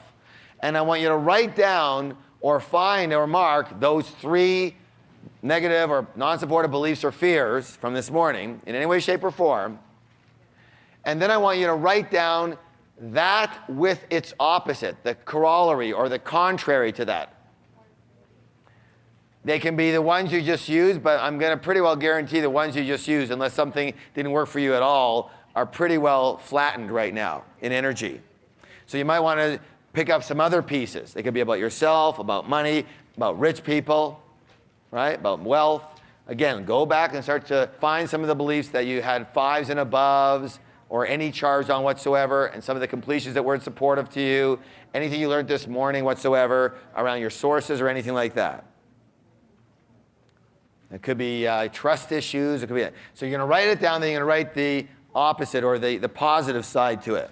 So let's say, okay, number 3. Most rich people probably did something bad or dishonest to get their money. What's the opposite side to that? Yeah, most rich people probably did something really good to get their money. Added a lot of value to people's lives to get their money. Yes? All right. So you're going to, again, go for the opposite side. Rich people are greedy. What's the opposite side of that? Rich people are what? Generous. Good. So have them both there in front of you. You need 3 of them. 3 non-supportive beliefs or fears, along with 3 of the opposite. Okay, so we're looking for weeds that we want to pull here. Things that are not supportive for you. Ways of thinking and being that aren't working for you. All right. Now, here's what you're going to do. Step 1 is you're going to state your non-supportive belief, non-supportive fear, statement, whatever. And when you do that, you're going to pull the band out about 4 inches. You're going to make this statement. When you make this statement, you're going to let go of the band and let it snap onto your wrist.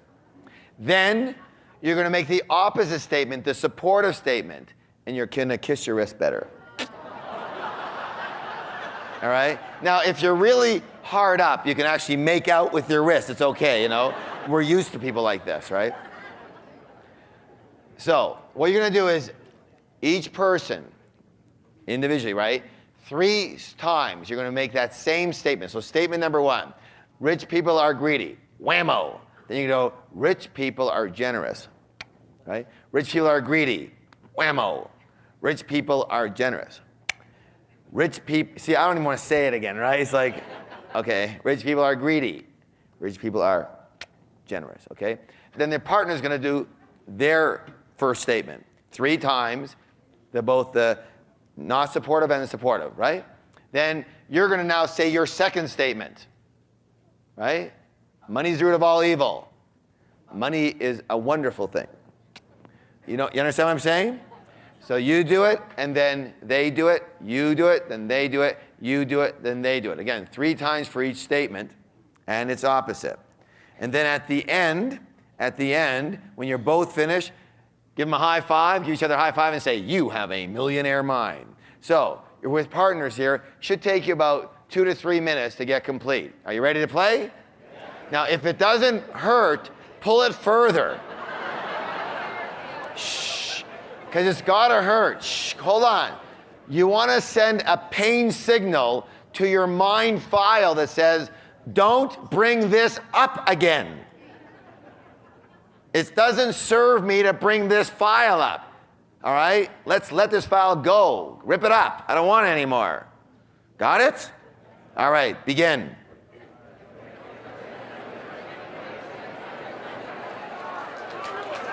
Okay, listen up, listen up. Let's test this out here. Let's take one of those original beliefs that you had, the negative side to it, and go ahead and bring that up right now. And imagine you're about to say that.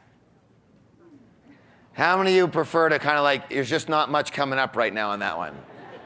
There's not a lot of energy. It's like anything, it's like, I don't want to bring that up at all, right? Now, give me an example. Who had one before that was like pretty charged for you? Yeah, what was the one that you had before? I have no money management skills. Now, when you say that now, if you're about to say that, what happens for you? Doesn't want to come out. Is there any charge on it when you say it? No, it's no big deal, right? Yeah, so it's no charge anymore. See, everything is energy, and everything is what? Energy. So things that have charge on you, they look like this. Things that have no charge on you are kind of like this.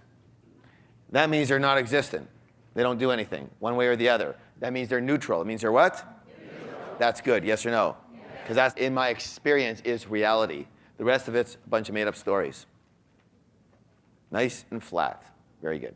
So, how many of you found right now that, when you are thinking those things, like, how many are already starting to feel a little more empty than you were? Do you understand what I'm saying? Because what's happening, the feeling of emptiness, by the way, like there's not that much going on. The feeling of emptiness is because you had all these roots, there's weeds and mulch and all this crap on rocks all over, and we're beginning to pull them out. So there's space now. That's why it feels empty. You're not fully empty yet. Hopefully we're going to get there.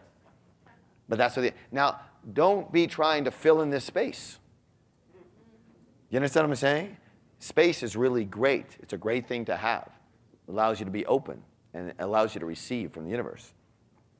All right. You guys doing okay? Are you ready for the next one? I like this next one. The only way that you believe what you believe is because it makes sense to you. Yes? It had credibility from your past or from past programming. However, now the idea is to re-examine each of these beliefs from who you are today and who you want to be tomorrow. So the idea here is to discredit. What's the word? Discredit. The idea is to discredit the beliefs or fears that disempower us. Now this is really cool here.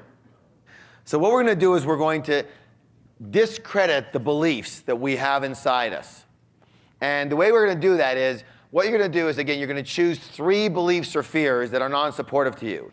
If you have new ones, more to work on those new ones. If you want to work on some of the ones you've already worked on to make darn certain that those weeds are out forever, work on some of those. It's up to you. Does that make sense? So you're going to choose 3. All right, here's how it's going to work. So Walter's my partner, right? Now, let's say one of my beliefs is that money is the root of all evil, okay? Now, I'm going to tell Walter that that's my belief. Money is the root of all evil. So now Walter is going to pretend that that's his belief. Got it? And then I'm going to play devil's advocate, and I'm going to discredit that belief. Even though it's my belief, it's coming out of his mouth now. Understand? So whose belief is it? Mine, but my partner is going to articulate the belief back to me. And then I'm going to discredit it, and hopefully with some emotion too. So let's say, Walter, one of my beliefs is that money is the root of all evil. So you say to me, money is the root. So now you say to me, I believe that money is the root of all evil. Go ahead. I believe the money is the root of all evil. That money is the root of all evil? First of all, Walter, what you need to know is that the Bible said that the love of money was the root of all evil. And what they were talking about there was the over-attachment to money, not in the fact that money itself was a problem. Do you get it? I sure do. Good. So now he says, thank you for that insight. Go ahead. Thank you for the insight. You're welcome.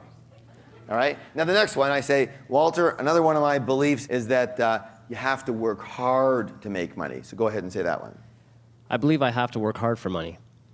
You have to work hard for money. Well, maybe you do, maybe you don't, but let me ask you this. If you manage your money properly and you get your money working for you well, isn't it true that you have a lot of passive income and you hardly have to work at all? Yes or no?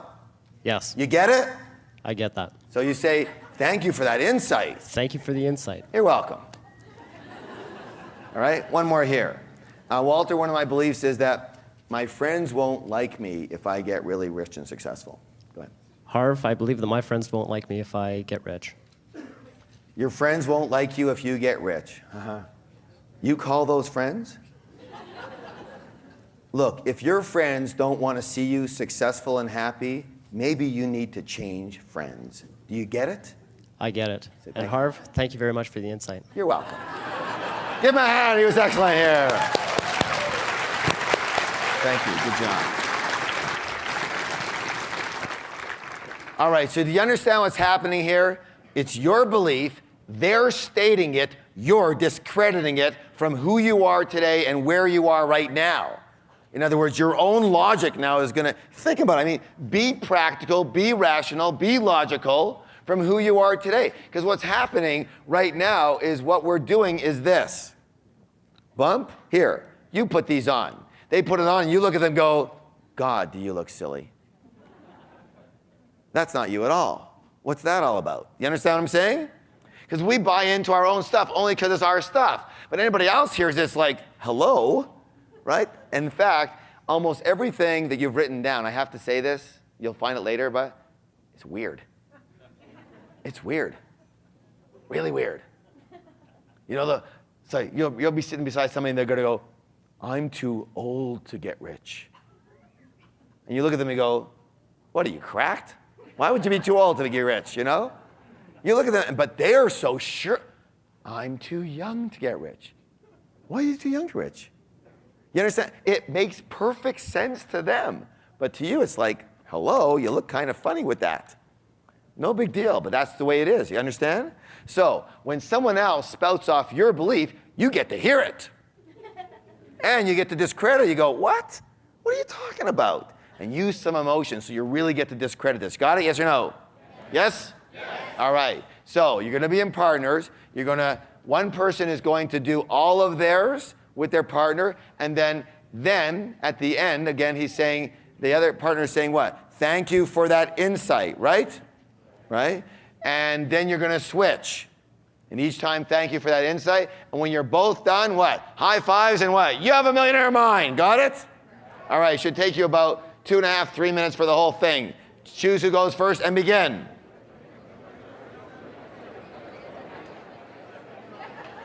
All right. I have a question for you.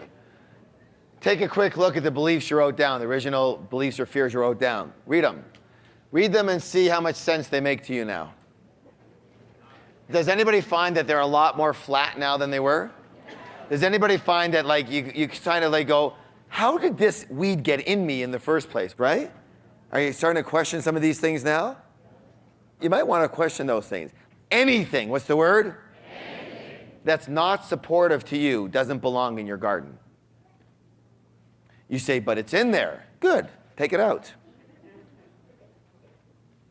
Don't put attention on it. Get rid of it. Let it go. It's part of me. No, it's not. No, it's not. It's part of somebody else. You just borrowed it from them. And now you decide to keep it. But Harv, it's part of me. I'm sure of it. I lived my whole life like this. Yes, yeah, and your point is? Take them off. They're not you. No problem. You're still going to be here. And you might be a lot happier and richer. Take them off. Take a look at your statements. See how much sense they really make. In fact, if you want to, you can go back at the end, and we have people do this sometimes when we have time in our longer courses. People read their belief questionnaire and their completions, and you cannot handle the howling and laughter that people have at what they actually wrote down. You understand what I'm saying? Because the whole thing was made up. Somebody installed it in you, and you bought into it, and you lived through there. But big deal. Now it's time to deinstall it. Very simple. Money's not really important. Money can cause a lot of problems. Yeah, so what? So can poverty. A lot worse problems as far as I can see. It's not right to make a lot more money than my parents. Why? Just because they were broke? What does that have to do with you? Maybe your parents really love you and want you to do well. Is that possible? Yes or no? Yes. Making money is a hassle and a struggle. Yeah, well, being broke is a bigger hassle and struggle. It takes money to make money. It's possible, but it probably takes a lot more creativity to make money. Does that make any sense? You understand what I'm saying? If you read this, you'll go, oh my God, who wrote this? You guys wrote it. Are you understanding where I'm coming from on this, yes or no? Yes. What we're doing is we're taking the chars off all the stuff that doesn't support you. Okay, we're kind of like disappearing the weeds. We're not giving the weeds any more water. They're starving right now. We're choking them off. They don't mean anything. They were just there. As a reminder, by the way, your wristbands, you keep them on for the next 30 days. How long? 30 days. Any thought that comes into your head that doesn't support you, help you, boom. It's gone. Zap it. What's the word? Zap it. Zap the thought. And then replace it with a more empowering thought. Now hold on. Shh. Is that legal? Are the thought police going to come after you? Who's in charge of your thinking? Hello? If you come up with a negative thought, is that a big problem? No. Just what? Notice it. And what? Zap it. Replace the thought with another one that works for you. Look, when you understand that you're in charge of what's going on in here, your whole life will change. Don't beat yourself up. Just watch it. You had a question over here? I'm Shelly, and when we did that one exercise about finding the opposites, the zapping your wrist one, what I noticed with mine is that all of the positives are just as likely for me as the negatives. I can give you some examples. If I try, I might fail. Well, if I try, I might succeed. It's just as likely. Money can cause me a lot of problems was one of mine, but money can provide me with tons of solutions. It's just as likely. And wealth is exasperating. Well, that's just a stupid one because wealth is well-being and enjoyment of life if I have freedom. And it's just as likely, I think. So what did you find out? Well, that I may as well focus on the positive because it's just as likely as the negative, so... And which one supports you more? The positive, obviously. Okay, that's the only reason to do it, right? Not because it's more true or false. Right? Not because it's true. You don't focus on the positive because it's true, because it's not. You focus on it only because it supports you. It makes you for a happier, richer person. That's it. Is that a good enough reason, yes or no? Yeah. Not because it's true.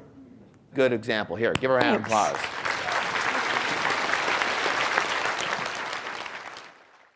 2 questions came again around the education stuff, because people are looking at stuff and they're going, maybe I want to buy it or don't, or whether you get it from us or elsewhere, it's up to you.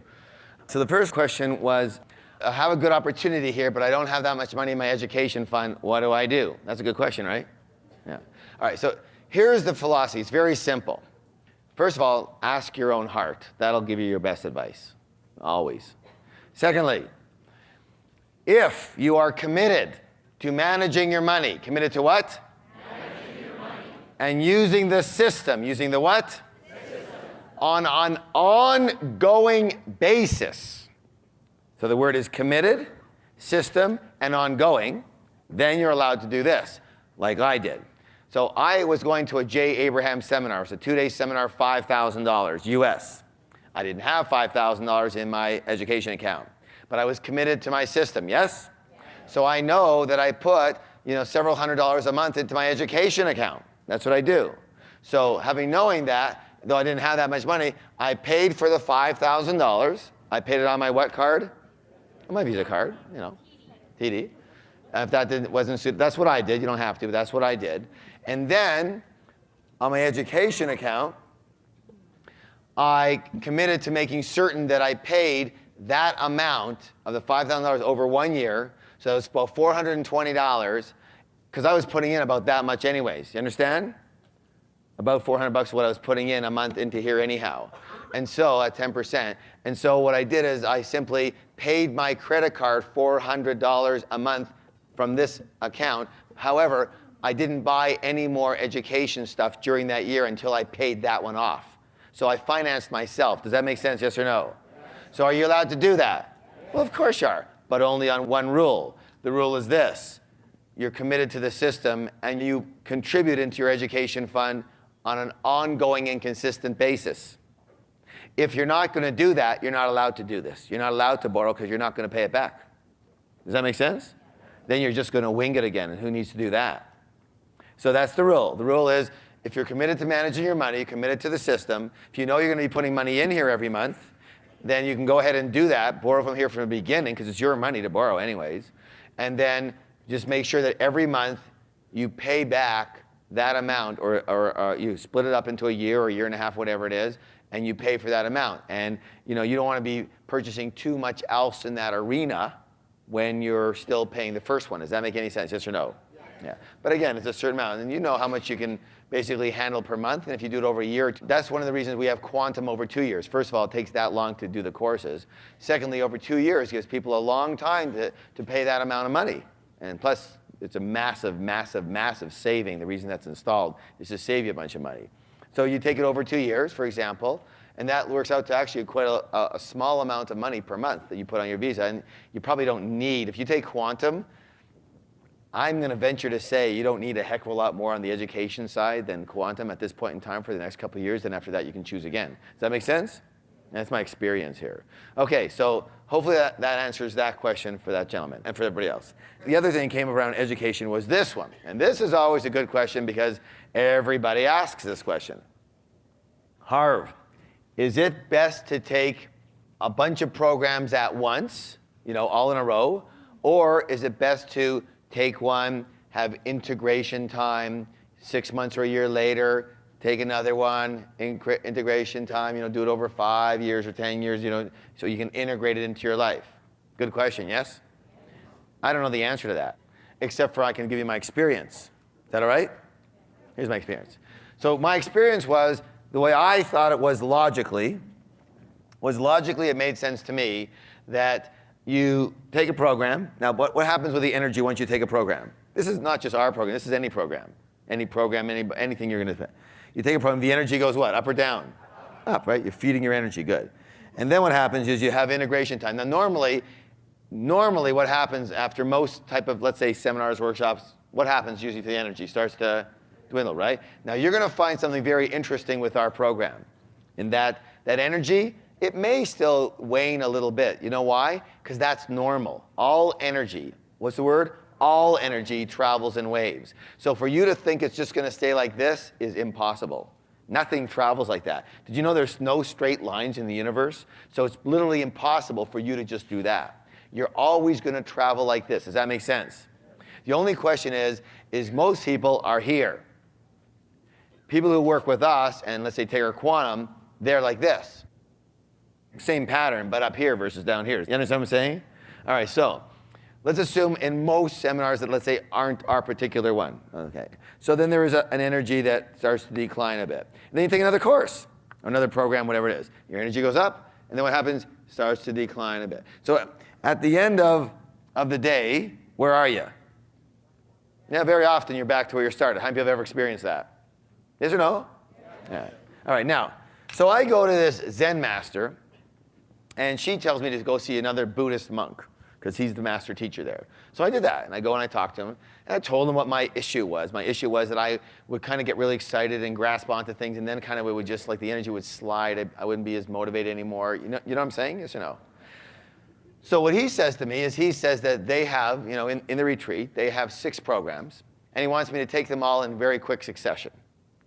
I said to this, I said, wait a minute, what about the integration time and the time I need to be able to put this into my life? He said, don't worry about that. So, they don't talk a lot. They don't. I'll tell you a story after. I mean, when he says don't worry about that, that's about as much as you're going to get out of him. So he says, don't worry about that. So he said, just take them all in succession and see what happens. So here's what actually happened. So same type of thing, energy goes up, but now what happens? You start to win, but what happens now? You take another program, boom. And you start to win. Another program, boom. Another program, boom. What happens at the end of the day? Where are you? Way up. So what happens is this. There's these thing called, now I understand how this works. There's something in your brain, in your mind, called dendrites. What are they called? Dendrites. Those are neurological pathways. And what happens is the goal is to impact those dendrites dramatically so that they bore open like blood vessels. The bigger they are, the more energy can transfer and more information can transfer through them. Does that make any sense? It's kind of like, your bicep. I'm not going to get into the whole explanation, but let me simply say this. To change a pattern, to change your life, you want high impact. What's the word? High impact, high frequency. Critical. Critical. Any change. Anybody know anybody who's a memory expert? Memory expert? What do they work on? High impact, high frequency. Uniqueness, yes or no? That's the impact. Got it? It's got to have that. So making change takes high impact, high frequency. So my experience was that, very simply, that in my experience, it was, well, here's the point. I never went back. Yeah, sure, I have my less up days. But I'll tell you this, my life used to be over here, and now my life is up here. Same thing, but I'd rather be really rich and happy most of the time than really broke and miserable most of the time and have a couple of my little glimmers of light. So I never went back from there. And in my experience with our participants, our students, and the reason we actually started quantum and it's so popular, in fact, most of the people end up taking it, is because it changes their lives and it changes it forever. It's very hard to go back. You know what Buckminster Fuller said? He said, you can never know less. It's a good statement, isn't it? You can never know less. You can forget a little bit, but what happens with the program, they keep coming up, they keep on bringing you back into the conversation. And that's very important, to stay in the conversation, stay in the energy, stay with it. So whether you do your education through us or somebody else, that's my take on it. Fair enough? Okay, good. Okay, let's go on with our fun and games. We're here, we're doing some weeding and seeding, as it's called. I will request of you that even tonight and definitely tomorrow, start going over your green sheet and your completions and watch how you think of those things now. I guarantee you will look at them like, what was I thinking? But that's okay. And if there's one that's still in there, great. Let's take care of them now. All right, here we go. These are very, very powerful method of changing belief systems and dendrites in your mind. I want you to again choose one of your non-supportive beliefs or fears to work with. To go through any of the things on your sheets, any of your completions, find another one or find one that you want to work on a little bit more. A non-supportive belief or fear that you want to work with. And then I want you to think of the opposite side to that again, the opposite side to that. So let's say, for example, I'm going to go from rich people are greedy to rich people are what? Generous, okay? I'm going to go from I am a poor money manager, someone had mentioned, to what? I am an excellent money manager. Yes? All right, so make sure you've got one here. Now, the next piece we're going to work on is called this. What's it called, please? VAX. VAX. What's it say? VAX. I can't hear you. VAX. Thank you. VAX. VAX stands for, help me out here, visual, auditory, kinesthetic, and spirit. And they're very, very powerful way for changing beliefs. Cutting edge technology. So they work with the power of sensory mechanics in the brain. And what they do is they integrate the left and right hemispheres of the brain. And this drives the reconditioning deep into the subconscious. So here's how this is going to work. Watch closely. Don't do it yet, just watch the demonstration, then you're going to get a chance to do it. So you're going to take your statement, and you're going to take your empowering statement. Let's say it's going from I'm a poor money manager to I'm an excellent money manager. We're going to now install that root into our ground. Is that okay? Into our mind. That file, we're going to install that, and we're going to embed it deeply. Does that make sense? Yes. Thank you. So here's how we're going to do it. You're going to take your hands. You're going to put them out there like this with your thumbs up like this. Again, you can watch at the beginning, or you can go ahead with me at this point. Thumbs up like this. And then using your eyes, right, what you're going to do is you're going to watch your thumbs, and you are going to make your statement, as in, I am an excellent money manager. At the same time, you're going to have certain movements. The first one is this. So this is the visual one, where you get to move your arms. Your arms are straight, your thumbs are up, and notice how I'm making a sideways 8. My head is still, but my eyes are following my thumbs and arms around. So it's a sideways 8, or an infinity sign on a sideways level. And notice that my hands are going up through the middle each time. Up through the middle each time. Up through the middle each time. And what I'm saying now is I'm going to be saying, I am an excellent money manager. I am an excellent money manager. I am an excellent money manager. And so on and so forth. Got it? Now the next one I'm going to use is auditory. I'm going to take both sides again, open up the right sides and left side hemispheres, and I'm going to activate my auditory sensories. So I'm going to say the same thing. I'm going to say, I'm an excellent money manager, rolling my fingers, pinching and activating my ears from top to bottom, rolling down my ears, pinching them. So I'm going to say, I'm an excellent money manager. I'm an excellent money manager. I'm an excellent money manager. I know it looks weird, all right? You think I look weird, wait till you see 650 of you, all right?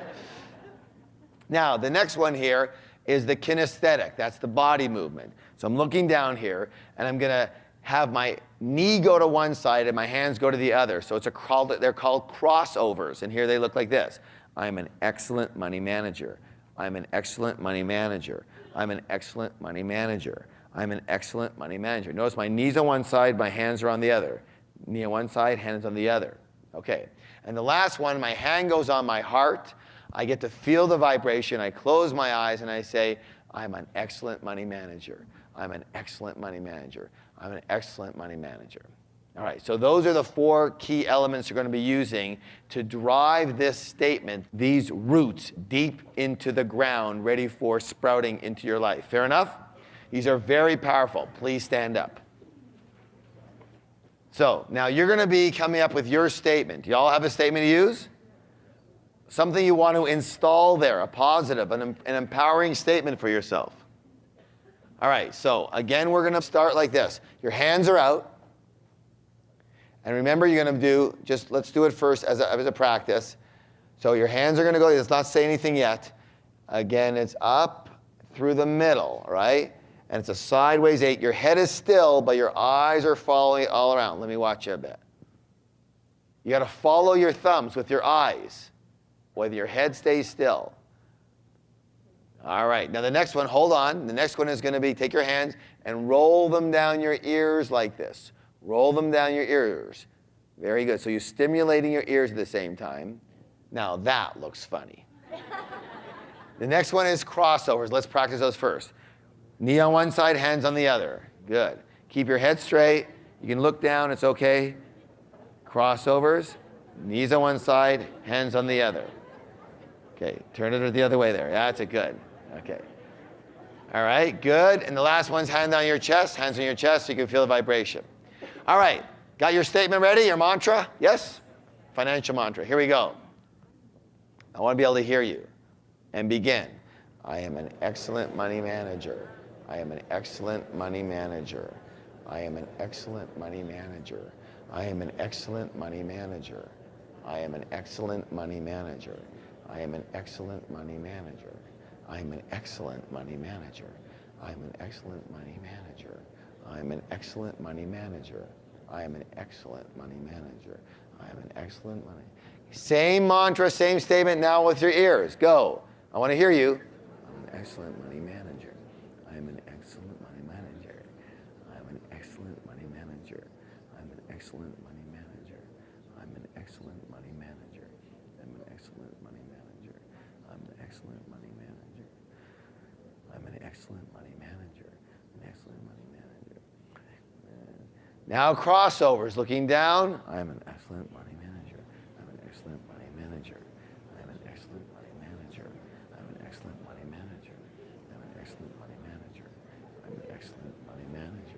I'm an excellent money manager. Excellent money manager. I'm an excellent money manager. I'm an excellent money manager. I'm an excellent money manager. I'm an excellent money manager. Excellent money manager. Now hands on your heart, eyes closed. I want to hear you. Go. I'm an excellent money manager. I'm an excellent. Feel your vibration. I'm an excellent money manager. I'm an excellent money manager. I'm an excellent money manager. I'm an excellent money manager. I'm an excellent money manager. Manager. I'm an excellent money manager. Excellent money manager. Now one time really loud, let me hear you. I am an excellent money manager. Give somebody a high five and say, you have a millionaire mind.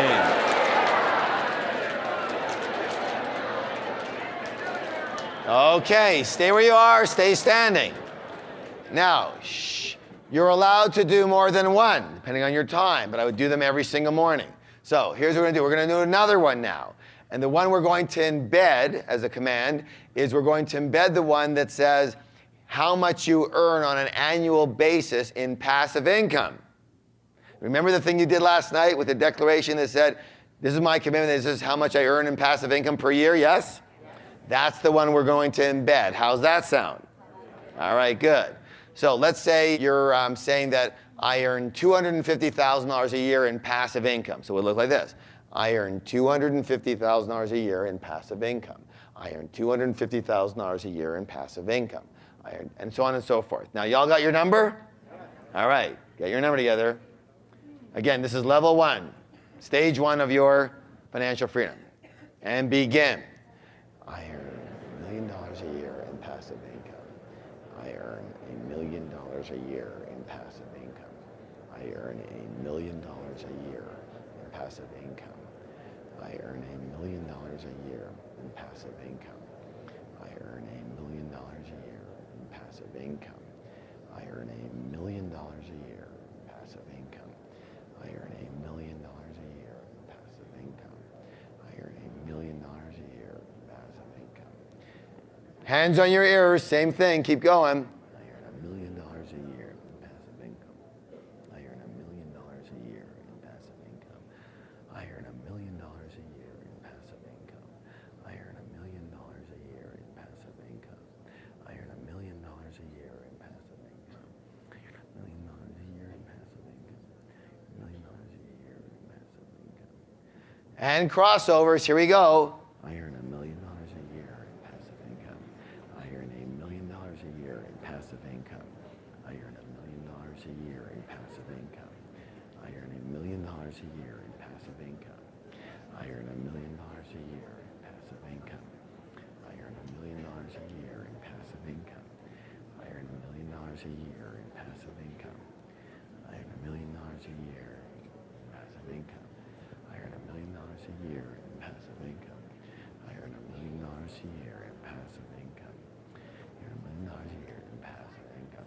Hand on your heart, eyes closed, let's hear it. I earn $1 million a year in passive income. I earn $1 million a year in passive income.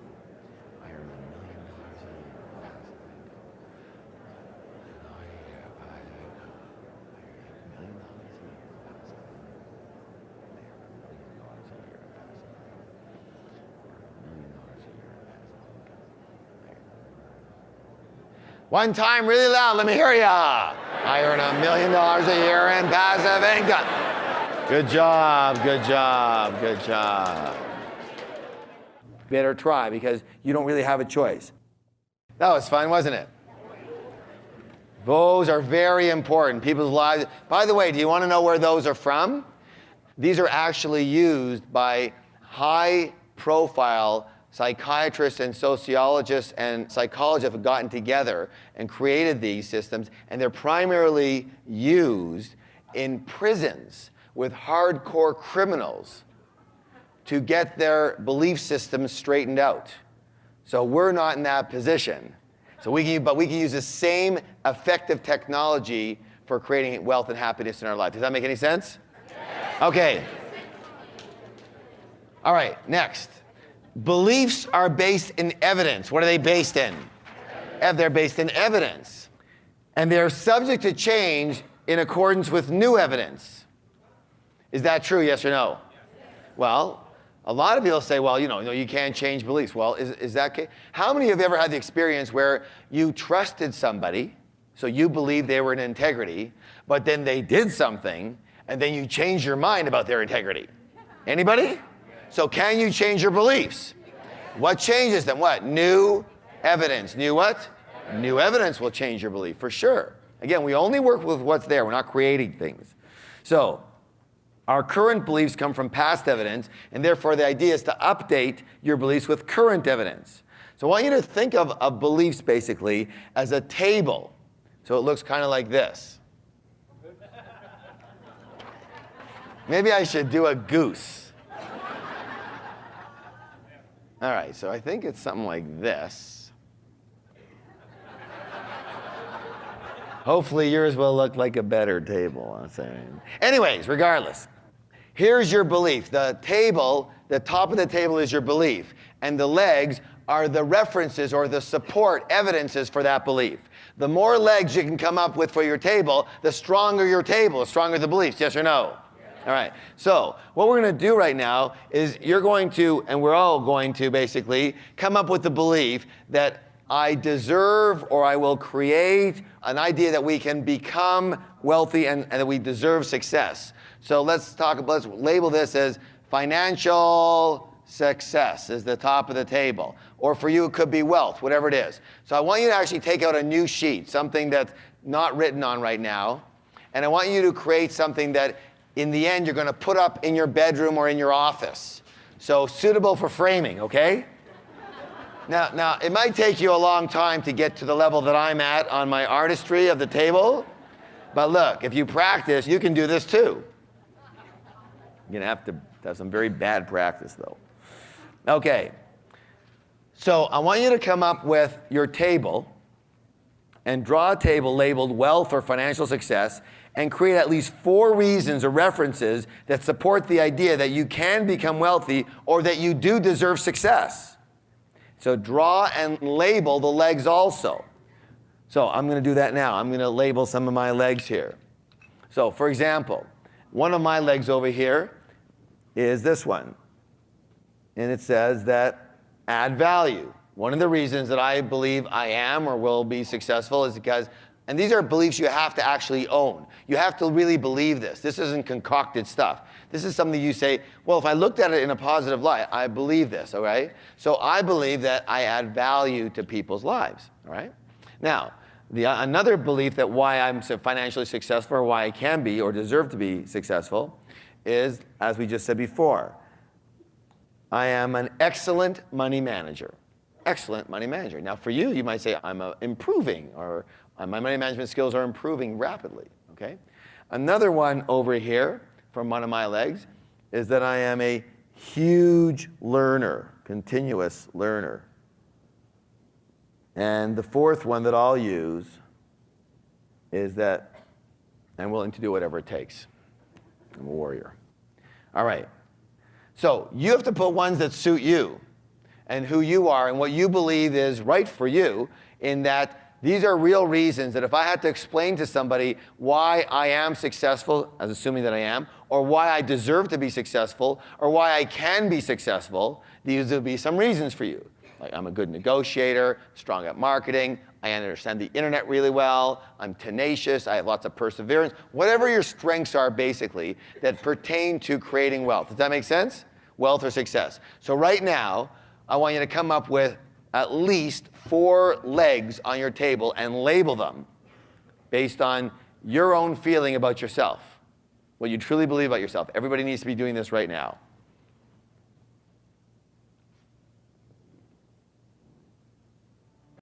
All right. Walter's going to help me out. Walter's sending it. Give Walter a big round of applause. Come on up here, Walter. All right, so Walter, if you can stand over here, what's going to happen is this. What you're going to do is, with your partner, you're going to stand up, and with full power and congruency, because you believe this, you are going to basically explain and rationalize to your partner the reasons that you are going to be a financial success, or you deserve to be a financial success, or better yet, coming from a present tense moment, why you already are a financial success. So assuming you're now in the future and you're a success, you're just going to tell them why you're a success, right? And then they're going to play with you. They're going to say something to you too.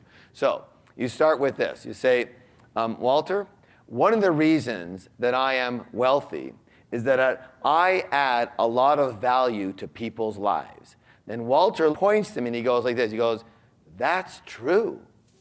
Okay, do that. That's true. Thank you. Another reason that I'm financially successful is that I am an excellent money manager. He points to me and he says, what? That's true, Harv. Thank you. Another reason that I am wealthy is that I am an ongoing and continuous learner. That is also true. Thank you. And another reason that I am wealthy is that I am a frickin' warrior and I will do whatever it takes. That's true, Harv. Thank you. All right? Then, so you got to be congruent in your statements, right? You got to believe them. That's why there's there. And also, it's very important that the other person, because very often the mind listens to somebody else more than ourselves. So now they're concurring with you. They're going, that's true. And your mind's going, it is? Wow, that's cool, right? Someone else believes in me, right? Now then at the end, what happens after I'm done, Walter gives me a hug and whispers something in my ear, and what he says is this. He says, I believe in you. I believe in you. There you go. Give me a hug. Give me a hug. Come on. All right? All right. And then Walter tells me his things, and each time I go, that's true. I look him straight in the eye, and I go, that's true. Right? So he really gets it. At the end, I give him a big hug and say, I believe in you. Okay, when you're both done, high fives, you have a millionaire mind. Okay, you understand the exercise? Now, again, are these made up or are they true for you? They're true for you. Yes, you believe them. You have to, you are saying, this is why I can be rich, or this is why I am rich, right? You're just coming from the present tense, so you have to believe them. Even if some of you have this problem with tooting your own horn, lose it. All right? Give Walter a hand. Good job.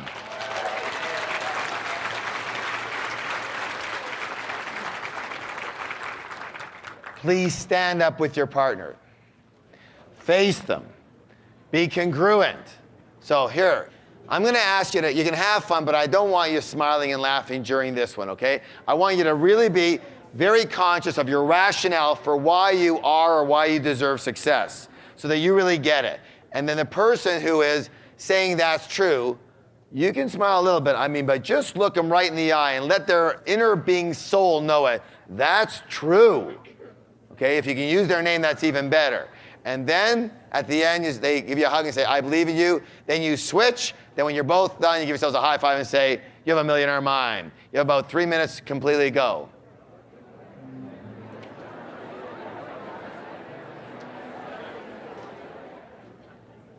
This isn't la land. This is right now, real life. How many of you actually feel like you deserve or you can get financially free at least and win the game? How many of you believe at least the legs that you stated to people? You really believe those? How many of you think that there's some other kind of way of fortune or luck or anything that everybody else makes it, but that, that in other words, you know that you can, based at least on these strengths right here, you can do this, yes? It's very important that you know it. That who knows it? That you know it. That you know it. And these are good rationale. Look, here's the thing. I don't like to necessarily spout these off, but when push comes to shove, if someone says to me, do you add value to people's lives? Based on my experience, based on what people tell me every day, based on the hordes of emails that we get, based on the fact that when people take one course, they seem to take almost every other course we ever have, and their whole lives change, then I would have to say, yeah. Now, I went from a lousy money manager to I know I'm an excellent money manager. I went from a non-learner to a continuous learner. If you think that you're spending a lot of money in education, you watch what I do. In fact, most of my vacations are education-based. Like I go to financial seminars, I go to investment seminars, I go to personal development seminars, the best of the world, and I'll pay any money to do it. And I did that for a long time. I started like that. That's what changed me quickly. And I'll just tell you what, maybe originally I wasn't, I don't know, but I'll tell you what, everyone's got the warrior inside them. Do you understand that? It's an energy, it's an archetype. Everyone's got it. But I'll tell you what, through our work, I am a frickin' warrior. And I will tell you what, there is not a frickin' thing that will stop me. Nothing, because I'll tell you right now, I'd rather die than be stopped. That's the only thing. If I stop breathing, you can be sure it's over. But before that, no way. No fricking way. You got it?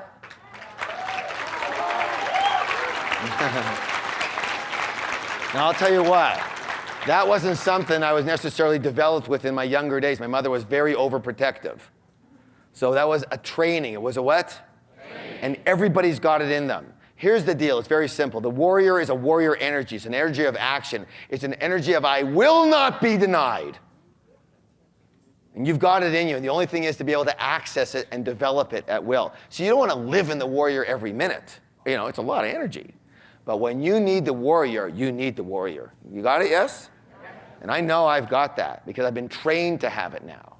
So, look, if you guys, when you get to know peak potentials like those guys get to know it, they think we're freaking crazy for the schedule we run. Especially we've decided to add some more stuff so that you guys can be involved. They think we're nuts. Nutso. If you saw our schedule, if you saw one of these warrior trainings and you heard that they were going to be back to back, maybe twice in the summer, you'd freak. You go, how on earth could you or anybody else who's involved? Yet we have to all be there. We have to change the whole crew. Everyone has to change, bring in a whole new set of people. That's how intense the program is. Logistics staff, we have a saying, and the saying says this: we sleep next week. All right, and they love it. All right, let's go with this piece over here. I would say one of the number one reasons that many, many people are not reaching their full financial success is, as I said earlier, they are poor. What's the word? Poor. Literally poor at receiving. At what? Receiving. At receiving.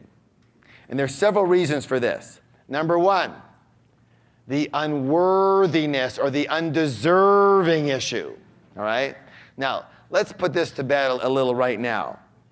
At one of our camps, which we don't like to say what's in our camps because we like to keep you present and keep things surprised. At one of our programs, when that comes up, one of the things we do is we send people out into the forest. People say, well, I'm not worthy and I don't feel deserving, I have self-esteem issues, whatever, which almost everybody has. So we send them out in the forest and with a project. The project is this: find the best tree and come back and report your findings. So they're out there for half an hour looking for the best tree. And to a T, just about everybody comes back with the same findings. What was the finding? There's no best tree. They're all different, yet every one is just as good as the other. One is not worse because there's a crooked branch. Or one is not better because it's got more leaves or more colorful leaves, or it's taller or shorter, right? They're all the same. They all come from the same place. They're all the same thing. They're just a tree. They're supposed to look the way they look. There's no better and worse trees. Is this making sense? Yes or no? They are part of nature. Are you part of nature? Well, that's the thing. Go find me a better squirrel. You're going to have a hard time coming out. This one's better because it has bigger teeth. No, this one's got a bigger tail. No, this one looks smarter. You understand? It's ridiculous. A squirrel is a squirrel, and a tree is a tree, and a human is a human. And they're all one thing. You can't be better or worse than anything or anybody else. What? Well, this one's got a crooked branch. Yeah? And your point is? So what? Maybe branches are supposed to be crooked. The weirdo is the straight one. Who knows? Crooked, what's the difference? Same with you. You aren't worthy because of the way you look, or because of what you do, or how much money you have or you don't have. You are worthy because you are alive and you are breathing right now. And because the Great Spirit chose to put you on this earth right this moment and keep you breathing right now for a reason. You don't have to know the reason, but you must be worth something if you're still breathing.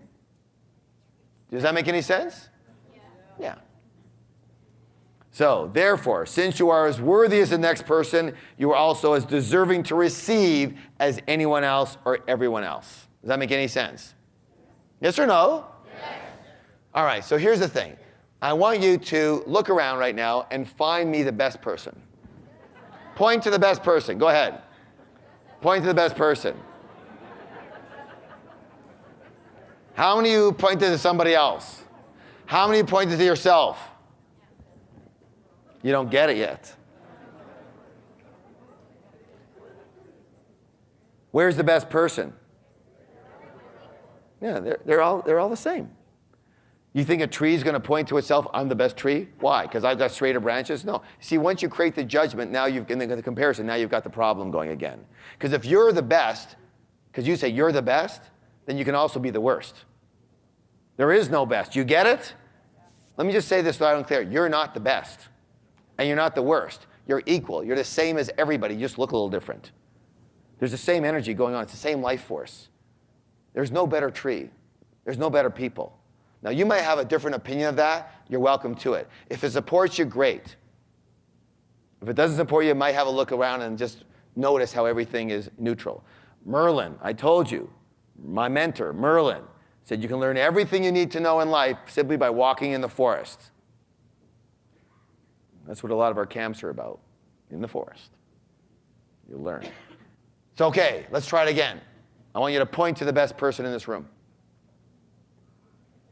Okay, you're starting to get it. You got it? Yes. All right, you're not better, you're not worse.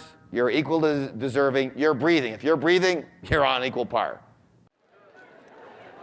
The next rationale that most people, they don't believe that they deserve, to receive and whatnot, is they heard this conditioning. And tell me if you heard anything like this. The saying that says this, it's better to give than to...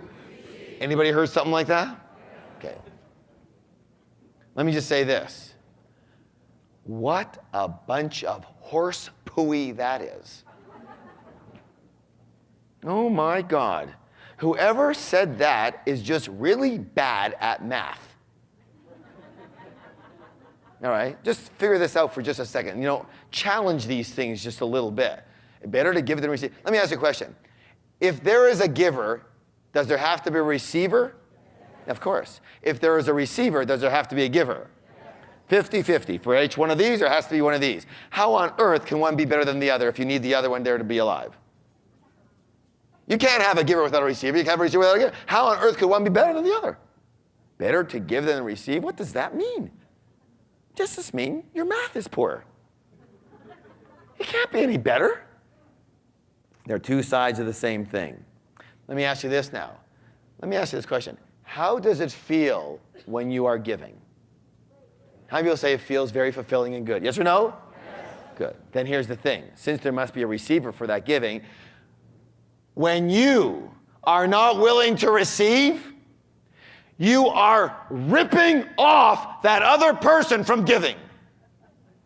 And that feeling that they get, that good feeling, you have ripped them off from that. So all you people who think it's so much better to give than to receive, if you're not willing to receive, think about it twice. Get your calculator out. When you're not willing to receive, you're ripping somebody else off from giving. And here's the thing. You're also training, what's the word? Training. The universe not to give to you.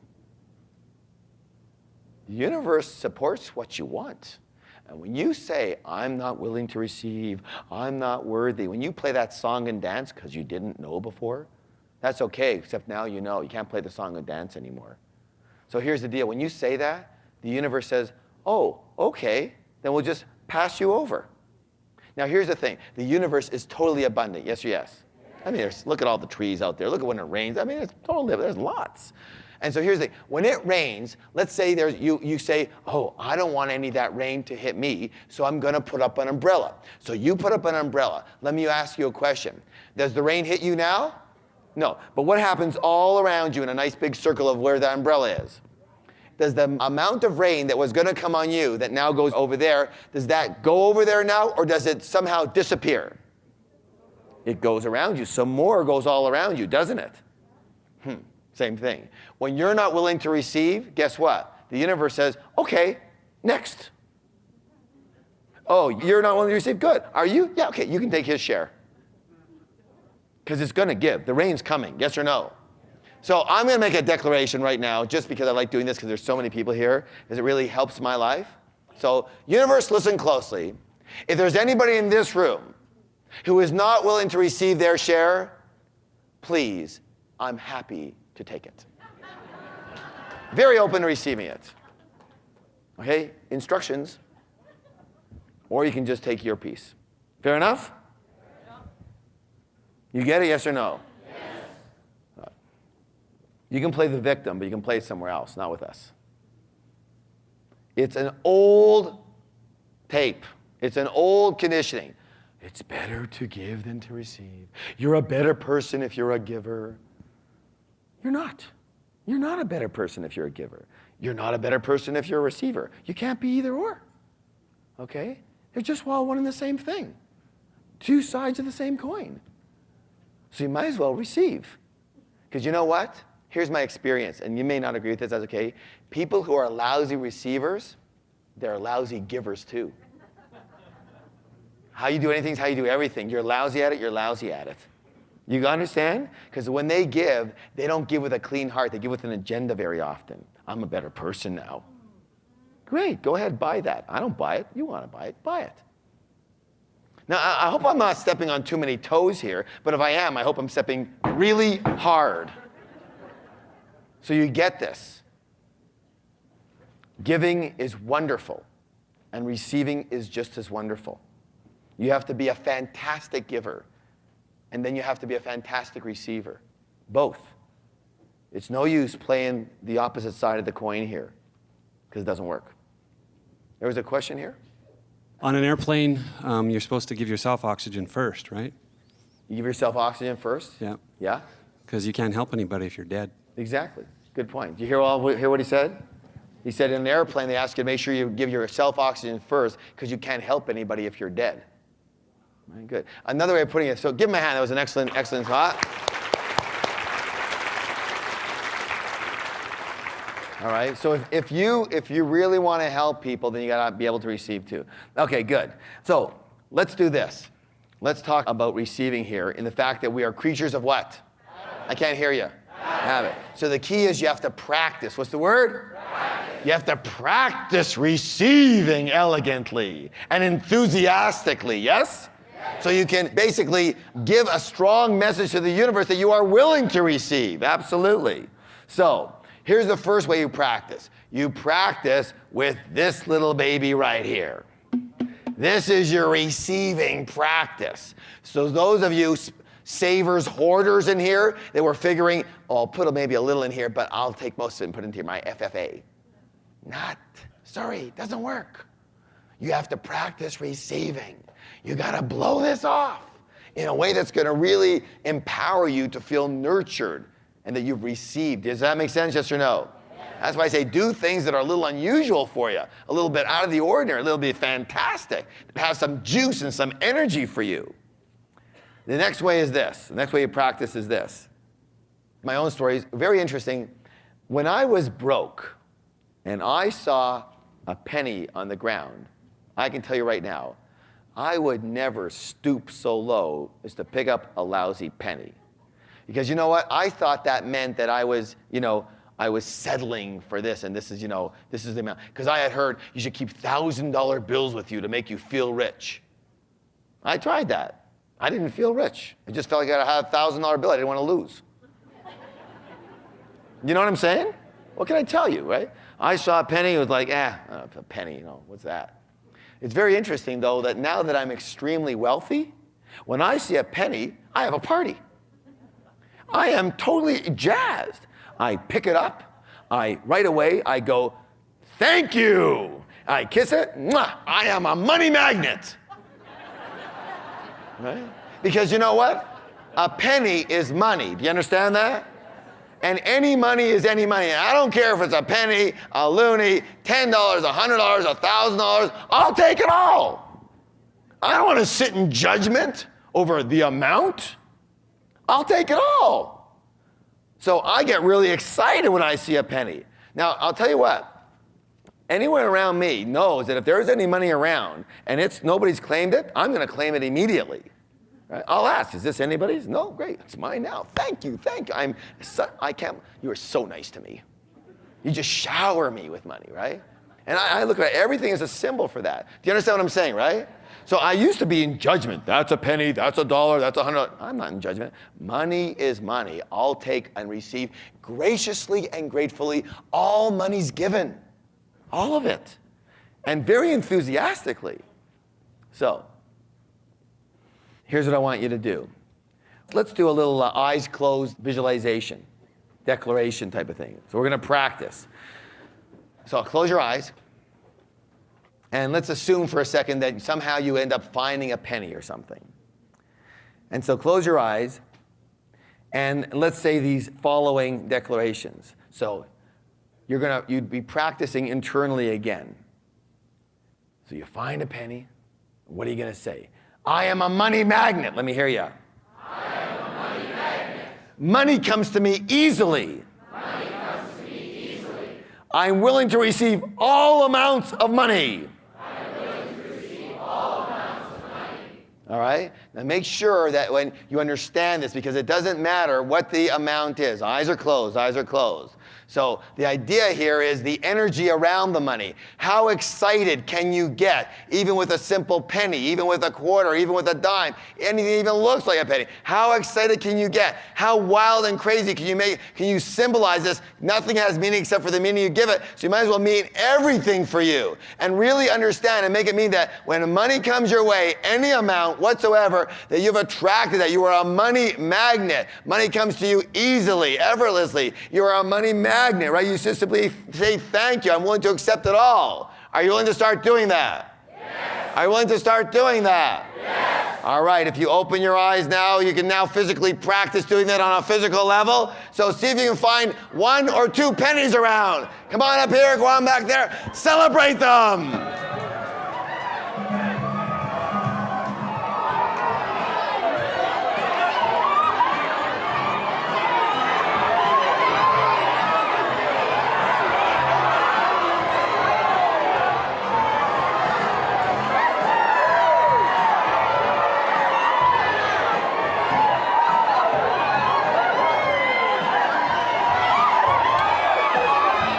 Did anybody find any money? So what do you have to say about that? Let me just say this. The more excited you can be, the more gracious and grateful you can be. The universe gets a very strong message that says, this person is grateful for everything that's given. Let's give them more. All right, listen closely. Shh. Because for those people who are not grateful for what they get, what does the universe say? There's no reason to give them more. They're not even grateful for what they've got. Does that make sense? All right, here. Let me ask you a question. Raise your hand if you just found yourself to be a money magnet. All right. Now, here's your practice. Your practice is whenever you find any money whatsoever, I want you to literally freak out. I want you to get so enthusiastic, so wildly crazy, because you know what? I mean, some of you might, but I say for the most part, it's not an every single day occurrence, right? to find money, you know? But I'll tell you what, the more enthusiastic and the more grateful you can be and the more I'm a money magnet you can put into this, you might think it sounds hokey, you just watch how often money starts coming your way. In all ways and shapes and sizes too. You don't worry about it's a penny, 1,000 or whatever. Money will just start being attracted to you. Why is that? Because like attracts, and if you're, and how you do anything is how you do everything, right? Therefore, if you're a person who finds money, guess what you become? A person who what? Finds money. You're a person who finds opportunities. All those things. But you know what? If you're not going to be grateful, enthusiastic when you find it, why on earth do you need any more? Got it? Here's my experience. When I was broke, a penny, forget about it. Now, I don't care if it's a penny, a dime, a nickel, a dollar, I don't care what it is. I am grateful and I show it. And it just seems that more keeps just piling on. And I'm totally grateful for that. I'm totally blessed. But I'm telling you how it worked for me and how it's worked for now 40,000 other people. Now, I can tell you, here's the deal. During the rest of the seminar, I want you to report about any monies found. All right? I think there was one gentleman who just, what were you saying? Nice and loud here. When we came in from the break after buying the CDs and stuff, and I'd spent the money on the CD, I looked under the chair here and I saw a $10 note, and I asked the people around me if anyone had it, and no one claimed it, so I've seen my pocket now. All right, come on, very good. Now, that's excellent. Let me tell you what a lot of people would do. Not anymore, but they would have done. They take the $10, they go to the back, and they say, can you make an announcement somebody lost their $10 bill? Now, that's an okay way to do it. It's okay to do it. I'm not saying there's a right way and there's a wrong way, because you can do that too, can't you? At the same time, if it was me and I did do that, I'd put a post-it note to say, because if nobody claims it in the next 3 minutes, it's mine. Yes? Totally, great, because the universe is saying that's your money. Right? What was that joke? Oh, yeah, that story. I never told this before. You know that one where there's a priest and a bishop and a rabbi. And they're all together, and they're talking about how they donate to God. And so the priest says that what I do is I draw a circle, a 6-foot circle all around me, and I throw up all the money from the church. And whatever lands in the circle is mine, and whatever lands out of the circle is God's. All right. So the bishop says, that's good. I do something very similar. I draw the same circle around me, and I throw up all the money. And whatever lands outside the circle is mine, and whatever lands inside the circle is God's. The rabbi says, not bad. What I do is I draw a circle, I throw the money up, whatever God wants, he keeps, whatever falls to the ground is mine.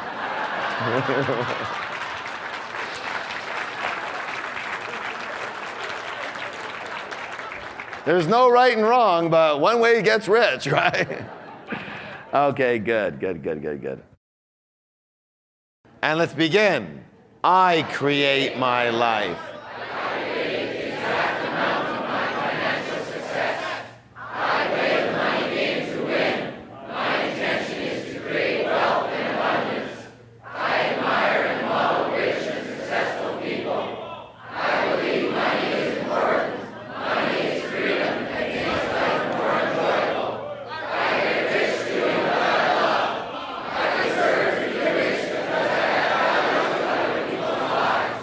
I am a generous giver and an excellent receiver. I am truly grateful for all the money I have now. Lucrative opportunities always come my way. I am incredibly lucky when it comes to money. Give me a high five and say, you have a millionaire mind. So how many people here think it might be a really good idea and empowering to your success and your happiness to ingrain and live by those principles? Yes or yes? Yes. Who decides what principles you're going to live by? There you go. Who's in charge? Now, someone gave me this, and they didn't put a name on it, and I would love to see who this is. So if you gave me this sheet, I'm not going to say the first part right now, but the second part says, I am a happy and thankful receiver for something that you want. Just stand up so I can see where you are. Is that you? Is this accurate? That's amazing. Why don't you tell them what happened to you as a part of the magnet that you are here? Well, my name's Kathleen, and I am a money magnet.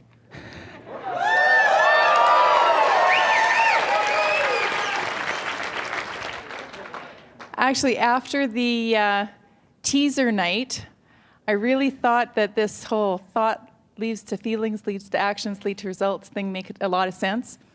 And I was trying to lose some weight, and I figured I needed to work real hard on my thoughts. So I entered a contest and really fixed my mind on the thought that I was going to win this thing, and I did. When did you find this out? At the break. So at the break here at the course, tell them what you won. $5,000 US and a trip to the Caribbean.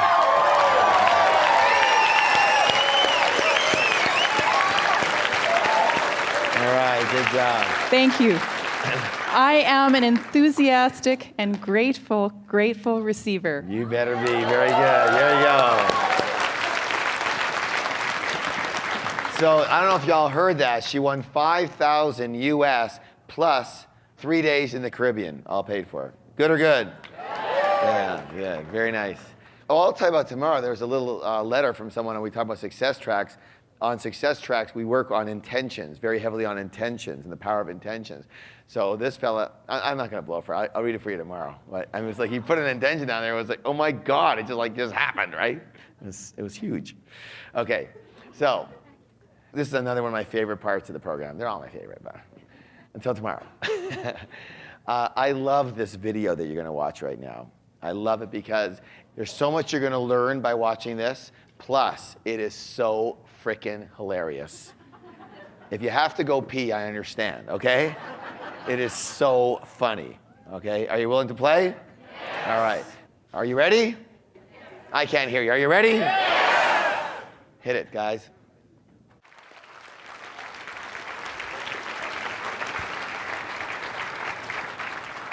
Good job, good job. Was that funny or what? Isn't that cute?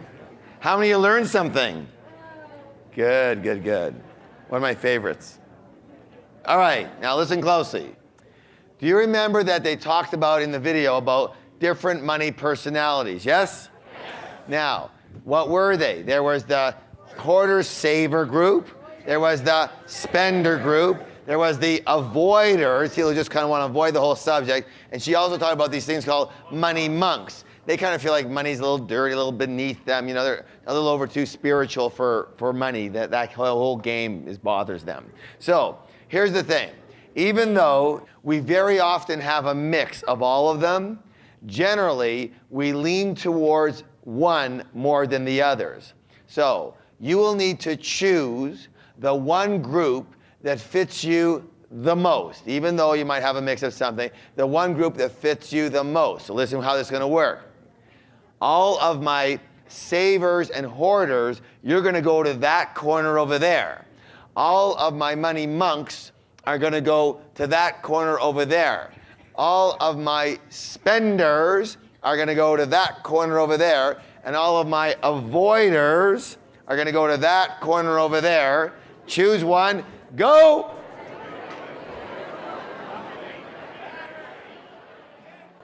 Now what we're going to do is, because the groups are large, we're going to split them up into smaller groups. You're going to stay in the name that you're in. Just for the exercise, you're going to be doing the exercise in smaller groups so it's easier for everyone to be involved. Is that okay? All right. Here's how this is going to work. Listen closely. I'm going to ask each of these subgroups to pick a spokesperson. A what? Spokesperson. A spokesperson that's going to be reporting after. Also, this spokesperson is going to now receive pads of paper and a pencil, and you are going to write down the following as it comes up here.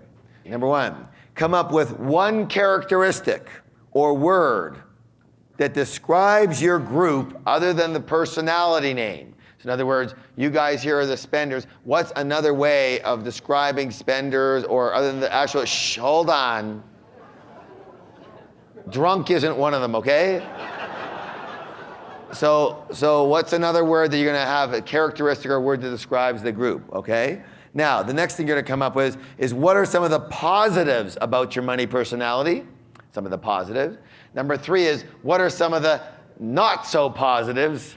Let's call them negatives or non-supportive aspects about your money personality.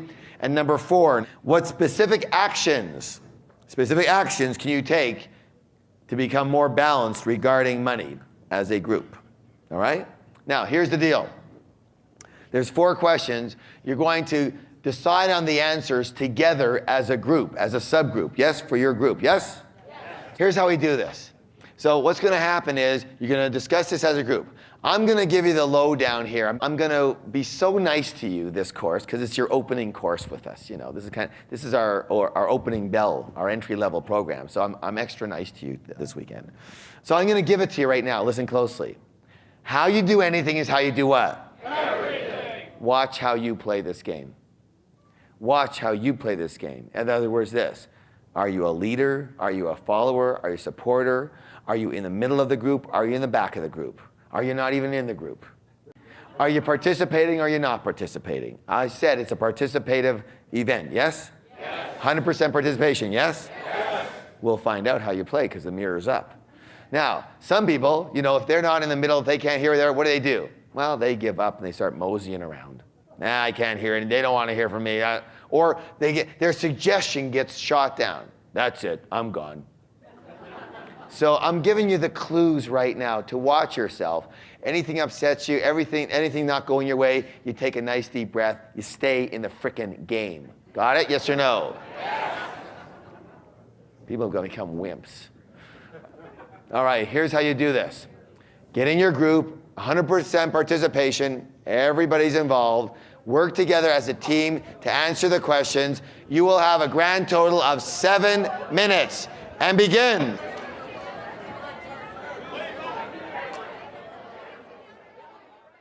So, let's begin with the Saber Hoarder.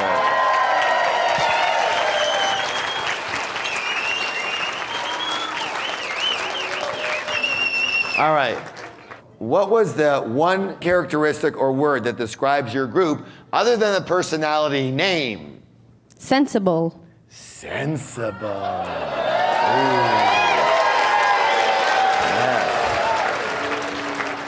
All right. Now, doesn't that sound, the way she said it was like really sexy, don't you think? I'm sensible.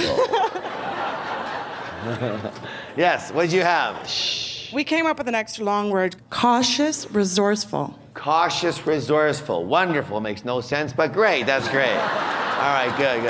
All right, right over here. All right, everybody, check this one out from the same group, of course. Focused survivors of delayed gratification.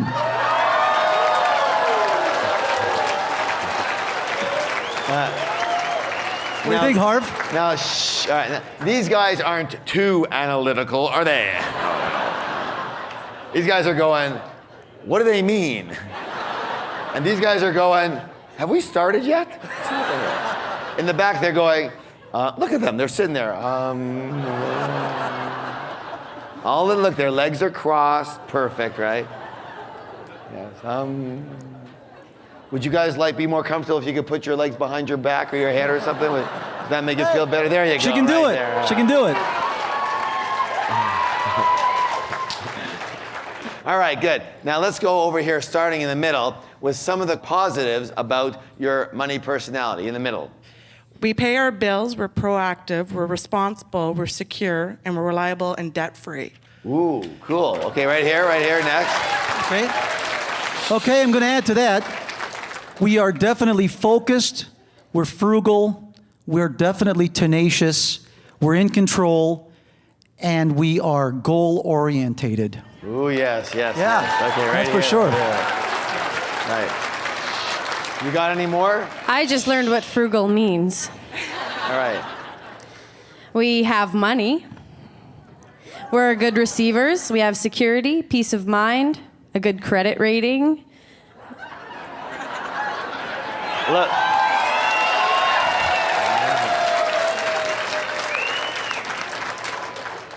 They're going, is there such a thing?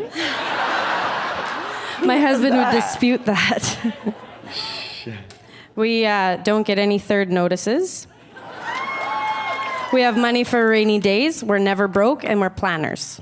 Very good, very good, good. Excellent. All righty now. We're starting with this gentleman over here with some of the not so supportive aspects of your money personality. There were so few, yeah. We are slightly over analytical. We are demanding. We are a little afraid to take risks. Thank you. And occasionally, well, we miss opportunities sometimes. Okay, right over here, right over here. In the front, right there. It's sometimes hard to enjoy yourself. We have some guilt and some anxiety about spending money and a lot of pressure in our lives to save money. Right over here, next. We tend to frustrate other people.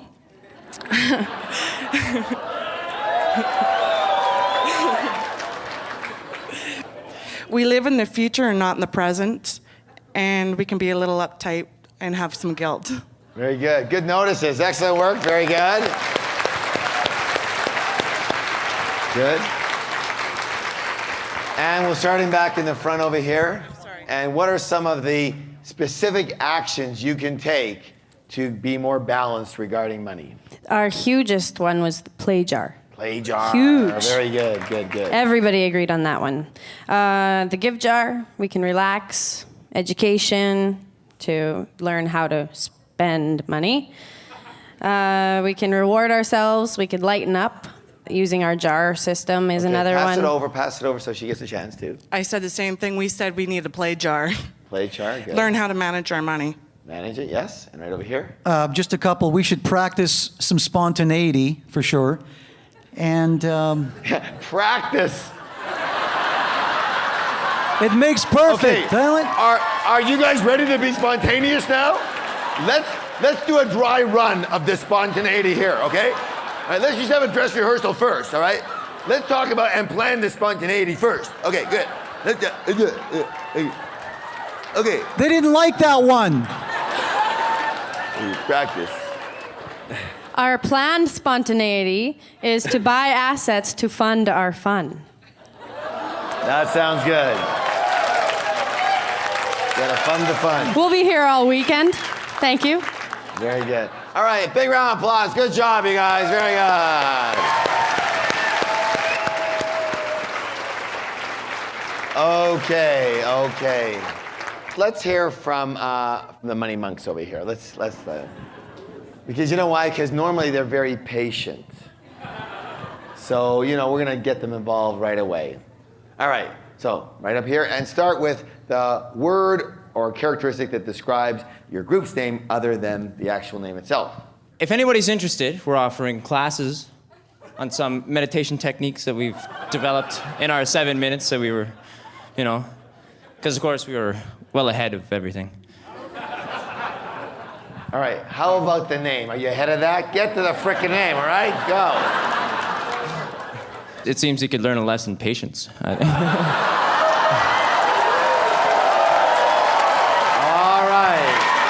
Good. Thank you, Money Monks. Here we go. You have one more shot at it. Let's go. Okay. We're the spiritually righteous. No kidding. Good. Right, what are some of the positive aspects of your money personality? The positives, we said we were caring, not obsessive. We receive and give well. We're laid back, relaxed.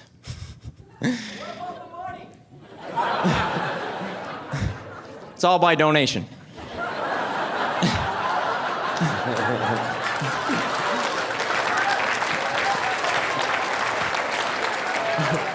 And we're also creative in our own way.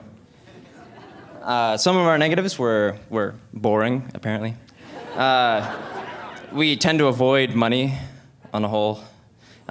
Withdrawn, self-sacrificing, sometimes martyrs, and ridiculously righteous most of the time.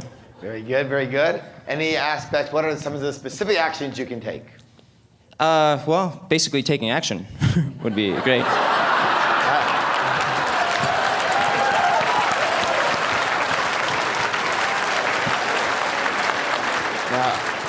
That's about as specific as you guys get, so that's good. That's a good start. Well, we worked on it, you see. We said that we could use a play jar more. That was a good one. Celebrate more.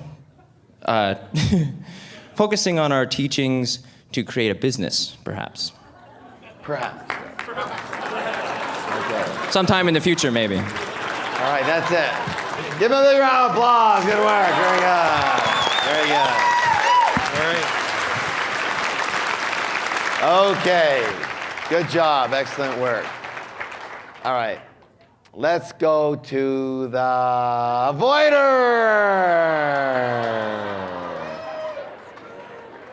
Look, if you keep them quiet for too long, they get very, very claustrophobic,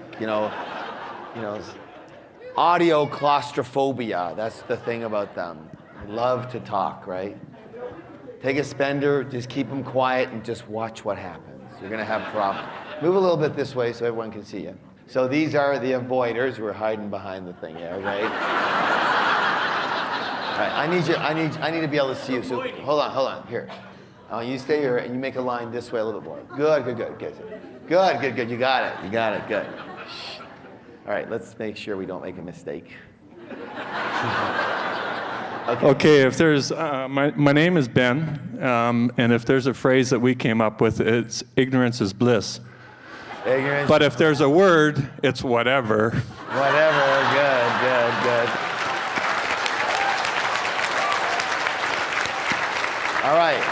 And the characteristic or word that you came up with to describe your personality? On a close vote, 12-10, it was fence sitters. Fence sitters. Very good. And right here, what'd you have?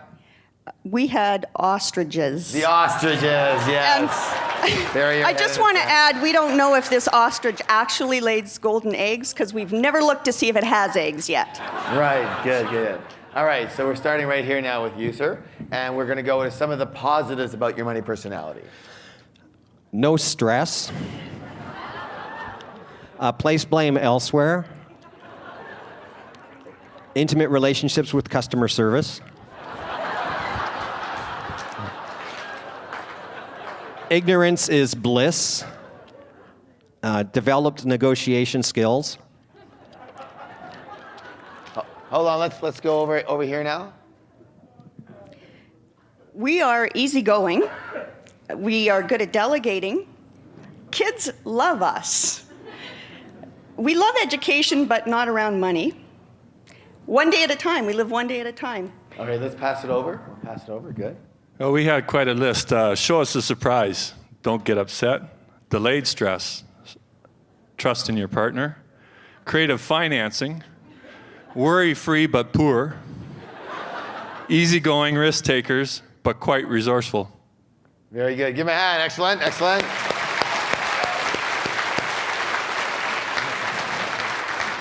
All right. Some of the not so supportive aspects about your money personality are? Well, we don't open our bills or statements, so we don't know where we stand. That's true. We're not really very good money managers because we don't even know how much we have. We assume that it's more expensive to live this way because we pay a lot of late fees and interest and things from not paying attention. Okay, let's pass it over. Okay, we duplicated on a couple of those where desperation could happen anytime. We're easily led, oblivious to pretty much anything. False sense of security, procrastination, vulnerable to late charges, extra credit charges, payday loans, and disorganized. That's about it. Okay. We haven't gotten to the negatives yet. Missed opportunities, panic and anxiety, anger and turmoil, resentment, non-committal. All right. So you're going to start over here, and let's go to the last one. The actions we can take is open our mail. Let's start.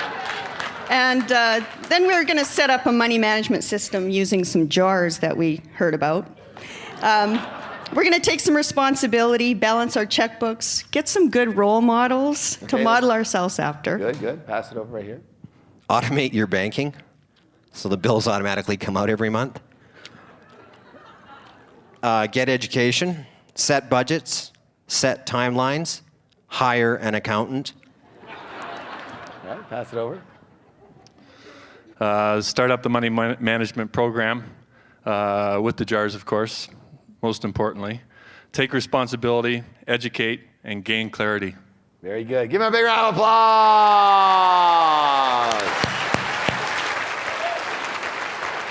All right. All right. Unfortunately, we've run out of time. So, what? No. So, you know what?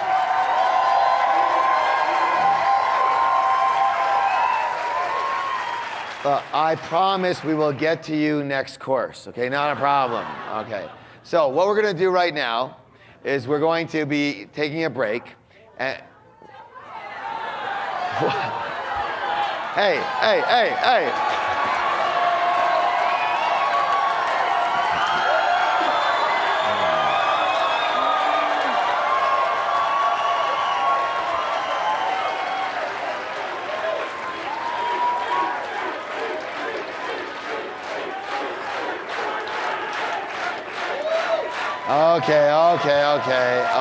Okay. All right. You just have to let them expend their energy just a little bit. All right. We're starting right over here with what was the word or the characteristic that you had other than the name of your money personality was what? We are the economy stimulators. Economy stimulators. Very good. Good. Right here. Spontaneous. Spontaneous. Very good. We're the justifiers. Justifiers. Excellent. We are the frickin' economy drivers. Very good. All right. Some of the positive aspects of your money personality, in case you guys could come up with any. Well, we are the people that drive the economy. We're players, movers, shakers, go-getters, trendsetters. We get what we want. We're givers, and we like immediate gratification. Very good. Pass it on. Okay, let's try to keep this to the financial side versus the sexual side, if that's all right. Okay, good. That's good. Especially for the guys. Right here. We live in the now. We have a joie de vivre. We're adventurous, well-dressed, bulk bargain hunters. We have fabulous taste. We're relaxed or stressed, depending upon the time. All right, that's good. Let's pass it over so they have some excellent ones. We're creative, we're big-hearted, we're generous, and we're spontaneous, and we like to look good. Good. Right over there. Hold on. They're not saying anything about you guys. This is about them, okay? Good. We're Harv's primary source of income. And everyone else's. We seize the day. We have a lot of new stuff.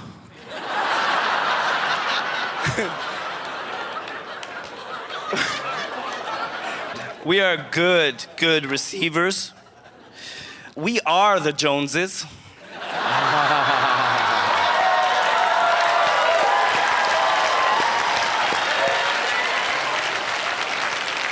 We work hard and we play hard. Very good.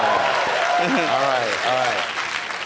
Starting over here, yes. We're going to go to some of the not so positive aspects of your money personality. Unfortunately, it's only short-term gratification. Half the time we're broke, constant bills, extremely irresponsible. I always suffer buyer's remorse. We're pack rats as well, and we're never satisfied. Very good. Over here. We are high risk, impulsive. We lack discipline. We're indulging, and we are under a lot of stress. Okay, good. Pass it over. The first person again. For us, it's feast, then famine. We're generally broke. We create debt, and We're fast starters and slow finishers. All right, good. Next. We pay more GST.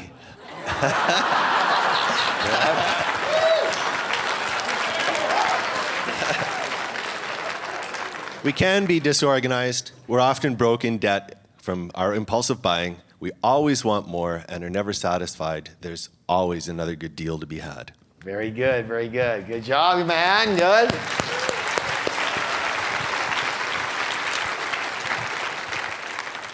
Are we on the actions for balance now? We are now. Okay. On the actions. We need to budget. We need more education, dedication to the money management system. We need to simplify, and we need to get rid of this phrase out of our vocabulary. He who dies with the most toys wins. All right. Pass it over. We need to simplify our necessities, know the difference between our wants and our needs. We need to simplify. We need to do our auto debit every single month. Very good. One of the things we need to learn is to tell the difference between the play jar and the necessity jar. All one to you. That was a great part of this jar system as opposed to ours. We had marry a hoarder and start arguing. Marry a hoarder. All right. Well, actually, just so you know, we don't do any more work on money and relationships. We actually just match you guys up. You don't have to worry about it, right? Excellent. And then we had FFA jars and LTSS jars, and stick to the seminar plan. It's not that depressing, okay? Yeah. And there's the FFA. All right, are you done? I'm done. One more right here. Okay.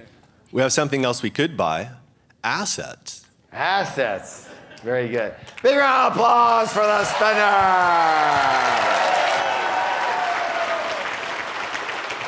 Okay.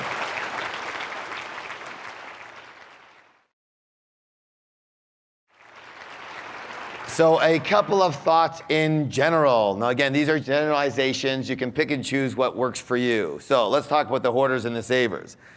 What's their big trait? Responsible, right? What's the word? Responsible. Their life is about responsible.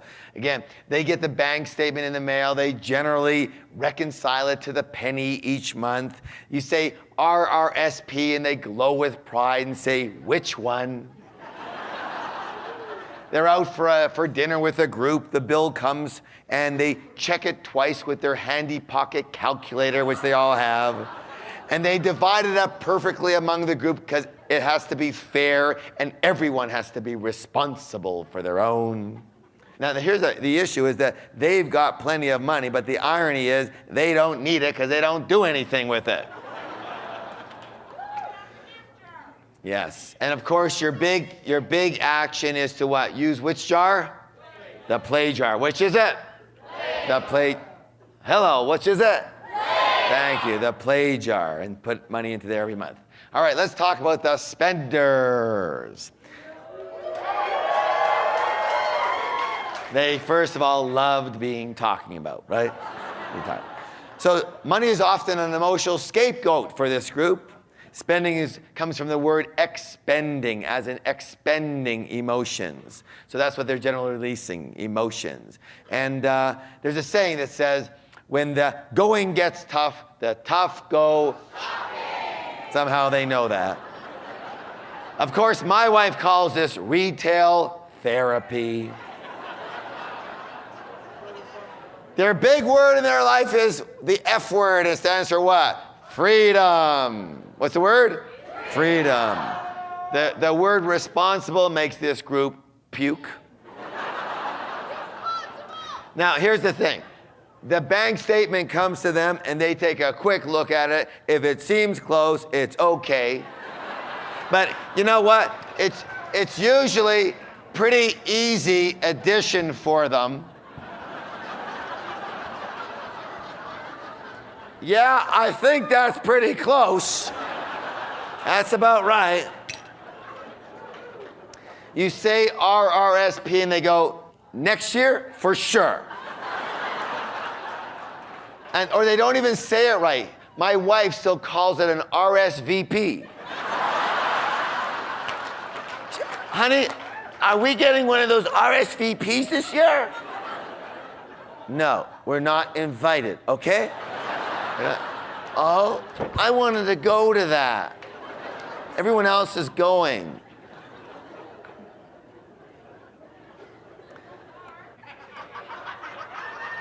This group often eats at very cool but pricey restaurants with all their friends, because they have lots of what? Friends. And when the bill comes, they have no problem picking up the tab for everyone, including the next table, which they only said hi to, right? They're nice. Let's get the tab.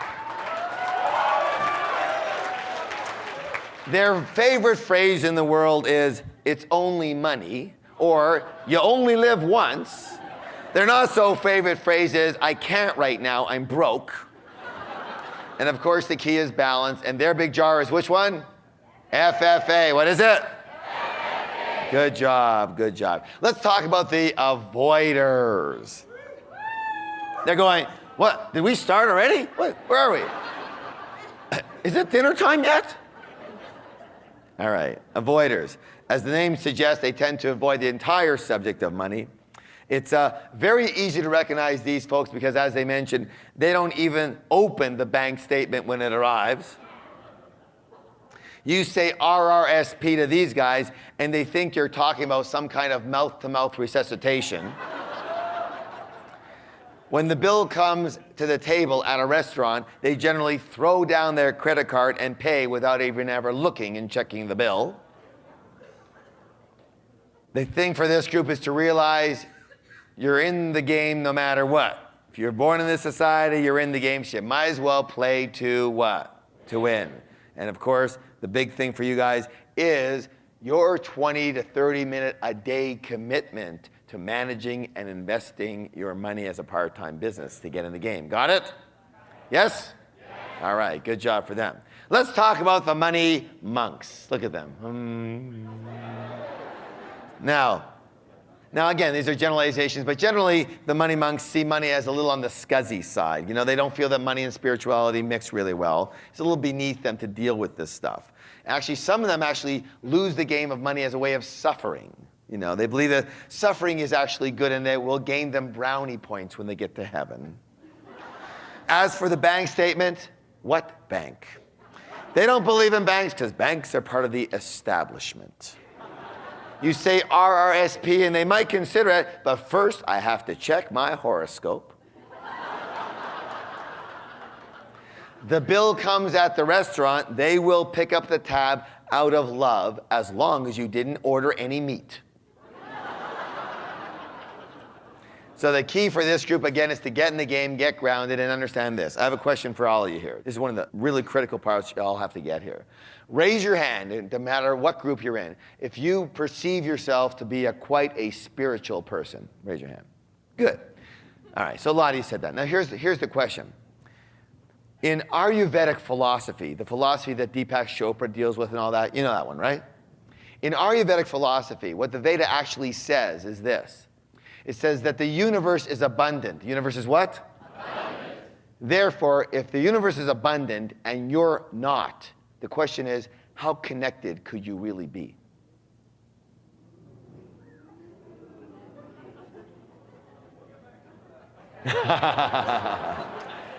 Do you get it, yes or no?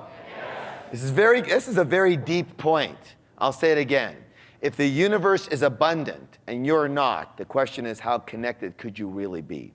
So, what the Vedic philosophy simply says is that abundance is natural. Abundance is part of spirituality. Abundance is part of being connected to this entire wonderful and abundant universe. Does that make any sense? So here's my thoughts. You really want to be spiritual? Get freaking rich. Rich, wealthy, lots of money, and then you can say, I'm connected. Look how I'm connected.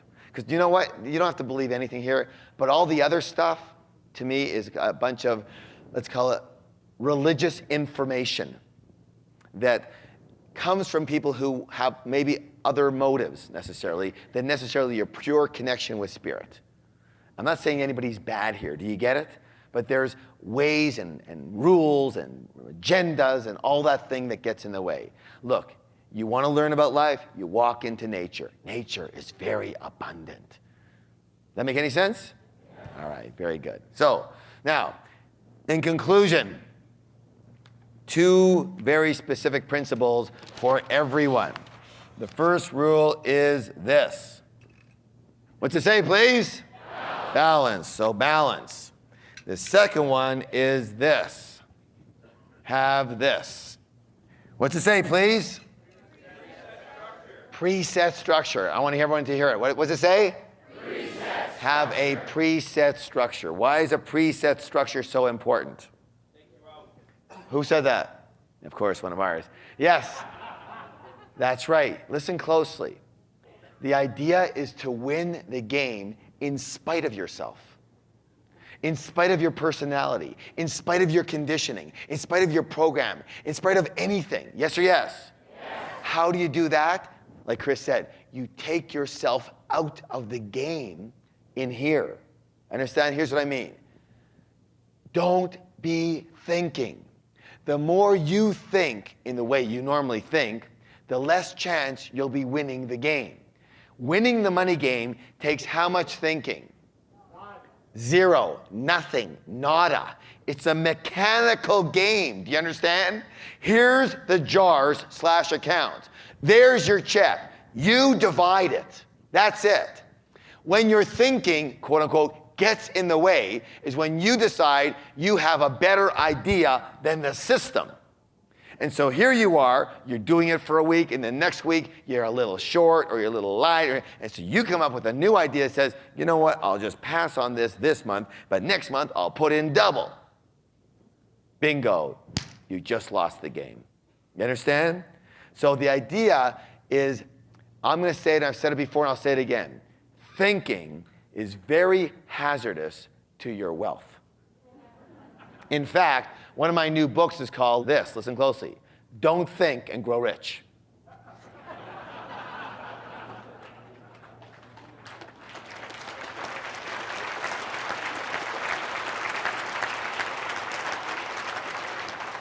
Do you understand that the system doesn't have a personality like we do? Does that make sense?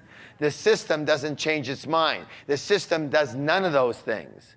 So all of your good thoughts are basically undermining the process of you winning the game.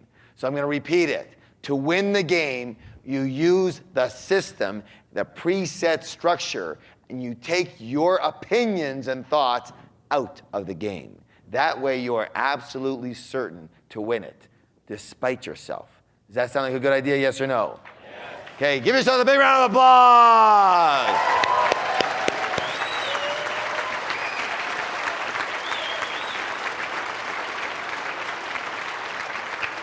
Okay, now just so you'll know, this is an essential game that we played here. It says we had a woman who was helping out in Seattle. She had come to this course in Vancouver a little while ago, and she said that this game totally changed her whole family's life.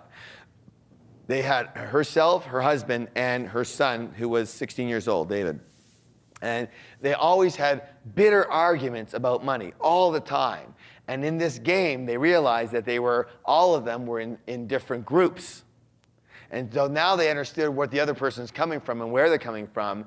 And now that they know that, let's say, for example, that David is an avoider, or that their husband was a spender and she was the hoarder, they understand where the other person's coming from. Does that make any sense? Is that helpful, yes or no? I have a question for you. How many of you, whether your mate or friend is here or not, have a close person who you know is in the other groups? Now you know. They call it polarization, but now you know what the issue is. Again, we make the invisible visible. The invisible what? Visible. All right. Now, there was a lot that we learned from the video on money relationships, but I want to just touch on a few basics of this money and relationships and go over that a bit more, because in my experience, in my what? Everyone's got relationships, whether it's with a partner, whether it's with a mate, whether it's with kids, with anything of any other sort. We deal with people, and when we deal with people, there's always money involved generally. Yes or yes? Yes. So regardless of the situation of who you're dealing with, here's some thoughts that might assist you in dealing with people and money. So the first thing is this. The first key is this word. What's it say, please? One more time, twice as loud. Understanding. Understanding. Understanding that everyone has their own money blueprint, their own programming, their own conditioning, their own past, their own beliefs, their own fears, their own meanings for money. Yes or yes? Yes. You do and they do. And when you understand that they have their own and that they're basically invested or bought into that way of thinking and being, especially if they haven't come to this program, then you can understand that what's manifesting of what they want, what they're doing, and how they're acting is nothing more than a what? A program. A what? Program. And it's not who they are. It isn't them. They're underneath the program. So when you're upset with them, you're not upset with them. You're upset with their what? With their program, with their blueprint. Does that make a difference? You understand that? There's a big distinction there. And when you can understand someone else, then you can separate who they are from their blueprint, then there's a real good shot that you can come together on certain things. Now again, the key is that you have to take responsibility for your own thinking, your own way of being, your own blueprint, and not make, here's the clincher, them wrong. Not make them what? Wrong. Not make them wrong. Because they're just doing their thing. And the real problem generally comes in making them wrong. So what happens is, the more you push, the more they're forced to what? Pull. Or push back, which is even worse. Does that make sense? But if you don't push as much, I'll give you a quick example, kind of a bit of a story here. Now, that's what happened in my own life with my own wife. As I mentioned in the past, my wife, Rochelle, I didn't really trust that she could manage our money properly, and so she got this from me on an energetic level. And whenever she was angry with me, again, for not trusting her, she would do what? She'd go out and what? Spend more money to push my buttons, to say, you know, you can't control me, right? And it was very weird because, you know, I was trying to control her. I thought that was the way to do it. And so, you know, she came from a very specific spending situation. Her program is definitely around the spending side. And she loves to shop. That's her thing, right? And so, you know, I would be in my office and I would hear the car coming down the driveway, but I'd also hear that the motor had been turned off near the top of the driveway and she was in neutral gliding down, right? And so then I'd hear the door clicking open very slowly, and then I'd hear all of a sudden her high heels clicking through the hallway, and I could hear through this narrow hallway the shopping bags, the paper bags, trying to fit through the hallway, okay? And you hear it scraping along the wall. And so I would come into the bedroom and, you know, there'd be all these bags and things piled up on the bed over here. And I'd go, hey, honey. And she'd go, hi. Try to hide the bags and everything like that. And I'd go, well, what do you got over there? She'd, nothing, right? And I'd go, what's that? Oh, it's a purse. Another purse? You got a purse yesterday. Yeah. Well, I needed this purse. What's that? There's a couple of pair of shoes. You got 2 pairs of shoes yesterday. What are you doing? All that kind of, yeah. So we'd have all these fights and all these things going, this went on and on and on. So, of course, I did this kind of work, and I decided I'd try a different avenue, right? And so I hear her come in. It was about a month later. Hear her come in. Hear the car gliding into the driveway. Hear the door slowly opening. Hear her come clipping down the hallway with the bags rubbing again. And this was a big load, okay? I could hear it was like a low sound of the bag just trying to get in through the hallway. And then I knew it was bad because I heard our bedroom door lock. That never happened before. Oh, this has got to be a big haul here. Yeah. So I knock on the door, and she goes, what? What is it? And I'm going, honey, open the door, please. She says, I'm busy. Honey, it's my bedroom. Please open the door. Okay. She opens the door. She's already.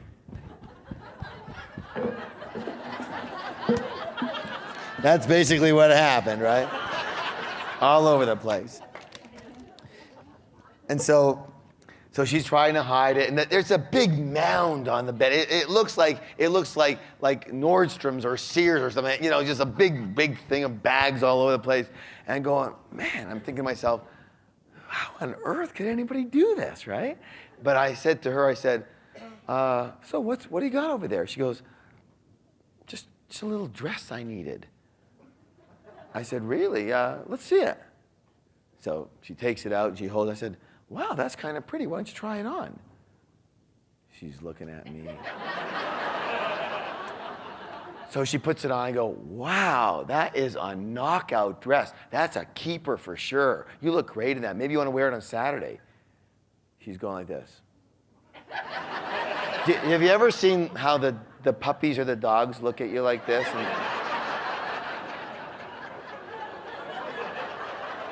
And I could see like her whole brain is just like frying. Like it's just like, what's going on here? So I said, what's in the other bag? She says, well, I got some shoes to match the dress. I said, let's see them. She puts them on. Wow, those are stunning shoes. You should make sure you keep those too. And I'm also noticing a little twitch happening. Like her whole nervous system is changing here. And I go, what's in there? She goes, just a couple of handbags, a couple of purses. I said, let's see them. She goes, which one do you like? I go, both of them. They both look great. You should keep them both. Now I see she's getting a little angry, all right? She's not sure what's happening. So there's another dress. She tried that on. I said, man, you must have hit the gold mine there. I mean, you just picked out the great. Did you get any help by like a designer, or did you just like pick this out by yourself? She goes, I picked it out myself. I said, man, it looks great on you. That beautiful stuff, really great. I got to go do some work. So I go back to my office. It's pretty silent for about 10 minutes. All of a sudden, I hear her on the kitchen phone. She's talking to her best friend, Marcia, in Toronto. And all I hear is this, I don't know what's going on. But I'm going to get to the bottom of this. And then all of a sudden, I hear a couple of seconds later, I hear going, Marcia, do you think he's seeing someone else? I'm in my office going, oh my God.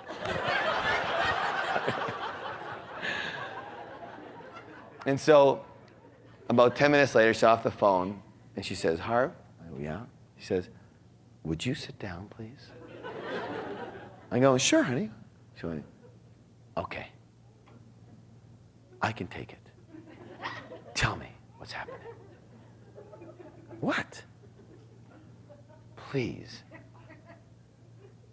If you tell me the truth, I won't be angry. I've heard that one, but my mother used to say that, right? Oh my God. Oh yeah, okay, right. Sure. I'm gonna fall for that one.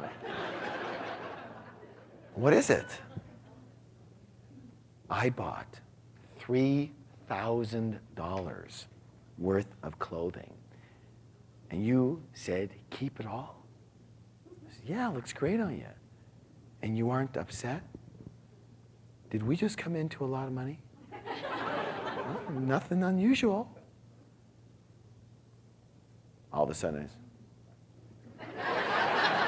I go, honey, you should see my chiropractor because you got something going on over here a little bit. She says, okay, fine. All right, so we let it go. About 2 hours later, I'm in my office, I hear the bags coming this way in the hallway. Okay. I catch her in the hallway, go, what's going on? She says, I'm taking this stuff back. I go, why? She says, because I don't really need it. I said, yeah, but it looks good. She says, I know, but I got tons of things that look good. I said, okay, I'll take it back. I said, you don't have to take it back. She said, I want to take it back.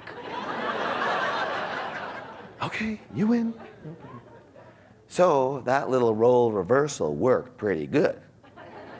And to this day, the less I push, the less she pushes back.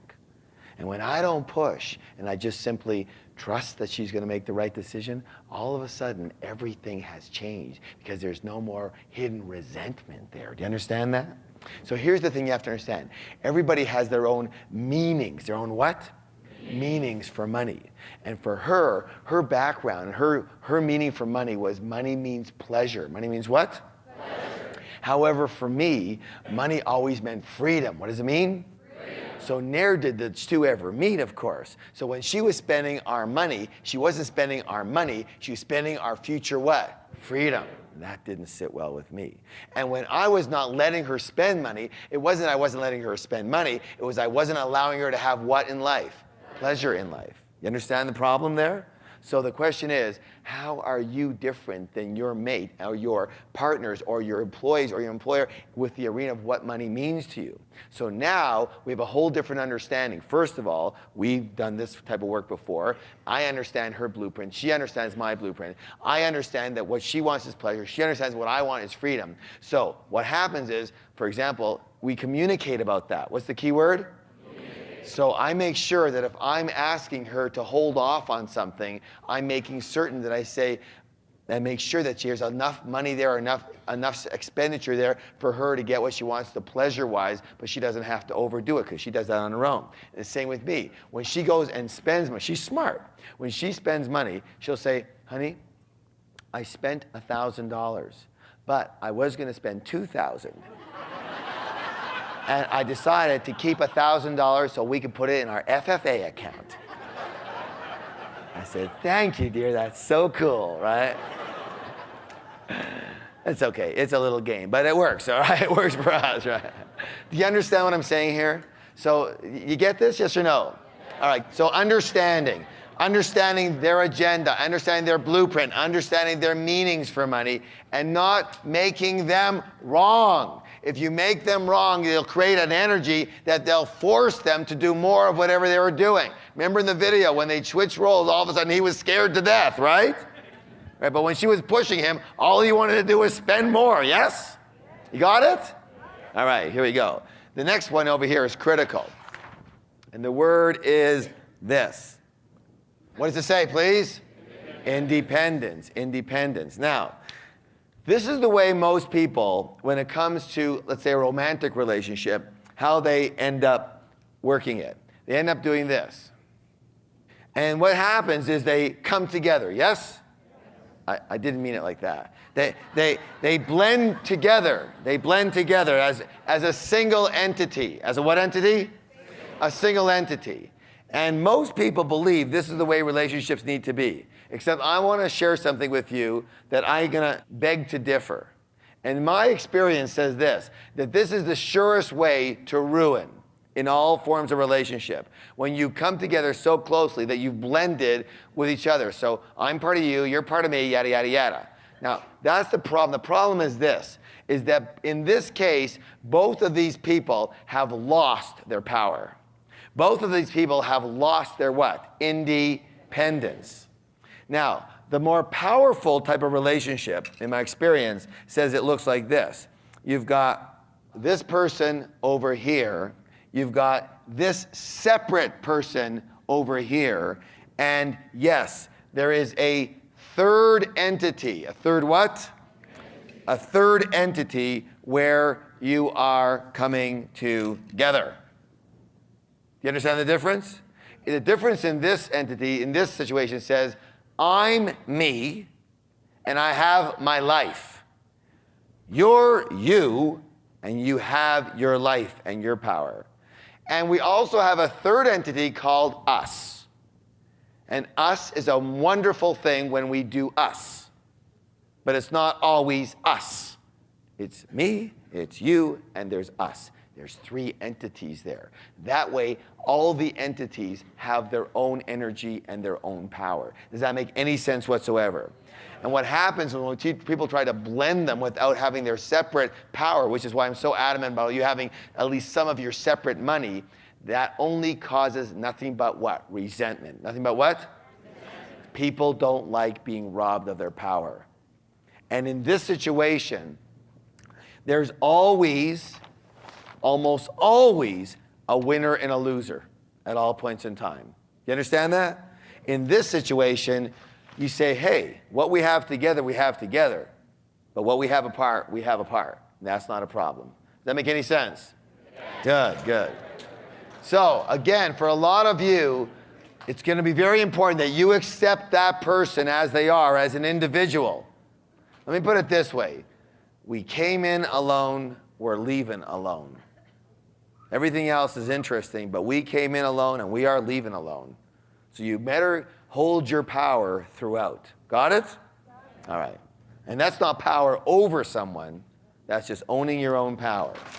All right. And that makes for a much better third relationship. The last area here is this one, and this is very important. This is called having this. What's the words, please?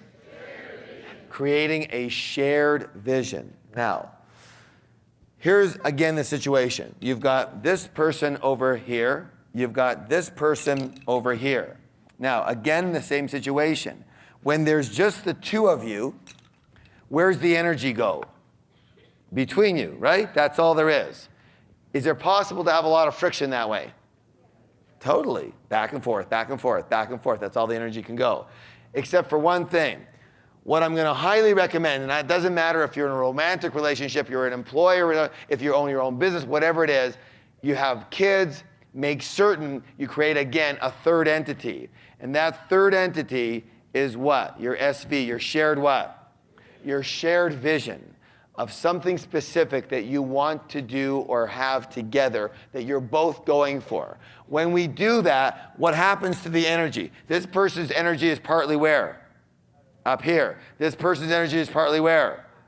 Up there. They're both going for the same thing. Does that make any sense? So now the energy is taken away from having to, again, compete with each other or blend the power there, and now the energy and the focus can go where? Up where? Up to the vision. I'll give you an example of what I'm talking about. In my experience, one of the greatest keys to success in owning your own company is if you make sure that everyone involved in your company understands and has the same shared vision. Same mission, same vision. You understand? I would say that is probably the key to the success of Peak Potentials. Everyone involved with us, all the ambassadors, all the associates, all of our logistics volunteers and help, all of the 31 full-time staff in our head office all have the same shared vision. Does that make sense? When you can share that, it gives you this commonality that you normally wouldn't have, instead of all the bickering and politics that go on. Got it?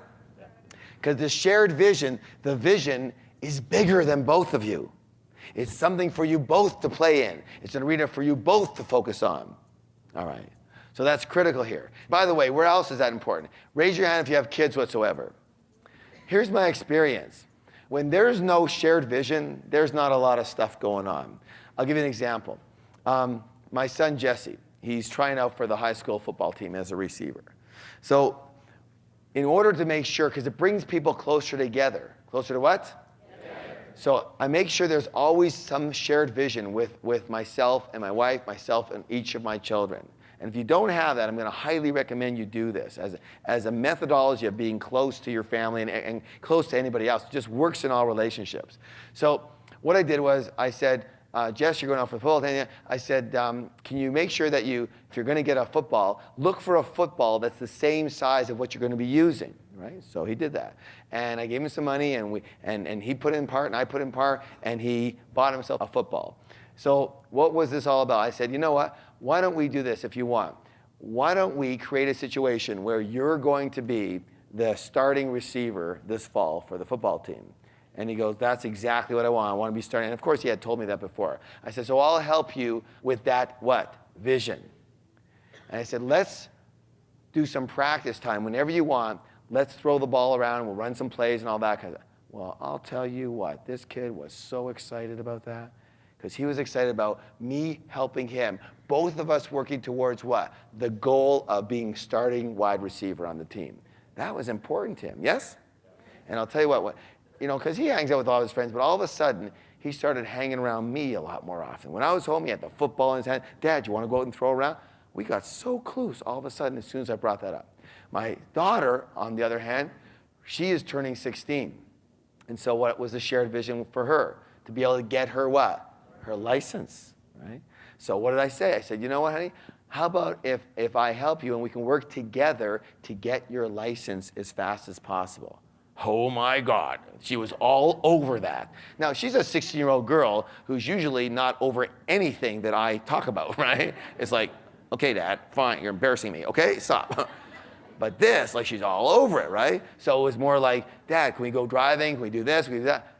Because what? We created the shared vision of her getting her license and I was helping her get that. Does that make sense at all? Okay. So no matter where you're at and with who you're at, it's imperative that you create a shared vision. Now, here is the critical thing around that. When you have your FFA account, you're both going for something specific, right? That's why it's so important that when you say, if at all possible, bring your family members with you here.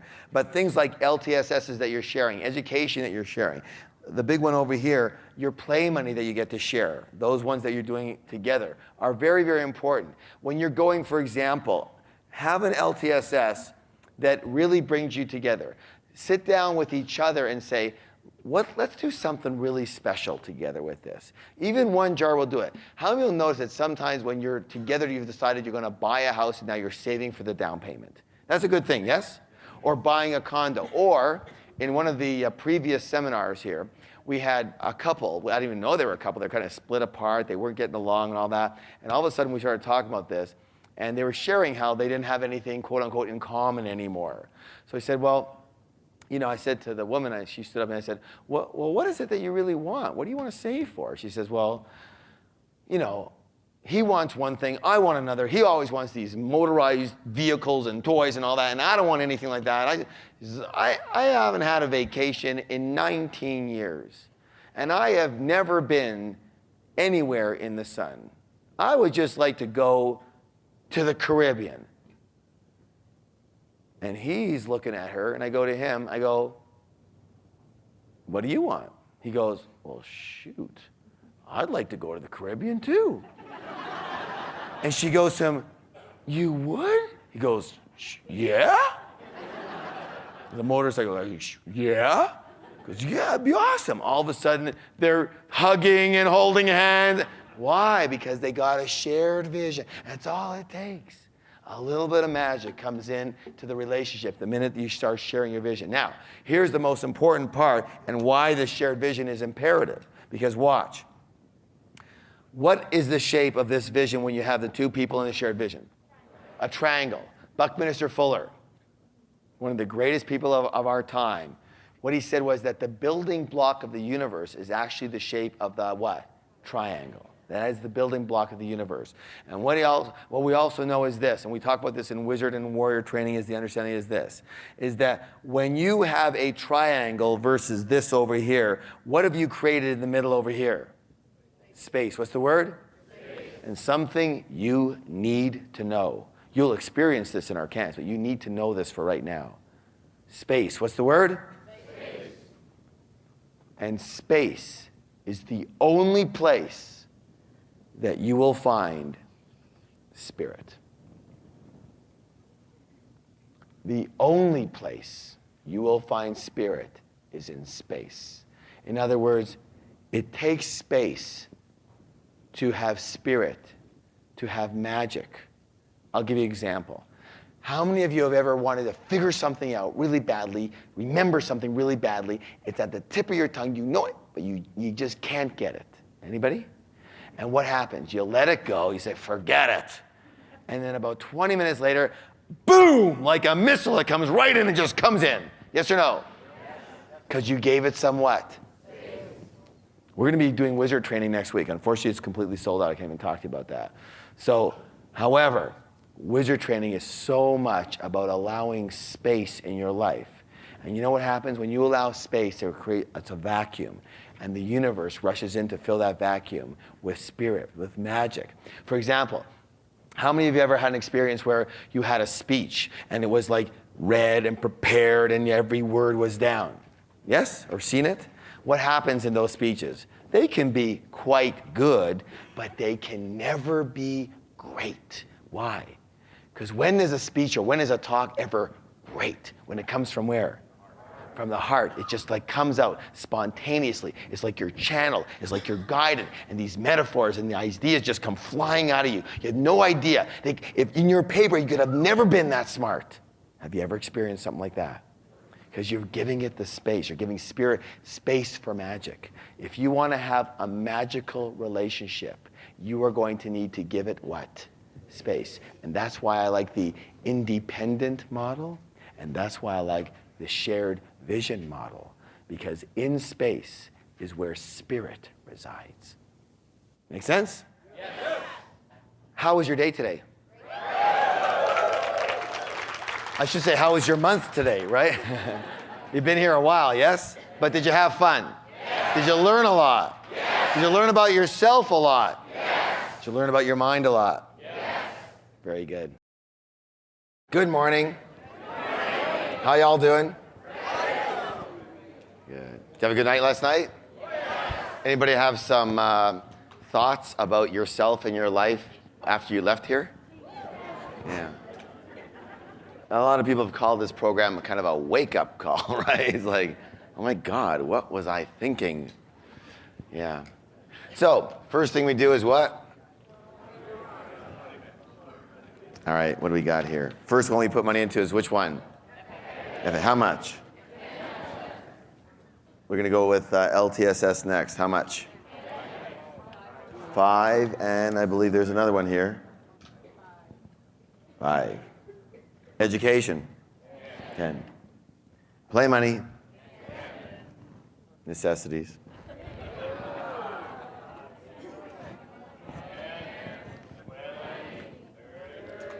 How do you know it's 30? You don't even know what I got here, right? Quick on the draw.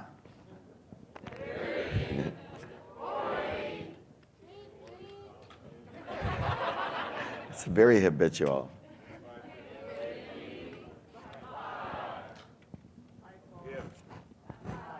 All right, handled. See, it's kind of like brushing your teeth. You don't usually have to think about it, right? It's kind of like you don't necessarily are running to do it, but it's just you roll out of bed, you do a couple of things, and you go to the bathroom, and you generally brush your teeth. At least most of us do anyways. At least the ones who have teeth do that. Anyways,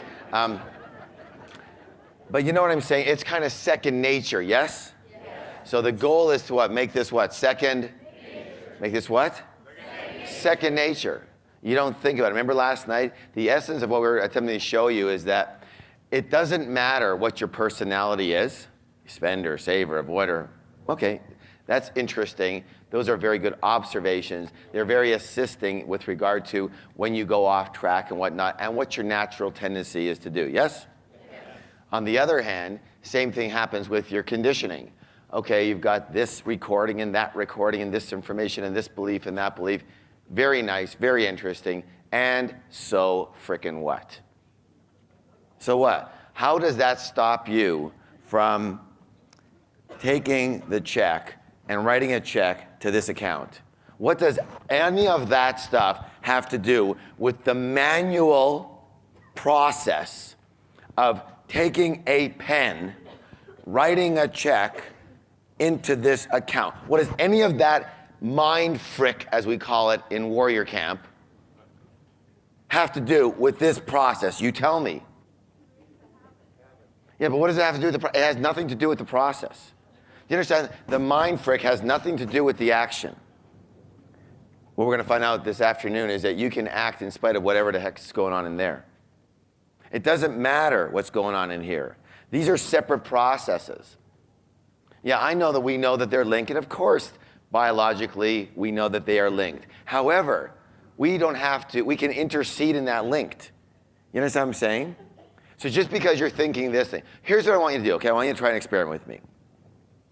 I want you to think 1,000% to stay seated. But what I want you to do bodily is stand up. All right? I want you to think 1,000%. I want you to believe I have to stay seated. I want you to think, if I don't stay seated, something really bad is going to happen to me. I want you to think really, really dramatically, stay seated. But what I want you to do is stand up. Try it. See if you can do it.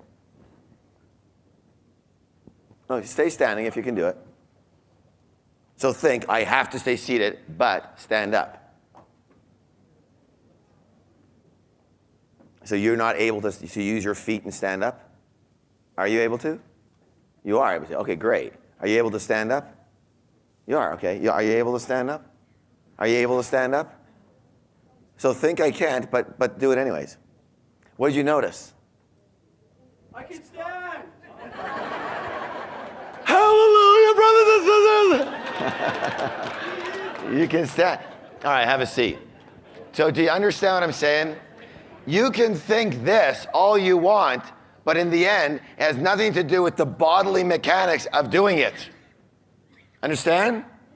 You can think anything you want, but in the end, it has nothing to do with writing a check or putting the frickin' bill inside the jar. Those are two separate things.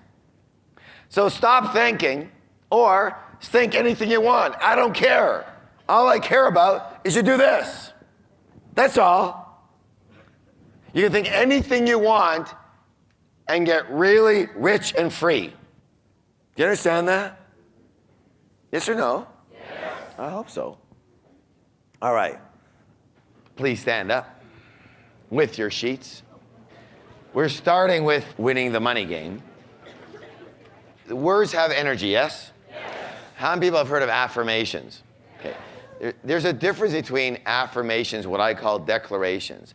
A declaration is a commitment to the universe, right? An affirmation is a saying.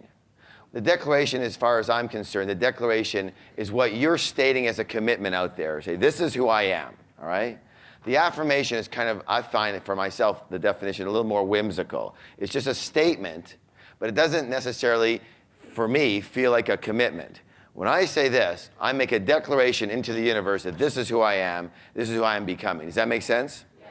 So it's all your perspective. It's all the meaning you what? Give it. Does that make sense? Yes.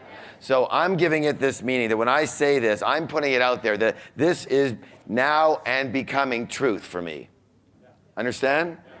Versus an affirmation to me is a little bit more, well, okay, I am strong and courageous. I am strong and courageous. I am strong and courageous.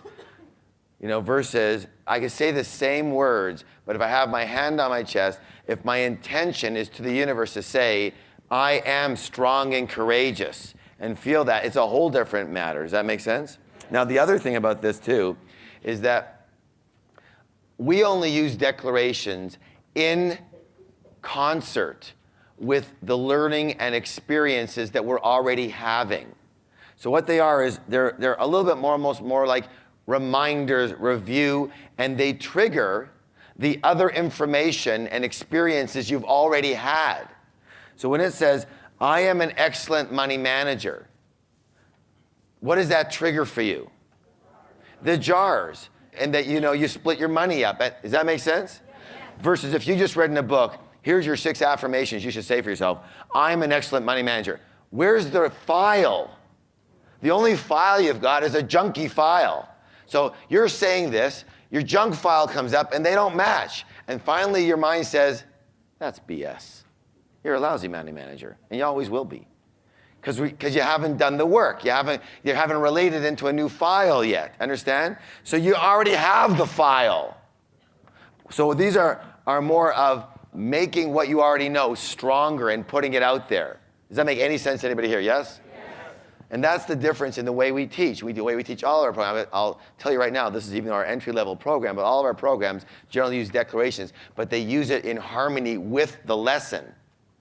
So each lesson has the declaration, and they're more of like a reminder. Are you guys ready to say this? Yes. Are you ready to declare this into the universe? Yes. All right, let me hear you. I am an excellent money manager. I always pay myself first. I put my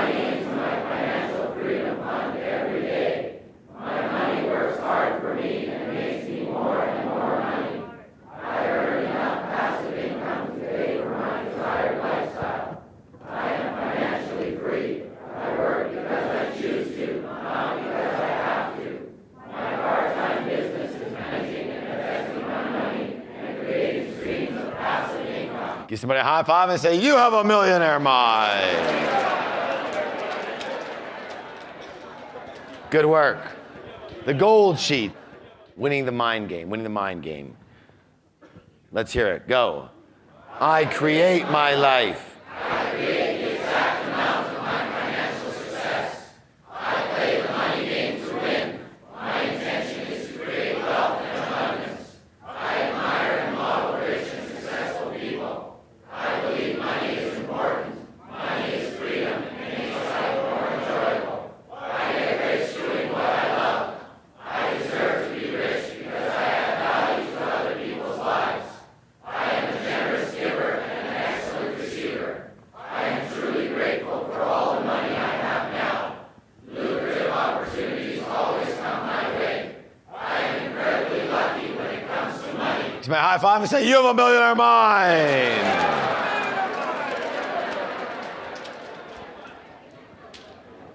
Do you recall the 4 quadrants? Help me out. I gave them to you the first time. You can give them to you this time. What are they? Emotional, spiritual, mental, emotional, spiritual, physical. Now, when it comes to money and the money game, there are other books, tapes, courses, seminars, information out there. Not a lot of it, but some that's actually pretty good in the mental game.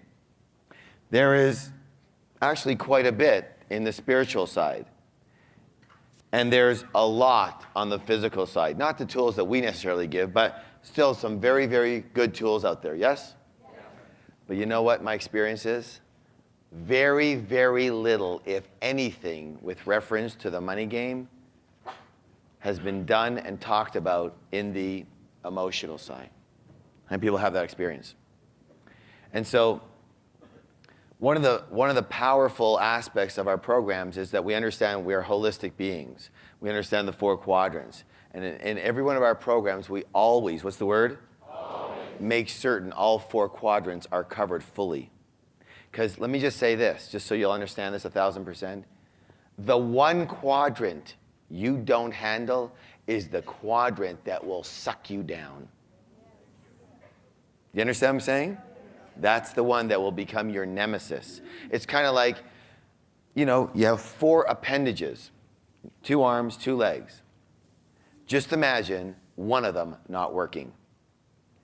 You can still hobble along, but it's a tough grind. Does that make sense?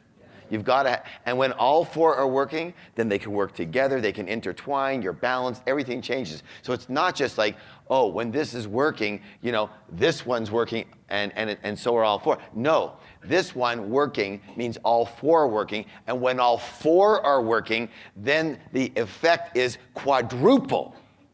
Do you understand what I'm saying, yes or no? Yes. And that's why it's critical that we cover this emotional side. So this morning we're going to talk about money and emotions. I have a question for you. If your relationship with another person was full of anger, would it affect that relationship? Yes. If your relationship with another person was full of guilt, would it affect that relationship? Yes. It was full of fear, would it affect that relationship? Yes. We have a relationship with what? Money. If your relationship with money is full of anger, guilt, fear, shame, sadness, would it affect that relationship? Yes. So, remember the process of manifestation. Help me out on this. Your thoughts lead to your feelings, which lead to your actions, which lead to your results.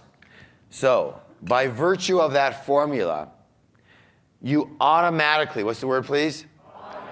Thank you. You automatically bring your what? Feelings to every one of your what? Actions. You got it? Yes or no? Yes. So before you take an action, you're going to have a thought, you're going to have a feeling, and then there's going to be an action. So what happens is you're bringing those feelings with you wherever you go. Now, your positive emotions and positive feelings serve to uplift the actions around money, yes? But your negative ones, what do? They drag those actions and decisions down. And your negative emotions end up like becoming lead weights, burdens, baggage that you end up dragging with you. And what happens is you're dragging this thing along and it's really heavy. And what occurs, unfortunately, is that as we proceed with this throughout our life, guess what we forget? That's right. We forget that we've got this tagging on and holding on to this.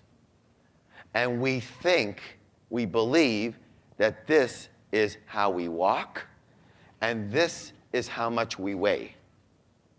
You understand what I'm saying? We forgot we're holding on to this thing that's weighing us down and slowing us down.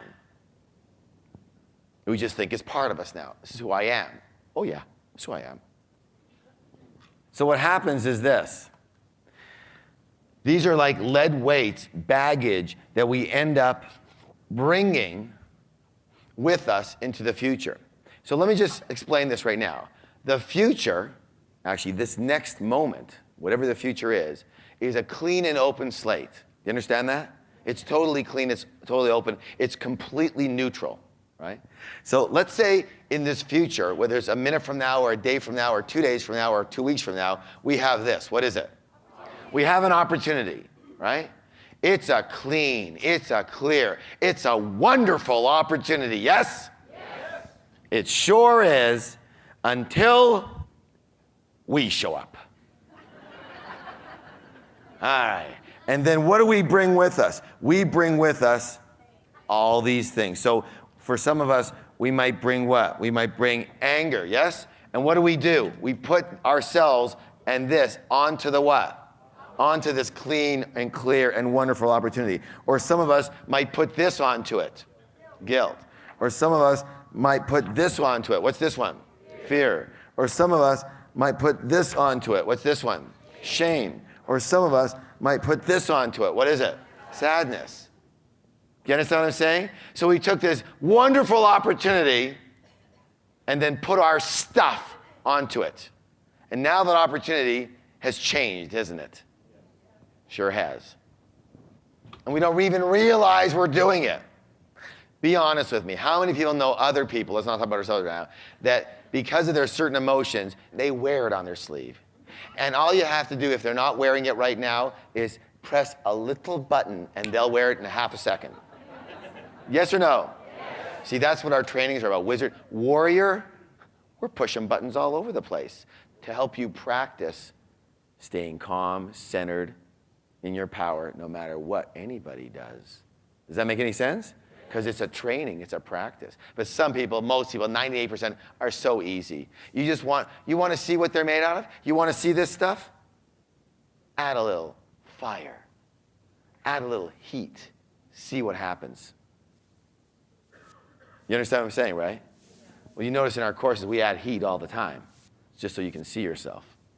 So, that's why it's imperative that if you want to be successful in the future, we clear these dark clouds of negative emotions that are hanging over us and that we are carrying around with us. So that when you go to an opportunity, you are clean and clear. When you are, and it could be any opportunity. It could be the opportunity of money. It could be the opportunity of relationship. It could be a romantic relationship. It could be a business relationship. The reason many of the partnerships fail in any way, shape, or form is because these two people have these emotions that are brought into the relationship. Okay, so the reason that we clear these emotions is so that, listen closely to the word I use, so that we stop contaminating our future with our past. Do you understand what I'm saying? Because that's what happens. We actually contaminate it. Okay. So, negative emotions are stuck energy. What are they, please? Stuck energy. Thank you. Stuck energy. And what they are is, listen to the words I'm using again, please. They are primarily incomplete communications. Please repeat that. Incomplete communications. Communications that should have been out there, but instead they got stuck inside. So, let's talk about emotions. What does it say? What does the E stand for? What is it? Energy. Excellent work. Thank you. That was good work. Energy in what? So in other words, there's nothing wrong with emotions, as long as they stay in motion. Do you understand what I'm saying? There's nothing wrong with that energy as long as it stays in motion. But when it doesn't stay in motion, when it gets stuck inside, that's when the problems occur. Because it's not supposed to be stuck inside. It's supposed to be energy in what? Motion. Good. And you know, so what it is, and I'm going to suggest right now that whether you take our programs or can find any other programs that work in these arenas, the idea of mastering your life, part of that is the mastery of allowing stuff, energy, to come in and then letting it out. So energy comes in and then it goes what? Out. In and out. That's the natural and healthy way, yes or no? Yes.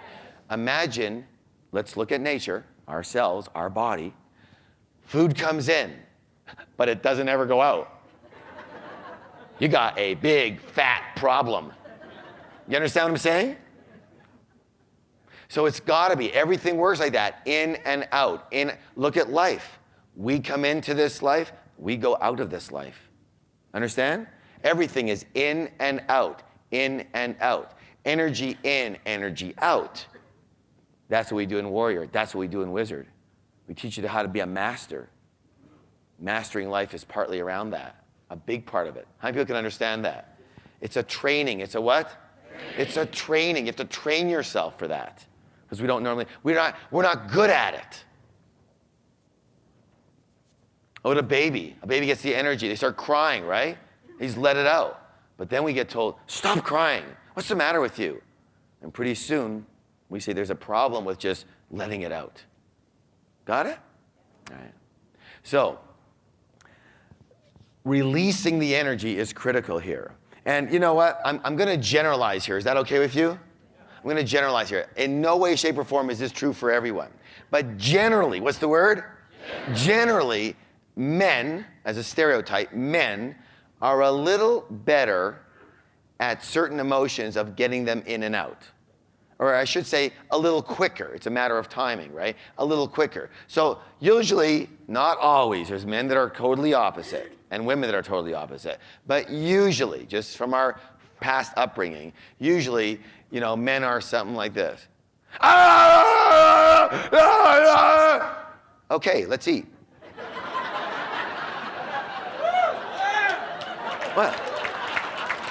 What is it? What's the matter? Right? And women are a little bit more like this.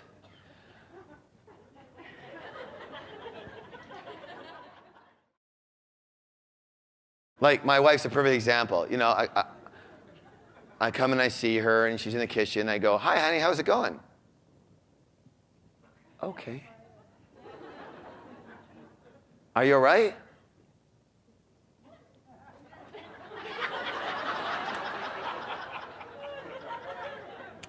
Yeah. You don't really seem okay. Are you like in not a good mood? You're a cigarette? Everything's okay. Gee, honey, maybe we can talk about this. There's nothing to talk about. Okay, well, listen, I'll see you later on. I got a little bit of work to do. I'll talk to you after.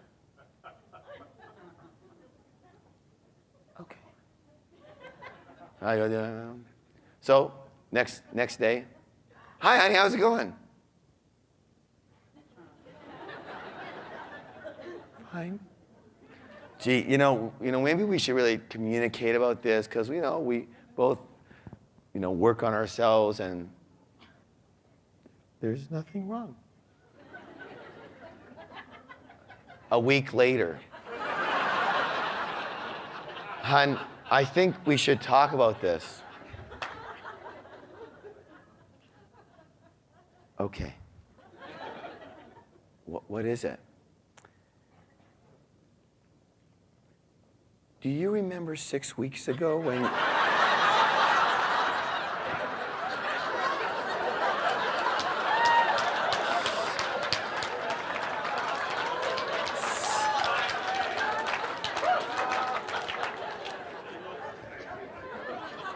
6 weeks ago, when I called you in for dinner, and I had made a really nice dinner, and you kept saying you're just turning off the computer, and you didn't come for like 5 minutes.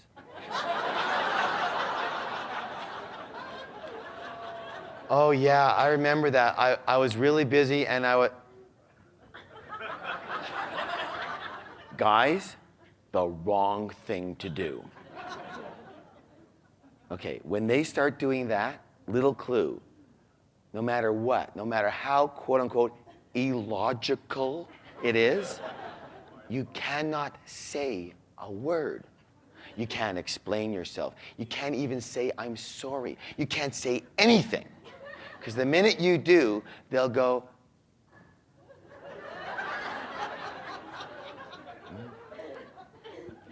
you just have to zip it and just wait and wait and wait and wait and listen until all of it comes out. All of the energy that's been stored in there for months. Okay? Then later, after it's all done, there's only 2 words, and they are, I understand. And that's it. Yeah. So you got to listen. You understand what I'm saying? It's about listening. And that's all they want. One of my new books coming out is called It Takes Courage. And there's actually 30 ways in 30 days to a happier, healthier, wealthier life. And it's got vignettes. So it's got a thing about courage, what it takes courage to do. And then it says it has a cartoon. So there's one about it takes courage to just listen, right? And it shows this woman talking to a man. And in the vignette, the first vignette, it shows her saying to him, when I want you to speak, I'll raise this flag. And in the second vignette, it shows her burning the flag, right? So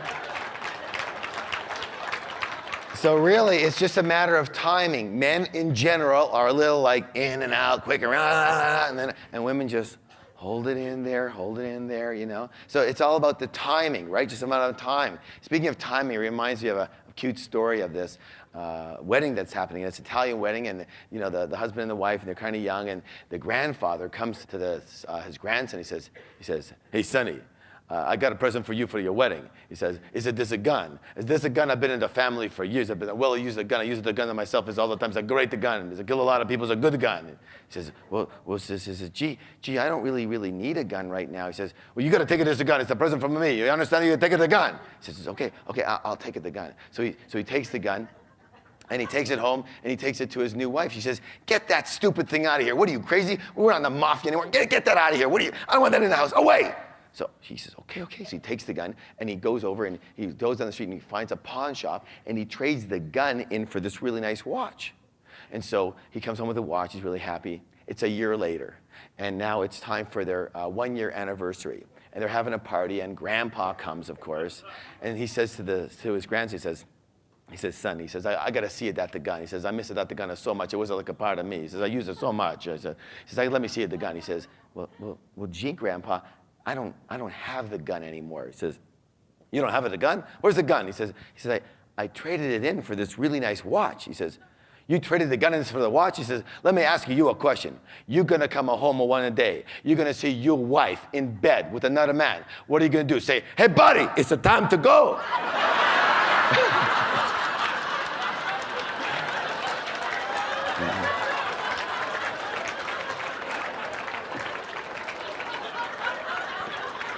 Oh, well. Where were we? Oh, yes, emotions. Okay, so emotions are what? Stuck energy, yes? Let's try that again. Emotions are, hey, wipe that smiles off your face. Emotions are stuck energy. What are they, please? Stuck energy. Thank you. Stuck energy. Incomplete communications. And therefore, the way to clear the emotions is to get in touch with them and experience them. And by experiencing them, we actually bring them to the surface, which then dislodges them from being stuck inside us. Does that make sense? Yeah. I'll say it again. They're stuck emotions. By experiencing them, we bring them back to the surface, which then what? Dislodges them from their stuck position and brings them out.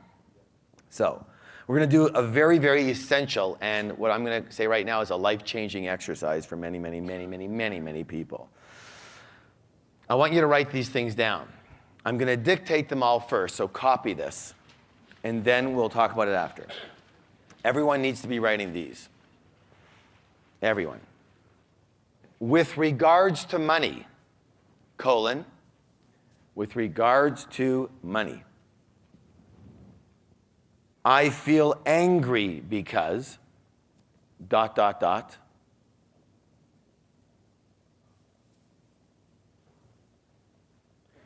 I feel sad because,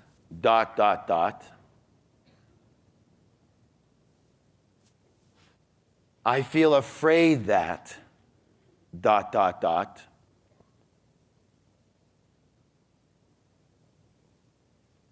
I feel ashamed because,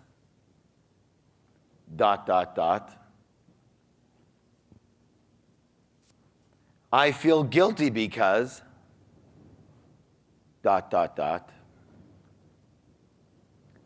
I feel sorry because,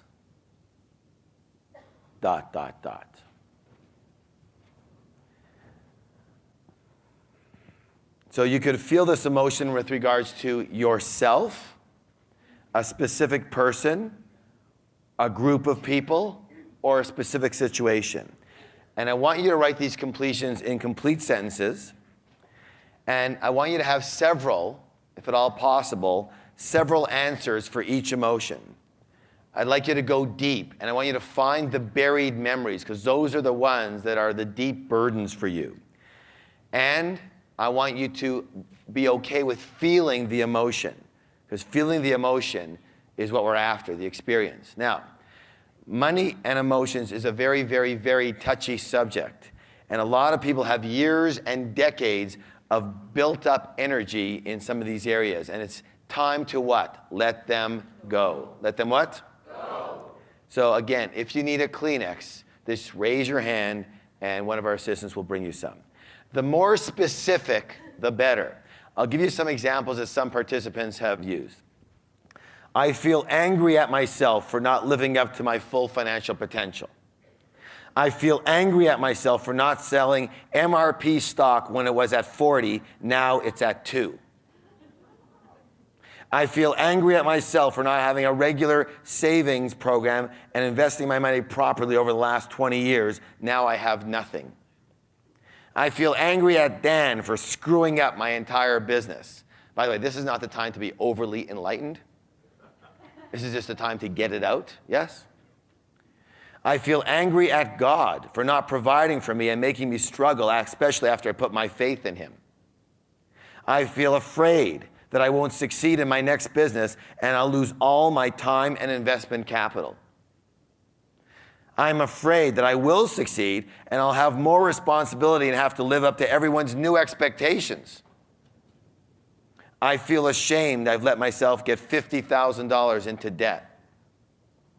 I feel sad I can't trust my supposed friend Ariel anymore.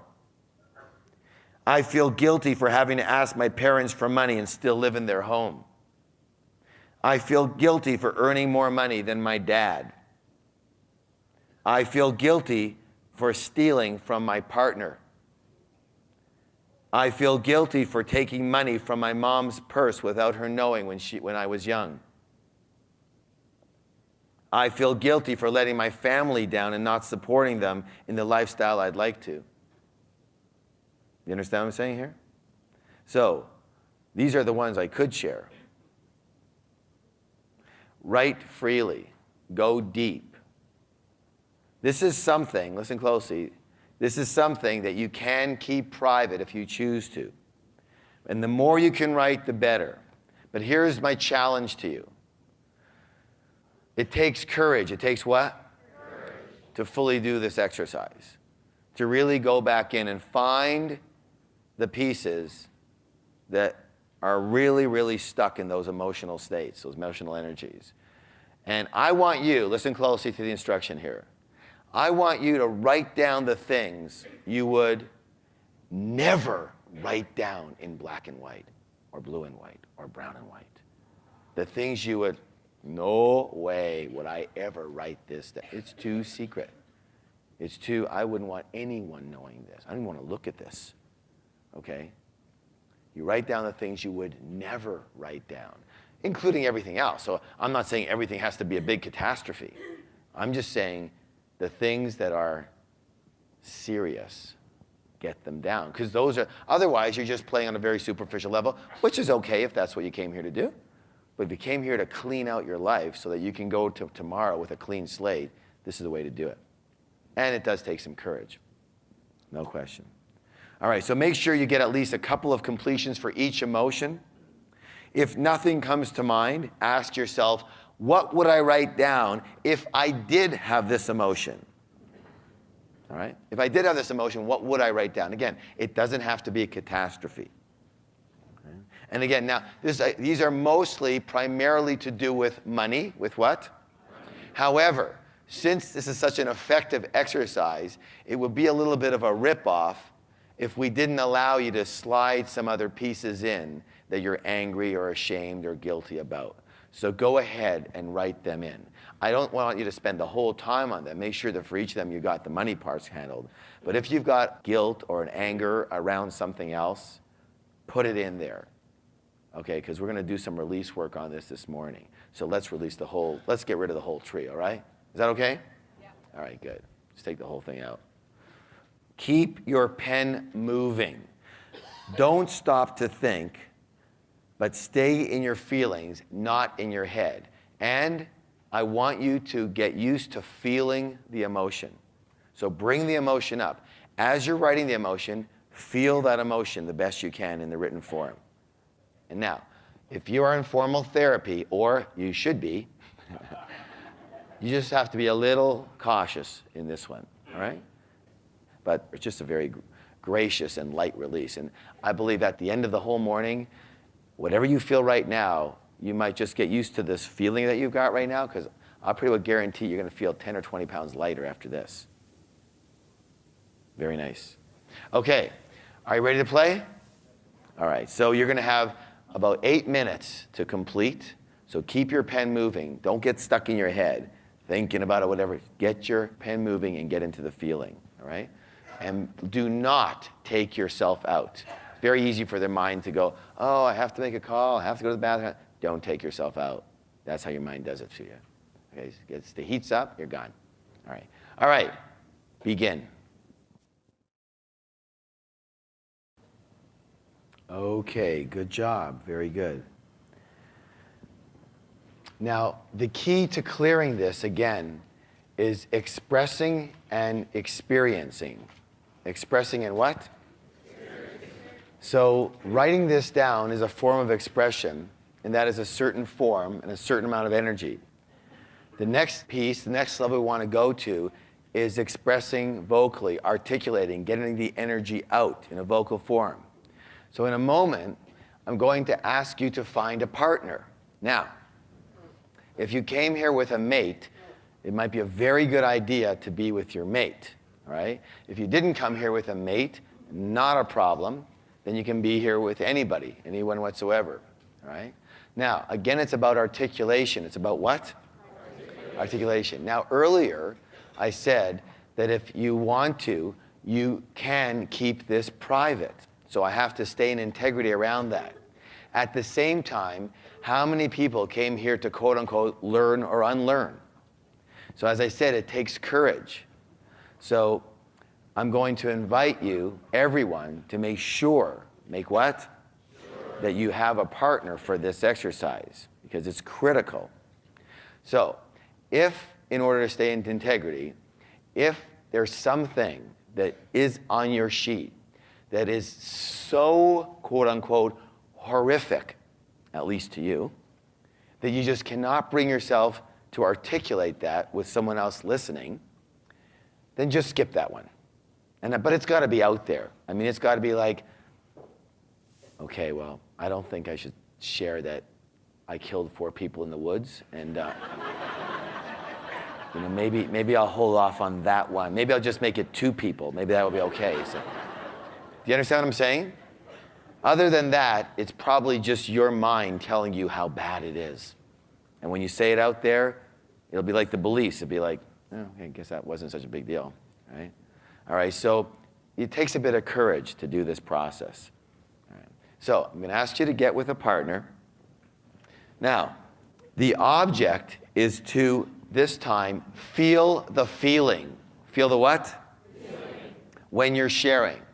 So sharing is one thing, the articulation that says, I feel angry because I let myself get $50,000 into debt.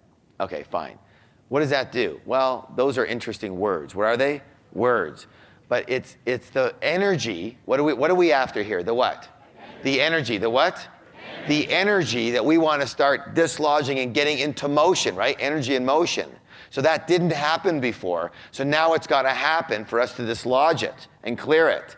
So it's up to you to dislodge it. And here's how you do that. By actually getting into that energy, the same energy, and then getting that energy in motion again. Because right now it was just stuck there.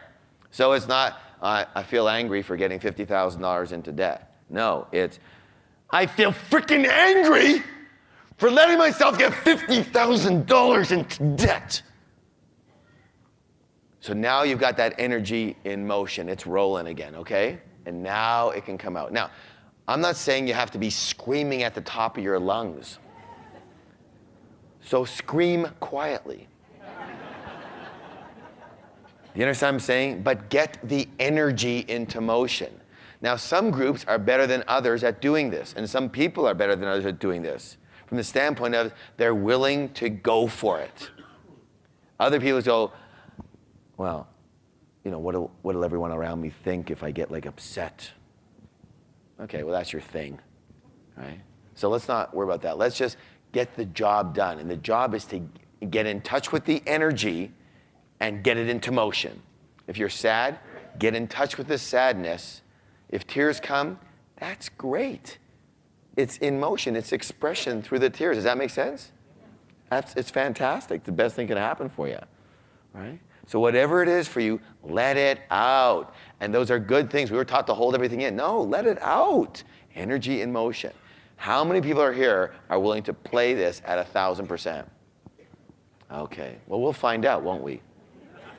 We'll find out. So, how many people here are willing to fully participate in supporting their partner? Now, how do you support your partner? By what? Just listening. Just listening. And be supportive, like a little angel. You're just listening, you're open. So when you're sharing and when you're supporting, just be totally open. Just be open. Allow things to flow. Let the energy flow all around. And just listen.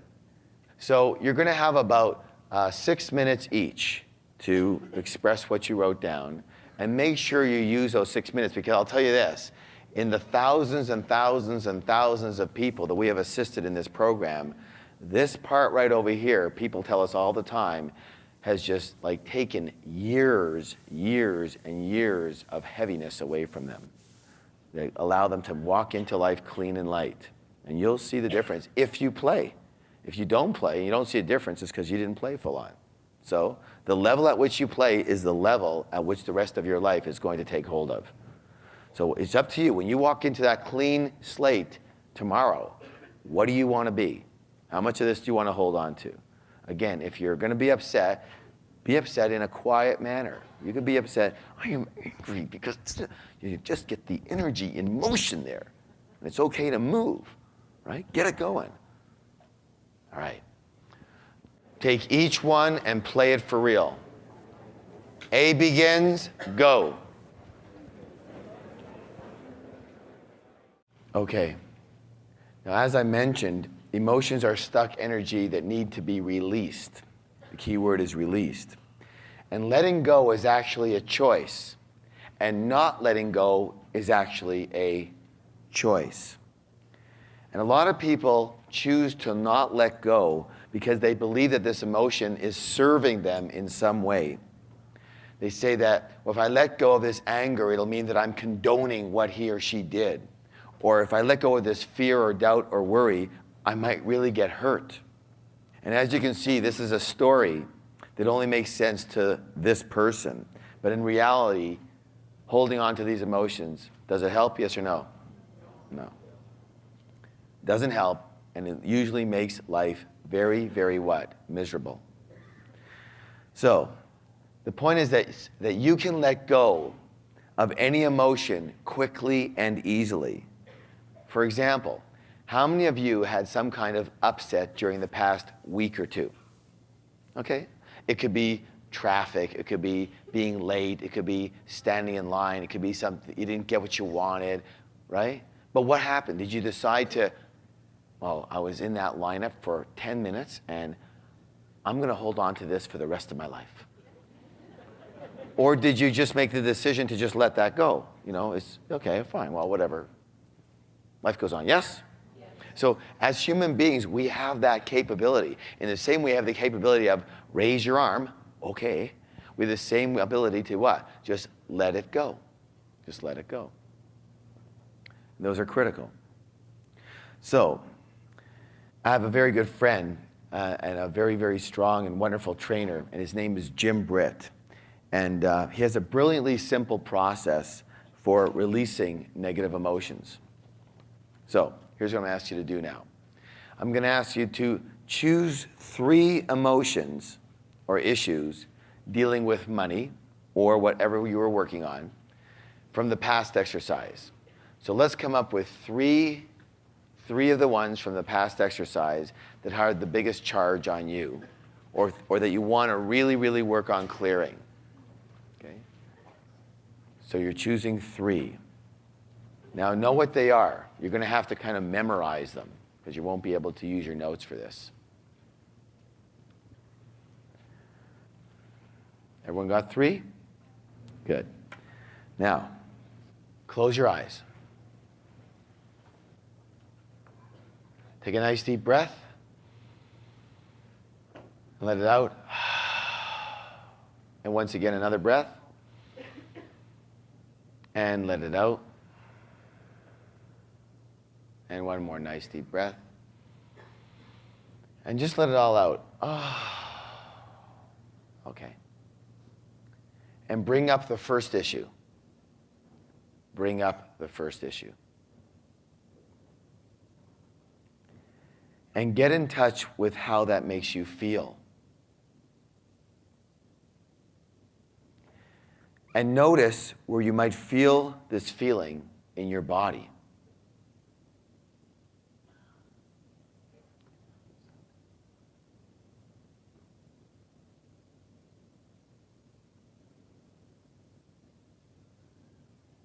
And let the feeling grow in strength.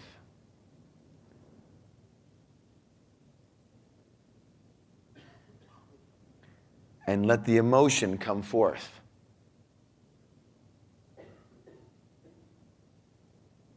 And let that emotion come forth stronger. Feel the emotion stronger. Really feel that. And now answer the following questions quietly but out loud.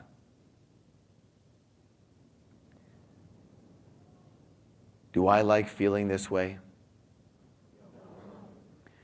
Do I want to let it go? Yes. Am I willing to let it go? Yes. When am I willing to let it go? Now, if you're willing to let it go now, say to yourself, I am willing to let, and then whatever the emotional issue is, go now. For example, I am willing to let my anger towards myself for losing that $50,000 go now. So begin. I am willing to let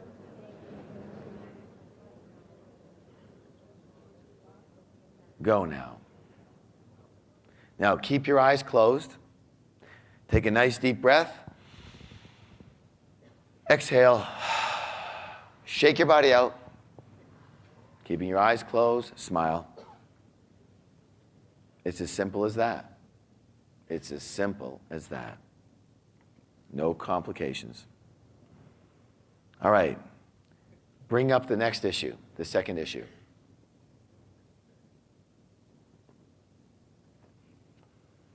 And get in touch with how that makes you feel.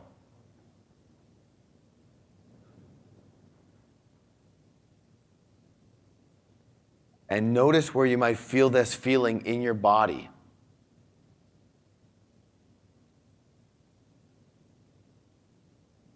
And let the feeling grow in strength. And let the emotion come forth. And make the emotion stronger. Get in touch with it. And now answer the following questions quietly but out loud. Do I like feeling this way? Do I want to let it go? Am I willing to let it go? When am I willing to let it go? If you're willing to let it go now, say to yourself, I am willing to let whatever the emotion is go now.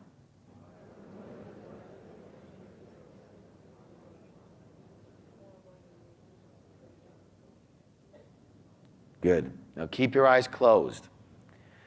Take a nice deep breath. Exhale.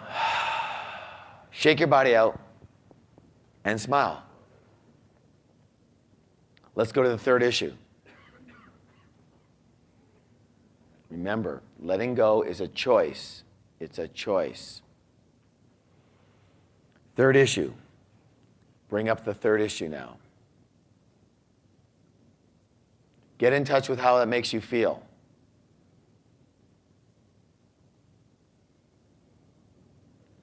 Notice where you might feel the feeling in your body.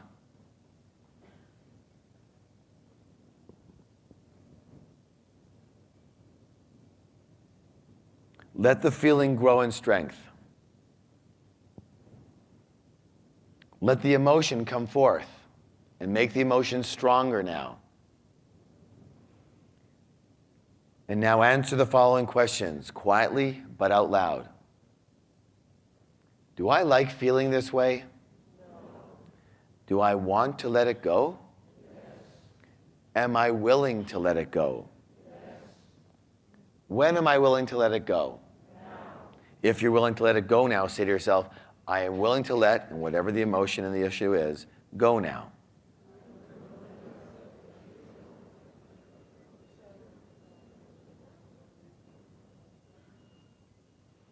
Take a nice deep breath.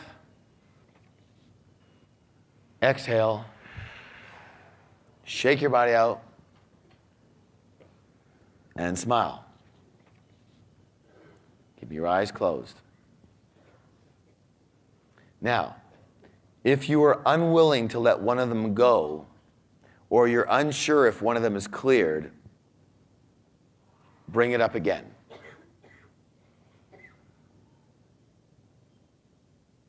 Bring it up again. So we're going to work on one more. Bring it up again. And ask yourself the following questions. To yourself now. What does this feeling or issue do for me?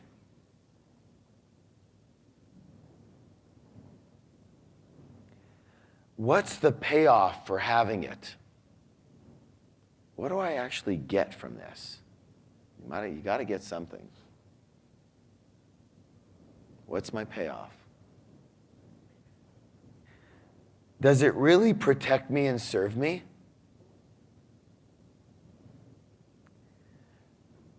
Do I really still need it? What will really happen if I let it go? What will really happen? And now answer the following questions quietly but out loud. Do I like feeling this way? Do I want to let it go? Am I really willing to let it go? When am I really willing to let it go? If you're willing to let it go now, say to yourself, I'm willing to let whatever the issue is go now.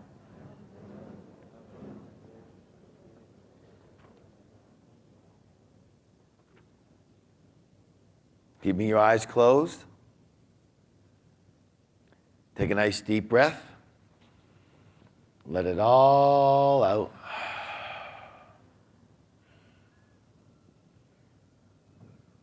And feel the freedom. Feel the lightness. Feel the feeling of emptiness.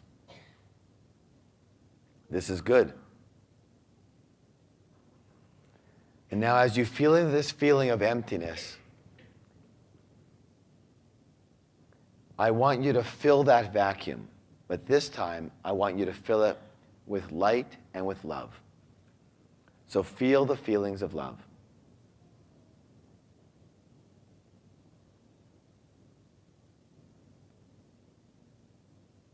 I want you to feel the love for other people, other trees. Feel the love for other people in your life, the people, those around you. I want you to feel the love, your love, for this planet, for Mother Earth, and what she does for us, how she supports you every moment of your life. And I want you to feel and fill that gap of emptiness with total love and unconditional acceptance for yourself.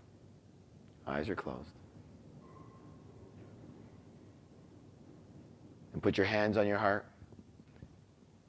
both hands, and just feel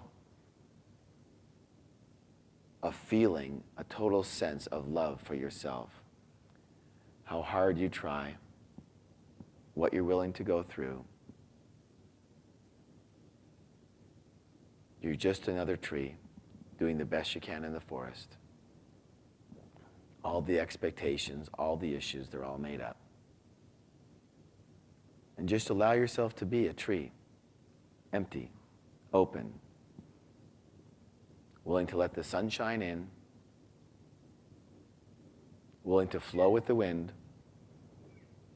willing to just be, willing to just be nothing and everything at the same time. Empty, aware, love.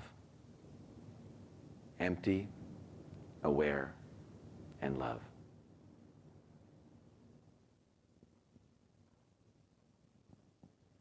And now slowly open your eyes.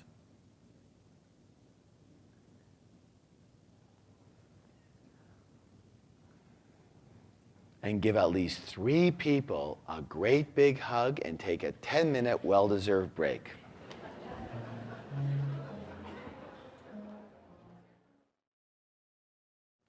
All right, now we're working on these emotions here.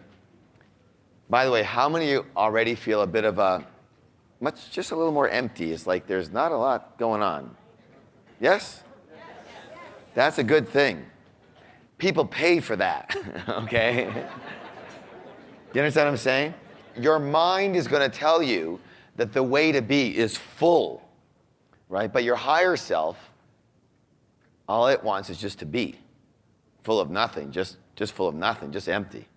And when you're empty, then you're what? You're open, you're alert, you're aware, and you bring a fresh you to every fresh situation. Does that make any sense? You don't drag your past with you all the time. And you can be open. And the beautiful thing about it, as you'll learn in other programs, is that you can take the best of what you've learned and your experiences and bring only the best of you with. Because you're going to be in choice, yes? All right. So, of all the emotions, the most debilitating is this one. What's the word? Anger. Anger. Anger often runs our life, and anger often ruins our life. When I was 9 years old, I went to New York with my parents, and we were visiting some cousins. And my cousin was 14, and he had this incredible coin collection. And I'd never seen a coin collection before. And he had these old coins. He had like a quarter that was worth $40, and he had a silver Kennedy $50 that was worth $100, and it was just amazing. And he had these, these books that told you how much everything was worth, and he had, special folders for the coins with plastic, and I was so impressed. And so I decided that when I get home, I would start a what? Coin collection. Excellent. So I did. I started a coin collection, and I really got into it. And I remember going to school, and of course, they're all young kids, and I would trade them, shiny new coins for their oldest coin, and I would tell them to find the oldest coin you've got by date and whatever, and I'll give you a brand new shiny one. And I remember a couple of them started getting wind of it, so I said, you know what? I'll even pay you more for if you have something over, less than $19.50, I'll give you twice as much for it. And of course, I'd take a look at it, and generally they'd be worth way more than that. And so I had this really great coin collection, and we didn't have a lot of money, so I didn't have the folders and all the special paraphernalia, but I just had the coins. And I had this little brown, plasticky, rubbery type of treasure chest piggy bank. And it had a little opening, and I would take my coins and put it into this piggy bank. And I kept the piggy bank that was full of coins, and all my favorites, of course, under the sink in the kitchen. And everything was fine, and I just loved putting the coins into there. And I came home one day from school, and I went to put some coins into the piggy bank, and the piggy bank was gone. And of course, as a 9-year-old, I frickin' freaked. Where's my piggy bank? What's going on? Who stole it? What's happening? Right? I'm all over my mother. What'd you do with it? She said, I didn't do anything. I don't know where it is. Nothing, right? So of course, I searched all around the house from 3:30 until 5:30. For 2 hours, I'm searching for this piggy bank. I searched outside. I searched on the lawn to see if anyone had dug anything up so that they had maybe were putting it there. I searched next door in my neighbor's lawn. I searched everywhere. And I finally found my piggy bank. It was in my father's night drawer underneath, and it was empty. Okay. My father comes in from a hard day's work, opens the door, and I go flying in his face. You robber, you stealer, you stole my bag. What's the matter with you? Don't you have your own money? What's the matter with you? You stole it, don't you have your own money? And he goes, whap! And smashes me right across the mouth. I go flying. He goes, half of that was my money. Get lost. And then he takes off. All right? Okay. So of course I go running into my room. I hate you, I hate you, I hate you. I'll never trust you again. You stole my money. Anybody relate to this? So, what had happened here? So of course, I lost my trust in my father, who represented all men. Got it? And what occurred, of course, is that from that incident, from that what? I couldn't deal with men because all men weren't to be what? Trusted. Couldn't be trusted. Do you understand how this could happen? Right. So this is, and this was something that for years and years and years ran my life, at least unconsciously. Whenever there was a man involved in business, I couldn't trust them, or I knew they would rip me off somehow or something. And so I made sure that, of course, I validated that belief, right? Bringing any man into my life that would do that. And so that ran me for a lot of years. And of course, then I shut out man, and then I wouldn't deal with him in whatsoever. So that didn't serve me, did it? Until I was able to clear that. So we're going to do some exercises here to work with this. Very, very important and life-changing. Close your eyes again, please. Close your eyes again. Be willing. And search your past for an emotional incident that resulted in your getting angry about something that concerned money and possibly a parent or at least one other person. If you can get a parent in there, great. If you can't, not a problem, just another person. Now, this could be the same emotional incident that you've worked with at this workshop so far, or it could be a different one. So an emotional incident that resulted in your getting angry about something that concerned money and someone else, at least one other person.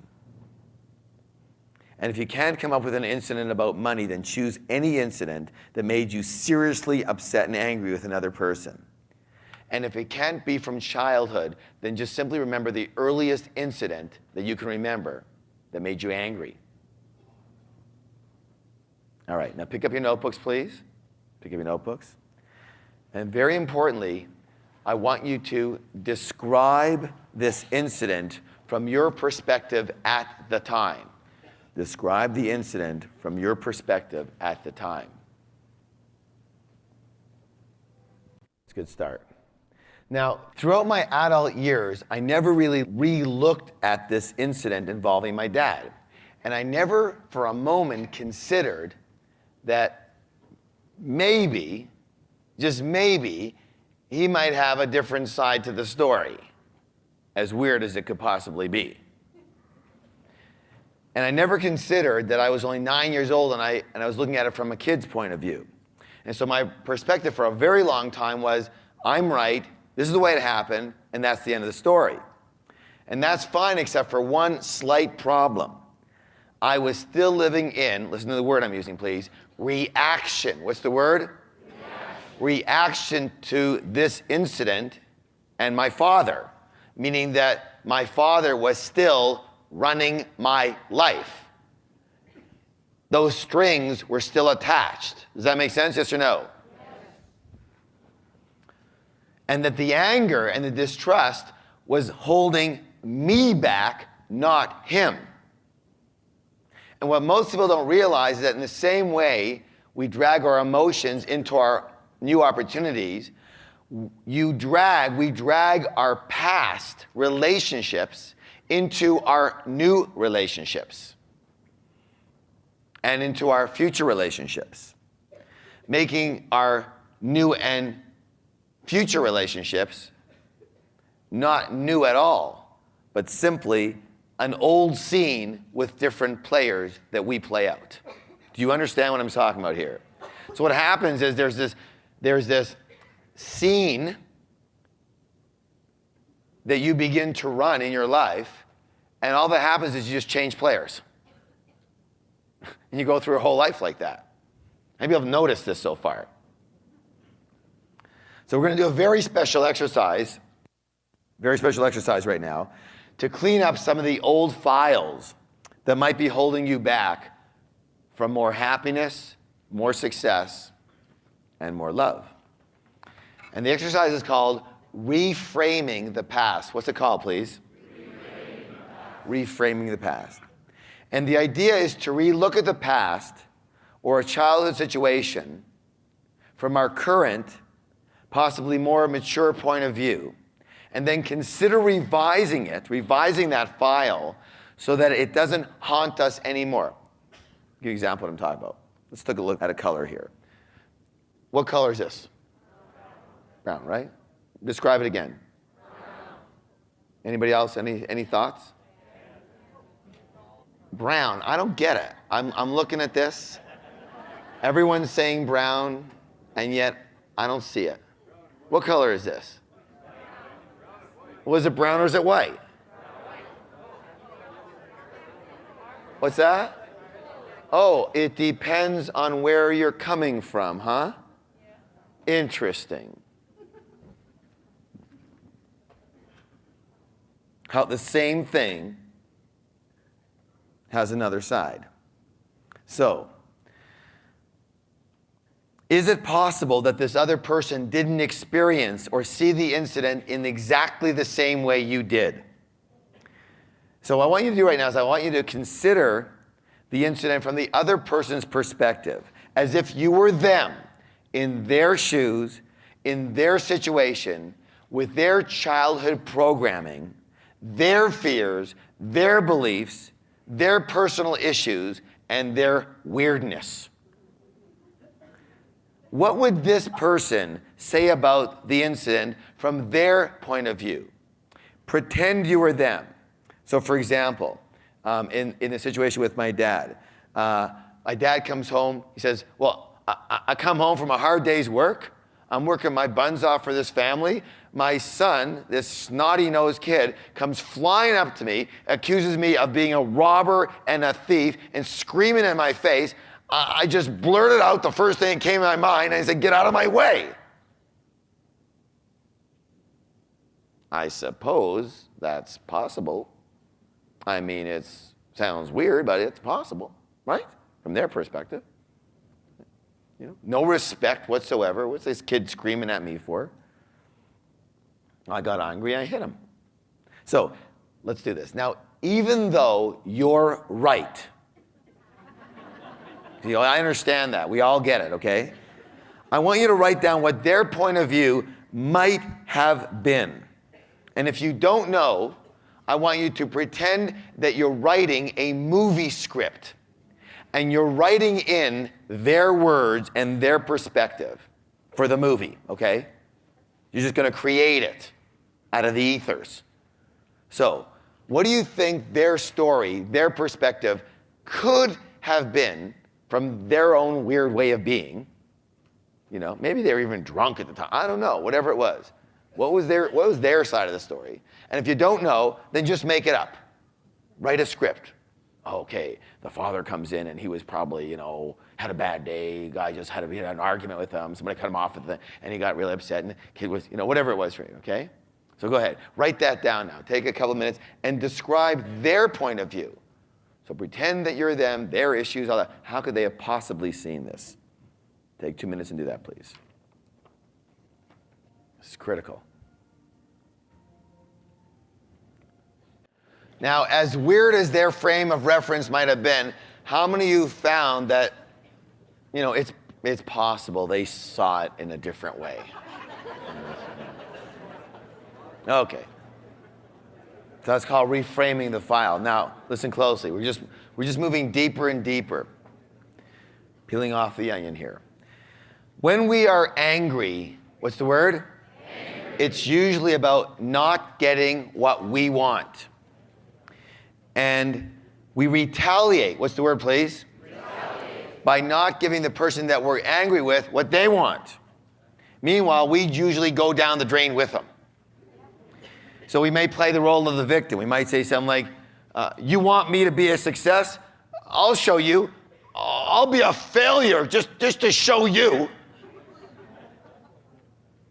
I'll show you. Yeah. Or because of you, I'm never going to be happy and successful. There, are you satisfied? So remember, the most important thing to the conditioned mind is to what? Be right. What's the word? Be right. Be right. And again, you have a choice. You can be right or you can be rich. You can be right or you can be happy. One of the two. You can hold on to it and be miserable and broke, or you can just let it go. Look at it in a different way. My parents, they always had a big dream. And their dream for me when I was young was that one day I would settle down, I would get married, have kids, be either a lawyer or an accountant. Either was okay. Live a nice, quiet life in a house just down the street so they could see the grandkids all the time. We could come over for dinner once a week, help them out whenever they needed it. That was their view, their dream, what they wanted. Well, what happened? Well, firstly, I was second born, which put me as the rebel position right from the beginning. Anybody else know what I'm talking about here? Generally, firstborns are the stars, secondborn is the rebel, thirdborn's confused. What can I tell you? So that's what they wanted. As the rebel, though, what actually happened? Well, I lived in 5 different cities, none of them being where they were. I had 12 different businesses during that time. I had 12 different jobs that I had tried out. And for all those years, I had no focus whatsoever, completely unsettled, and totally unsuccessful. And it was only when I did this kind of work and I realized that I was actually living in automatic reaction to what they wanted and living out of rebellion, and that's why I was doing what I was doing, that I chose to settle down for me, not having anything to do with what they wanted, what they didn't want it. That was now out of the picture. I would do what would work for me to help me be happy and successful, regardless of what they wanted, didn't want it, didn't matter. Does that make sense? And that was a huge and dramatic difference for me. So it was only when I became aware of why I wasn't settled, because of the form of rebellion and reaction and retaliation, that I was able to make a new choice. Take a nice deep breath, please. This is a very critical part. Your anger and resentment only hurts who? You. You feel it, not them. It gets stuck in the cells of your body, not theirs. It makes you sick, not them. I want to read you an article. W.H. Chapman, in his book, Your Cosmic Destiny, quotes experiments in a psychology laboratory, listen closely here, where the condensate of human breath was examined. Hatred, anger, and jealousy caused different color condensates, which on analysis contained deadly poisons. The poison of a few minutes of anger will kill a guinea pig. An hour of anger and jealousy will produce enough poison to kill 80 guinea pigs. You want to know what's inside you? There's a saying that says, holding on to anger and resentment is like drinking poison and expecting someone else to die.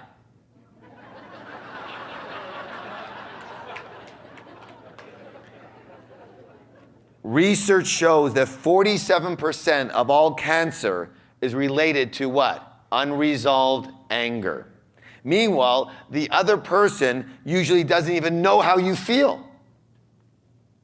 My dad, when I questioned him 20 years later about the piggy bank, he barely recalled it at all. I said, remember my piggy bank? Remember how you took it and was this and that? He goes, what are you talking about? This is on my mind and runs my life every day, and he doesn't even remember? When I said, don't you remember my brown, the brown pig with the coins in it? Yeah, I said, with the coins that were in it. No, because what happened was the next day, I actually found the piggy bank back where it was supposed to be with the coins in it, which by then it didn't matter anymore because he was still a robber and a thief. Right? He goes, oh yeah. I said, why'd you take that? He goes, I didn't take. He says, oh yeah, the guys came over to play cards. He had a card group on Wednesday nights. Listen to this. No, it's not what you think. And he says, I remember, because we had just come back from New York again, and I remember that Sam, their cousin, had a coin collection, and I remember that about your coin collection. So I remember taking your piggy bank out to show the boys. I was very proud of you. And I showed them your nickel that you showed me that was worth $40, and your dime that was worth $160. And I pulled. I said, it took me 20 minutes to get the stuff out of the thing to show them, right? And I was showing them, and then Mom came with sandwiches, and I wanted to clean up the table, and I didn't have time to, put the stuff into your little slot there. So I just put it into a little bag and threw it whole thing into my drawer. I went, what little bag? He said, yeah, it was right beside the piggy bank. It was? 20 years? And the bag was right beside the piggy bank? Well, how did I miss that? He was proud of me? Like, what was I thinking? Okay, well, he shouldn't have hit me. Well, he did. He goes, I called him a thief and a robber. And it was right in my face, right? Okay, little different perspective going on here. And so for him, it was nothing. For me, it had ruined part of my life, my business life for sure. And yet what had happened was we just both simply overreacted to an incident, yes? So all healing is a release from the past. A release from where? only release from the past. So to become fully successful and happy and in control of your own life, it's imperative that we let old angers go. So part one of this exercise was to reframe at least one anger file and put it into a new perspective. And part two, the next step and the next level, is to actually forgive those people. Even if they were wrong, even if they're still jerks. It's hard to believe, but the rule is this: everyone always does the best they can at that time. And when you know yourself, have you ever been in the heat of the moment and you did something or said something that you wish you could have taken back? Anybody here ever done that? All right. So we know what happens. We get riled up, buttons get pushed, and we just blurt out like crazy things. Realize those people that we are angry with were merely acting out of their own conditioning from the past, based in their own fears, based in their protective mind, but not who they really are, their loving and truer and higher self. So, also remember who the anger is hurting. Who's it hurting? Does that have anything to do with them? No, not hurting them. You think it's hurting them. It's not. So it's a choice. It's a what? You choose to forgive, or you choose to hold on and let that poison simmer and stick inside you. You choose to be right, or you choose to be what? Rich. You choose to be right, or you choose to be what? Happy. It's up to you. You forgive them for you. Now, listen to what I'm saying here. You don't forget, but you do forgive. Very big distinction. I am not asking you to forget. I'm asking you to forgive for yourself. Forgiveness is the magic key, because when you release them from their deed, you automatically release yourself from reacting to that deed, the energy and the anger involved in that incident, and the charge that that incident holds on you. All right. Just relax. Take everything off your lap. And just be 100% willing. Just know that, again, this has nothing to do with them. It has everything to do with releasing you and clearing you. Take a nice deep breath in and let it out. One more time, in and out.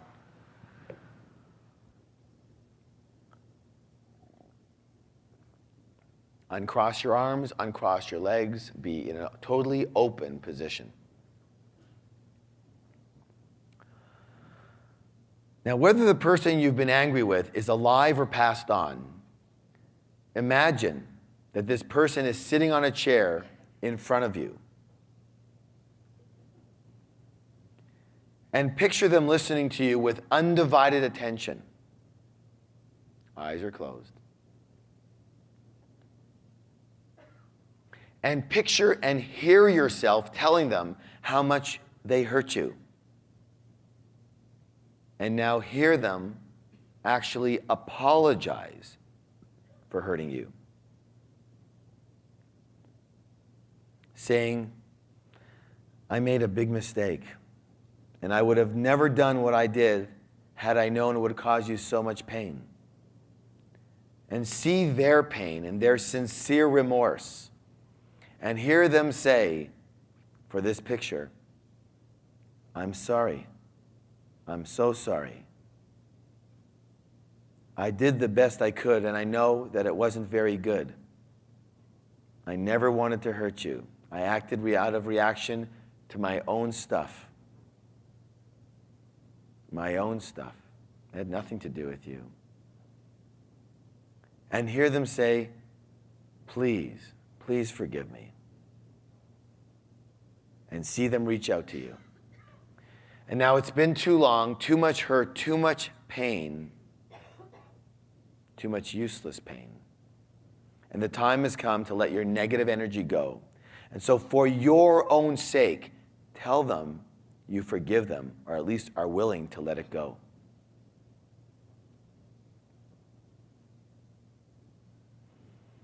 And realizing again that everybody, including you, only does the best they can at the time, just feel the anger leaving you now as you see and feel yourself reaching over and hugging or at least shaking hands with the person in forgiveness. And just let it go.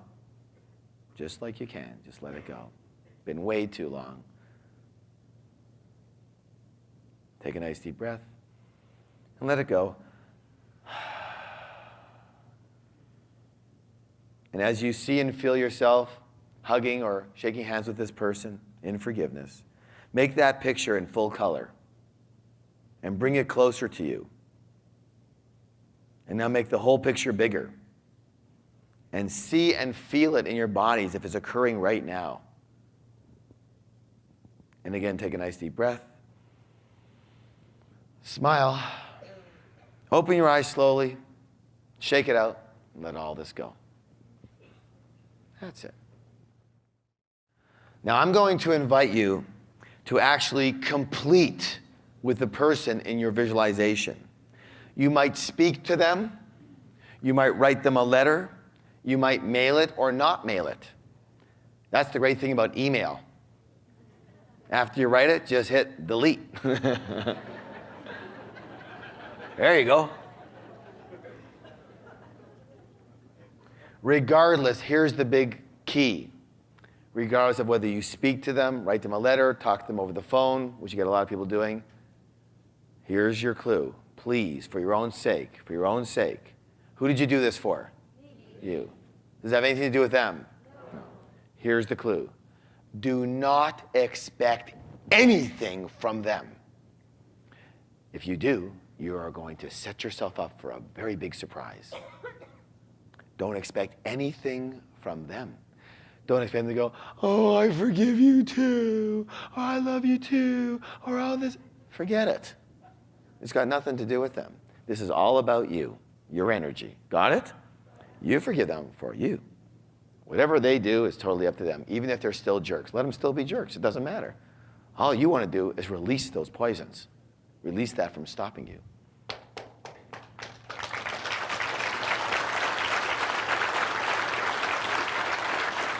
All right, thank you. So if you want to write a letter, you can do that. And if you want, you can give it to them, you can delete it, or you can burn it in a ceremony. So at the same time, though, I do invite you to complete. Remember what we said before.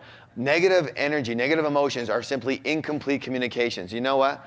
And in general, you have to understand here, when you don't complete with somebody, that gets stuck in you. And some of these completions are very important, not only for your angers, but also for your very positive completions. You know what I'm saying? The things that you need to say to people that you haven't said to people. Those things need to be said in some way, form, or other. You get it? Because otherwise they're stuck. And then you get this resentment and guilt that occurs because you never got a chance. So I'll give you an example of what I'm talking about. A little while ago, maybe a year or two ago, maybe 2 years ago, yeah, I did a whole program for a full year. I think I mentioned it in one of the tapes called the Enlightened Wealth Training. Did I mention that tape, right? The Enlightened Wealth Training. And this was a program I did in 4 different cities. And I went once a month to each city, and I did a full night seminar for them. And the first part was about money and business. The second part was the personal spiritual development, yada, yada, yada. One of the cities was Toronto, where my parents still live. And so my father and I have been on speaking terms. That's about it. So he would still pick me up from the airport every time I came in, however, and take me back to the airport. In between there, we didn't see each other very much. But that's what we did. That was a big improvement.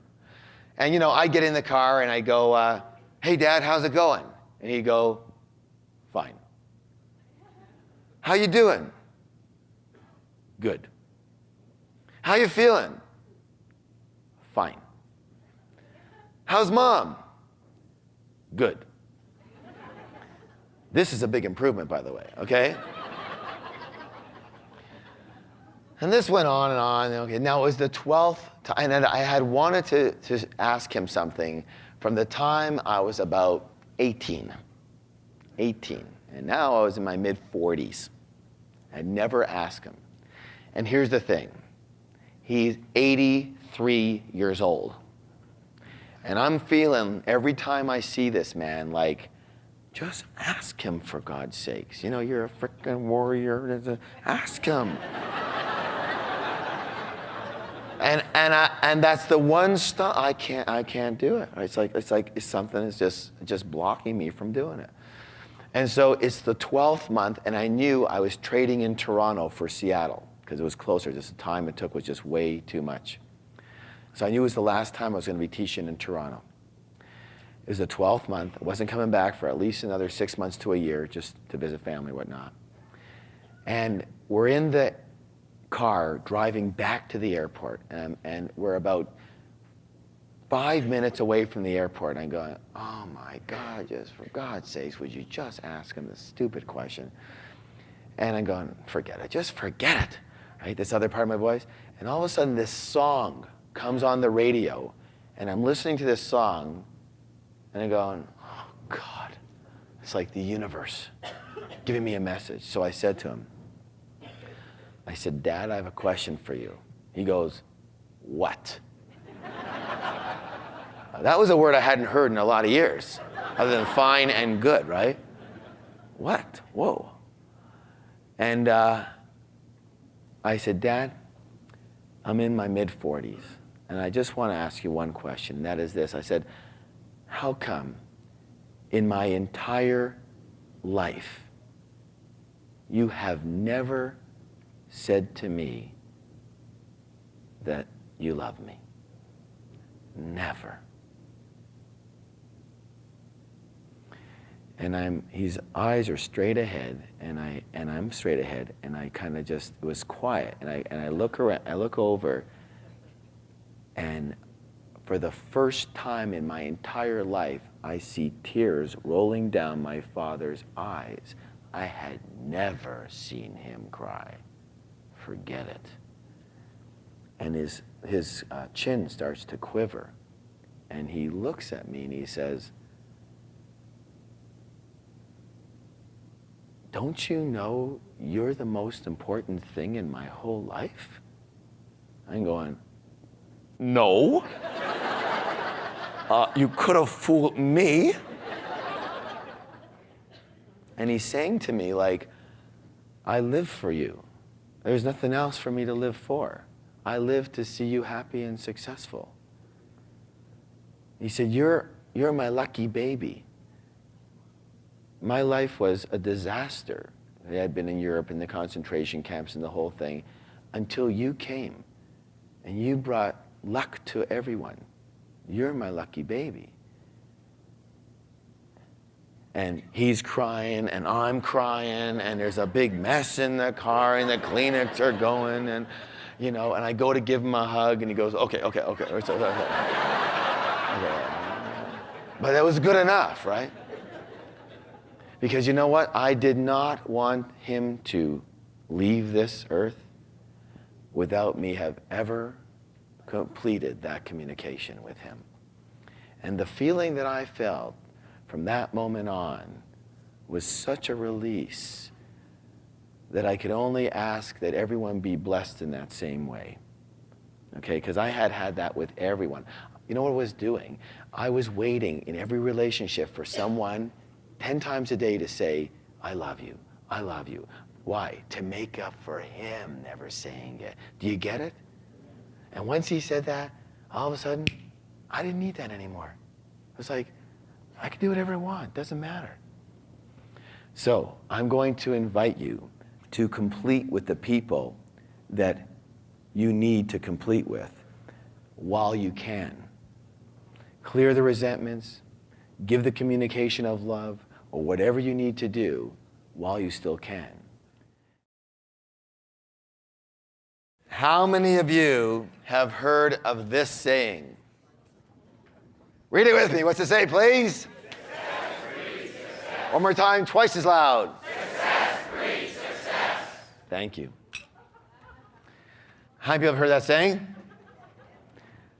Remember, we are creatures of what? Habit. Creatures of habit. Success is a what? Habit. Success is a what? Habit. So is failure. so is mediocrity. And the more you do any of these, the more natural it becomes for you to continue to do it that way. Does that make any sense to you? When your mind is comfortable with success, then success becomes what? The path of least resistance. The path of least resistance. And success will therefore become normal, natural, and quite automatic for you.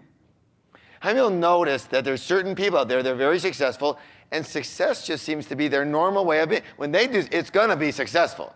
You know, and I'm gonna say right now, one of the critical things, we have a program called Success Tracks, we'll hear a little bit about later, but one of the critical things is how people meet each other and they're all moving quickly towards a much, much higher levels of success. And the cool thing is to hang out with people who are successful. Why? It's infectious. It's contagious, yes or no? And when you hang out with people who are the big L word, what's the word? I didn't say that. Then, you learn how to be a loser. And when you hang out with people who are successful, you learn, you get in that. That's the normal, natural way to be. Does that make sense? Yeah. So success breeds success. So how do we utilize this law in our favor? What's the word? The first step is to recognize and acknowledge your successes, your own successes. The key question is this: if you don't recognize your successes, are they successes, at least to you? If you don't recognize them, are they successes, at least to you? Yes or no? Of course they're not. It's your perspective that counts. A lot of people say, well, whatever it was, well, it was no big deal. They're unwilling to recognize whatever they did as a success. And they say, well, this kind of attitude keeps me motivated. It keeps me striving. And I say, no, this kind of attitude keeps you unhappy, unrewarded, and in a very specific failure pattern. It's essential to recognize your wins and acknowledge yourself for it. A quick example, and it can be like the silliest little things. When I go for a walk, for my exercise walk, when I walk out the door, because how many of you have the experience where, you need to exercise, get out there, but you're a busy person, or sometimes you don't feel like it. Anybody ever had that? So when I actually walk out that door, I have a habit of when I step out the door, when I'm actually going to do this, I go like this. 1, 2, 3, 4, 5, 6, 7, 8, 9, 10. I pat myself on the back 10 times. For doing it, right? For getting out there and doing it. And when I come back from my walk, for actually doing it and completing it, I do what? Same thing. 10 times, pats on the back, right? So I'm always attempting to be what I'm going to call my own best friend, my own best motivator versus demotivator. You understand what I'm saying? Why don't you pat someone on the back and say, you're awesome. So it's essential, very essential, that you notice your successes. In fact, again, I'm in our Success Tracks program. One of the things we really do, one of the real critical keys is at the end of each week, we write down at least 5 of our major successes. So you can use those as references for yourself. Now, the other critical aspect about this, the other word, is just as important, and you need to be able to do this. What's the word? Celebrate. One more time, twice as loud. Celebrate. Thank you. Celebrate your successes. Celebrate your wins. Celebrating our successes nurtures our inner spirit and our inner child, and then we become even more motivated to do good stuff for ourselves. And the problem is that most of us have let some of our greatest successes of our whole life just slide into frickin' oblivion without ever really acknowledging them and celebrating them. And they're basically become useless to us. So we really need to keep our big successes at the forefront of our mind so we can use them as positive references and reinforce our confidence in ourselves and our ability and our pattern of what? Success. Success is a habit. Success is a what? Habit. But if you don't recognize and celebrate those successes, how on earth can you create that habit? You understand what I'm saying here? Yes or no? Yes. You're like not even putting them in the ball game. You're letting them sit out there somewhere. And of course, we were taught when we were young, it's not polite to what? Toot your own horn. And we just lumped all this stuff into that. Okay, I don't know who said that. It's probably somebody who had a broken trumpet. I don't know. Now, why would I want to toot somebody else's horn anyways? It's full of gob and spit. I mean, if you're going to toot a horn, maybe you should toot your own horn. Yes?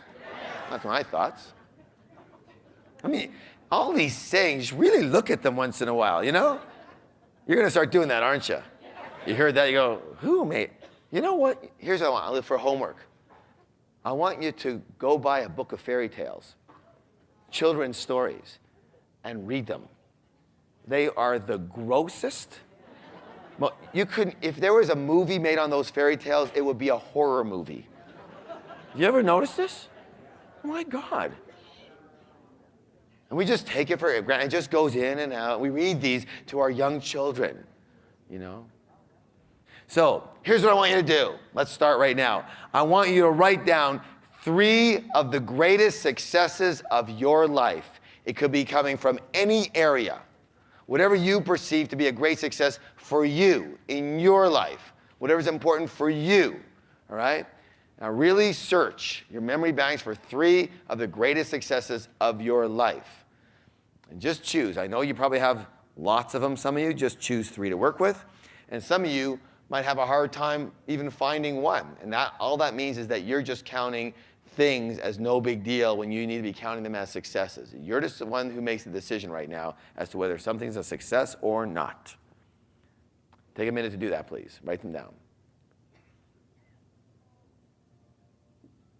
Okay. Now here's what we're going to do. What I want you to do right now is I want you to leave your notebooks, leave your cups, leave everything over there, right? And I want you to get into an empty space as best you can around the room with a group of a total of 5, maximum of 6 people. 5 or 6 people. Here's what you're going to do now. Standing up like you all are, excellent. You're going to tell, each of you take a turn to tell your group one of the greatest successes of your life. Now, here's the thing. The rest of the group is going to help you what? Celebrate! All right? Shh. Now, the way they're going to do that is by congratulating you like crazy. And the way that they're going to do that is to make sure that their congratulations is physical. What's the word? Physical. Because physical is memorable. Physical is what? Memorable. So, big high fives, big hugs, slaps on the back. If they're really pretty, slap on the rump, whatever, right? So make it physical, okay? Make sure, those of you who are supporting, make sure this person ingrains into every cell of their body the real win in this. And I want you to imagine, whether you know these people or not, that you are like their best friend, and you really, really care for them, and you want them to win. You understand? And make sure that they know that they won. And again, it doesn't have to be this big extravaganza, catastrophe thing. You know, I stopped Lex Luthor from blowing up the world. No, it can be anything. Anything that you feel like. You know, in the past, you've had people who talked about, you know, the birth of a child that they helped create, or they told somebody to buzz off who needed to be told, or they were being held down and done to, and they got out of that. Whatever it was for you, you know what I'm saying? Whatever that was. So, are you ready to play 100%? Yes. That sounded like about 18%. Are you ready to play 100%? Yes. And support each other, yes? Now, here's what you're going to do is you're going to go one at a time around the circle, right? Until the time is up. And you're going to share one. And if time still remains, then just keep on going around the circle until I ask you to stop. Okay? Full on support. It's going to get loud in here. Begin.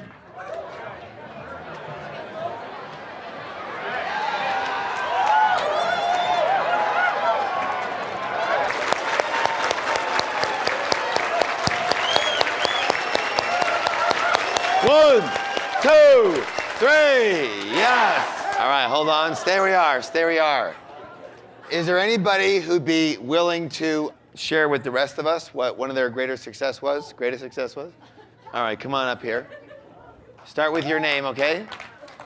I'm Terrell Johansson, and and this last year, I finally made the assistant captain of my Bantam hockey team.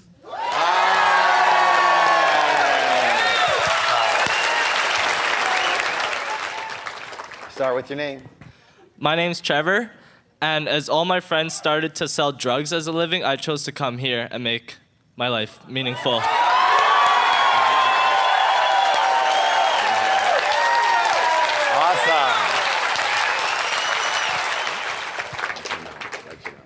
My name is Jackie, and my biggest success is surviving high school. Good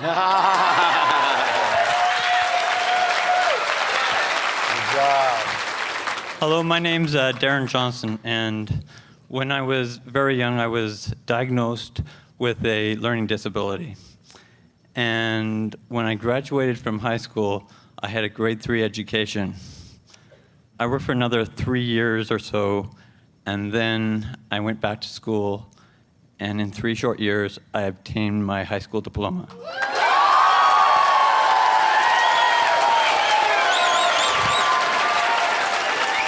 One more aspect to that is I also have obtained my bachelor's in technology.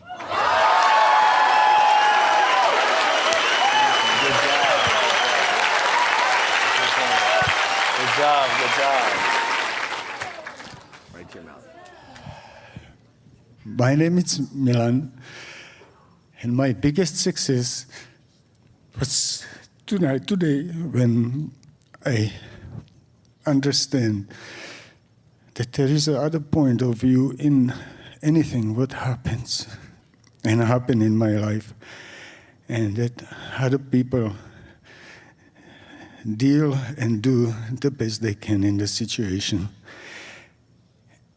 And forgiveness came in my heart, and I feel free to continue with my life.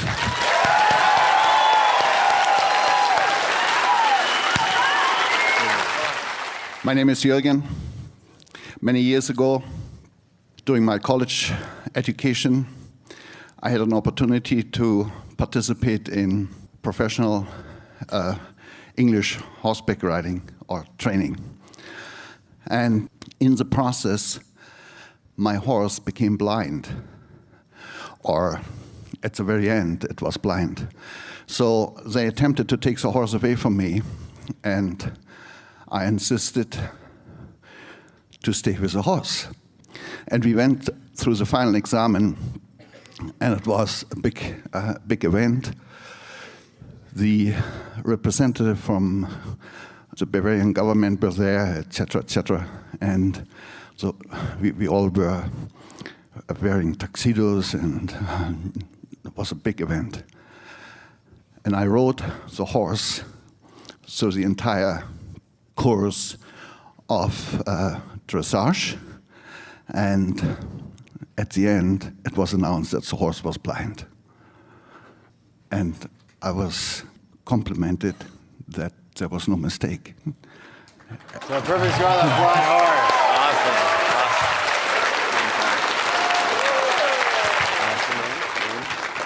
My name's Linda, and I had a bad relationship, and I ended up being a single mom by 3 months into my pregnancy. So since day one, I've been a single mom. I used to live on $800 a month being a single mom, and still was able to put $100 to $200 away a month for savings. Good job.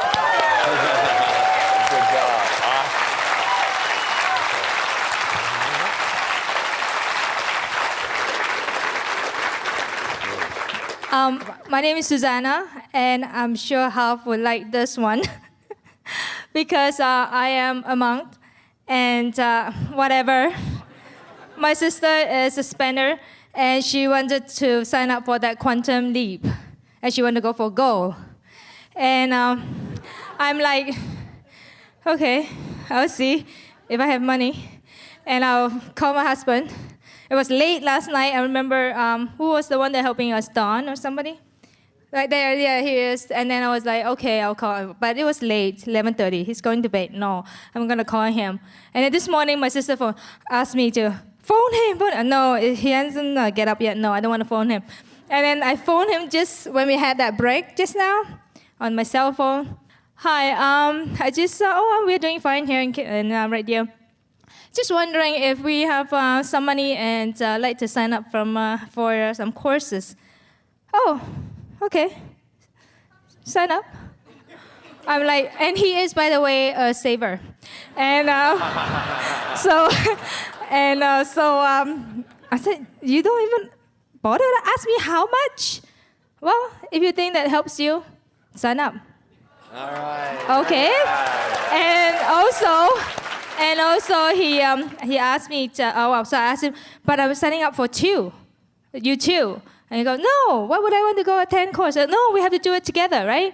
I said, okay. Sign up. Right, I was like, okay. And the phone was 4 minutes and 58 seconds, less than 5 minutes, and I did it. $10,000.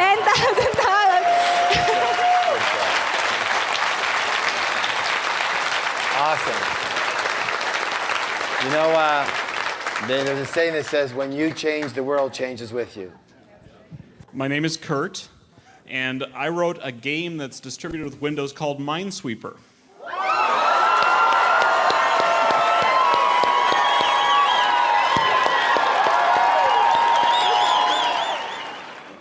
Hi, my name is Aline, and I successfully am alive. I am no longer allergic to everything on earth, and I've put on 60 pounds and moved to a new city where I know no one except everyone here.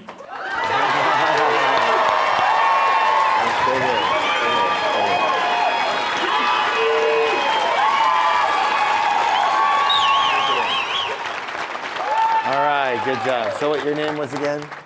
Eileen. Get to know her. She doesn't know anybody, right? Now you have 600 new friends. Yeah, okay. Let's go right over here. She's been waiting. My name is Tracy, and it's a little similar to one of the guys. A few years ago, I saved up about $20,000, quit my job, and moved to Australia for a while. Awesome. Thanks for your support, everybody. My name is Annette, and I just got accepted into a master's program, and I've never been to college before.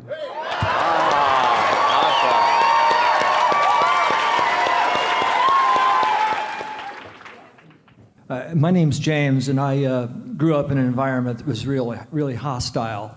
And so I finally got the gumption and the wherewithal to leave that place back in the East, and I now live in Seattle. It's much better.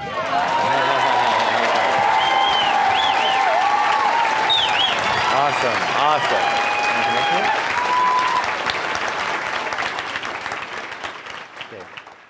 Hi, my name's Diana, and my biggest thing in my life has always been to teach and help people. And through the company I was with, I had the ability and the knowledge to help my father beat cancer.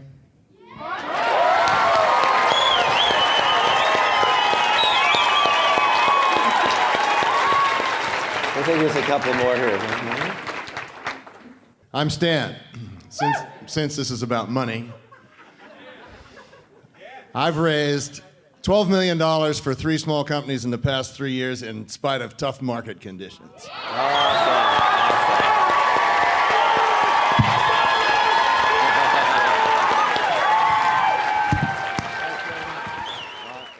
My name is Brenda, and I just completed last week my very first screenplay.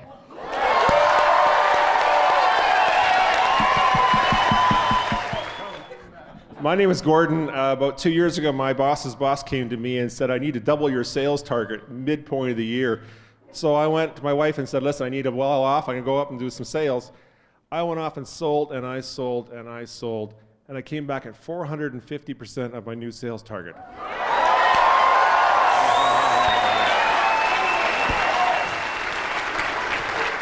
My name is Rod. About 1990 or 89, I started a company because I was only making $17,000 a year, and I got on a probation with BC Hydro, and in 3.5 years I went from making $17,000 a year to making millions of dollars with Hydro, and then I got hurt and I lost a leg, and I'm going to do it again because I got a foot to stand on now.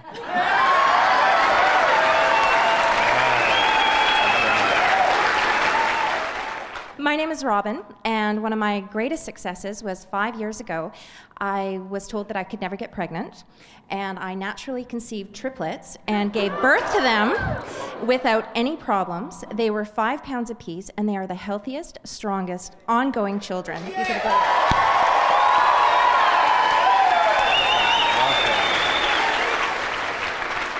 Hi, my name's Diane, and I had a dream 20 years ago that when I met my husband that we were going to go traveling and I was going to teach English.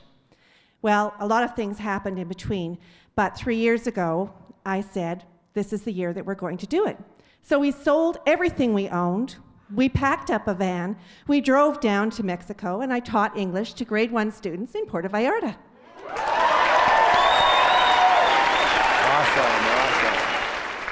My name is Morgan, and in grade 12, I joined my shop class, and my teacher asked me if I wanted to try drag racing, and I thought, hey, what the heck, I'll try drag racing. So Vancouver Island, I started racing all the strips, and being the only girl driver, I thought I was just glad to be there, but I also won the championship of the year.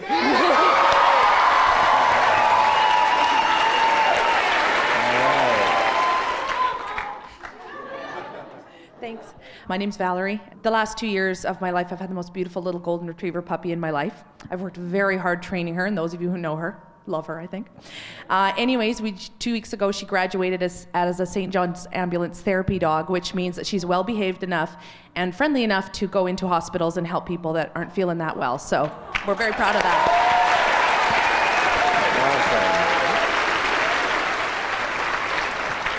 Hi, my name is Joyce, and 4 years ago I was going to take my instrument flight test, and I was so nervous that I blew it right away.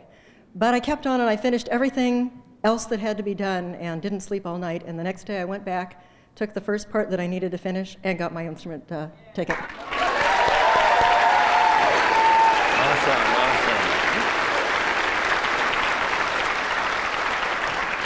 Hello, I'm Zinata. I'm the Greek lady. Everybody's referring to that. Last year, I got my PhD in linguistics. Now, that's not the most important thing. I didn't go to receive it. It was in South Africa. And you know who gave it out?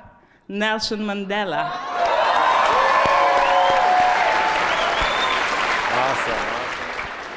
My name is Carl. About 10 years ago, I wrote a song for a man named Rock Voisine, and it sold 1.5 million copies on his album, and I also played guitar on his top-selling single, which was 3 million copies worldwide.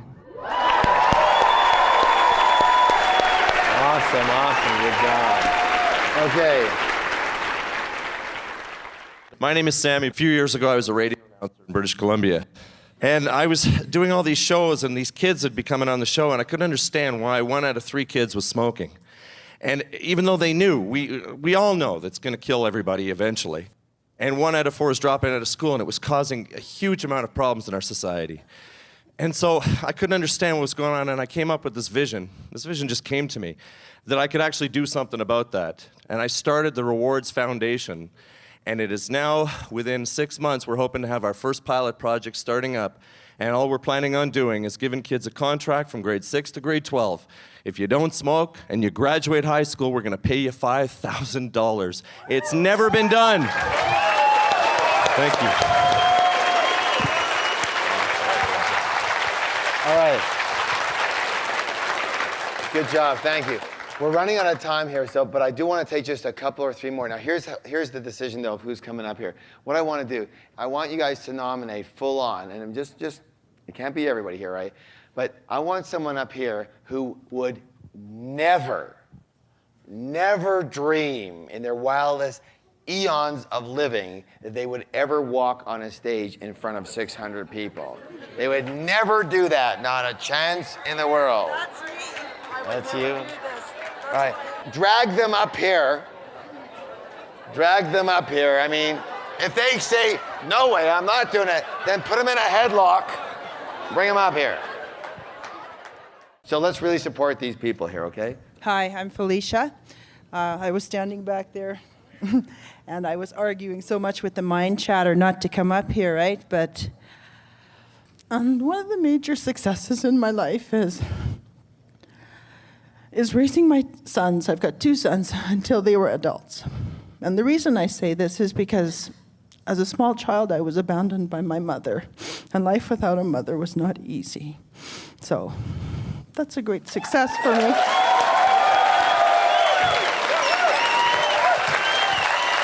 right, good work. All right. My name is Nancy. When I was 5, I was sexually abused, and I finally forgave him today.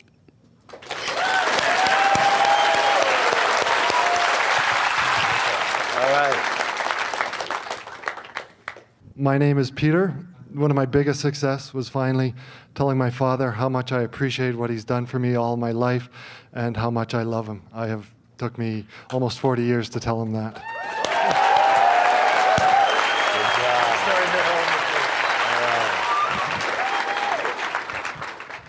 Hey, in November, I quit smoking and I quit doing drugs. And 2 weeks ago, when I came to the introduction, I decided it was time to quit drinking too.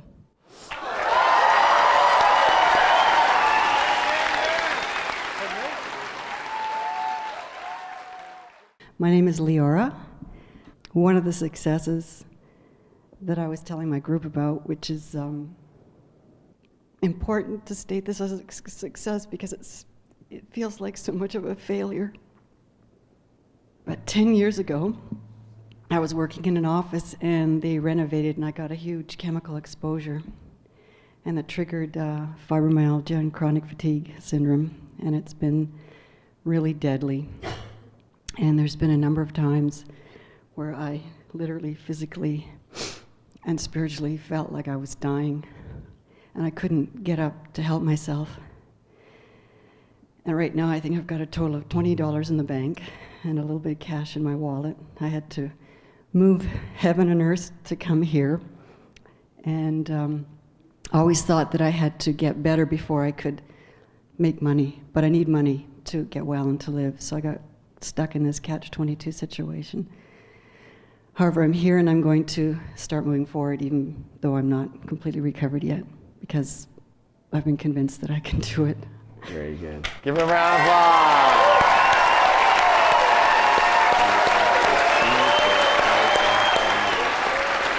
All right. Good job. Look, she brought up a really valid point. That's what Warrior's all about. You succeed in spite of anything. Anything. You got a broken nose? Go up. You got fibromyalgia? Keep going. You got no head? Keep going. You're barfing, you're puking, you're lying, you're bleeding? Get up, keep going. You succeed in spite of what? Anything. Fill in the blank. It doesn't matter. Because that's the pattern. See, that's the formula. If you let one thing take you out, then you'll let basically anything take you out. It's just a question of what degree. But when you train yourself as a warrior to never let anything get in your way, no matter what situation you're in, then you have trained yourself to never let anything as an absolute. Again, a warrior, succeed or die, one of the two. So, perfect example. If a warrior had fibromyalgia, do you think they would say, well, I'm sorry, I have fibromyalgia right now, so you can just go ahead and chop my head off?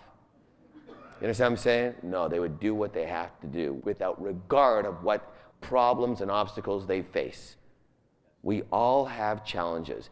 The biggest one is right there. What will you let take you out? What will you let take you out? Nothing.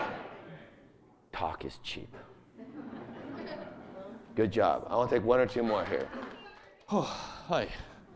I'm Doug, and thanks to Harv, first of all, giving me the lottery ticket in Nanaimo to attend this course. I brought my friends and family for my business. Basically, what I wanted to tell everybody is I haven't spoken to my father in about 6 years. I have a 2-year-old son who he's never seen. Thanks to my family and this man, I called him about a half an hour ago.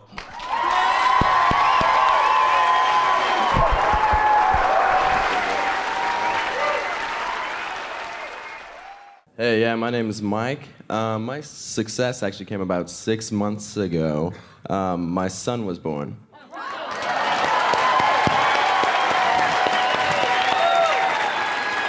Good job, good job. Hi, my name's Doug, and my success is being willing to have the guts to actually take this course, because this is going to change. It's actually changed my life already, so this is huge for me.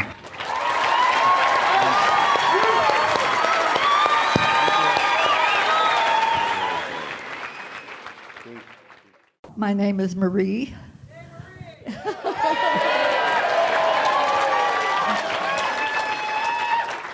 I'm 86 years old.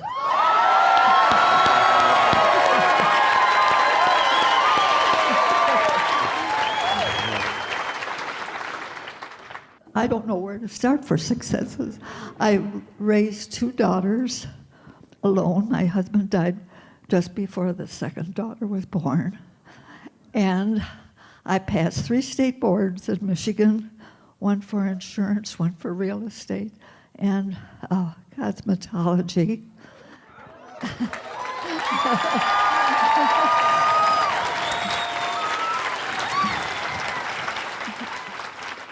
And I learned to play the organ, and that was especially touching to me because my mother always said, Marie, I want you to be able to play a church organ. And on Mother's Day, I played my first church service back.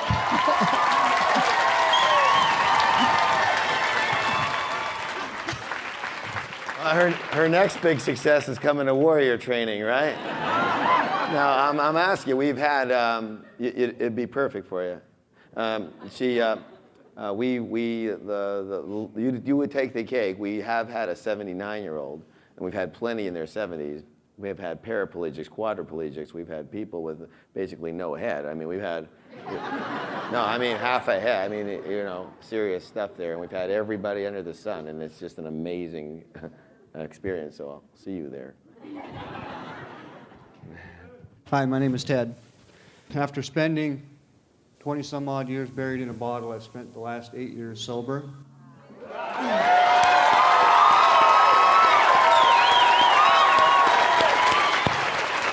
And I celebrate that and thank God for that every day. All right, good job. Good job. Okay, where's Hi, my name is Julie, and I am a multimillionaire, and I'm on my way to a lot more. That's cool. There we go. Excellent. All right, good job. Excellent work, Julie. Good job. My name is Drug, and this is one of the biggest successes of my life. Just standing here and talking in front of people because it's a huge fear of mine, but it's a huge desire to be able to stand in front and do some of the same things that Harv does. I was always told that I wouldn't amount to much. They lied.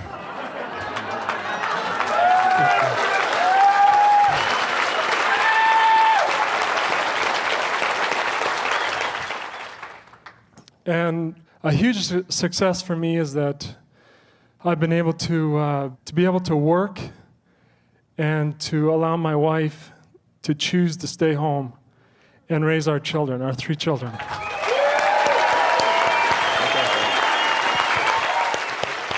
job. All right, Tony Robbins, look out, buddy. All right, so that's all the time we have. That was fun, wasn't it? Yeah. All right, we're all winners, aren't we? Yeah. The only thing is we have to recognize that, yes? Yes. All right, how y'all doing?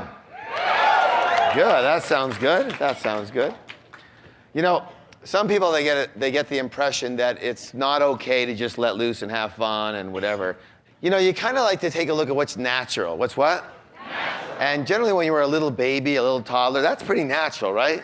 We don't have a lot of stuff yet. And how do they act? You know, they just let their spirit roam, and if they want to dance, they dance, and they sing, and they belt it out. And everything else is just kind of held back.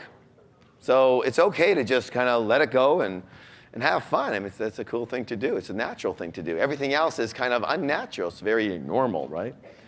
Lots of questions over the lunch break about programs, education fund, all that kind of stuff. I can't get into all of them, but as far as the quantum is concerned, my opinion, very simply, why bother doing that? What's it all for?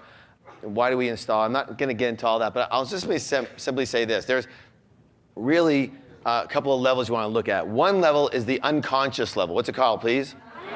And I would say most people out there, not in here, are very, very, very slightly unconscious. All right? They don't watch. They are not observant of themselves. They are not watching their mind. They don't even know that there's a separation between themselves and their mind. Do you understand what I'm saying? And they think that what their mind says is accurate. They think what their mind says is true. They buy into it. They buy into the recording, yada, yada. They don't even know they're conditioned. They just think this is who they are. This way. They don't realize that there's another level to play at. And that level is the conscious level. What's it called? Conscious level. And consciousness is just all about, I was saying to somebody outside there, consciousness is all about really being able to live from who you are in the present moment, from true choice, from true what? Choice in the present moment versus being run by programming from the past. So that when you come into the present moment, then you can have true choice in there. I've had several people, and I was mentioning somebody outside in the hallway, I had a little conversation, and I've had people come up here and say, which is pretty normal, oh man, when I walked in here, I was so skeptical, that kind of thing. And it's pretty normal. But now I really, really feel I've made some major shifts. I have different ways of thinking about things, and I'm so happy that I came. And they kind of sometimes say, I was so skeptical. And one of the things I want everyone to realize is that we live a world of duality. Remember what appears to be duality anyways, when you're, at least in your lower self. And you've got two sides of the same coin all the time. So there's nothing wrong with being skeptical. Don't put that down, right? But there's something wrong with skepticism running you. That's a different story, isn't it? So when you're, quote unquote, skeptical and you're always skeptical, that's a problem. Right? When you're skeptical, sure, sometimes you should be skeptical. Sometimes you need to be one way. Sometimes, someone was mentioning that they have a wall that they put up. Well, yeah, sometimes it's appropriate to put the wall up, isn't it? You're not going to walk into a corporate meeting, oh, I love you. It's just at this point in time. So the only difference is if the wall's always up, then it's a problem, right? So we have this duality. Do you understand what I'm saying? So consciousness is being able to be present in the moment and choose wisely in the moment, drawing from all of yourselves, all of who you are, the best of you. So, for example, I don't think there's anything more effective than anybody knowing the warrior inside them. Everyone's got a warrior in them, right? And that's the one who takes action. That's the one that will never be stopped. That's the one that will frickin' do it, okay? No matter what is in front of them. But everyone's got that, but most people haven't learned how to access it, and they don't even understand. They don't recognize it. I don't really have that in me. Oh, yes, you do. Where was the lady? What was her name? Marie, where are you? Marie, are you here?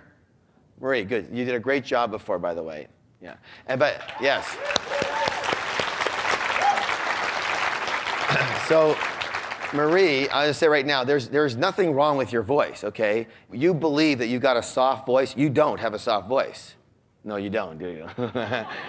But when you're done with Warrior, they're going to hear you from the mountaintops because that's inside you. Now, do you want to be always like that?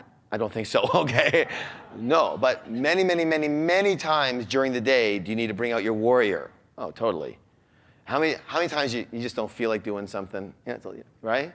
And so you want to be able to access your strength, your power at will.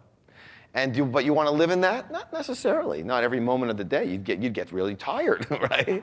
But you want to have that access when you need it. Boom, it's just right there. When you need to lead, it's right there, right?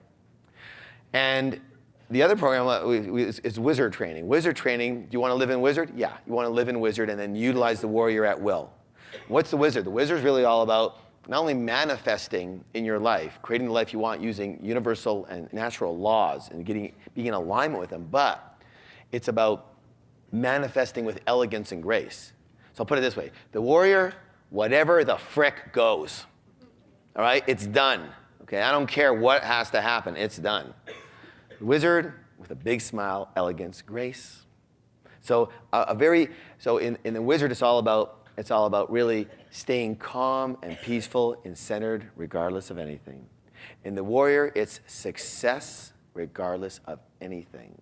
You marry the two, and now you have success with being calm and centered and peaceful. Nice way, yes? Yeah. So those are the kind of archetypes that we use. But I'll tell you what, you have them in you. It's just a question of how do you access them and how quickly can you access them and put them in there. And can you recognize them? So long story short, the idea is that once you have unconsciousness, then you have consciousness. Once you're into the consciousness realm, then you have mastery. And mastery is at an upper level, and mastery is all about the elements of money, of happiness, and about love, right? So that's what mastery is all about. Now, all I'm going to suggest here is that for those people who have been asking, is that, as I mentioned earlier, the Millionaire Mind Intensive is a very specifically designed program. And it is a program designed to teach you primarily who you're not. Understand? You're not all that old garbage and tape and all the stuff people told you and all that. You're not that, right? And so the Millionaire Mind Intensive is down here. And it's our first step in what we do. There's a 6 here, there's actually 7 full-on steps. And so what the quantum does, and then we kind of go up here. And what the quantum does is it takes people in this really systemized, progressive way through the steps to get to where most people want to be. See, raise your hand if you would like to be a really powerful, yet loving, calm, centered person. And really rich. So we find most people have that in common. Those are our goals, right? And so that's where it takes you through. So I'm trying to give you what people are asking me all the time, what's it all about, why the programs, and what. And by the way, here's the beautiful part. Every program is so different in how it approaches things, but they all, I'll just say this, every one of them keeps its promise. Whatever it says is going to be the outcome of that program, man, does that seem to be the outcome for most people. So that's the Quantum Leap program all through the steps. And why is it important? Because everything is energy. Everything is what? Everything is what? Energy. Everything is energy. So there's a certain energy with who you are right now, yes? Yes. And there's a certain energy as who you were before the weekend, yes? Yes. And the question is, when you leave here, what kind of energy you're going to be, and in 2 months from now, what kind of energy are you going to be, right? So the thing about energy is that people are very much like a car. I should say, a car is very much like people. So what we do is we actually create things in our own image. So a car actually needs energy on an ongoing basis, yes or no? Yes. And it needs maintenance on an ongoing basis, yes or no? You don't have to. But if you don't put any gas in the car, what's going to happen? You're not going anywhere. Anybody relate? So you say, well, what a drag. I have to constantly keep putting gas in that car. Well, I'm sorry, it's just the way it was designed. I didn't design it, but that's the way it is designed. So let's utilize the way it's designed, and yes, we have to put gas in every certain number of miles, yes? Okay. Oh, I don't want to continuously have to take courses and programs and educate and keep on growing. Why should I have to do that? I'm sorry, I didn't do the designing. We only recognize that's the way it has to be if you want the thing to run on an ongoing basis. That make sense? Yeah, so yeah, you need to continuously put energy in. Sorry, All right, so, well, but it costs money to do that. Yeah, and gasoline costs money too. It's just the way it is. You understand where I'm coming from, right? So you want to stay in the energy, and if you can do the programs, if you can get to all the programs, over the next 2 years, all I'll say to you is the people who are taking the quantum, and I know a whole bunch of you have already gone involved in it, and the only reason I'm mentioning it now is actually not for my benefit, but it's for your benefit. I'll tell you again, I've told you before, I'll tell you again, every one of you could join quantum, and 50 of your friends could join quantum and pay triple the price. You couldn't affect my lifestyle 1 iota, 0, nothing. Do you understand that? I don't need another boat. You get it? I don't do this for another boat. So the only reason we put quantum in there was to save you money and make your growth automatic. Make it so that you don't have to think about it. Without tooting our own horn, I have to say we're fairly proficient in the way the mind works and the way humans work and getting people to their human potential. And in the same way we understand, and I hope you understand, that the less you have to think about this, the better off you are. Yes or yes? Just it's a mechanical thing. There's my check, 1, 2, 3, 4. You do that for a few years, you're free. That's the end of it, right? It's a system. Takes you out of it. That's why quantum was designed. It's a system. This is a system for financial success, for your finances, right? It's a system for your finances, yes? Quantum is a system for your education. It's a system. We don't want you having, should I take this course? Maybe now, maybe I don't know. There you go again. What's your mind mostly going to do? Keep you it's its job, right? So we want to take that away from you. We don't want you thinking about it anymore. That's why we employed quantum to save you a bunch of money and to create this system so that, all right, I'm in quantum. Okay, decision's over. Thoughts are gone. No more thinking involved. You just show up and play. And then the only thing we ask you to do is one thing. Write a one-pager on where you are today in your life, even after this seminar, like right after. Because most are going to be some very, very sharp and very wonderful energy. Right after, this energy.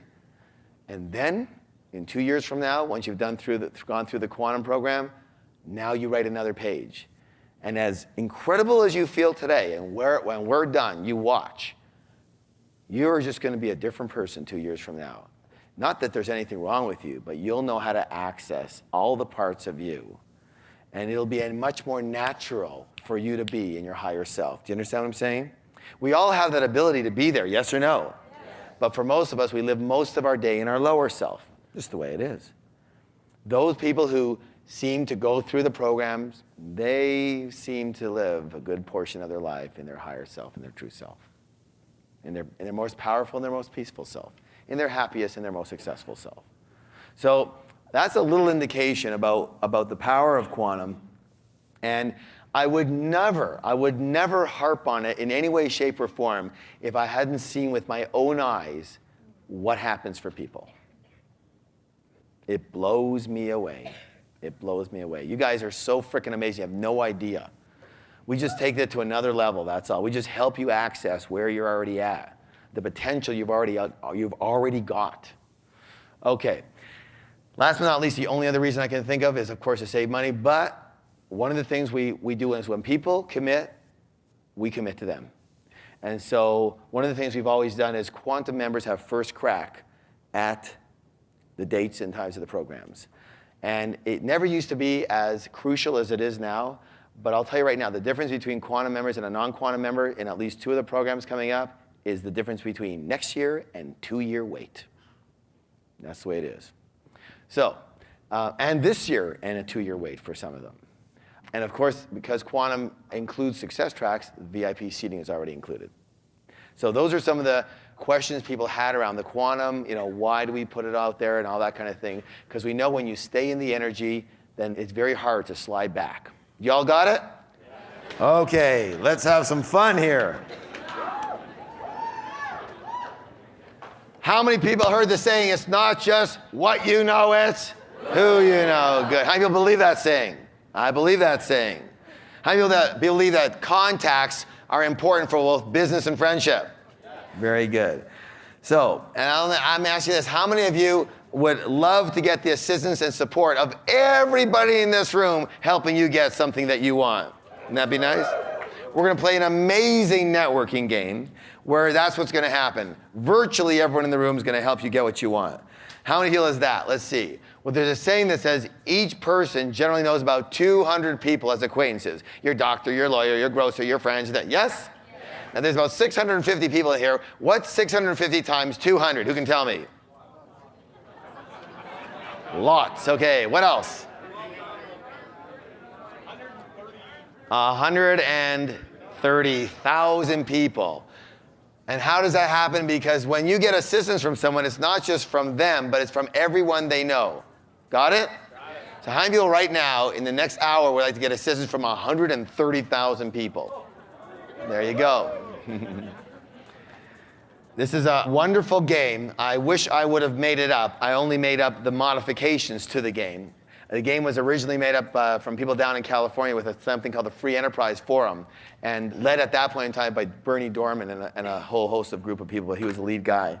And the game is actually still played down there. You can go to Irvine, California and play the game. The only distinction is it's going to cost you $5,000 US to play. And it's over 4 days. They do a great job down there. All right, we're going to play it right here now. Good or good? Good. Very good.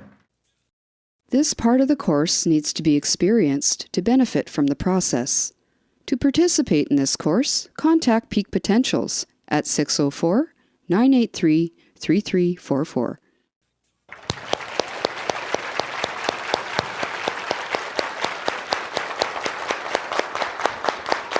1, 2, 3. Yes. Okay.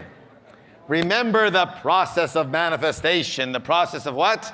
Manifestation. What is it? Your thoughts lead to your feelings, which lead to your what? Actions, which lead to your what? Results. Now, which one is the highlighted one? Which one? Action. How many people agree that to succeed in the real world, which world? We need to take action. Why is that? Well, let's see in the real world. Thoughts and feelings, are they part of the inner world or part of the outer world? Inner world. Results, are they part of the inner world or part of the outer world? Outer world. And therefore, that makes action the what? The what? The bridge. The bridge between the inner world and the outer world. Because you know what? Let me just say this right now. Those of you who might know me personally, or those of you, of course, everyone in the back, people who have taken our programs and stuff, they'll know a little bit more about me. And I'll tell you right now, to a fault, I am a one kind of person. I'm a very results-oriented person. And the only reason I talk about universal principles, natural principles, nature, yada, yada, yada, all the woo, all the foo-foo, all the caca, all the stuff, is because if it didn't work to put money into your bank on a Friday afternoon, trust me, I wouldn't talk about it. Do you understand what I'm saying? If it doesn't work in the real world, I could care less. So I'm only interested in what works in the real world, and it just so happens that universal principles work in the real world. I suppose so. So, you can think about success all you want. You can meditate till you're blue in the face. You can visualize forever, but I tell you what, I meditate all the time. I have never sat there meditating, oming, or anything of the sort and had a bag of money drop on my head. So in the real world where I live, you actually have to take action. What's the word? Action. To get any real results in the real physical world. Do you understand that? So you have to go from the inner world to the real world. And the process of doing that is the process of action. The process of what? Action. So, since action is so important, and we all know about that, what is it that then stops us from taking the action we know we need to take? What's the word? Fear. I can't hear. One more time. Fear. Thank you. Fear. How many people agree that fear and doubt and worry are among our greatest obstacles to success? And among our greatest obstacle to what? Happiness. To what? Happiness. Now, since fear is such a big part of our lives and such a big obstacle, it is absolutely imperative that we understand what fear is. So, the definition of fear is what? The definition of fear is what? Read it with me. One more time, twice as loud, please. Anticipation of pain. False evidence appearing real is an acronym, not a definition. You got it? It's a very good acronym, by the way, for this particular situation, but it's an acronym nonetheless. All right, now we can do something with this definition. When is anticipation? Past, present, or future? Future. Is future real or is future imagined?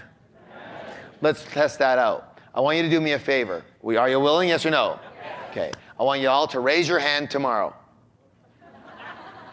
All right. You said you'd do this, right? Let's try it again. Everybody now, raise your hand tomorrow. What is the problem with that instruction? Yes, tomorrow doesn't exist, so virtually it's impossible to raise your hand. Yes? All right. So tomorrow doesn't exist in reality, but it sure does exist one place. Where's that? In our mind. And the same goes for fear. Since fear is in the future, then fear must only exist where? In your mind. The proof of that is two people going to come up here to do a speech. One person is jazzed. Oh yeah, I can't wait to talk to 650 people. The other person is frickin' petrified. You understand? Where's the fear? Is it out there? Is it on here? No, it's right here. So, the mind has a very specific job, and its job is survival. What is it? Survival. And therefore, its primary role is protection. What's the word? Protection. Now, very important that you get this, because this next section here, as long as many other things we talk about, will change your life. If you really understand this, you will change your life right here and now. Valuable, valuable information. Your mind is like a sentry on the ship. The what? The sentry on the ship. Tell me, what's the sentry's job? To be the what? To be the lookout. To be the what? The lookout. To look out, to warn of danger, yes? And that's why it's constantly scanning for what's wrong or what could go wrong in any situation. Yes or yes? And it wants to do a really good job. It wants to feel important, so it's always screaming, look out, be careful, trouble over here, trouble over there. And meanwhile, everything's just fine. You can compare your mind to an over-worried mother. It has incredibly positive intention, but it will drive you freaking crazy if you listen to it. Who can tell me what the mind's favorite phrase is? Here it is. Listen closely. Shh. 2 words. What if? What if? What if this happens? What if that happens? Right? What if? Notice, what if is when? Past, present, or future? Future. Therefore, it's what? Imagination. Your mind is the greatest soap opera script writer in history. It creates incredible stories, usually disaster dramas, of things that have never happened and most likely never will. Mark Twain said it best. He says, I've had thousands and thousands of problems in my life, most of which never actually happened. You get it? Yes or no? The key distinction is that your mind does not make up reality. It makes up interpretations and stories about reality. And what follows is that we tend to buy into those stories as if they were real, and then we live our lives from there, from the stories versus the reality. And the secret to freedom, the secret to what? Freedom. Is to realize that you don't have to believe your own mind. You don't have to believe the chatter. You don't have to believe the story. You don't have to believe the voice in your own head. You don't have to believe your own thinking. You can simply observe it and say, thank you for sharing, and then take the necessary action towards your happiness or success. Understand? Now, one of the biggest mistakes most people make is waiting for the feeling of fear and the mental chatter to subside and go away before they act. And these people usually wait forever. We teach an incredibly powerful, world-class program. It's world famous also. It's called the Enlightened Warrior Training. And in that program, we learned that the true warrior can tame the cobra of fear. What's the key word? Tame. It doesn't say kill the cobra. It doesn't say get rid of the cobra. And it sure doesn't say run away from the cobra. It says what? Tame the cobra of fear.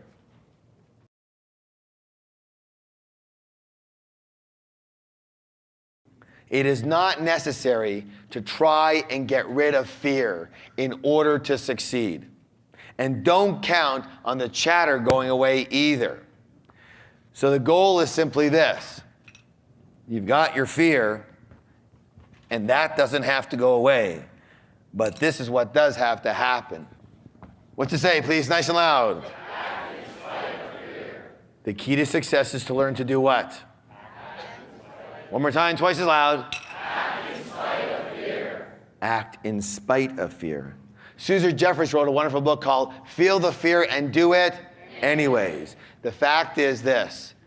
Rich and successful people have fear. Rich and successful people have worries. Rich and successful people have doubts. They just don't let those things stop them. Unsuccessful people have those same feelings, but they let them what? Stop them cold. Fear is part of every successful person's life. So, how do you develop the trait of action in spite of fear? There's one word. You have to practice. What is it? It's a training. You have to practice it. You have to practice taking action regardless of all and any obstacles. You got it? I can't hear you at all. Yes. It's like a training. It's a conditioning process. I adapted a few sentences from a Nike ad. And the Nike ad says this: do not resist chances. Take them like vitamins. Let go of the brakes. Do not worry about the bumps and the bruises. You can take them. Don't steer around what scares you. And then we added a warrior saying here: go over, under, around, or through. Do something that others will be terrified of. You will feel your chin rise up from your chest, and there will be one less thing you cannot do. Just frickin' do it. Give it a hand. So, that's, by the way, a warrior saying. You can say it with me. Listen closely. It goes like this: over, under, around, or through, whatever it takes, I'll do. Say it with me. Over, under, around, or through, whatever it takes, I'll do. You didn't say that like warriors. I'm going to give you one more chance. Let me hear it. Over, under, around, or through, whatever it takes, I'll do.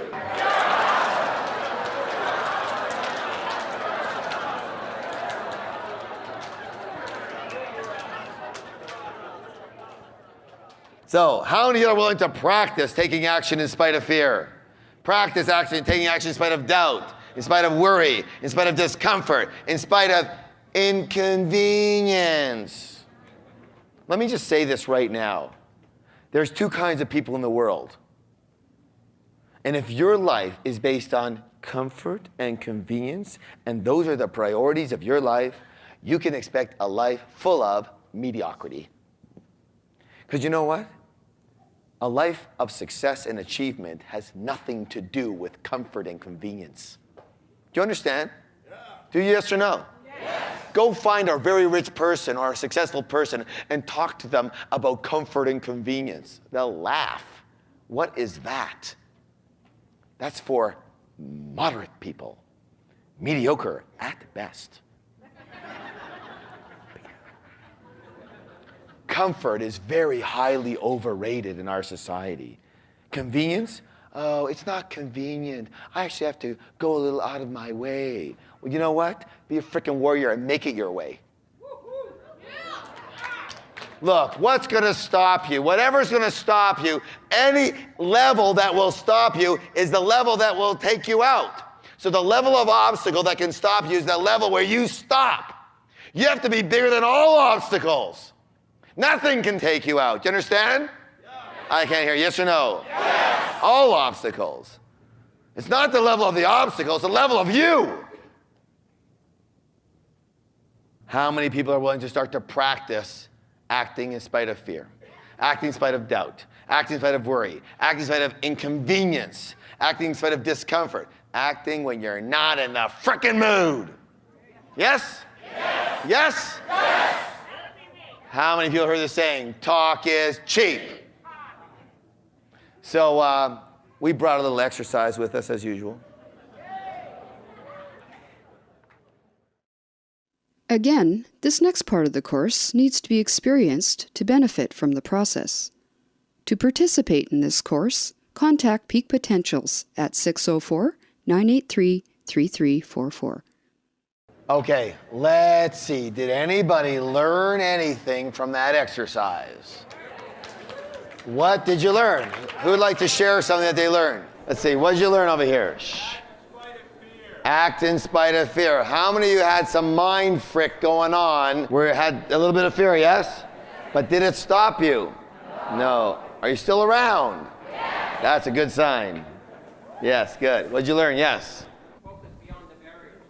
Focus beyond the barrier. That's excellent. Good. What else did you learn? Sometimes to break through the fear of failure, you got to try a couple of times. Absolutely. Excellent. Very good. Good. Right over here. For me, I like to go first because waiting is way harder than doing it. So going first, what? Acting quickly or just, diving into what it is I'm afraid of. In other words, you don't want to get caught up in all what we call the mind trick, right? How many think that's a good idea? Excellent, yes. Right over here, right here. It wasn't as difficult as it first seemed. Give her a hand, excellent work.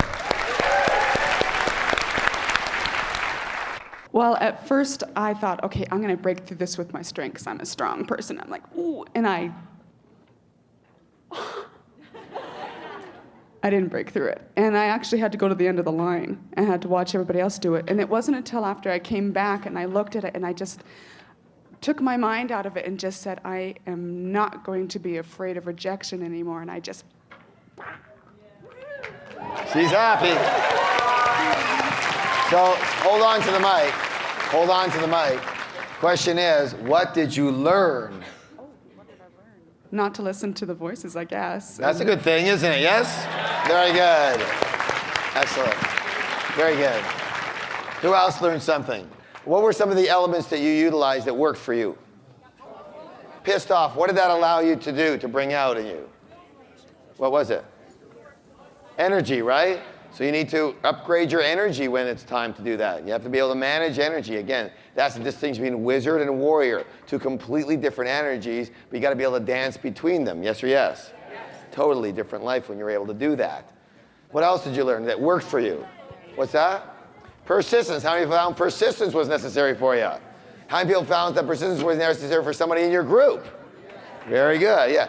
So it's easy to give up after one time, isn't it? Oh, it's too hard. I gotta hurt myself. Blah, blah, blah, barf, barf, barf, barf, barf. Yeah. Courage. I found that courage was important. The willingness to really commit. Yes. What's the word I just used? How many people found that when you committed 100%, it was easy? How many people found that when you didn't commit 100%, there was always a problem? Commitment is critical. It is absolutely critical in all areas of manifestation. Again. This is one of the things I truly believe, and it's a big part of one of the programs. J.H. Murray said this. This is one of my favorite sayings. He simply said this: when one is committed, providence moves too. I so believe that. The minute you are truly 1,000% committed, the universe will bend over backwards to assist you. All right, what else did you learn? Momentum. How many people found the momentum was important? Yes? Very good, good. In fact, how many of you find that right now, you could probably do a heck of a lot more than you would on a normal day? Right? Because you're in the energy, right? You got to be able to muster. That's, again, where the warrior is. Mustering that energy and be able to utilize that energy at will. All right, yes? Accepting support from others. How many people found that was important? Yes? And supporting others. Some people found that not only was that important for them, but it was more fun when you supported, yes? Very good, good, good. Now, how many of you found, again, that your mind had created, especially with my story, which is absolutely and perfectly true, a little bit of drama and disaster around the whole thing prior to actually doing the event, yes? Right, right. I'm Terrell. I learned that if I focus on what I want to do and concentrate, then I can accomplish anything. There you go, Terrell. Good job. Yes, you can. That's a good point that Terrell made. This is something you're going to learn in warrior training, okay? You don't know this. You only think you know this, but you don't know this until you've done this. There's nothing that can stop you out there. Only you.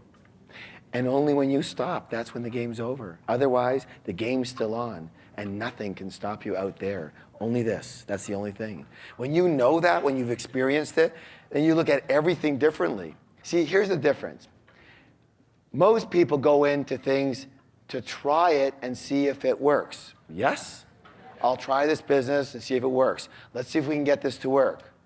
Warriors don't even go there. A warrior says, I'm making this work. They don't go in to see if it's going to work. They go in, I'm making this work. It's simple. You have to understand something about the warrior here. It's very simple. That's what I'm trying to move you towards here. It's a different life. It's not about whether it will or if it will. It's about just making sure it happens. It's just going in there to do it. To do it. Whole different intention, whole different intention. One thing about a warrior, see, a true warrior, like in the battles, if the warrior in battle doesn't succeed, what's the consequence? Yeah, they're dead. So it's either succeed or die. Nobody cares. Oh, I didn't really feel like fighting that day. Or, I had a hurt hand. And besides, my sword wasn't really sharp. You know why? Because none of those things matter, because you're freaking dead. It's either you succeed or you die. There's no middle ground. Do you understand? I'll go in to see if this will work. I don't think so. It's a whole different attitude. Now, I'm not saying you have to live like that every day or every minute, but any level that you are less than that is a level that is like a mark against you, a stone against you. Something can take you out. You have to go with a warrior attitude. Succeed or die. Succeed or die. That's it. Now, how many people think you could succeed if that was your only other option? Yeah. You understand what I'm saying? Most people will succeed if it's easy. Let me just say this, another thing we work on that camp. You have to be willing to do what's hard. Here's a saying. If you are willing to do what's hard, life will be easy. But if you are only willing to do what's easy, life will be very hard. Yes or yes? Yes. This is critical that you understand this. I said it earlier, but you have to ingrain this. We're all waiting for things to be right before we can succeed, right? Everything in place. Well, guess what? It doesn't have to be in place, nor does it get into place. Here's the deal. Watch. Here's you. Here's the, let's call it the problem or the obstacle. Okay? Yes? Now, let's take a look. Here's the graph. This is 10. This is 1, size of you. 10, 1, size of the obstacle. Here we are. We have got a level 5 obstacle in retrospect, right? Level 5 obstacle here, yes? Now, let me ask you a question. To a person who's a level 2 person, is this a big problem or a little problem? It's a very big problem, right? But to a person who's a level 8 person, is this a big problem or a little problem? And to a person who's a level 10 person, what is it? It's no problem at all. It's like brushing your teeth. It's just something you do. You understand the difference? I'm going to say it again. I hope you repeat this. I hope you understand this. It is never the level of the problem. It's always the level of you. You got it? Your job is to get yourself and train yourself to grow bigger as a person than any problem that could possibly stop you. Yes? I hope you got that. At that camp, you're going to be trained to do that. Problems in your way? All right. What do we say, warriors, when there's a challenge in front of us? Bring it on. Bring it on. Bring it on. You want to try me? You better try somebody else, because I'm taking you on. You understand what I'm saying? Most people, they see a challenge. What do? They start what? Backing up. Not a warrior. See a challenge? Bring it on. Bring it on. Different way of living, yes? You train yourself to not be stopped. Okay, what else did you learn? What'd you learn about your mind? Powerful, yes. What else? Commitment. Good, excellent. We're going right through it, yes? Yes? What'd you learn? Not to say I'll try. Good, you just frickin' do it. How many of you have the habit of saying, I'll try? Good, good. Now that is, that needs to be trained out of you. Let me just put that out. Yeah, you can say I'm gonna try, but it's a very weak stance. You understand? It's a weak stance. We'll cover that. All right, here's the thing I want you to get. That voice in here, that chatterbox in here, that mind going on here, that's not who you are, okay? That's just a recording, that's all it is, of past garbage and ways of doing things, lots of habits, whatever. You are not your mind. You got it?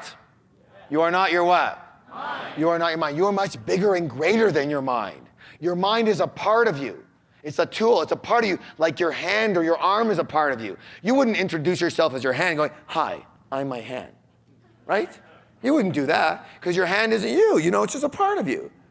Now, what would you do if you had a hand that was like your mind? It was all over the place, up and down and scattered all over, right? And it was always telling you what to do. And it was always beating you up. What would you do if you had a hand like that? Cut it off, would you? Why? What did we say? It's a very powerful tool. What do we do with it? That's right. You manage it, you control it, you train it to work for you instead of against you. Why would you want to cut off the most amazing tool you could ever have? You understand what I'm saying? But you understand it. You understand why it's doing what it's doing, and then you train it to work for you instead of against you. Does that make any sense at all? Yes? Good. And that's what we want to do there. So, the fact is simply this, that most people are not happy, and that most people are not peaceful, most people are not powerful, and most people are not as successful as they could be. And when it all boils down, there's a primary reason. Would you like to know the reason? Very simply this.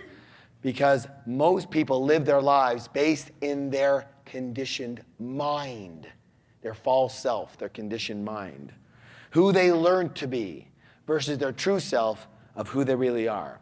Now remember, your mind's job, your conditioned mind job is what? I can't hear you. What is it? Protection. And that's why it's constantly looking out for problems. And that's why, listen closely here, the entire mind-based system of living is actually based in problems and fear.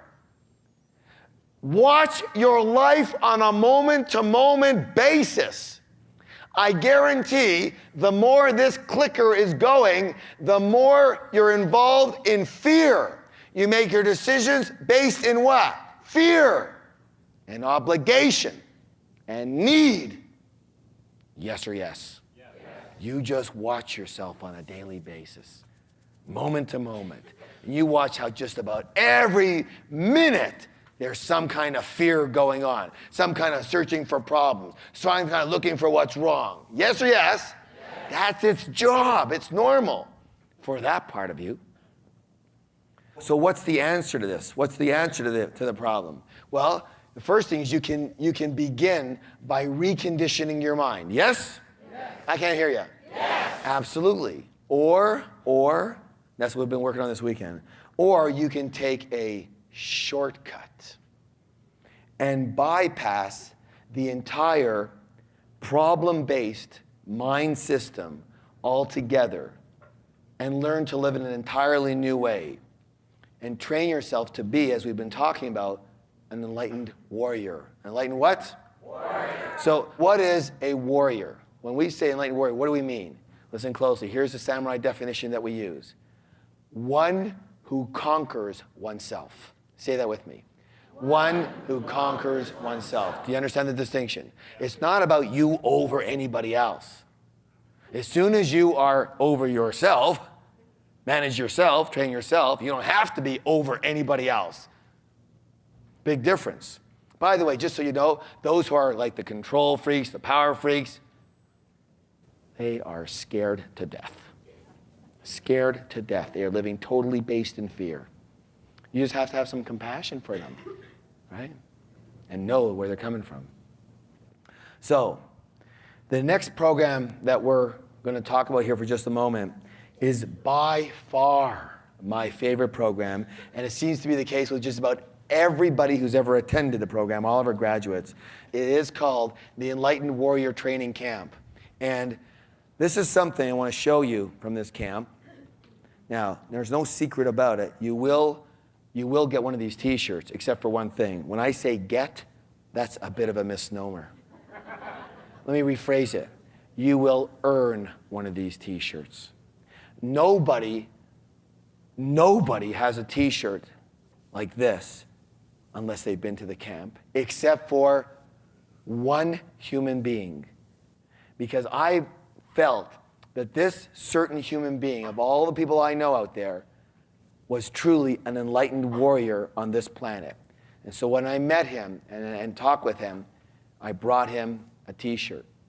Would you like to know who it was? Deepak Chopra.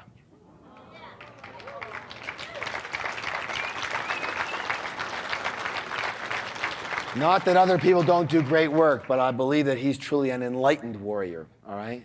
And when I met with him and I gave him this shirt, you know what he said to me? He goes, enlightened warrior training. He goes, you must be Harv Eker. And I go, I am. He says, I have heard about these camps. I've heard nothing but incredible things. He says, I wish half of my students and half of my family came to your camp. So we started making arrangements on that. You understand what I'm saying? You can be spiritual and you can be a spiritual warrior at the same time.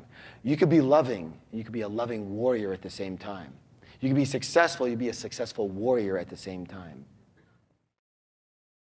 One of the things I always say is that, you know, we know the power of our programs. They come directly from California and they're top level over there, so we know that in Canada it's very unusual to have things like this here. At the same time, I always say this, without any tooting or anything like that, that at the beginning of a program, any of our programs, especially the camps like Warrior or something like that, beginning of a program, 95% of the quality and the effectiveness of the program comes from the design and facilitation of that program. Understand? But by the end of the program, 95% of the quality of the program comes from the people in the program.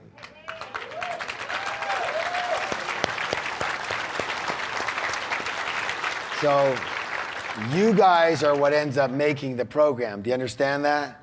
Your quality, your amazingness, your positivity. You know, you can choose. You can be a negative person, you can be a positive person. One is not more right than the other. One is not more true than the other. Do you get it? One is not even better than the other. But one will assist you towards happiness and success, and one will repel that. Do you understand what I'm saying? So that's your only choice. Which way do you want to? And you understand now that you're the one in charge of your attention. You decide what you allow your mind to say to you. And if something's coming in here that's not supportive, what do you simply say? Right? For right now, we give you one technique. In Warrior Camp, where you're gonna have 16 techniques, 16 strategies to work with your own mind frick, all right? And you'll have a couple of favorites and you just wrap right into there. So what are you gonna say? What are the 4 words? Thank you for sharing. That's all.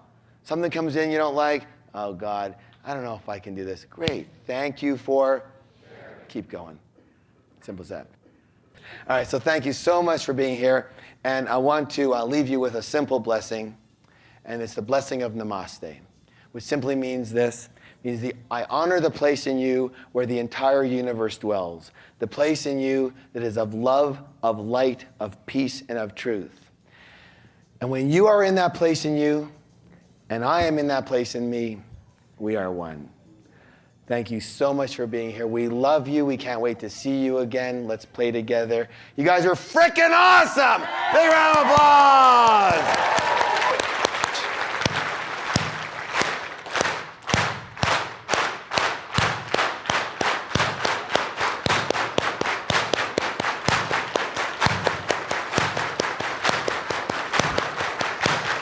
One, 2, 3.